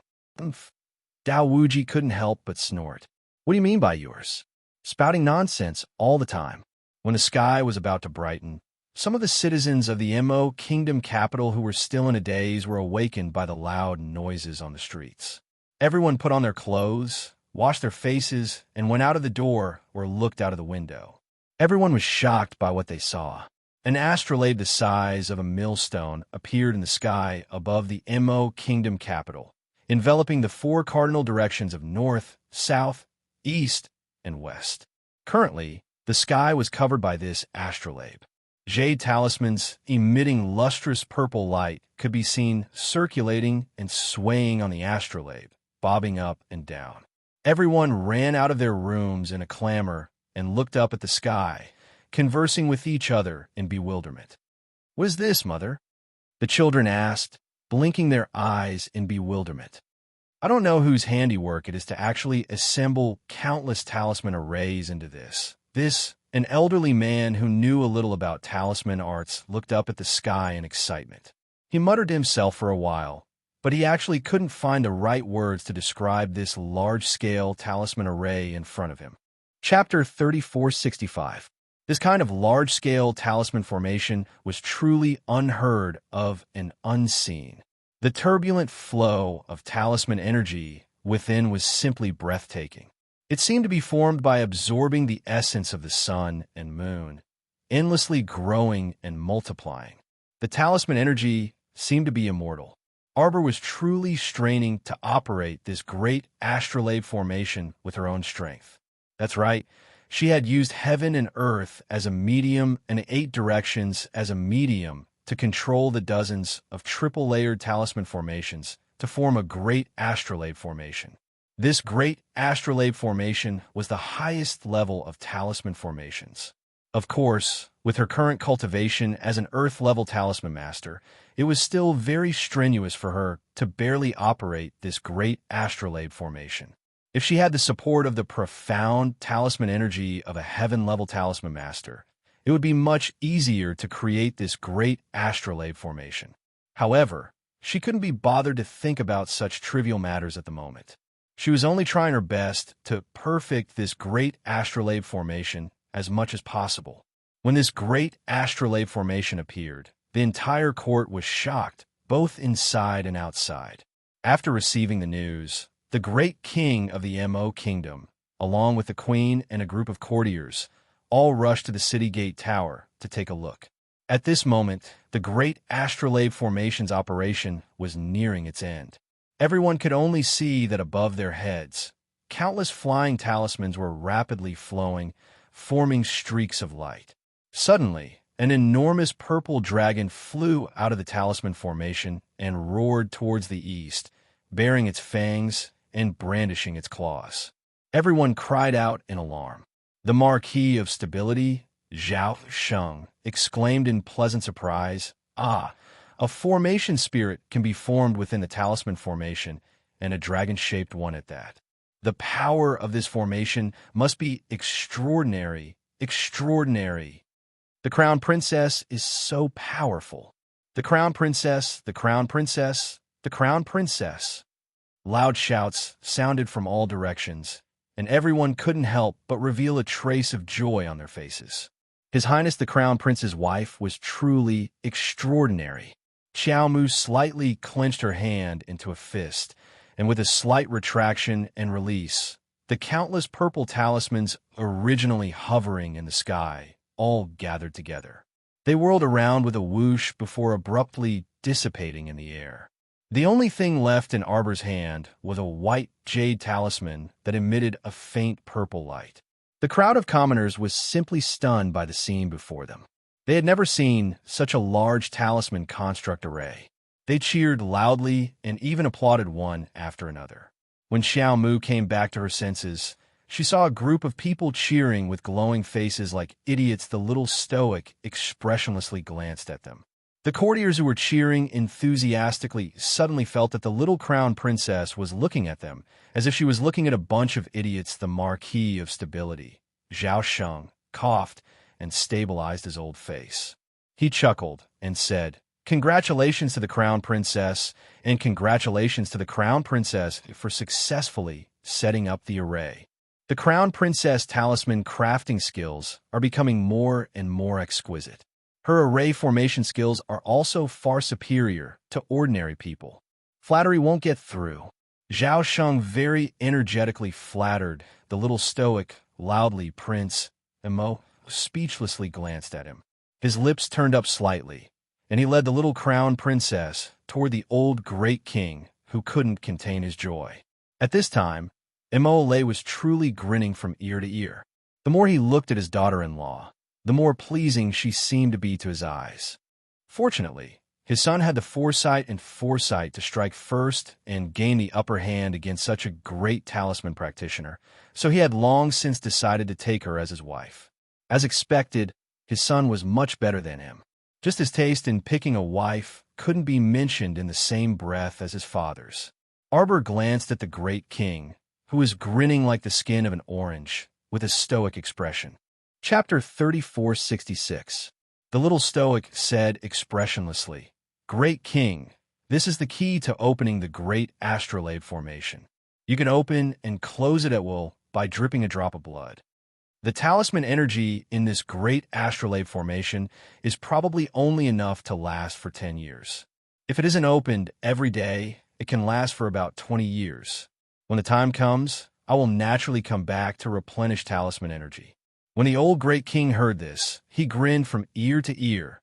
"It's great that she's coming back to replenish talisman energy. That's great. It couldn't be any better." In that case, his daughter-in-law might have to come back every 3 to 5 years. With how worried his son was about his daughter-in-law, he would definitely come back together with her. Wouldn't he be able to see his son at all times? The old great king grinned so widely that his eyes couldn't be seen. Empress Zhao couldn't resist reaching out to secretly pinch his elbow. Cough. The old great king immediately adjusted his expression and said solemnly, "This humble one thinks that it's better to keep this great astrolabe formation open at all times, so as to avoid being unable to withstand another attack from extraterrestrials." Arbor also nodded when she heard this. She naturally didn't know what the great king was scheming. She only felt that the great king might have been frightened by this incident. It was fine to keep it open at all times. At worst, she could just come back every 3 to 5 years to replenish talisman energy. There were naturally benefits to keeping the great astrolabe formation open at all times. Once this great astrolabe formation is activated, the MO Kingdom Capital will be filled with spiritual energy that is 100 times more than the outside world. In addition to gathering defensive, confinement, and annihilation formations, this great astrolabe formation also has mystic guiding and spirit guiding talisman formations. Arbor's voice wasn't loud, but at this time, whether it was the great king and the others on the city gate tower or the large crowd gathered below the city gate tower, everyone heard her clearly. Thus, many people couldn't resist whispering to each other and asking questions, especially those cultivators. The instant the great astrolabe formation was activated, they had already sensed an extraordinary mystic energy aura. Now that they heard the little crown princess tell them about the effects, they couldn't help but be overjoyed. Of course, there were practically no spiritual masters in the MO Kingdom Capital, so very few people could sense the spiritual energy aura here that was 100 times higher than the outside world. The transfer rune formation in the astrolabe formation can only transfer 10,000 people at most. When Xiaomu said this, she was also a bit excited on the inside. She had never thought that the teleportation array attached to the astrolabe grand formation would be able to teleport 10,000 people. This teleportation glyph array was reserved for them to use at the most critical moment to escape. Of course, he probably wouldn't need to use it. After all, the confinement and extermination rune arrays attached to the great astrolabe formation could kill all of them, not to mention 4 people like Elder Wu. Even if 400 or even 4,000 people like Elder Wu came here in the future, they would all be killed. The purpose of her setting up this teleportation glyph array was to leave a way out for the great king and the others. Don't you feel that the sky seems to have darkened? As he spoke, the Marquis of Jiajing Su Pingyong, who was always good at smoothing things over, looked up at the gloomy sky in astonishment. Just now, it looked like the sun had just risen from the east. How could it be? In the blink of an eye, it looked like dark clouds had gathered. Everyone rubbed their eyes and discovered that they weren't seeing things. What's going on? It's really darkened. Upon hearing this, Arbor looked up at the sky, then glanced at her husband. Mo Yin couldn't help twitching his mouth. He kept feeling that this matter was developing in a strange direction. Chapter 3467. Mo Yin coughed lightly and said softly, "This great astrolabe formation is too heaven-defying, I'm afraid. Heavenly law was coming." Sir Jojo expressionlessly looked at the pitch-black sky and handed the jade talisman key to the Great King. Everyone looked at the sky and felt their hair stand on end. Mo Lien said helplessly, "Purple forest guards, escort the citizens into their houses." He turned to look at the Mo Kingdom's old king and his people, who were all dumbfounded. "Royal father, royal mother, this place should be a little unsafe. Why don't you go and hide under the city gate tower first?" Empress Zhao instantly tensed up. She walked up to grab her son's hand and asked, "What happened?" The sky was so dark and gloomy that it looked like a storm was about to come. "Is it going to be hailstorms?" Mo Lien was a bit amused. She reached out to support her mother and shook her head. "Don't be nervous, mother. This is normal." Previously, when Jojo produced a supreme-grade divine rank pill, Heavenly Law also had a stroke like this. Today's great astrolabe formation was definitely a heaven-defying formation. How could such a top-notch talisman formation appear in a tiny lower star domain? Arbor was still expressionless. He looked up for a moment before saying to Prince Mo, "Don't bother. Have them all come back." At the foot of the city gate tower, a group of fearful commoners were being evacuated by the purple forest guards. When they heard the young crown Prince Consort's words, they all stopped in their tracks and looked up at this stoic-faced crown Prince Consort. The little stoic glanced at them expressionlessly. They're dispersing. What was dispersing? The commoners were naturally at a loss. They didn't know why His Highness the Crown Prince suddenly ordered them to leave. Now, they were even more confused as to why the Crown Princess told them not to evacuate. Mo Lien looked up at the sky again, and her mouth couldn't help but twitch again. Jojo really was right. The dark clouds and rolling thunder that came menacingly just now seemed to have rolled back above the sky. The clouds parted and the sun could be seen. Where was the oppressive dark clouds from before? Everyone looked at each other in confusion. They all felt that today's weather was a little strange. Dao Wuji couldn't help but laugh wildly. He slapped his thigh and shouted, "I knew it. There's a 99% chance that the heavenly Dao is a relative of this little girl. Last time, when the little girl produced a supreme-grade black pattern divine pill, the heavenly Dao made such a big fuss and wanted to strike the little girl. In the end, it was just for show and slipped away after a few strikes this time. It was even more laughable. Originally, he wanted to come aggressively and kill the person who created this heaven-defying talisman formation. In the end, when he saw that it was a little girl from afar, he immediately slipped away without even looking at his face. The little stoic, looking at the funny faces of Ichan and the others, the little fellow blinked and said very seriously, "I really don't know the heavenly Dao." Puff, the peony fairy couldn't help bursting into laughter. The great king looked at the sky in confusion, then looked at his son and daughter-in-law. "Jojo, is everything all right now? Will there still be trouble in the future?" Arbor shook his head. Since it didn't strike this time, it naturally won't come in the future. Unless it was sick. Arbor pursed his small lips.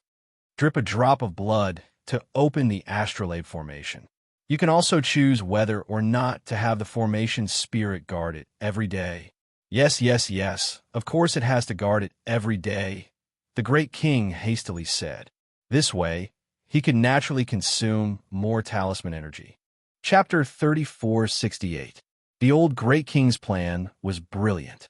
This way, he could make his son and wife come back a few more times. Mo Lien saw through her old father's thoughts and glanced at him with a spurious smile, but she didn't say anything. He reached out to hold Jojo's small hand and said softly, "You've also been busy the whole night. Let's go back to the palace and rest for a while." Arbor nodded. After the two left, the excited commoners on the streets still couldn't resist discussing this matter in high spirits. Of course, with the protection of this great astrolabe array, the Mo Kingdom capital was already surrounded by a copper wall. Countless cultivators who heard the news would rush to this mystic domain in the future. After all, the mystic energy here was much denser than some of the naturally formed mystic domains in the outside world. Cultivating here would definitely yield twice the results with half the effort, to the extent that the Mo kingdom capital was almost overcrowded in the future. The old great king could only issue a decree to raise the entry requirements. Only those who met the requirements could enter the city after registering their cultivation. These were all for later. After resting for the whole afternoon, Arbor returned to the Chiao family in the evening. At this time, the Chiao family's courtyard was already undergoing orderly restoration work. Holding her husband's hand, Arbor entered the main hall with the family and sat down to talk for a while.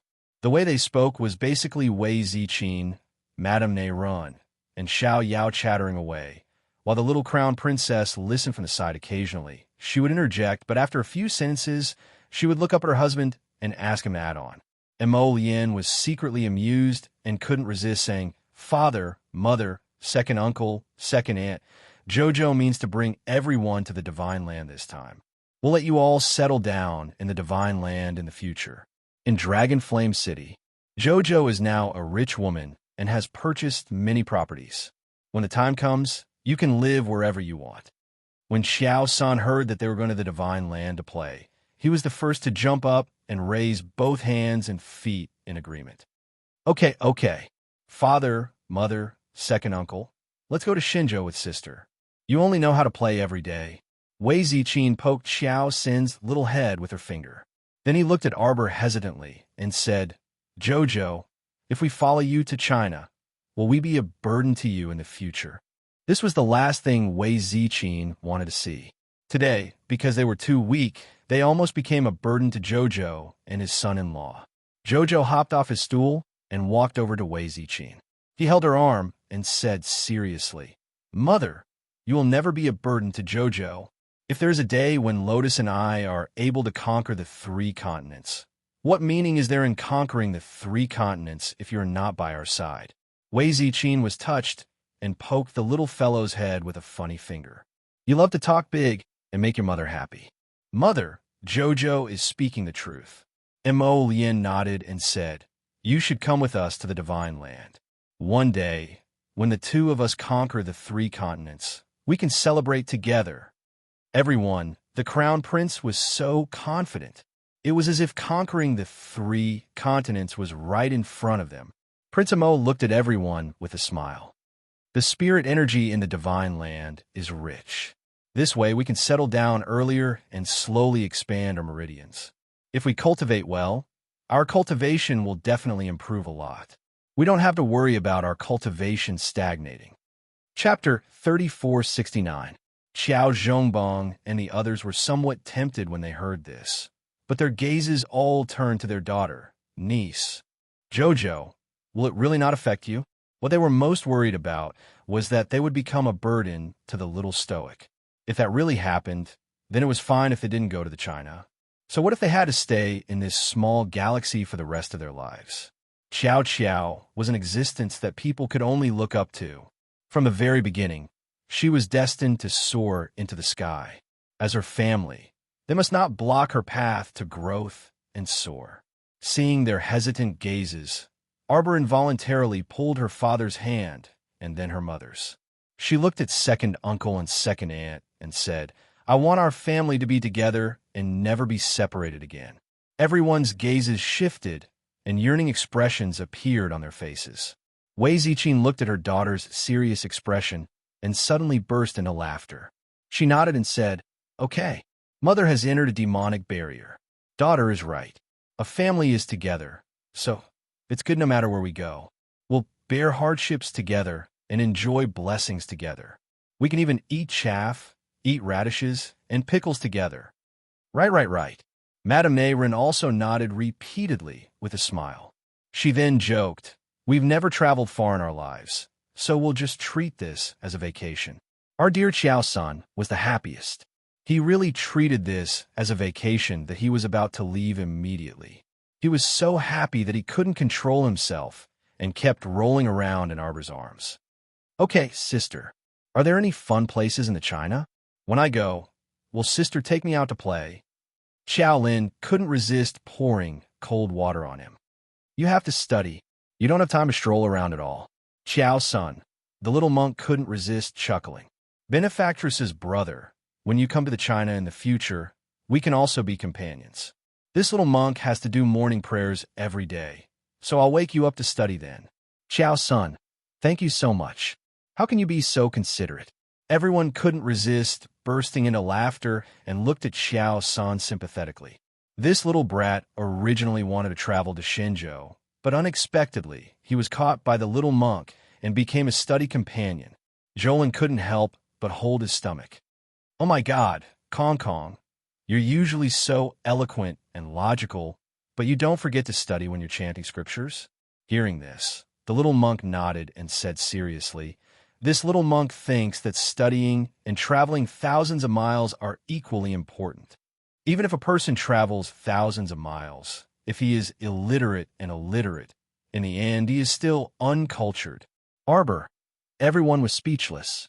Xiao Sen's face flushed red, and he couldn't help but snort. Was this little monk beating around the bush to say that he was uncultured? If they're uncultured, then so be it. Wasn't he still young? Taking advantage of his young age, he should go out and see more. That was the right thing to do. Big brother, big brother. Xiao Sun jumped onto Mo Lien. Big brother, when I go to Shenzhou, you have to take me around. As if he had received a hot potato, Mo Lien turned back to look at his wife and hurriedly said, if you do your homework, I'll take you around. Otherwise, if your sister roars like a lioness from Hedong, I won't be able to help you. Xiao Sun couldn't help but look at Mo Lien with an expression as if he was looking at a henpecked husband. Big brother, you can't do this. Chapter 3470. What? This imp actually said that he couldn't do it? Prince Mo resisted the urge to smack him on the head and glared at him while fuming. Our dear Xiao Sun clung to the crown prince and tried his best to slander him. As men, we must assert our masculinity in front of our wives in the future. Only then can we let them know that we men also have dignity. Everyone, just keep courting disaster. Jolin guffawed and reached out to pull her younger brother to the side, casually giving him a small knock on the head. Shut up, don't think of dragging brother-in-law down with you. When brother-in-law angers sister, will you come out and block him? Arbor glanced at everyone in the hall, his gaze clearly softening. At this time, a servant came to report, eldest miss, your friends are here. It must be little Six Zheng and the others.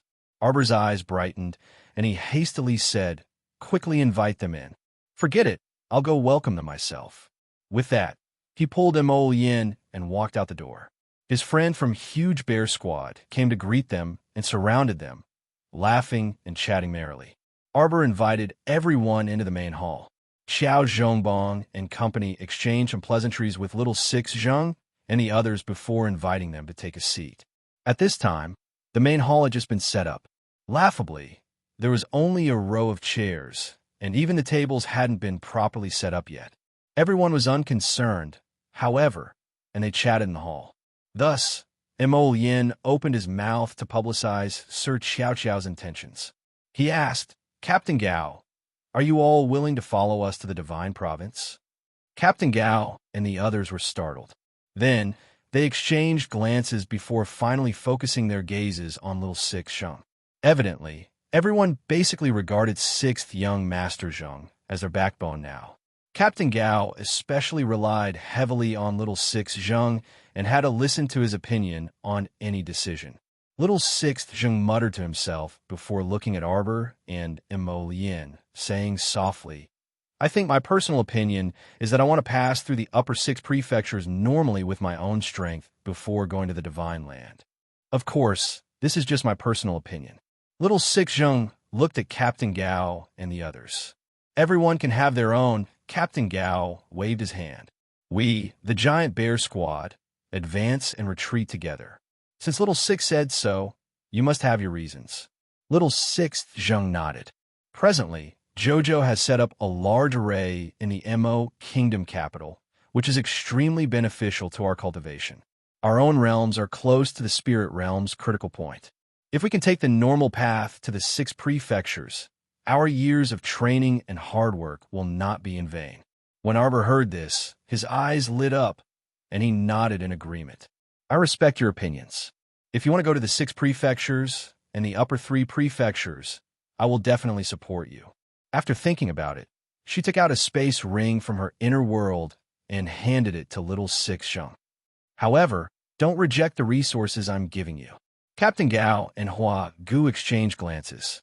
The cheerful Hua Gu laughed heartily and patted little Sixth Zhang's shoulder. Since it's Jojo's kind intentions, we won't refuse. Besides, we just happen to need these resources. With these, we can better catch up to our companions, and we won't be left far behind by Jojo.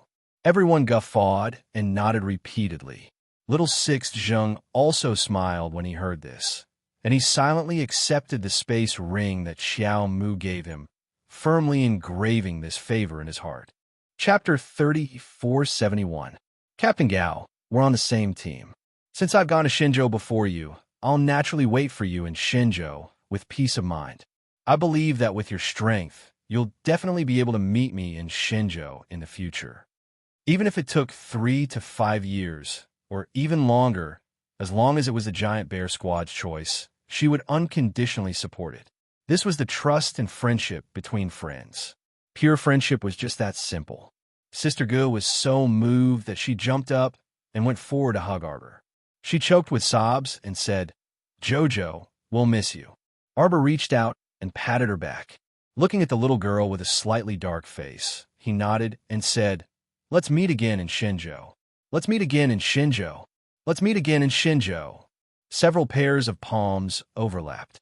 In that instant, all the members of the huge bear squad felt that their hearts were so close to each other. So close to each other, Wei Zichen's eyes flashed with tears. She suddenly smiled and said, "Since we're so happy today, we must stay here and have a meal together. I'll go tell the kitchen." "Hey, what kitchen are you talking about? It's been destroyed long ago." Xiao Zhongbong shook his head, amused and annoyed. Xiao Zhongxing laughed heartily. "How about this? We're not particular people. Let's go to the back garden, which is still intact, and have a barbecue." "Second uncle, good idea." Xiao Sun was the first to raise his hands in agreement. Jolin's eyes suddenly lit up. She nodded and said, "I want to eat peaches." Wei Ziqin was amused by this pair of children. She poked her younger daughter's forehead with a finger.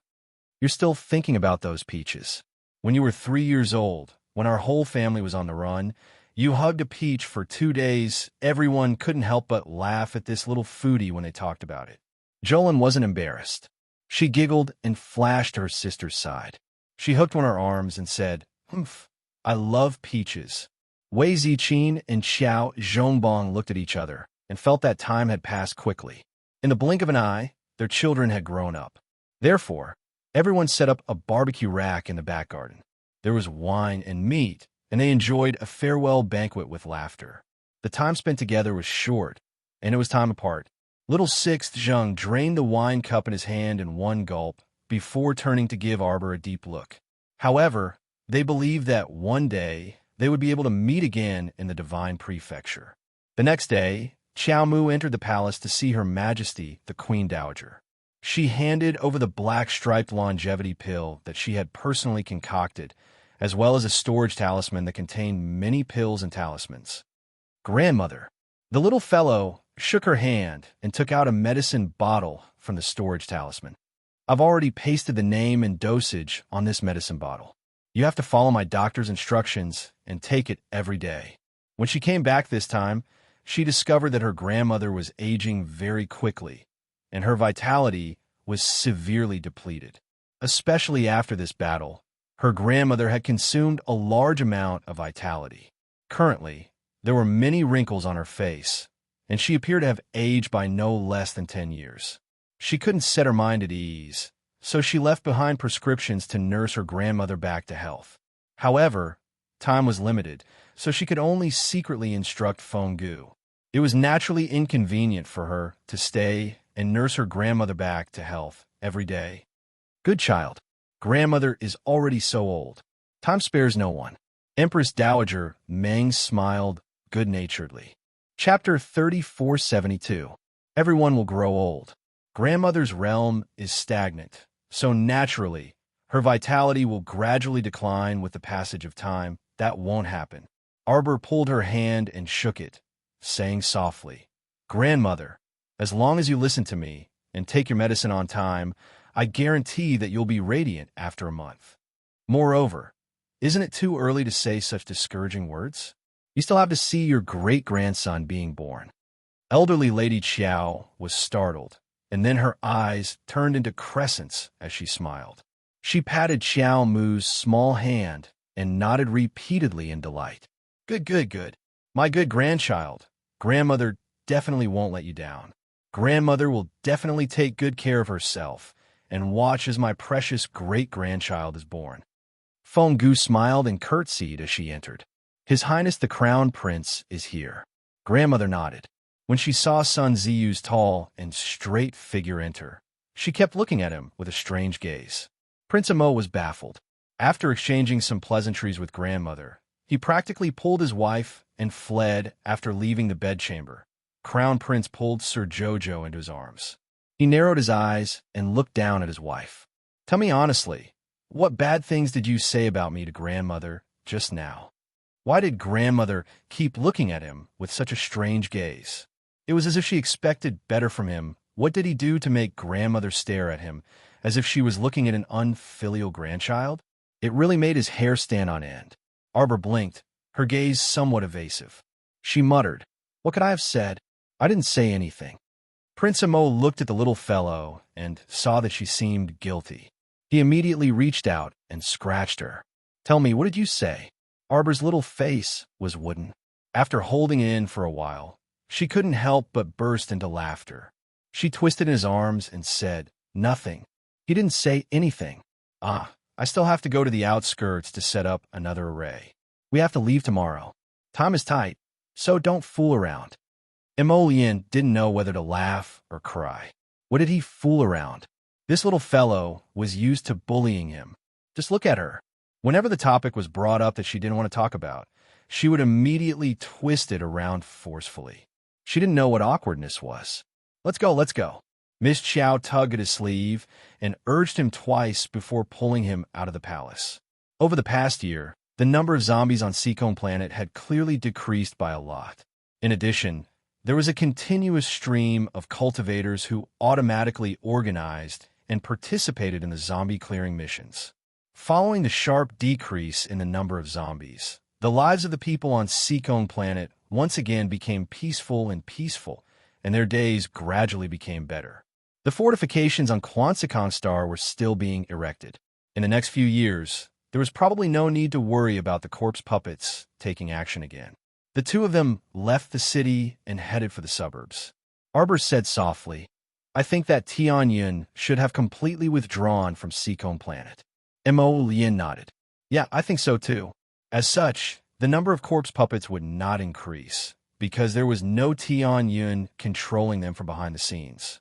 The days on Seacone Planet will also become better in the future, and Xiaoyu won't be under so much pressure in the future. Thinking of her increasingly mature and steady 12th brother, a trace of joy also appeared on Mo Lien's face. Yeah, as expected of the younger brother he valued. He was becoming more and more thorough in handling matters now. This time, he also displayed his strength and tenacity when fighting against the group of bandits from the Divine Continent. Chapter 3473. Although Mo Lien was quite satisfied with her younger brother, she still muttered, "We have to let him continue to gain experience." Hearing this, Arbor nodded thoughtfully. "Xiaoyu is already so outstanding, but you're still not satisfied with him. It seems that I've been too lenient with Xiao Sun." Mo Lien, "Xiao Sun, I can't help you anymore." Mo Lien didn't expect that he would associate this with Xiao Sun, so he could only silently shed tears of sympathy for his younger brother. He casually said, "When we go to the Divine Province, Xiao Sun will have a chance to stay by our side. At that time, we can properly train him and grind down his temper." Arbor felt that Mo Lien's words made a lot of sense, so he nodded and said, "Okay." Everything could wait until they returned to the Divine Land. The most important thing now was to fix all the nearby arrays. "I've left a few sets of protective array glyphs. When the time comes, I'll ask the Great King to send them to the Southern Shao Kingdom, Southern Bailey, and Northern Wei." Emolian naturally agreed with a smile. The special passageways were basically in the capitals of these big countries. As long as these places were protected, it would be even more difficult for people from the 3 states to come again. They had to guard against the wrath of the heavenly Tao and break Jojo's attack and defense arrays. After suffering a few setbacks, they probably would not dare to cause trouble again. Moreover, when they returned, this matter would not be settled peacefully. They had to continue to punish some people as a warning to others. They had to let them act out and make them scared. Only then would they know how precious life was and that they should cherish the good times. Have the jade stones found in the Pangu clan started to be polished into jade pieces? Arbor asked curiously. At this moment, she had used dozens of jade array glyphs, so the blank jade pieces in her hands were basically empty. She switched to using ebony pieces. It's already started. When we return to Dragonflame City, those jade pieces will probably be handed over to you. We can probably hand over 100,000 pieces first. This should be enough for a while. Those jade stones can continue to be produced and polished. It's not far from 1,000,000 jade pieces. Okay. Xiao Mu happily nodded her small head upon hearing this. Without these blank jade slips, she couldn't draw talismans anytime and anywhere. She was really not used to it. Liao did not expect that the jade of the Pangu clan could be polished into 1,000,000 blank jade pieces. That was not bad at all. Leaving aside the soul-gathering bell and the wealth that Jing Ting had left behind, the jade alone was enough to make the battle against the Pangu clan worthwhile. After the 2 of them finished setting up the array formation in the outskirts, they strolled around the vicinity. After making sure that there was nothing out of the ordinary in the surroundings, they returned to the city. Arbor returned to the Qiao family, intending to bring his family to the palace for a gathering. The Empress Dowager's body was getting better, and the crisis was gone. The great king was overjoyed and decided to hold a banquet that night. He invited all the officials of the 3rd rank and above to the palace to celebrate.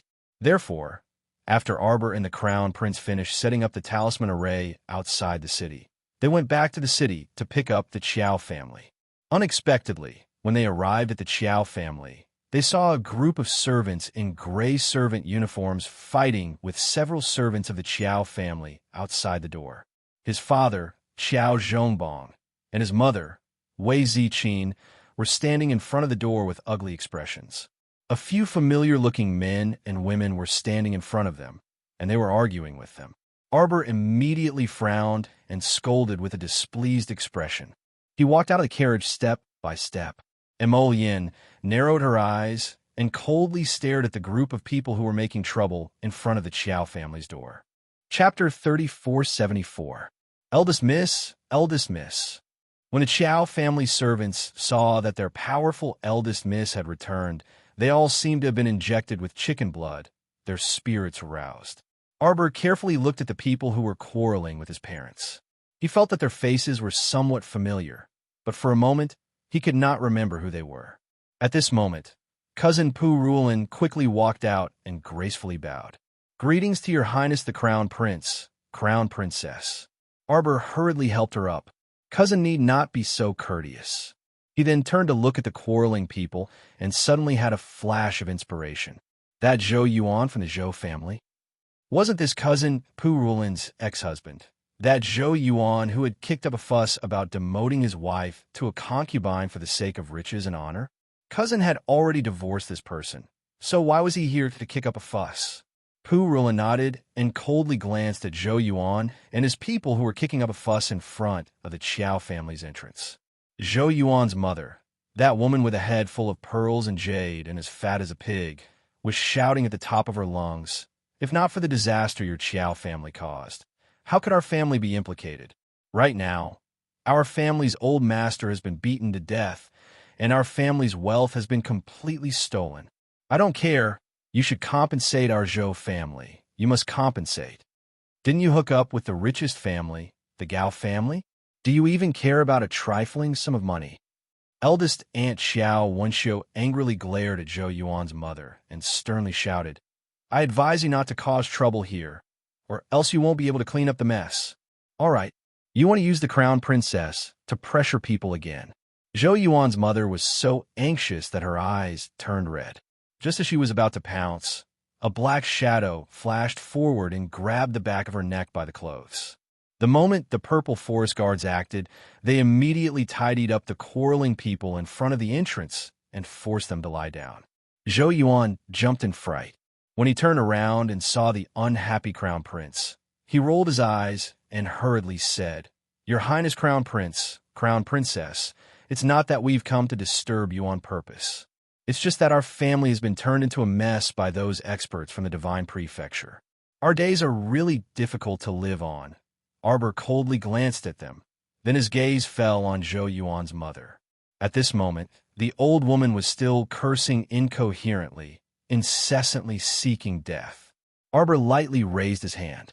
Immediately, two Violet Forest guards stepped forward and dragged Zhou Yuan's mother away.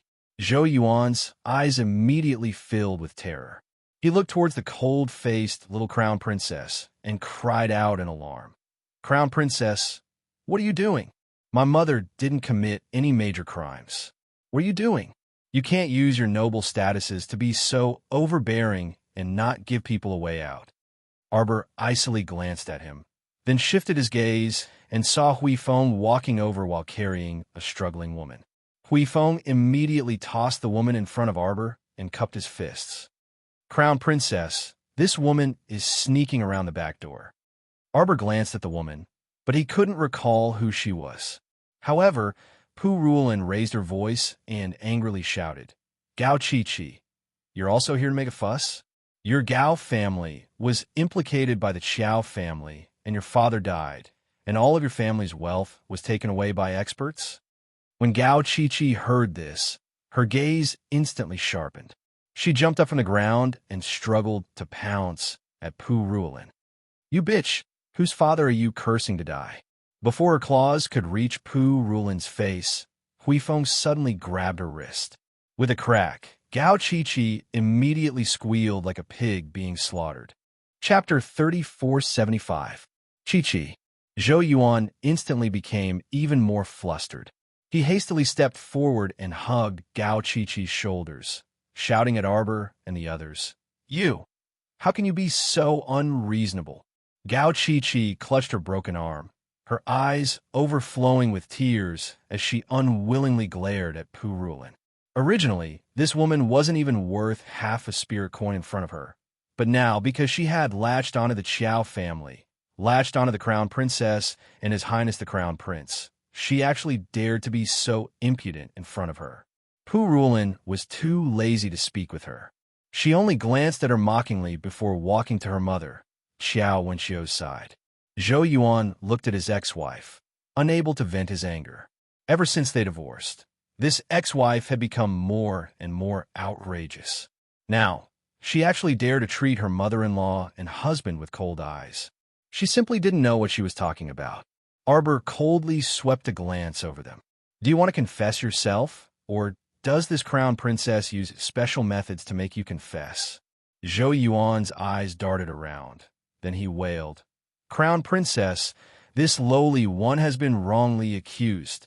This lowly one really can't continue living at home. So this lowly one thought of borrowing some spirit coins from Ruolin to get by." Pu Ruolin coldly interrupted him. "Do you think everyone is a fool?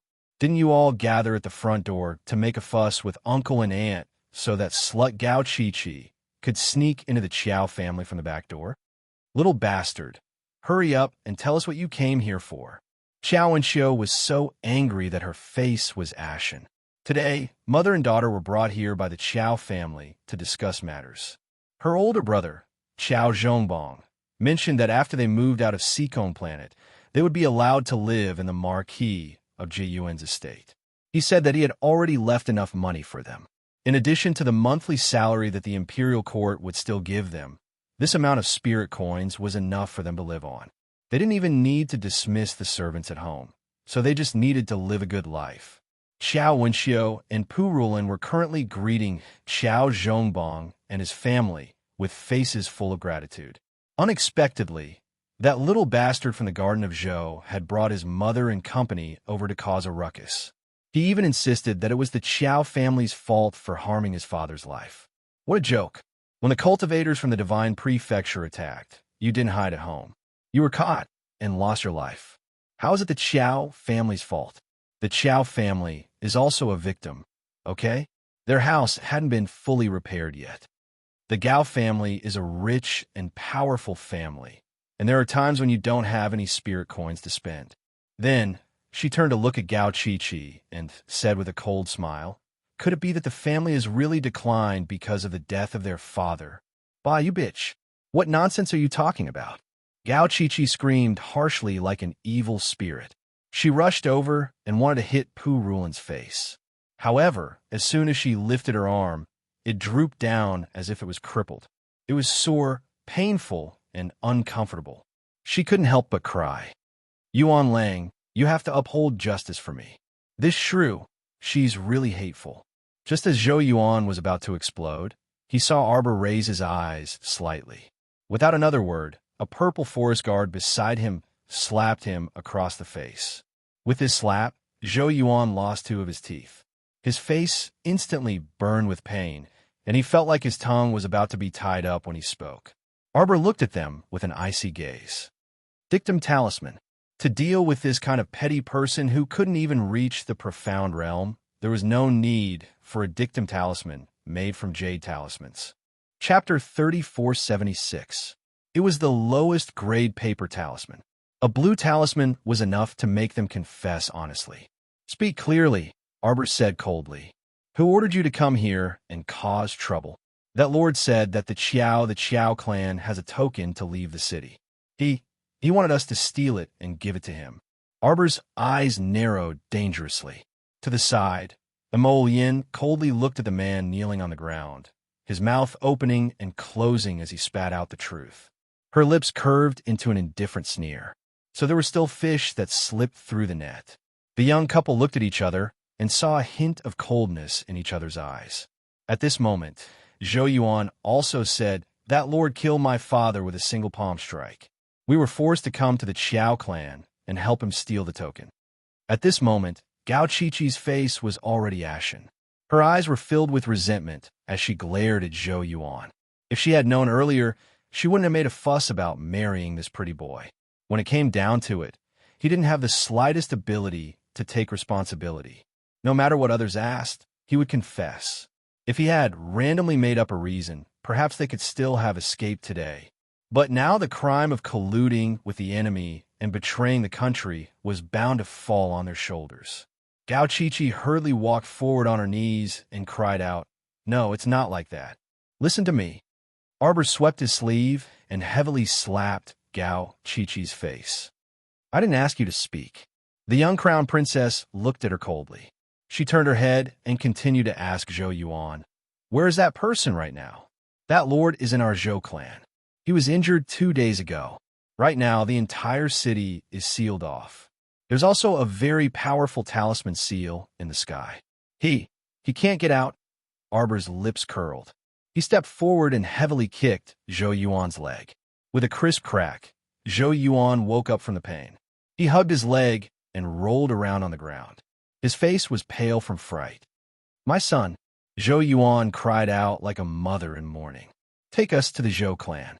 Arbor looked at the pretty boy in front of him indifferently and said coldly, "Don't try anything funny, or I'll turn your whole family into ashes." Zhou Yuan's body trembled. At this moment, fear had already seized his mind. He didn't expect that he would be caught red-handed just because he thought of a way to steal a pass token. He even confessed everything in a daze. Now that she thought about it, it was as though she was in a dream just now. Her mind was very clear. Although she was anxious and knew that she shouldn't reveal everything, for some reason, she obediently answered all of the Crown Prince Consort's questions word by word. It was as if his mind had been controlled by something strange at that time, forcing him to reveal everything he knew. Zhou Yuan's mother saw that the situation was not looking good. With an "I-O," she rolled her chubby body forward and reached out to hug the Crown Princess's leg, but she was kicked away. "Aya!" Zhou Yuan's mother fell to the ground, slapping her thighs as she wailed. "We had no other choice. Our whole family's lives were in that lord's hands at that time. If we didn't agree to help him, he would have dealt with our whole family like how he dealt with my husband." Arbor heard this and couldn't help but sneer. "Huh, They sounded really pitiful, but just now, their faces were really ugly to the extreme. Chapter 3477. When he thought of how Zhou Yuan's family actually harbored such vile intentions, an indescribable anger arose in Arbor's heart. Take them away. Mo Yin couldn't be bothered to waste words with them. She directly waved her hand and had the purple forest guards lift this group of people up. Huifeng chuckled as he lifted Zhou Yuan and swayed his body. He then reached out to caress Zhou Yuan's dog head. Young Master Zhou, I advise you to obediently lead the way and not play any tricks. Be careful of your dog life. Zhou Yuan couldn't help but shudder in fright, and he hastily said, No, I won't play any tricks, why yes. He was nearly scared out of his wits. So how could he dare to play any tricks now? Moreover, the purpose of his family's visit had already been completely exposed. Even if he stiffened his neck and refused to admit it, it would be of no avail. Others had already seen through them long ago. The group majestically arrived at the entrance of the Zhou residence, naturally attracting the attention of many people along the way. Those who were curious followed along, causing the group to grow larger and larger. Mo Yin and the others had just arrived at the entrance of the Zhou residence when they heard a loud noise coming from inside. The two vermilion doors suddenly fell down. Everyone focused their eyes and immediately saw a man with round, tiger-like eyes quickly walking out with a woman by the neck. His fierce-looking face was filled with malevolence. Don't come over, the man sternly said. He tightened his grip around the delicate woman's neck. If you come over, I'll kill her. Sister, Zhou Yuan cried out in alarm. Zhou Yuan's mother's eyes were also about to pop out as she repeatedly yelled, Damned bastard! Hurry and save my daughter! Daughter! Daughter! Don't be afraid, mother is coming. Sir, let go of my daughter, let go of her. She was about to pounce forward as she spoke, but the man tightened his grip around the woman's neck. If you come any closer, I'll strangle her to death. When Zhou Yuan's mother saw that the whites of her daughter's eyes were about to pop out, she didn't dare to go forward and repeatedly waved her hands to beg for mercy. Sir, please spare my daughter. Sir, I won't come over. Please have mercy on me. Please have mercy on me. Pu Rulin could not help but frown when she saw this. His sister-in-law had actually fallen into the hands of that thief. Her sister-in-law usually had a gentle personality and did everything in a gentle and weak manner. Although she did not have much of an opinion of her own, she had always been led by the nose by Zhou Yuan's mother. However, she was very kind-hearted. It was rare that she was the only good bamboo shoot in the Zhou family's nest of bad bamboo shoots. Previously, when she and her mother, Qiao Wenxiu, were imprisoned in the woodshed in the garden of Zhou, it was also thanks to this sister-in-law that they did not starve to death. Now that she saw her sister-in-law fall into the enemy's hands, her heart couldn't help but pound, and she hurriedly turned to look at her stoic-faced younger cousin. Arbor frowned and said coldly, You can't run away. Let go of your hostage and kneel down. At this moment, the people walking up and down the street had also noticed the black-clothed man holding the weak woman by the neck at the gate of the garden of Zhou. Looking at his attire, everyone couldn't help but jump in fright. Although they were somewhat afraid, as they fled far away, they could not help but secretly hide in a corner and size up the black-clothed man. In any case, with His Highness the Crown Prince here, nothing major would happen. They could just hide far away and watch. This was what the Crown Prince's diehard fans thought in their hearts. Chapter 3478. Arbor coldly gazed at that black-clothed man, his voice icy as he said, Still not surrendering? That man instantly became anxious and hastily clutched the woman's throat, shouting harshly, I want you to immediately let me out of the city. Let me out of the city. What kind of joke was this? He barely managed to keep his life, so of course he had to return alive. He didn't believe that His Highness the Crown Prince, the Crown Princess, would disregard the lives of her subjects and disregard the lives of others. As long as he gambled correctly, he could survive this time. The black-clothed man hastily said and clutched that delicate woman's neck, retreating several steps. You won't let me go? Then I'll kill her immediately. Go ahead and kill her. Arbor sneered, his eyes as chilling as ice pearls, causing people to involuntarily be alarmed. It's her honor to be able to sacrifice herself for our Mo kingdom. The royal family of the Mo kingdom will erect a monument for her and inscribe inscriptions to extol her noble character. Everyone. Why was the little crown princess's expression so frosty and terrifying when she said these words? She spoke as if it was true. Everyone's hearts couldn't help but tighten, and they sneaked several glances at the crown princess. However, they couldn't discern any abnormality from the crown princess's face. You. The black-clothed man's face flushed red, and he couldn't resist shouting furiously. He repeatedly threatened, "Hurry and let me go. I'm not joking with you. I can promise you that as long as you let me go, I definitely won't harm this woman in the slightest." Arbor coldly stared at the man in front of him, watching as his mouth opened and closed nonstop. "As long as you're willing to let me go, I can guarantee that I won't set foot on Seacone Planet for the rest of my life." I said you can't run. Before the man could finish swearing, Arbor's aloof voice interrupted him. The little stoic coldly gazed at the man in front of her. "Do you not understand human speech? Or are you saying you want to die in a different way? If you let her go now, I can still let you die peacefully and smoothly. Otherwise, you won't even have the chance to die. At that time, you might beg me, and you won't be able to die even if you want to." Arbor's cold gaze fell on the man. His voice was calm and indifferent as usual. "Don't blame me for not warning you beforehand." The black-clothed man's eyes shrank in horror as he hurriedly defended himself. "No, I don't want to die, Crown Princess. I didn't come to Seacone Planet to cause trouble on purpose. I was also instructed by someone." The black-robed man stuttered as he tried to explain, but he didn't know what he was talking about. The words that came out of his mouth were so pale and powerless. Even his explanation seemed to be completely to shift the blame. There was no substantial persuasiveness at all. The Crown Princess, said you can't leave today, so you can't leave." Arbor interrupted him coldly and frowned impatiently. "If you still persist in going about things the wrong way, then don't blame me, the Crown Princess, for being merciless." The black-clothed man's eyes instantly widened as he looked at her in horror. "No. Why, you're lying to me." Suddenly, a white figure swiftly scuttled over and bit the webbing between his thumb and index finger at lightning speed. He instantly felt his hand go numb, and his entire arm drooped down. The long sword fell to the ground with a clang. His eyes were filled with terror. Chapter 3479. Huifeng swiftly pulled the delicate woman from the burly man's side and directly pushed her back. The woman also seemed to have been scared silly and fell on her, but unable to utter a single word for a long time. Seeing this, Pu Rulin felt that her sister-in-law was very pitiful and quickly went up to support her arm.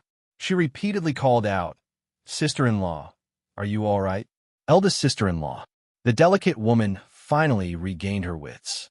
When she thought of the danger just now, tears instantly welled up in her eyes. "Don't touch her." Zhou Yuan's mother rushed over and swatted Pu Rulin's arm away, glaring hatefully at her. "I don't need your fake kindness. If it weren't for a woman like you being so vicious, how could my daughter have experienced such a dangerous situation just now? You're the one who should be captured." Zhou Yuan's mother indignantly scolded. "You're also the one who should die." Qiao Wenxiu had always been a timid person, but at this time, she couldn't help but be angered by Zhou Yuan's mother until her blood boiled. Seeing the old woman humiliating her daughter like this, Qiao Wenxiu rushed up. She didn't know where the strength came from, but she slapped the old woman's face. Zhou Yuan's mother angrily widened her eyes, as if she wanted to eat someone. Before she could make a fuss, she was kicked flat on her face by a purple forest guard and dragged to the side. "Haven't you shouted enough?" The purple forest guard impatiently scolded. "Behave yourself. The Crown Princess hasn't said how she's going to deal with you. Just wait." Zhou Yuan's mother instantly wilted like a frosted eggplant. When she recalled the scene of her family making a fuss in front of the Qiao clan, she couldn't help but secretly regret it. If she had known earlier, she wouldn't have made a fuss. "Great. Now she had angered the crown princess and gotten herself into trouble for no reason. The black-clothed man's face was ashen, and he repeatedly retreated a few steps with an ashen expression. He anxiously said, "Crown Princess, you can't kill me. I'm from the Sure clan, the Sure clan of the 6 great patrician families. Our Sure clan's smelting skills are unparalleled in the world. The man took a step back, and his gaze followed the sword pointed at his throat. He only saw the little girl's pair of cold and lonely eyes looking at him emotionlessly. The Sure family? She said coldly. When I return to the Divine Prefecture, the Sure family will have to pay the price. What 6 great aristocratic families, or 8 great aristocratic families? Do you think you can get away unscathed after touching my family? What a joke." The man panicked and waved his hands as he shouted, "You can't kill me. You can't kill me." Arbor smirked and sneered. "I know you want to die in a different way." "Chirp, chirp," the little girl calmly called out. "Chirp." The little white squirrel excitedly grew in size with a bang. Like a small mountain, it suddenly pressed down on the man's body. Caught off guard, the brawny man was scared out of his wits before he died. How could he have expected that the cute little white squirrel hanging in front of him would actually then? He sat down on her body. Just like that, it completely pressed him down. He was a dignified 10th level spiritual master, but under the little white squirrel's thick, but he only had half an arm exposed to struggle for a bit before he completely died. Fuck. This really was an undignified way to die. Everyone couldn't help but secretly curse in their hearts. They carefully stole glances at the expressionless little crown princess. Chapter 3480. All right. The young crown princess seemed to have already reminded this lord before. She had even asked him again and again if he wanted a different way of dying, but he did not listen. Everyone could not help but sigh and shake their heads. Soon after, they heard the crown princess coldly say, "Banish the Zhou family to the bitterly cold lands of the northwest. In this lifetime, they are not allowed to return to the Mo kingdom capital." Zhou Yuan plopped down on the ground, staring blankly at this stoic-faced crown prince consort, whose face was filled with indifference. He muttered, "No, you can't treat us like this. You can't do this." Arbor swept a glance over him. "Oh, you don't want to be banished. That is to say, you want to die a bit more quickly? Colluding with the enemy, betraying the country, leading the wolf into the house, harboring the enemy." Arbor's cold and desolate voice clearly fell into the ears of Zhou Yuan's family. "Don't want to be banished? Do you want to die?" Zhou Yuan's mother turned pale with fright and widened her eyes. She hastily crawled forward and covered her son's mouth with one hand. At this moment, she finally regained her wits. Just how stupid of a thing had she done before? Watching the young crown princess turn around and leave, the old woman opened her mouth but was unable to make a sound for a long time. She did not dare to make a fuss again. The young crown princess was clearly a little fellow who could be persuaded by reason but not cowed by force. If she dared to make a fuss in front of her again, her end would only be more miserable and tragic. Thinking of this, Zhou Yuan's family was like a defeated rooster, their heads drooping as they were escorted away. Pu Rulin sighed in relief and secretly clasped her hands with her mother, Xiao Wenxiu. In the future, when this family left the capital, their days should be much smoother. At least they would not have to constantly face this disgusting family. However, Pu Rulin sighed and glanced back at her sister-in-law. She pitied her delicate and weak sister-in-law. Life in the bitterly cold lands of the Northwest would probably not be easy. Xiao Wenxiu shook her head and also sighed. This Miss Gao is truly unlucky. She was the daughter of a wealthy family, but in the future, she would have to follow Zhou Yuan and his family to the bitter cold of the Northwest and be sent to work. However, Xiao Wenxiu only sighed a little and then put away the trace of sympathy that occasionally appeared. To put it bluntly, these people had only themselves to blame. In the future, the mother and daughter should just live their own lives and not think too much about other things. That night, the palace banquet held by the old great king was very lively. All the officials and their families were gathered together, and it could be considered a joyous and harmonious atmosphere. Nothing strange happened all the way until they left in the middle of the night. This made all the officials who were on tenterhooks sincerely shed tears of sympathy for themselves. They were truly frightened by this banquet. He still remembered that every time the great king held a banquet, there would always be all kinds of situations. Today's palace banquet was truly smooth and beautiful. During this time, a small incident occurred. The 10th princess Molly proposed a toast to the crown princess and accidentally spilled wine on the crown princess. Apart from this, the entire banquet passed without any disturbances.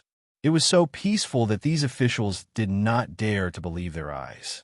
After the banquet, Arbor and the crown prince led the Qiao family back to the Eastern Palace. Along the way, he saw Emolian frown. Arbor could not help but glance at her curiously. "Why are you always frowning? Today, Molly proposed a toast to you and intentionally spilled wine on you." Chapter 34:81. Why did you stop me when I wanted to berate her? Prince Emo asked in displeasure. "It's nothing more than a girl's little tricks," Arbor said dryly, her eyes rippling. "There's no need to get angry at her for these kinds of little tricks. She put on an act and said she wanted to lure you to change clothes. Wasn't it all premeditated? Why do these women always like to play these tricks?" Prince Emo couldn't help but get angry. The two of them were currently in the same carriage, so only Hui Feng and a few other personal guards were accompanying them, so they could hear what they were saying. The Qiao family was in the carriage behind them. Father and second uncle were already dead drunk and were currently snoring in the carriage. Arbor couldn't help but chuckle, and she reached out to pinch his angry, handsome face. "All right, it's all child's tricks. No need to pay attention to them." At her current level, a few inexplicable plots and machinations actually didn't count for much. In the face of absolute strength, she could just crush those small conflicts that couldn't be seen in public. There was no need to get angry. "I think she's living too comfortably," Emolian said angrily. In any case, he wouldn't allow anyone to have crooked thoughts about him. Jojo? He couldn't even bear to let her suffer the slightest bit of grievance. So why should she be bullied by others? Arbor couldn't help but chuckle. She then grabbed his hand and blinked. "I heard that when the enemy came from the Divine Prefecture, the 10th princess was humiliated before you rushed to the royal palace. After the incident, she seemed to have sought death the night she returned to the palace. If she really didn't want to live, she could have died that night," Emolian said apathetically. To put it bluntly, everything was merely an act in order to gain the old great king's attention and pity in hopes of obtaining more benefits. He understood this father of his too well.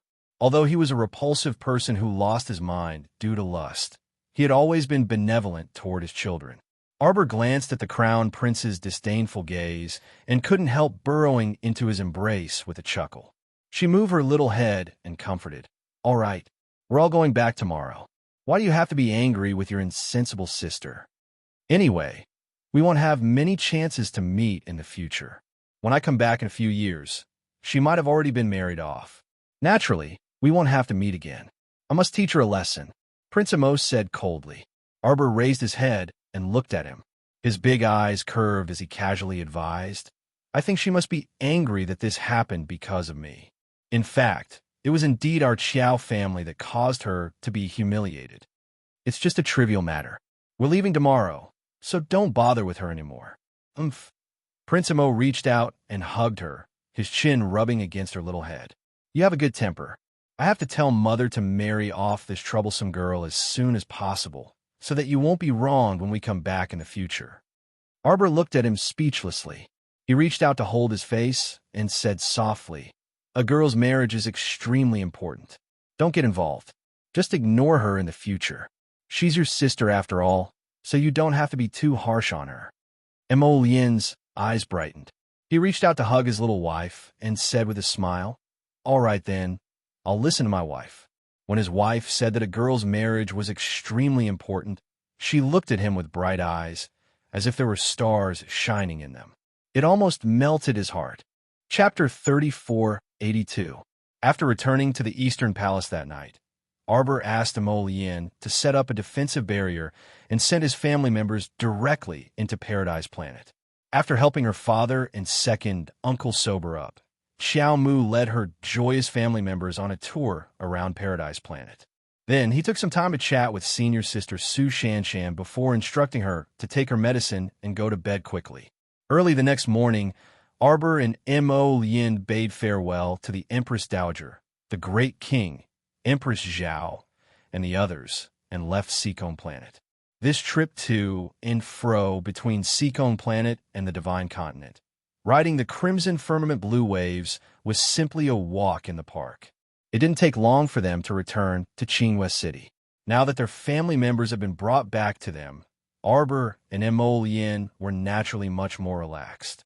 After arriving at Qinghua City, Arbor simply let the Qiao family members out of Paradise Planet and took them to eat and drink along the way, admiring the scenery around Qinghua City as they leisurely headed in the direction of Dragonflame City. No one was happier than little Qiao Senator along the way. He felt so blissful that he was practically bubbling. If it weren't for the fact that it was early every morning, the little monk would definitely nag him to wake up and accompany him to recite sutras. Oh no, read books. He felt that his days would be even happier. The green hills were far away, and the clouds were floating lightly. It was already May, and the weather was gradually getting hotter. At noon, the scorching sun would be in the sky, and the sunlight spared no effort to shine on the earth, causing wisps of steam to rise. The Qiao family party followed the Crown Prince and Xiao Mu on a scenic tour, stopping here and there. After nearly half a month's time, they finally arrived 5 kilometers away from the outskirts of Dragonflame City. Xiao San excitedly peeked his little face out of the carriage curtains and looked around curiously. He pointed at the tall gate in front of them and exclaimed, "I see the words Dragonflame City." This child, Wei Ziqin, helplessly glanced at her son and hurriedly reached out to pull Xiao San's little body back. "Sit properly. Don't just sit there all day without a proper posture." "Mom, you're always talking about me." Xiao San pouted and muttered. Jolin chuckled. "You're like a frisky monkey. If your mother doesn't scold you, who else would she scold?" She called out to her younger brother. She turned her head and saw the little monk holding a vegetable bun and gnawing on it. The bun was very big, and only a pair of black eyes could be seen from behind the bun. He looked a little funny. Jolin couldn't help but reach out and rub his little bald head. He laughed and said, "Little monk, why are you so interesting? Don't take any interest in this little monk." The little monk hurriedly slapped Jolin's hand away and touched his bald head. He said righteously, "This little monk is a person who is devoted to Buddhism. Once I enter the temple, I will be a monk for life." His hand that was holding the vegetable buns was still stained with a lot of grease. When he touched his head, all the grease was smeared on his little head. He immediately jumped up and jumped off the carriage with a cry, giving everyone a fright. Fortunately, the carriage was already in a stopped state, so nothing happened. The little monk shouted, "Benefactress, benefactress!" All the way, he hurriedly ran toward the carriage in front of them. Arbor had just gotten off the carriage with Mo Lin when she heard the demonic voice shouting all the way over. Arbor couldn't help but hold her forehead. Immediately, the figure of the little monk appeared in her line of sight. "Benefactress!" The little monk immediately rushed to Arbor and hugged her thigh. Chapter 34:83. The little fellow called out, "Female benefactor, female benefactor. This little monk's head is oily. It's uncomfortable." Arbor was speechless. Mo Yin snickered and pulled that little monk down from Chow Chow's lap. He swayed the little monk in his hand as he asked with a spurious smile, "Benefactress's husband will help you wipe your head?" "No." The little monk immediately rejected her without giving her any face. "I want female benefactor." As they spoke, the city gates suddenly opened and a troop of cavalry rushed out. The leader was a young general dressed in battle armor. His expression was solemn and stern. Hundreds of cavalry quickly arrived beside the group. The leading general hurriedly pulled on the reins and jumped off his horse. He strode forward and cupped his hands in greeting. This general, Zhongli Ping, greets Crown Prince and Crown Princess. Prince Mo looked deeply at the young general in front of him and nodded. "Where did little General Zhongli go?" "In reply to your highness." Zhongli Ping said very respectfully, This general is following His Majesty's orders to go to the 10-mile slope to receive a divine pill refiner. Upon hearing this, Qiao Mu sized him up. Zhong Liping, Great General Zhong Li's son? Previously at grandfather's banquet, this great General Zhong Li was clearly forced by the crown prince to go to His Majesty and hand over his resignation letter. Why was his son still working for His Majesty in the imperial court? Zhong Li's residence had secretly accumulated many powerful divine realm cultivators deep in the mountains and forests. How could His Majesty tolerate such a person with ulterior motives? Impossible. Then what was the reason that Zhong Liping was still in the imperial court? Could it be that it had something to do with this divine pill refiner that he was about to receive? Mo Lien gazed deeply at Zhong Liping, inwardly admiring this Zhong Liping's current tranquil appearance. Logically speaking, Prince Mo had forced Zhong Li's family into such a state. When Zhong Liping saw him this time, he should have the look of someone who had met an enemy with eyes filled with hatred. However, this brat did not show any emotion. He was actually able to keep his composure. "Oh, I wonder which divine-grade alchemist it is," Mo Lien asked. Zhong Liping cupped his hands again and said respectfully, "Reporting to Your Highness, this is this general's distant cousin, Shan Isu, Cousin Shan." Mo Lien frowned slightly. Oh, however, he didn't know that the extremely famous young divine-grade alchemist actually had such a relationship with the Zhongli clan. Distant cousin? Mo Lien nodded. "Go ahead." "Yes, Your Highness." Zhong Liping's performance was pretty good. From the beginning to the end, he didn't show any disrespect to the crown princess. Hearing that His Highness was letting them go, he respectfully bowed to the couple. Then, he waved his hand and led the 100-man team forward.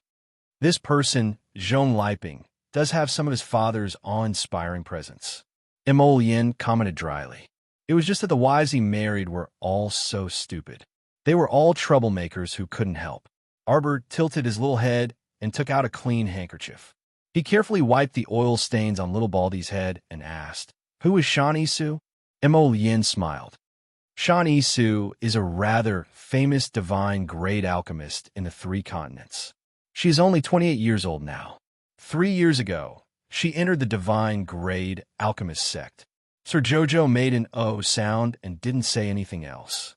Mo Lien lowered his head to look at his little emperor and pulled her into his embrace.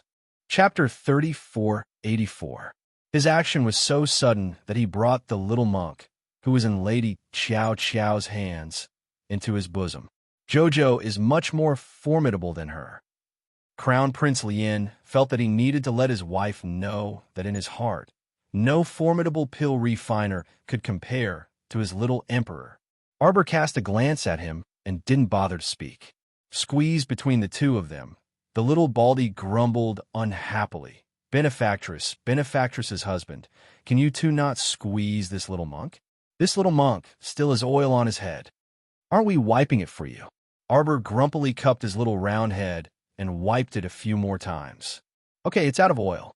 The little monk raised his hand to rub his head before nodding in satisfaction. "Benefactress, this little monk needs to wash his hair properly tonight." Arbor, Mo Lien couldn't help but laugh out loud. "What are you washing your hair for? With your bald head and photon brain, you just need to wipe it with a rag every day." Sir Jojo pursed his lips in amusement. He reached out to pick up the little monk, whose face was puffed up like a bun, and quickly walked to the side of the carriage before jumping onto it. The group successfully passed through Dragon Flame City's checkpoint. Arbor took her parents and family to a garden-style residence on Changle North Street. This residence was one of the 5 properties she had won from Mu Rochuan during her grandfather's birthday banquet. It was a space ring she had won from her. The space ring just happened to store some talisman puppets and elixir pills, which she handed to little Six Zheng and the huge bear squad. This residence was just right for her parents and family to live in. It was also close to her Kai-Dai pavilion and precious painting workshop. Changle Main Street was also a bustling area where every inch of land was worth its weight in gold. Even this medium-sized garden-style residence located here was also worth a lot. The Chow family's arrival was sudden. Fortunately, they had hired someone to clean this residence for a long time, so the environment was relatively clean. This residence was still smaller than the marquee of Ji-Yun's estate that they used to live in, but it was enough for a family to live in. The courtyard was also exquisitely renovated. There were pavilions, terraces, pavilions, and playhouses. The environment looked very comfortable and elegant. The family moved into the new residence and naturally took some time to tidy up. Wei Ziqin saw that the sky was gradually darkening and urged her daughter to quickly return to the palace with the crown prince to rest. Anyway, it wouldn't be good to tidy it up in a day or two. They planned to stay here first and tidy it up slowly later. When he was free, he would go to the broker house and buy 2 servants, and everything would be on the right track. Not long after the young couple returned to the Eastern Palace, a young eunuch hurriedly came to deliver a message, saying that His Majesty urgently summoned the crown prince for an audience. Mo Lien reluctantly let go of his wife and went to report to his father's extreme time hall. Arbor, on the other hand, took a combat bath. He was so tired that he lay on the bed and rolled around. The past few days had been really thrilling. Fortunately, this half a month of sightseeing had soothed his anxious heart quite a bit. Arbor lay on the bed, thinking that he might be able to receive the 100,000 blank jade slips tomorrow. He also had to go to Fish Orchid Planet to draw talismans. Recently, his realm had stabilized quite a bit. It was time to advance to the next level. As he thought about it, he fell asleep in a daze. In the middle of the night, he suddenly woke up with a start. He reached out to touch the empty and cold bedding beside him. He rolled over and sat up, his little face immediately puffing up. Jojo's lotus was gone. Chapter 3485. Sir Jojo jumped down and put on a coat. Kai Xiao, who heard the noise at the door, carefully pushed open the door and walked in. Arbor was stunned and casually asked, "Why aren't you sleeping?" Kai Xiao heaved a sigh of relief and hurriedly walked up and said in a low voice, "Crown Princess, why did you suddenly wake up?" "Lien is gone," Sir Jojo muttered unhappily. Kai Xiao couldn't help but pursed her lips and chuckled. Crown Prince was called to the study by His Majesty. "Crown Princess, have you forgotten? What time was it already?" There were so many things to discuss. Arbor's pair of round almond eyes couldn't help but slightly narrowed. "You're saying that after His Majesty called Crown Prince over, he didn't let him come back?" Kai Xiao coughed lightly. His Highness sent someone to pass the message back. But he saw that Crown Princess was asleep yesterday, so he didn't disturb you. Crown Prince was entrusted by His Majesty to go to the 10-mile slope to help little General Zhong Li pick up a divine grade pill master. Arbor couldn't help but be startled, following which a trace of anger surged in her eyes. Pick up someone in the middle of the night? Didn't that Zhong Li Ping already left the city in the evening to pick up that pill master called Shan Yisu? Could it be that he waited until the middle of the night and still hadn't come back? What was it? This person was brought to the sea of forgetfulness, right? Was there such a long journey? Seeing that the little crown princess was angry, Kai Xiao hurriedly said in a gentle voice, "Seems like something happened at the 10-mile slope. That pill master and little General Zhong Li were blocked by a group of bandits at the 10-mile slope and couldn't come out." Bandits? Arbor seemed to have heard a big joke and couldn't help but raise her voice slightly. "These bandits are really quite interesting. They came all the way from Qingyu border city and didn't even bump into a single bandit. They also passed through the 10-mile slope and didn't bump into anything. Once this pill master passed through, he was immediately surrounded by bandits. It turned out that bandits also treated people well. At this time, Kai Xiao had already helped Arbor put on his clothes and tidied them up properly. Seeing the little crown princess about to go out with her long hair, she hurriedly pulled her, not knowing whether to laugh or cry. "This servant will help you tidy up your hair a little. Crown Princess, are you going to 10-mile slope now? From what I can see, it's almost dawn. I'm afraid that the Crown Prince and General Zhong Li will be back soon. Why don't we wait a little longer?" Jojo's expression was a little uncertain. Just as she pushed open the door, she saw Tong, who was guarding the door, turn around and bow to her. At this time, the sky was just beginning to brighten. The red sun in the east had not completely jumped out of the horizon. Only a small part of its head was exposed, reflecting a touch of sunset on the horizon. Sir Jojo's expression was unperturbed. He clasped his hands behind his back and asked crisply, "Where's Lotus? He's not back yet?" This guy is really looking down on the little emperor more and more. He actually dared to stay out all night without saying a word. Tong laughed embarrassedly and hurriedly said, "His Highness the Crown Prince has just sent a message back. He will definitely be back in the palace in an hour." Jojo puffed up his little face and heavily snorted. He turned around and pattered towards the direction of the main hall. Kai Shio glanced at Tong and gave him a look that said, "Let His Highness fend for himself." She hurriedly followed the little crown princess footsteps.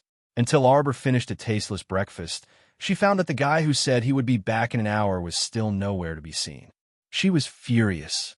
Chapter 3486. She packed her small bag, carried a pile of things, and called for someone to send her back to the Chow residence on Changle North Street.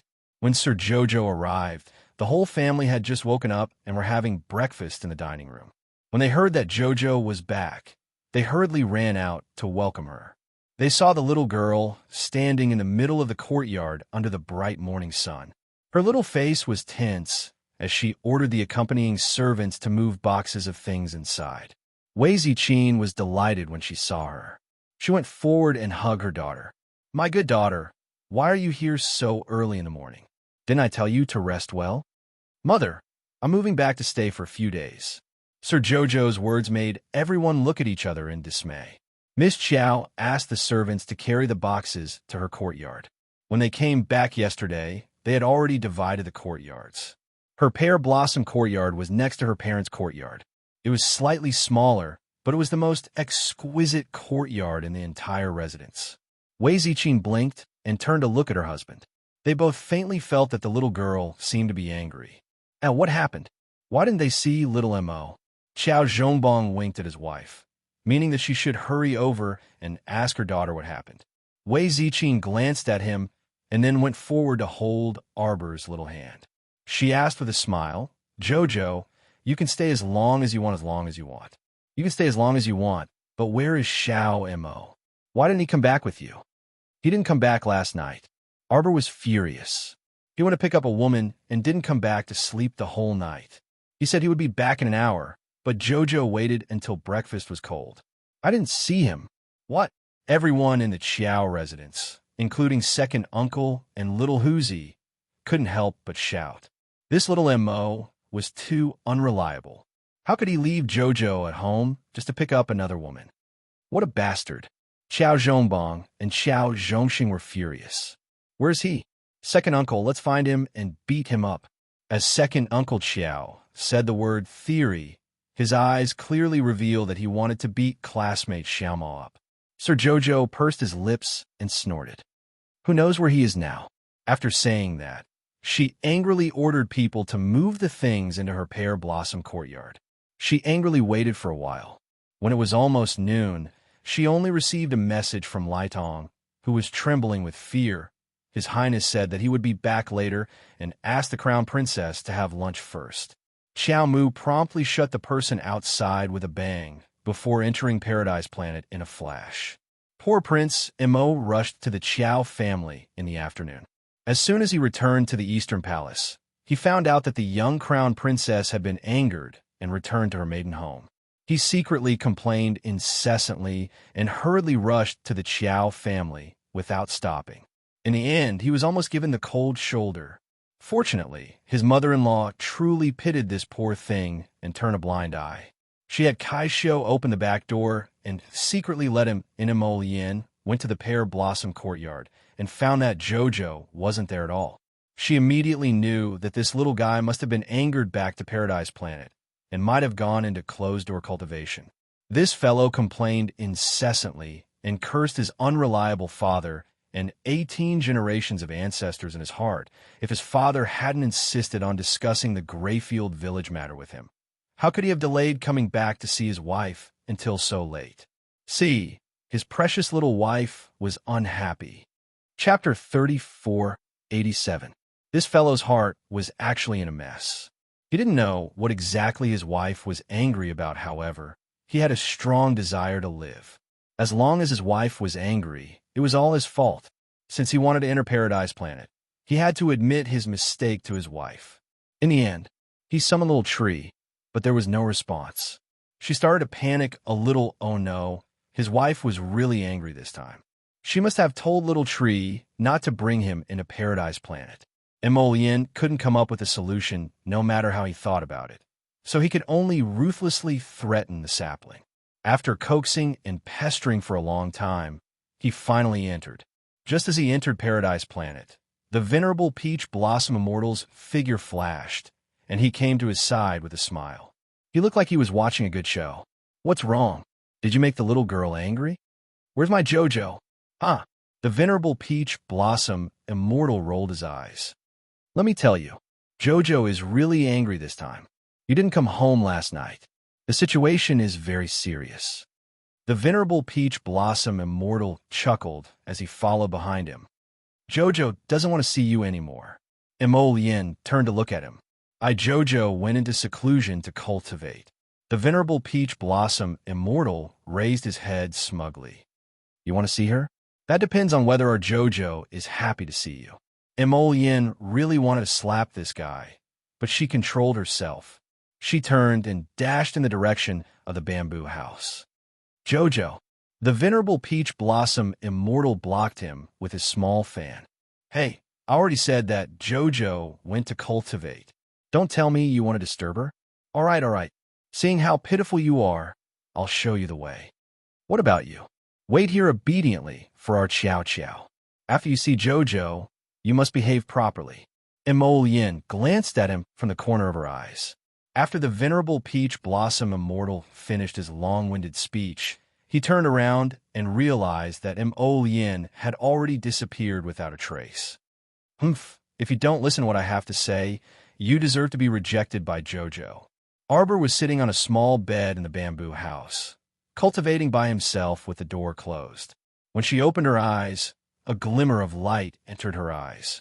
Subconsciously, he used his divine sense to check his meridians and found that his 9-branch meridians were now filled with spiritual power like streams. She raised her hand and quickly shot out a stream of spiritual energy. That stream of water spiritual energy revealed a dense chill.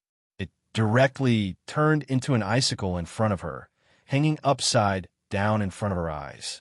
When Emolien pushed the door open, she saw the little fellow standing under the sharp icicle hanging from the ceiling, looking up at the icicle. The bright white light contrasted with the cold glint in the depths of her eyes, giving Crown Prince Emo a bad premonition at once. He hurried to his wife's side in a flash. Just as he was about to reach out to hug her, she dodged him. Emolien was a little anxious at once. He hurried to her side again, reached out, and hurriedly carried the little fellow who was bristling with anger. He cried out repeatedly, "Wife, hubby admits his mistake. Wife, I was wrong. Hubby shouldn't have stayed out all night and shouldn't have let you stay in the cold bed. Punish me. Punish me to kiss you as many times as you like." Arbor glanced at him, looking at him expressionlessly. "Get lost." Emolien. "JoJo, it's because something happened at the last minute and Imperial Father kept me here to talk about it for a long time. Ask me. I'll confess to anything you ask." Chapter 3488.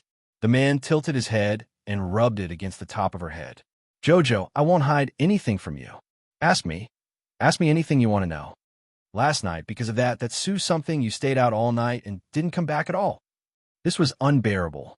Chow Mu's small face was taut as she roared at him in anger out of humiliation. Emolien blinked his eyes and immediately understood. His wifey was probably angry because of this unlined garment.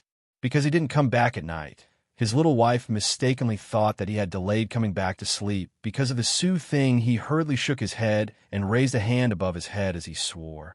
"I swear, JoJo, I didn't stay out all night because of her." Then Kai Shio said that you want to pick her up? Yes. Emolien didn't dare to hide anything at this time and hurriedly soothed his little wife's anger. He nodded and said, "It's true that I helped pick her up, but after I came back, I stayed in the palace and was kept in the study by Imperial Father. Kaixio. Prince Mo turned around and roared as usual. Kaixio, this girl, how did she pass on the message? Look at how angry his wife was. Then he realized, this wasn't the Eastern Palace at all. This was Paradise Planet. Where did Kaixio come from? Don't you dare yell at Kaixio. The little fellow slapped his hand away in annoyance, her almond eyes bulging. What's the matter? Your father still wants to keep you for the night. What's there to discuss? And Mo Lien didn't dare to laugh. But the little wife in front of him was fuming and trying hard to maintain her stoic expression. She was really a little adorable. This husband swears. I really stayed in the palace. And Mo Lien hurriedly explained. Stubborn Chao, Wu Xiaoyin, Imperial Censor Wang, and the other court officials are also in the discussion. I can call them all over. Arbor snorted, the little flame in her heart subsiding a few inches. What happened? Your father is really unreliable. She had just returned to the Eastern Palace, and yet another trouble had come. It was as if he was the only one in the world who could do the job. Wouldn't Lien die of exhaustion? Initially, he thought that the Emperor was a reliable person, but from the looks of it, he was no different from Old Wang of the Mo Kingdom. Both of them liked to enslave their sons. Mo Lien heaved a sigh of relief when he saw that his wife's anger had subsided. He hugged her tightly and lowered his head to kiss her. Wife, you don't know how annoying our father is. When something happened in Greyfield Village, the first person he thought of was me. He also asked me to go to the village to settle some matters. He said that he wants me to leave tomorrow. What? Xiao Mu roared, unable to remain calm. Her Lien had just returned to the capital. Why did he have to go out on a mission again? I already said that I don't want to go, but my father kept glaring at me as if he expected better from me. He even nagged all day long, saying that a man should aspire to travel far and not follow his wife around and fool around with you all day long. I'm not fooling around. My Jojo isn't fooling around at all. The two spoke at the same time, then looked at each other. Arbor finally couldn't hold back her laughter. She turned her little head and snorted softly. Mo Lien saw that his little wife was finally smiling. He quickly reached out to pull her over and sat down on the bamboo stool beside him. Jojo, there was a large-scale zombie attack in Greyfield Village. It happened a few days ago, and it's quite serious. Chapter 3489. The day after tomorrow, I'll really go to Graping Village. I'll go too. Our wedding date is set for the 6th of June. It's less than a month away. Mo Lien rubbed her head gloomily. You have to stay. You have to prepare the wedding dress and jewelry as soon as possible. Also, the Ministry of Rites will often bring over some things that need to be added for you to look over. Arbor frowned. Thinking that this was indeed the case, she couldn't help but nod slightly. All right then. Thinking that Jojo's Lotus was going to leave Dragon Flame City for a while, the little fellow's mood instantly turned sour. However, the matter of the corpse puppet could not be delayed. She did not continue to obstruct him, but her eyes were a little listless. Whenever Mo Lien spoke, she would somewhat ignore him, and Mo Lien couldn't help but find it amusing.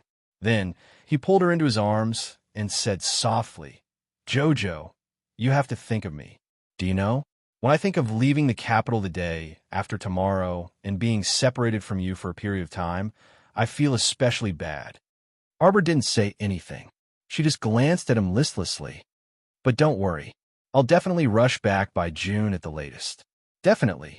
Arbor turned her head and raised her hand to wrap around his neck. She asked in a muffled voice, So from midnight until morning last night, you've been in the study discussing this matter with the courtiers? About the corpse puppet in Graping Village? Mo Lien nodded. Arbor immediately reached out to cover his eyes. You didn't sleep the whole night. Mo Lien smiled slightly and gently pulled her little hand down. He gazed deeply at her, as if wanting to imprint her exquisite features in the depths of his heart. Jojo, nothing is more important than you. You have to stay here well. You have to make me feel at ease, okay? Arbor glanced at him and said in a muffled voice, What can happen to me? You, on the other hand, have gone to such a dangerous place. Don't mess around and everything. I'll make more elixirs for you tomorrow. Bring them along. All right. Is the news from Greyfield Village reliable? Arbor suddenly asked. Mo Lien nodded. Reliable? The news was brought back by that alchemist. She came from Greyfield Village. Since that place was surrounded by a large number of zombies, how did she get to the capital safely? Arbor asked suspiciously. Didn't you say that she was surrounded by bandits at Shirley Slope? Arbor snorted.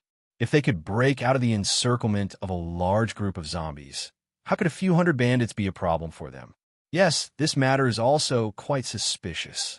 Emolienne also nodded, but she couldn't help but complain in her heart. But I've already sent people to investigate. I won't be able to receive any news in a short period of time. Emolienne looked at her and smiled. Jojo is right. An expert alchemist who came out of a nest of zombies doesn't look like someone who would be surrounded by bandits. So they were luring you over yesterday? Arbor said coldly. Yesterday? Didn't that Jean Liping go to pick up that alchemist? Why did he encounter bandits at Shirley Slope?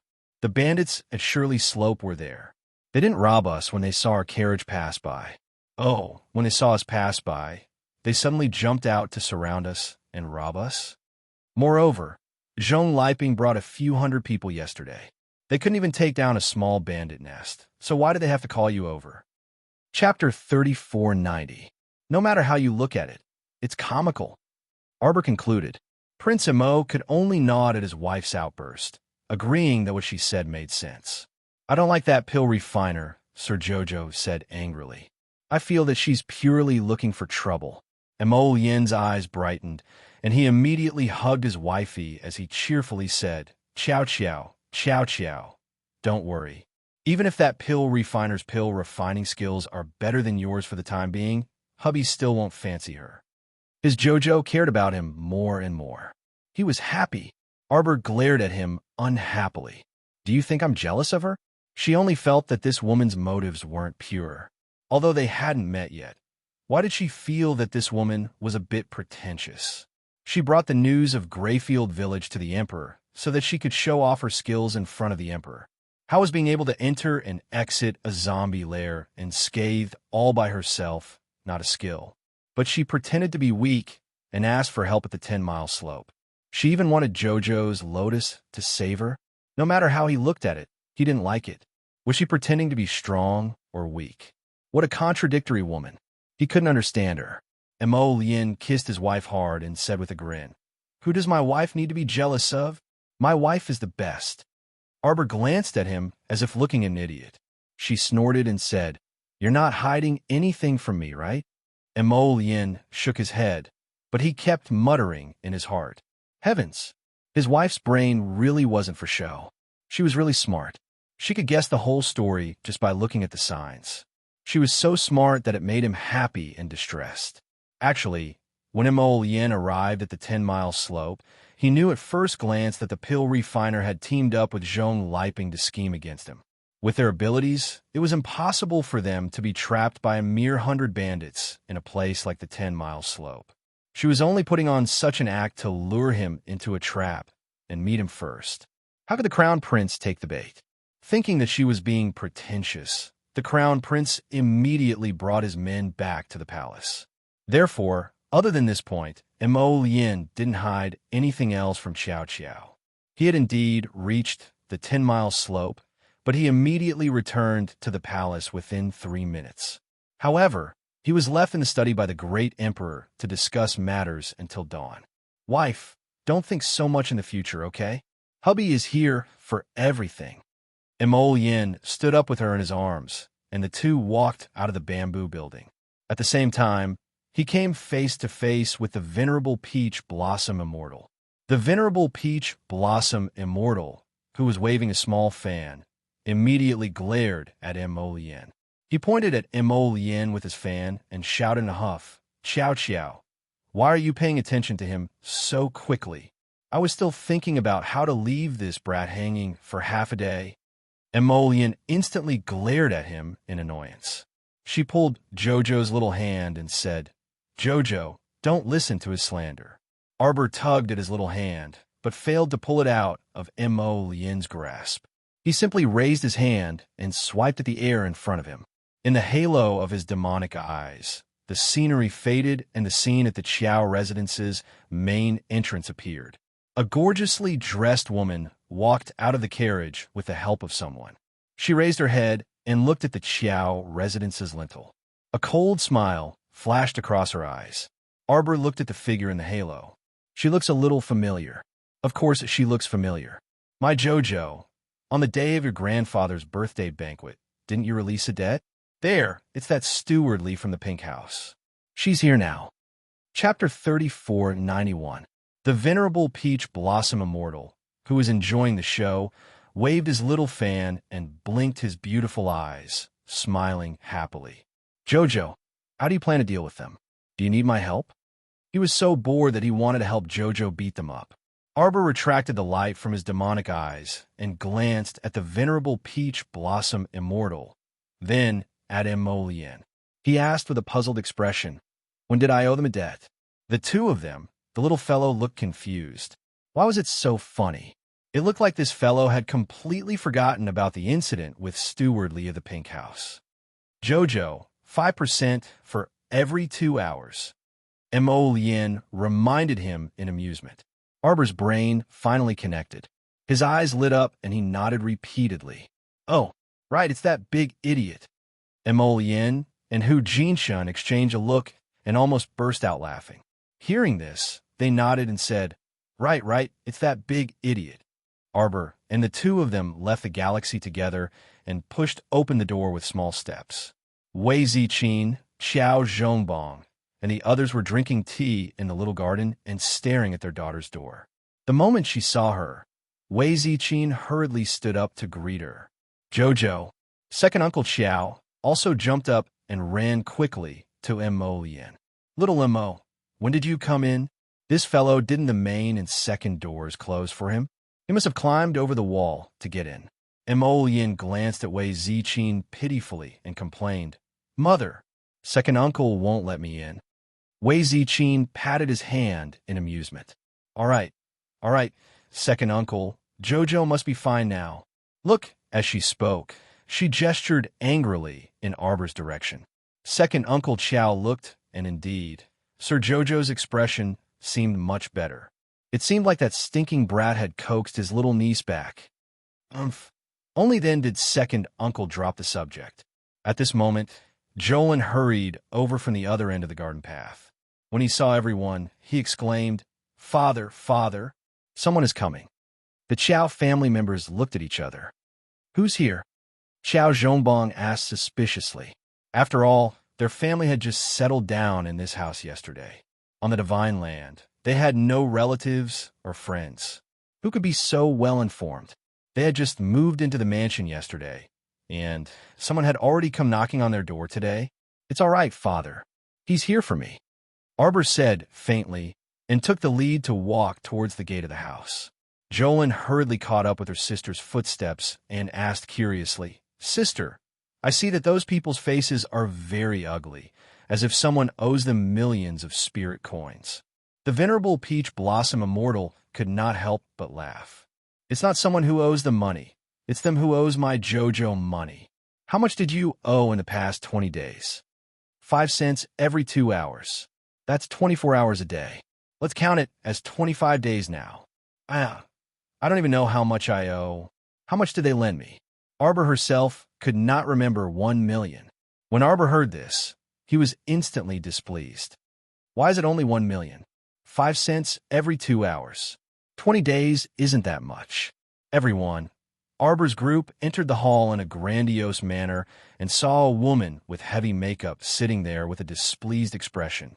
Stewardly furtively shrunk his neck and pulled up his sleeves, standing behind the woman with an aged face. Chapter 3492. Seeing that the crown princess had brought people in, he immediately jumped up as if he had been electrocuted and shouted, Grand! Crown princess! Crown princess! Arbor glanced at him, and her gaze fell on the woman with heavy makeup. Who are you? The woman in front of her was gorgeously dressed. She wore a strapless long dress that outlined her good figure. She wore a large string of sandalwood beads on her hand and a mole at the corner of her mouth, which ruined her good color. Time had already left its mark on her face. Although Sun Yang was still attractive in her middle age, she was no longer as delicate as a young girl. Wearing this peach-colored long dress naturally didn't add any points to her looks. Instead, It seemed unbearably gaudy. In Yang stood up and curtsied to Qiao Mu, Mo Yin, and the others in a well-behaved manner. Afterwards, she put on a nonchalant expression and said faintly, "Why does the Crown Prince Consort have to pretend not to recognize us? Haven't you been sending people to the pink brothel to remind us to pay our debts? It's just that the Crown Princess has been gone for more than 20 days. We can't pay our debts even if we want to." It was only then that Xiao Mu recalled that before she left, she had indeed sent someone to remind this pink house's manager not to forget his debt to her from time to time. If she didn't pay up, Sir Jojo definitely wouldn't let it go.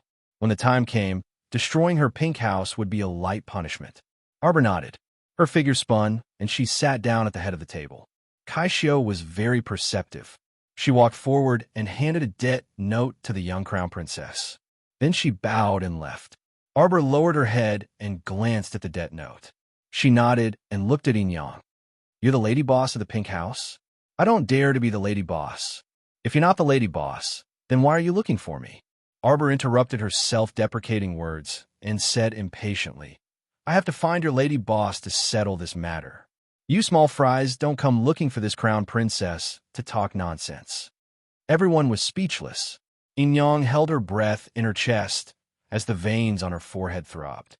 She hurriedly said, "Yes, I'm the lady boss of the pink house." "You're the lady boss, and you're saying that you don't dare to accept it?" The little crown princess said unhappily. "You're lying. This crown princess doesn't like to beat around the bush. If you have something to say, just say it." "Fuck, I don't dare. I was just being polite." You. Why is it so tiring to talk to you?" For the first time in her life, Yang, who had always been smooth and sly, had been angered by a little girl. Everyone could not help but look at her sympathetically, feeling that she was a little pitiful. "Since you're the lady boss, then let's cut the crap." Arbor slammed the note on the table. 30 million spirit coins, pay it. 333? 30 million. Steward Lee's cries were like an old rooster whose neck was being squeezed. His raised voice was practically piercing through the roof. Xiao Mu swept him a displeased glance. "What gall? You actually dare to yell at this crown prince consort?" Steward Lee immediately looked like a defeated rooster. He drooped his head and cried out pitifully, "Crown princess, this lowly one didn't do it on purpose. This lowly one, it's just too shocking." He had a long face. If crying could solve the problem, he was willing to cry until the sky turned dark.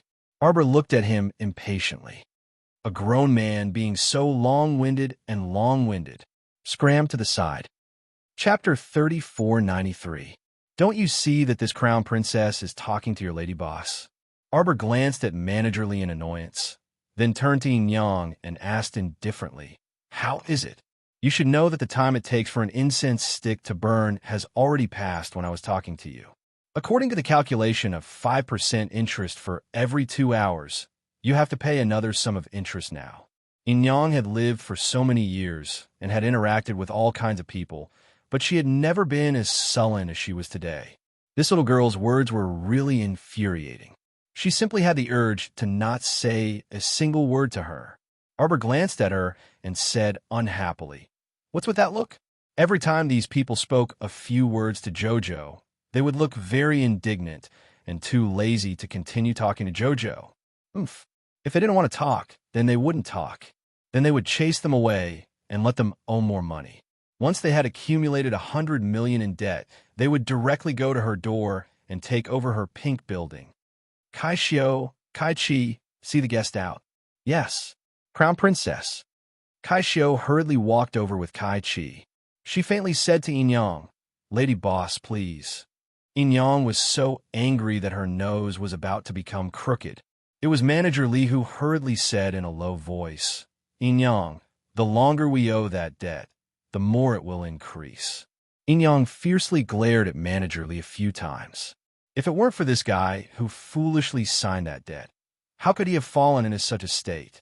If it weren't for the fact that this guy still had some use for the pink building, she would have chased this guy out long ago and let him fend for himself while he paid the debt himself. Yang took a deep breath, then smiled mockingly at Arbor and said, "Crown Princess, If you have something to say, let's talk nicely. We're not people who don't pay back debts. It's just that your 5% interest, even if it's calculated based on 25 days, isn't right. It's doubled, okay? Husband. Arbor turned to look at her husband. The Crown Prince's mouth twitched, and he coughed lightly. With a straight face, he said sternly, "What do you mean? Are you saying that my Crown Princess can't even do accounting?" In-young couldn't help but want to howl like a wolf. That was because the Crown Princess couldn't calculate the accounts properly, all right? However, she did not dare to contradict the Crown Prince, so she quickly smiled and said, "This commoner did not mean that. The Crown Princess is extremely intelligent. Naturally, she can calculate the accounts clearly. Today, His Highness the Crown Prince was here to support this little Crown Princess. It seemed that she had no choice but to accept this humiliation." In-young took a deep breath and nodded, admitting defeat. Manager Lee, give the spirit coin card to the Crown Princess. With a long face, Manager Lee walked to the front of the Crown Princess and bowed as he handed over a spirit coin card. Crown Princess, the interest plus the principal amount is a total of 31 million spirit coins. It's all in here. The little Crown Princess glanced sideways, and Kaishio immediately understood. She stepped forward and took the spirit coin card. After checking the amount, she nodded slightly at the little Crown Princess. After unexpectedly receiving 30 million spirit coins, the young Crown Prince Consort's mood immediately improved. However, there was still no expression on her little face. She faintly glanced at In-young and said coldly, "Give me the list of Hua clan's debts." In-young was stunned, and her eyes could not help but reveal anger. "Crown Princess, this is too unkind of you. That 30 million was already equivalent to daylight robbery." Chapter 3494. She didn't expect that the Crown Princess still didn't plan on letting them off. Could it be that she wanted to wipe out the 60 million debt of the Mu family's fifth branch's wife, Huane? How could there be such a good thing in this world? In-young had only taken out 30 million spirit coins, so how long would it take for her to earn it back? Now, the Crown Princess wanted to wipe out the 60 million debt with a single sentence? That was simply a lunatic's ravings. Husband. Sir Jojo turned to look at Mo Yin in a huff. Mo Yin didn't know whether to laugh or cry, but she maintained a serious expression and continued to help the villain do evil. "Go, invite the capital governor over for this, Highness. The Imperial Court has already explicitly prohibited the use of stamp money. This pink house knowingly violated the law. It's simply unforgivable. Go invite the capital governor over and have him handle this matter." In-young was so angry that her nose kept twitching, and she almost spat out a mouthful of blood from her chest. Good, you high and mighty children of influential families. Right and wrong, black and white, you can twist things back and forth, but this is how you humiliate people. Previously, the Crown Princess charged her 30 million spirit coins for a 2-hour period of 5% interest. Could it be that it wasn't a usurious stamp money? Now that it was her turn, she was being unreasonable in every way. This was simply preposterous. Arbor glanced at In-young, who was so angry that her hair was standing on end, and lightly harumphed. It seems that some people simply won't shed tears until they see the coffin. Emolian nodded and gave Hui Feng, who was standing on the side, a look. Hui Feng immediately cupped his hands in acknowledgement and turned to walk out the door. "Wait!" In-young hastily stood up and shouted, Wait. She was so anxious that her voice trembled slightly. Arbor turned to glance at her and said indifferently, "What? Did Lady Boss change her mind?" In-young gritted her teeth and clenched her fists in her sleeves. If she could, she really wanted to pounce over and bite this little Crown Princess. She was simply a hateful person.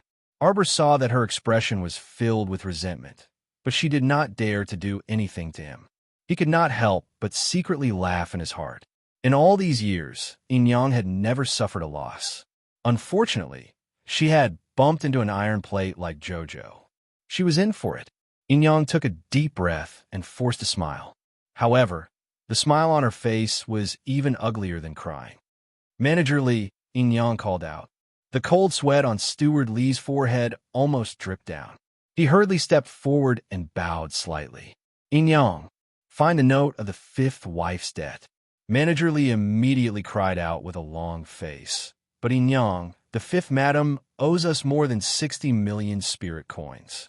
This debt isn't a small amount. The mistress of the fifth branch has paid more than 20 million spirit coins, right?" Arbor's expression was indifferent as he said, "If that's the case, then fine. Husband, let's call Stubborn Chow over and let him settle this case." Inyong inwardly gnashed her teeth. The common people did not fight with the rich, and the rich did not fight with the officials. This had been the case since ancient times. She naturally knew that if the capital magistrate was really invited, with the attitude of this black-hearted couple in front of her, they would probably urge the capital magistrate to convict her of a felony. At that time, not to mention that 60 million spirit coins would disappear without a trace. Even the pink brothel that she had been operating for many years would probably be lost.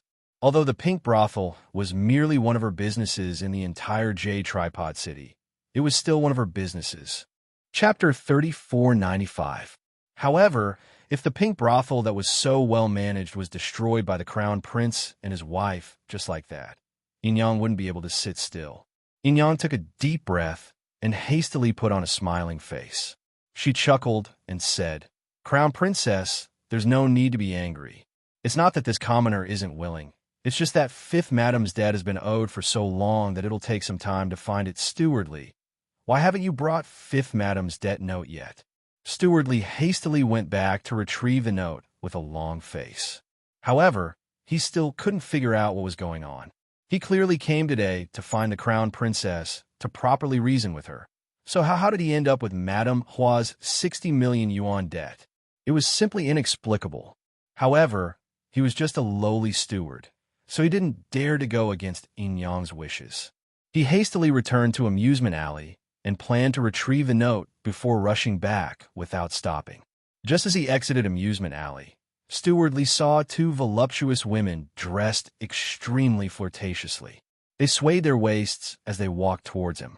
One of them was a woman in her early 20s with slightly tanned skin and a bright red face. She had a slender waist as she walked over with a smile. As soon as she got close to Steward Lee, she fell into his arms as if she had no bones. She even let out a coquettish voice that gave people goosebumps. "Steward Lee, where are you planning to go in such a hurry?" Seeing that it was this coquettish woman, Steward Lee revealed his two yellow front teeth and smiled. He casually pinched the woman's body with a moderate amount of force. "Chunner, I'm going out to take care of some matters. I'll have a good chat with you later."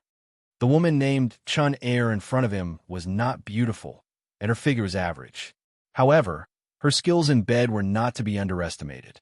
Chief Steward Lee had tasted her twice, and even now, he still felt that he had not had enough. However, he was in a hurry to deal with Inyong's matter, so he didn't tease the woman. "Big Sister Chunner, look at how hurried Steward Lee is. Where's he going?" Chiao Engchun coldly watched Steward Lee leave in a hurry, and a mocking smile appeared on her lips. She had heard that today, Chief Steward Lee accompanied Inyong to look for the young crown princess to repay her debt. He must have suffered a bellyful of anger from the crown prince consort at that time. She might have a chance to take advantage of it. When she thought of this, a venomous glint flitted across Chiao Ingchuan's eyes. "Arbor, you have harmed me to this extent. It would be impolite not to reciprocate." Chief Steward Lee took the debt note and returned to the Chiao family. He saw the Chiao family members leisurely sipping tea in the living room, chatting and laughing. They didn't care at all about Inyong, who was sitting on the side with a face as dark as the bottom of a pot. Everyone was chatting about Xiao Sin's homework and praising the young monk for doing well. Every day, when it was time, they would immediately wake Xiao Sun up to study. It was as if the time had been set. Seeing that Manager Lee had returned, Arbor looked at him with a faint smile, nodded, and said, "Give it to me." Chief Steward Lee turned around and glanced at Inyong. Inyong gritted her teeth and nodded heavily. Only then did Chief Steward Lee step forward and respectfully hand the debt note to the young crown princess. "Chief Steward Lee, I see that you're sweating profusely. You must have been in a hurry on the way back, right? Kaishio, pour a cup of tea for Chief Stewardly. Oh, right. Don't forget about the lady boss as well. Yes. Kaishio covered her mouth and snickered. She turned around and poured a cup of tea for Chief Stewardly before holding it in front of him. Chief Stewardly stiffened his neck and received the tea with trembling hands. Chapter 3496. She held it in her hands like she was holding a hot potato and didn't know whether she should throw it away or throw it away. Saishio turned around and poured another cup for Inyang. Inyang's expression was a bit uncertain. She looked at the tea on the table and didn't know how to react for a moment. What? This is this tea bestowed by this crown princess. You dare to not give me face? Are you looking down on this crown princess? Inyang gritted her teeth and gripped the teacup with trembling fingers. She fixed her gaze on the young crown princess. She naturally didn't dare to drink the tea the crown princess gave her for no reason. Could it be that you thought this crown princess would poison you? The little stoic's face darkened. Inyang and Stewardly both felt a piercing chill rush straight at their faces. Was a crown princess angry? Inyang smiled embarrassedly and suddenly said softly, "Crown princess, please don't be angry. We didn't mean it that way." Then why aren't you drinking? Arbor stared at those two with a threatening gaze, his gaze containing faint contempt. Inyang clenched her fists and exhaled deeply. She abruptly picked up the teacup and, as if she used all the strength in her body, was forced to take a big gulp. Inyang placed the teacup heavily on the table and stood up with a smile. "Since this matter is over, this commoner will not disturb you any further and will take her leave now." The young crown princess glanced at her indifferently and then nodded. "MHM." Inyang instantly sighed in relief.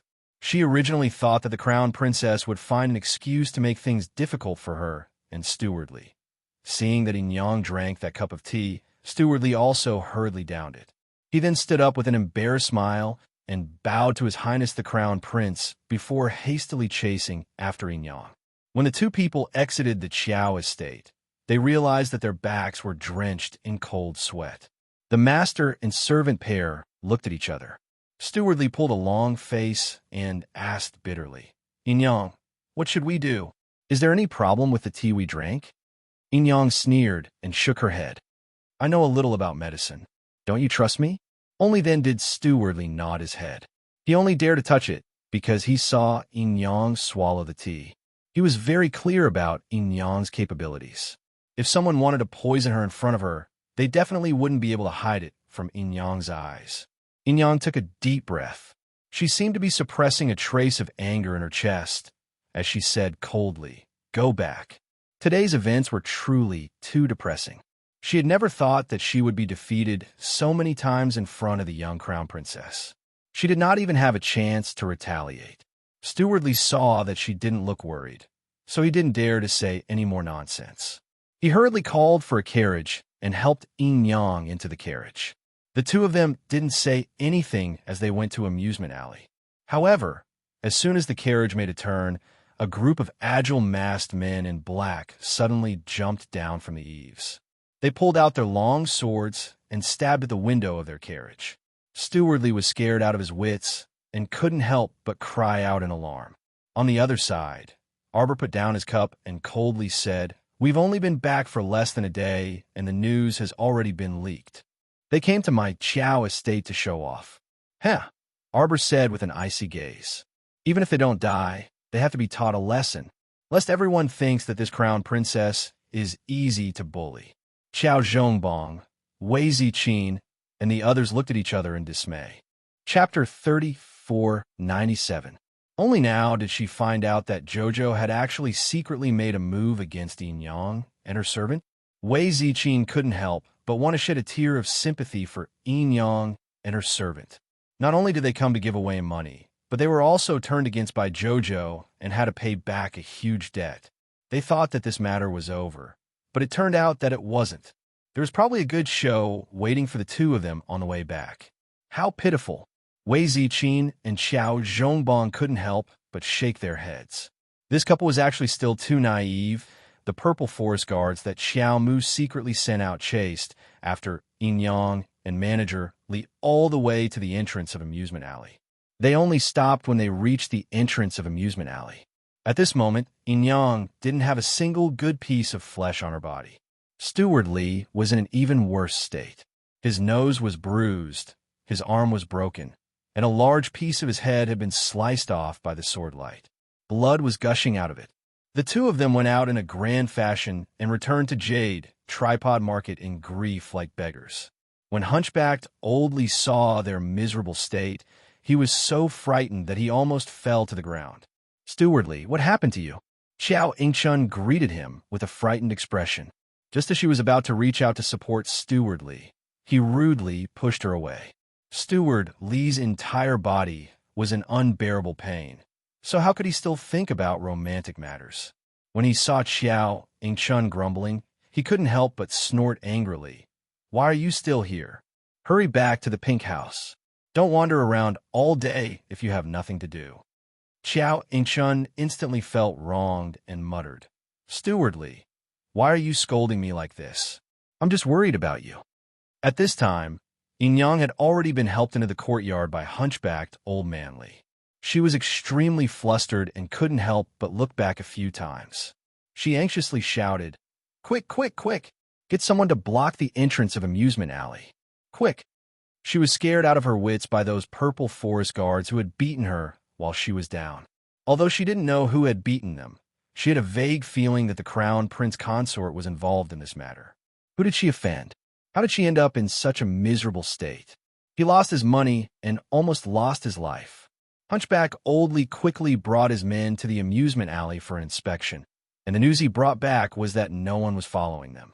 Inyang collapsed on the stool. Old Li invited a doctor from the Jade Tripod Market to treat her injuries. "What's going on, Inyang? Who's after you? How did you and Manager Li end up in such a sorry state?" Inyang heaved a sigh of relief. She covered her throbbing chest with one hand and recalled the scene of dozens of agile men in black chasing after them. She couldn't help but feel a faint sense of panic in her heart. She was indeed too naive. It was probably because she had not been respectful enough in front of the Crown Princess. Who would have thought that retribution would come so quickly? "Inyang, it's the Crown Princess, isn't it? It was that malicious woman who did it." Xiao Yingchun couldn't help but shout, her eyes flickering with flames of fury. "I knew she was a bitch. She bullies the weak all the time and doesn't treat us commoners as humans." "Granite Wanwan, lower your voice." After this incident, Steward Li was completely afraid of that stoic-faced little Crown Princess. She wasn't someone he could offend. Their attitude today was still considered good, right? They even handed over spirit coins and debt. But he didn't expect that even so, they still incurred the wrath of the little Crown Princess and were hunted down. Manager Li could not figure it out no matter how he thought about it. Chapter 3498. Why the hell did the young Crown Princess send people to kill them? Steward Li looked around, afraid that one of the Crown Princess's hidden guards would suddenly jump down from the roof. If that happened, they would all be in trouble. Xiao Yingchun angrily said, "What are you afraid of her for? We have so many people in Jade Tripod Market, so why should we be afraid of her? Inyang, we absolutely can't let today's matter rest. I heard that the bitch brought the entire Xiao family back. Those people only have some mediocre martial arts skills. Just grab a few of them and you'll definitely be able to make that slut surrender without a fight. At that time, not only will we be able to take revenge for today, we might even be able to send that slut to the pink brothel and let her enjoy Before Xiao Yingchun could finish speaking, Inyang pounced on her and gave her a ruthless slap and a kick to her chest. She flew out like a kite with a broken string and smashed into a nearby cabinet with a bang. Half of the items on the cabinet were smashed into pieces and fell to the ground. It could be seen how fast and accurate Inyang's kick was. She didn't leave any face for Xiao Yingchun. "I think you're the vicious little bitch." Inyang glared at her with cold eyes and said, "You just want our entire Jade Tripod Market to fall into a state of eternal damnation." If Xiao Yingchun had really listened to Inyang and courted death by attacking the young Crown Princess, With the cultivation methods of those black-clothed people today, their entire J tripod market would probably be destroyed right before their eyes. Guards, send this slut back to the pink brothel. If there's nothing else, she's not allowed to leave that place. And no, Inyong, listen to me, Inyong. Let go of me, let go. Xiao Yingchun struggled with all her might in the hunchbacked old man Li's hands. Her eyes shot out a venomous light, but she was powerless. She was thrown into the carriage, and her throat was viciously choked. It was only then that she lost her voice. Do you understand what Inyang said? Old man Li used his large, rough palm to forcefully slap her slightly tanned face twice. In the future, don't act on your own initiative. Just do your job properly. Although Xiao Yingchun was filled with hatred, there was nothing she could do. The next day, Inyang suddenly realized that she had rashes all over her body. The symptoms didn't seem like poisoning, but she couldn't even leave the house. On the other hand, Manager Li was even more terrified. His illness was somewhat difficult to talk about. On the other hand, as the crown prince would be leaving tomorrow, the great emperor specially set up a banquet to send him off. Although it was only a small banquet held in the palace, and not many people attended, the entire palace became lively because of this small banquet. The servants became busy like flowing water. The great emperor's harem was very clean. There were no concubines at all. Therefore, this small banquet should only be held by the Empress Dowager, the Emperor, Arbor, and Mo Lien. However, when Arbor arrived at the Extreme Time Hall's banquet hall, he discovered that there were two other unfamiliar women sitting beside the Empress Dowager. Seeing her enter, the two women stood up and bowed, saying in unison, "Greetings, Crown Princess." Xiao Mu reflexively narrowed her eyes as she sized up those two girls from the corner of her eye. Their faces were elegant and beautiful, each with their own merits. The woman on the left looked more docile than the woman on the right. The woman on the right had a long, slender neck, proud and graceful like a swan's. When she bowed, her head was also held high. "This is Alchemist Dan." Empress Dowager Chun pointed at the white swan. Chapter 3499. After speaking, he pointed to the gentle woman on the left who was bowing and said faintly, "This is Princess Yin of Zhuxi country. She has been in the palace for a long time, but the crown princess has been busy and has never met her." Arbor raised her eyebrows. Zhuxi country's Princess Yin? Wasn't that the woman that the old woman wanted to give to imperial father to be Mo Lien's stepmother? She sized her up a few times and saw that Princess Yin nodded slightly and gave her a faint smile. Her appearance was very beautiful, and her temperament didn't seem like its Sundara. However, when she thought that this woman wanted to steal the position of Mo Lien's mother, she felt a little uncomfortable. Her gaze towards Princess Yin gradually turned cold. She had never met her mother-in-law. Although she hadn't seen her before, she knew that she was someone who couldn't tolerate even a grain of sand in her eyes. If she really let these strange women become Lien's stepmother, wouldn't her mother-in-law be angered to death when she woke up? No, definitely not. Arbor glanced coldly at Zhuxi country's Princess Yin and said, "No need to be so polite." Princess Yin didn't get angry when she saw her cold expression. Instead, she nodded at her in a very gentle and friendly manner and said softly, "Crown Princess." Yin came uninvited. It's a bit rude. Since this small banquet only invited family members, it was really inappropriate for Princess Yin and Shani Su to come. However, Yin refused the Empress Dowager's invitation several times and couldn't refuse. She could only brace herself and come. However, Pill Master Dan, who was sitting next to her, seemed very happy. He must be very interested in this small banquet. One couldn't hit a smiling person.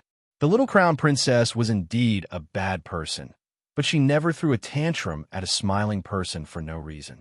Seeing that Princess Yin's attitude was good and she spoke to her apologetically, she couldn't keep her face cold. She nodded and said, "Princess is a guest from afar. Since you were invited by the Empress Dowager, you can enjoy the banquet in peace." It was obvious who brought these two women here. The great emperor wouldn't be so bored. He had probably forgotten about Princess Yin long ago. Empress Dowager Chen's heart was in a mess, and she broke out in a cold sweat.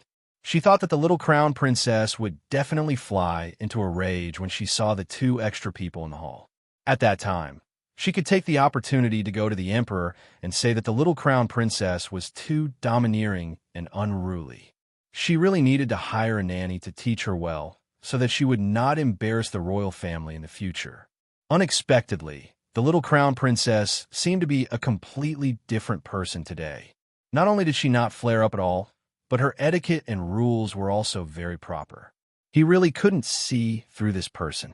Thinking of that day when the little crown princess looked at her coldly like a ghost and threatened her word for word, Empress Dowager Chen's heart tightened and her hand holding the fan tightened. Although this little girl was young, she was definitely a ruthless character. Just as Qiao Mu was led to sit down at the round table, someone came over to announce with a grin that the Prince of Zheng, Mo Shikong, had come with the Princess Consort of Zheng. Arbor frowned slightly.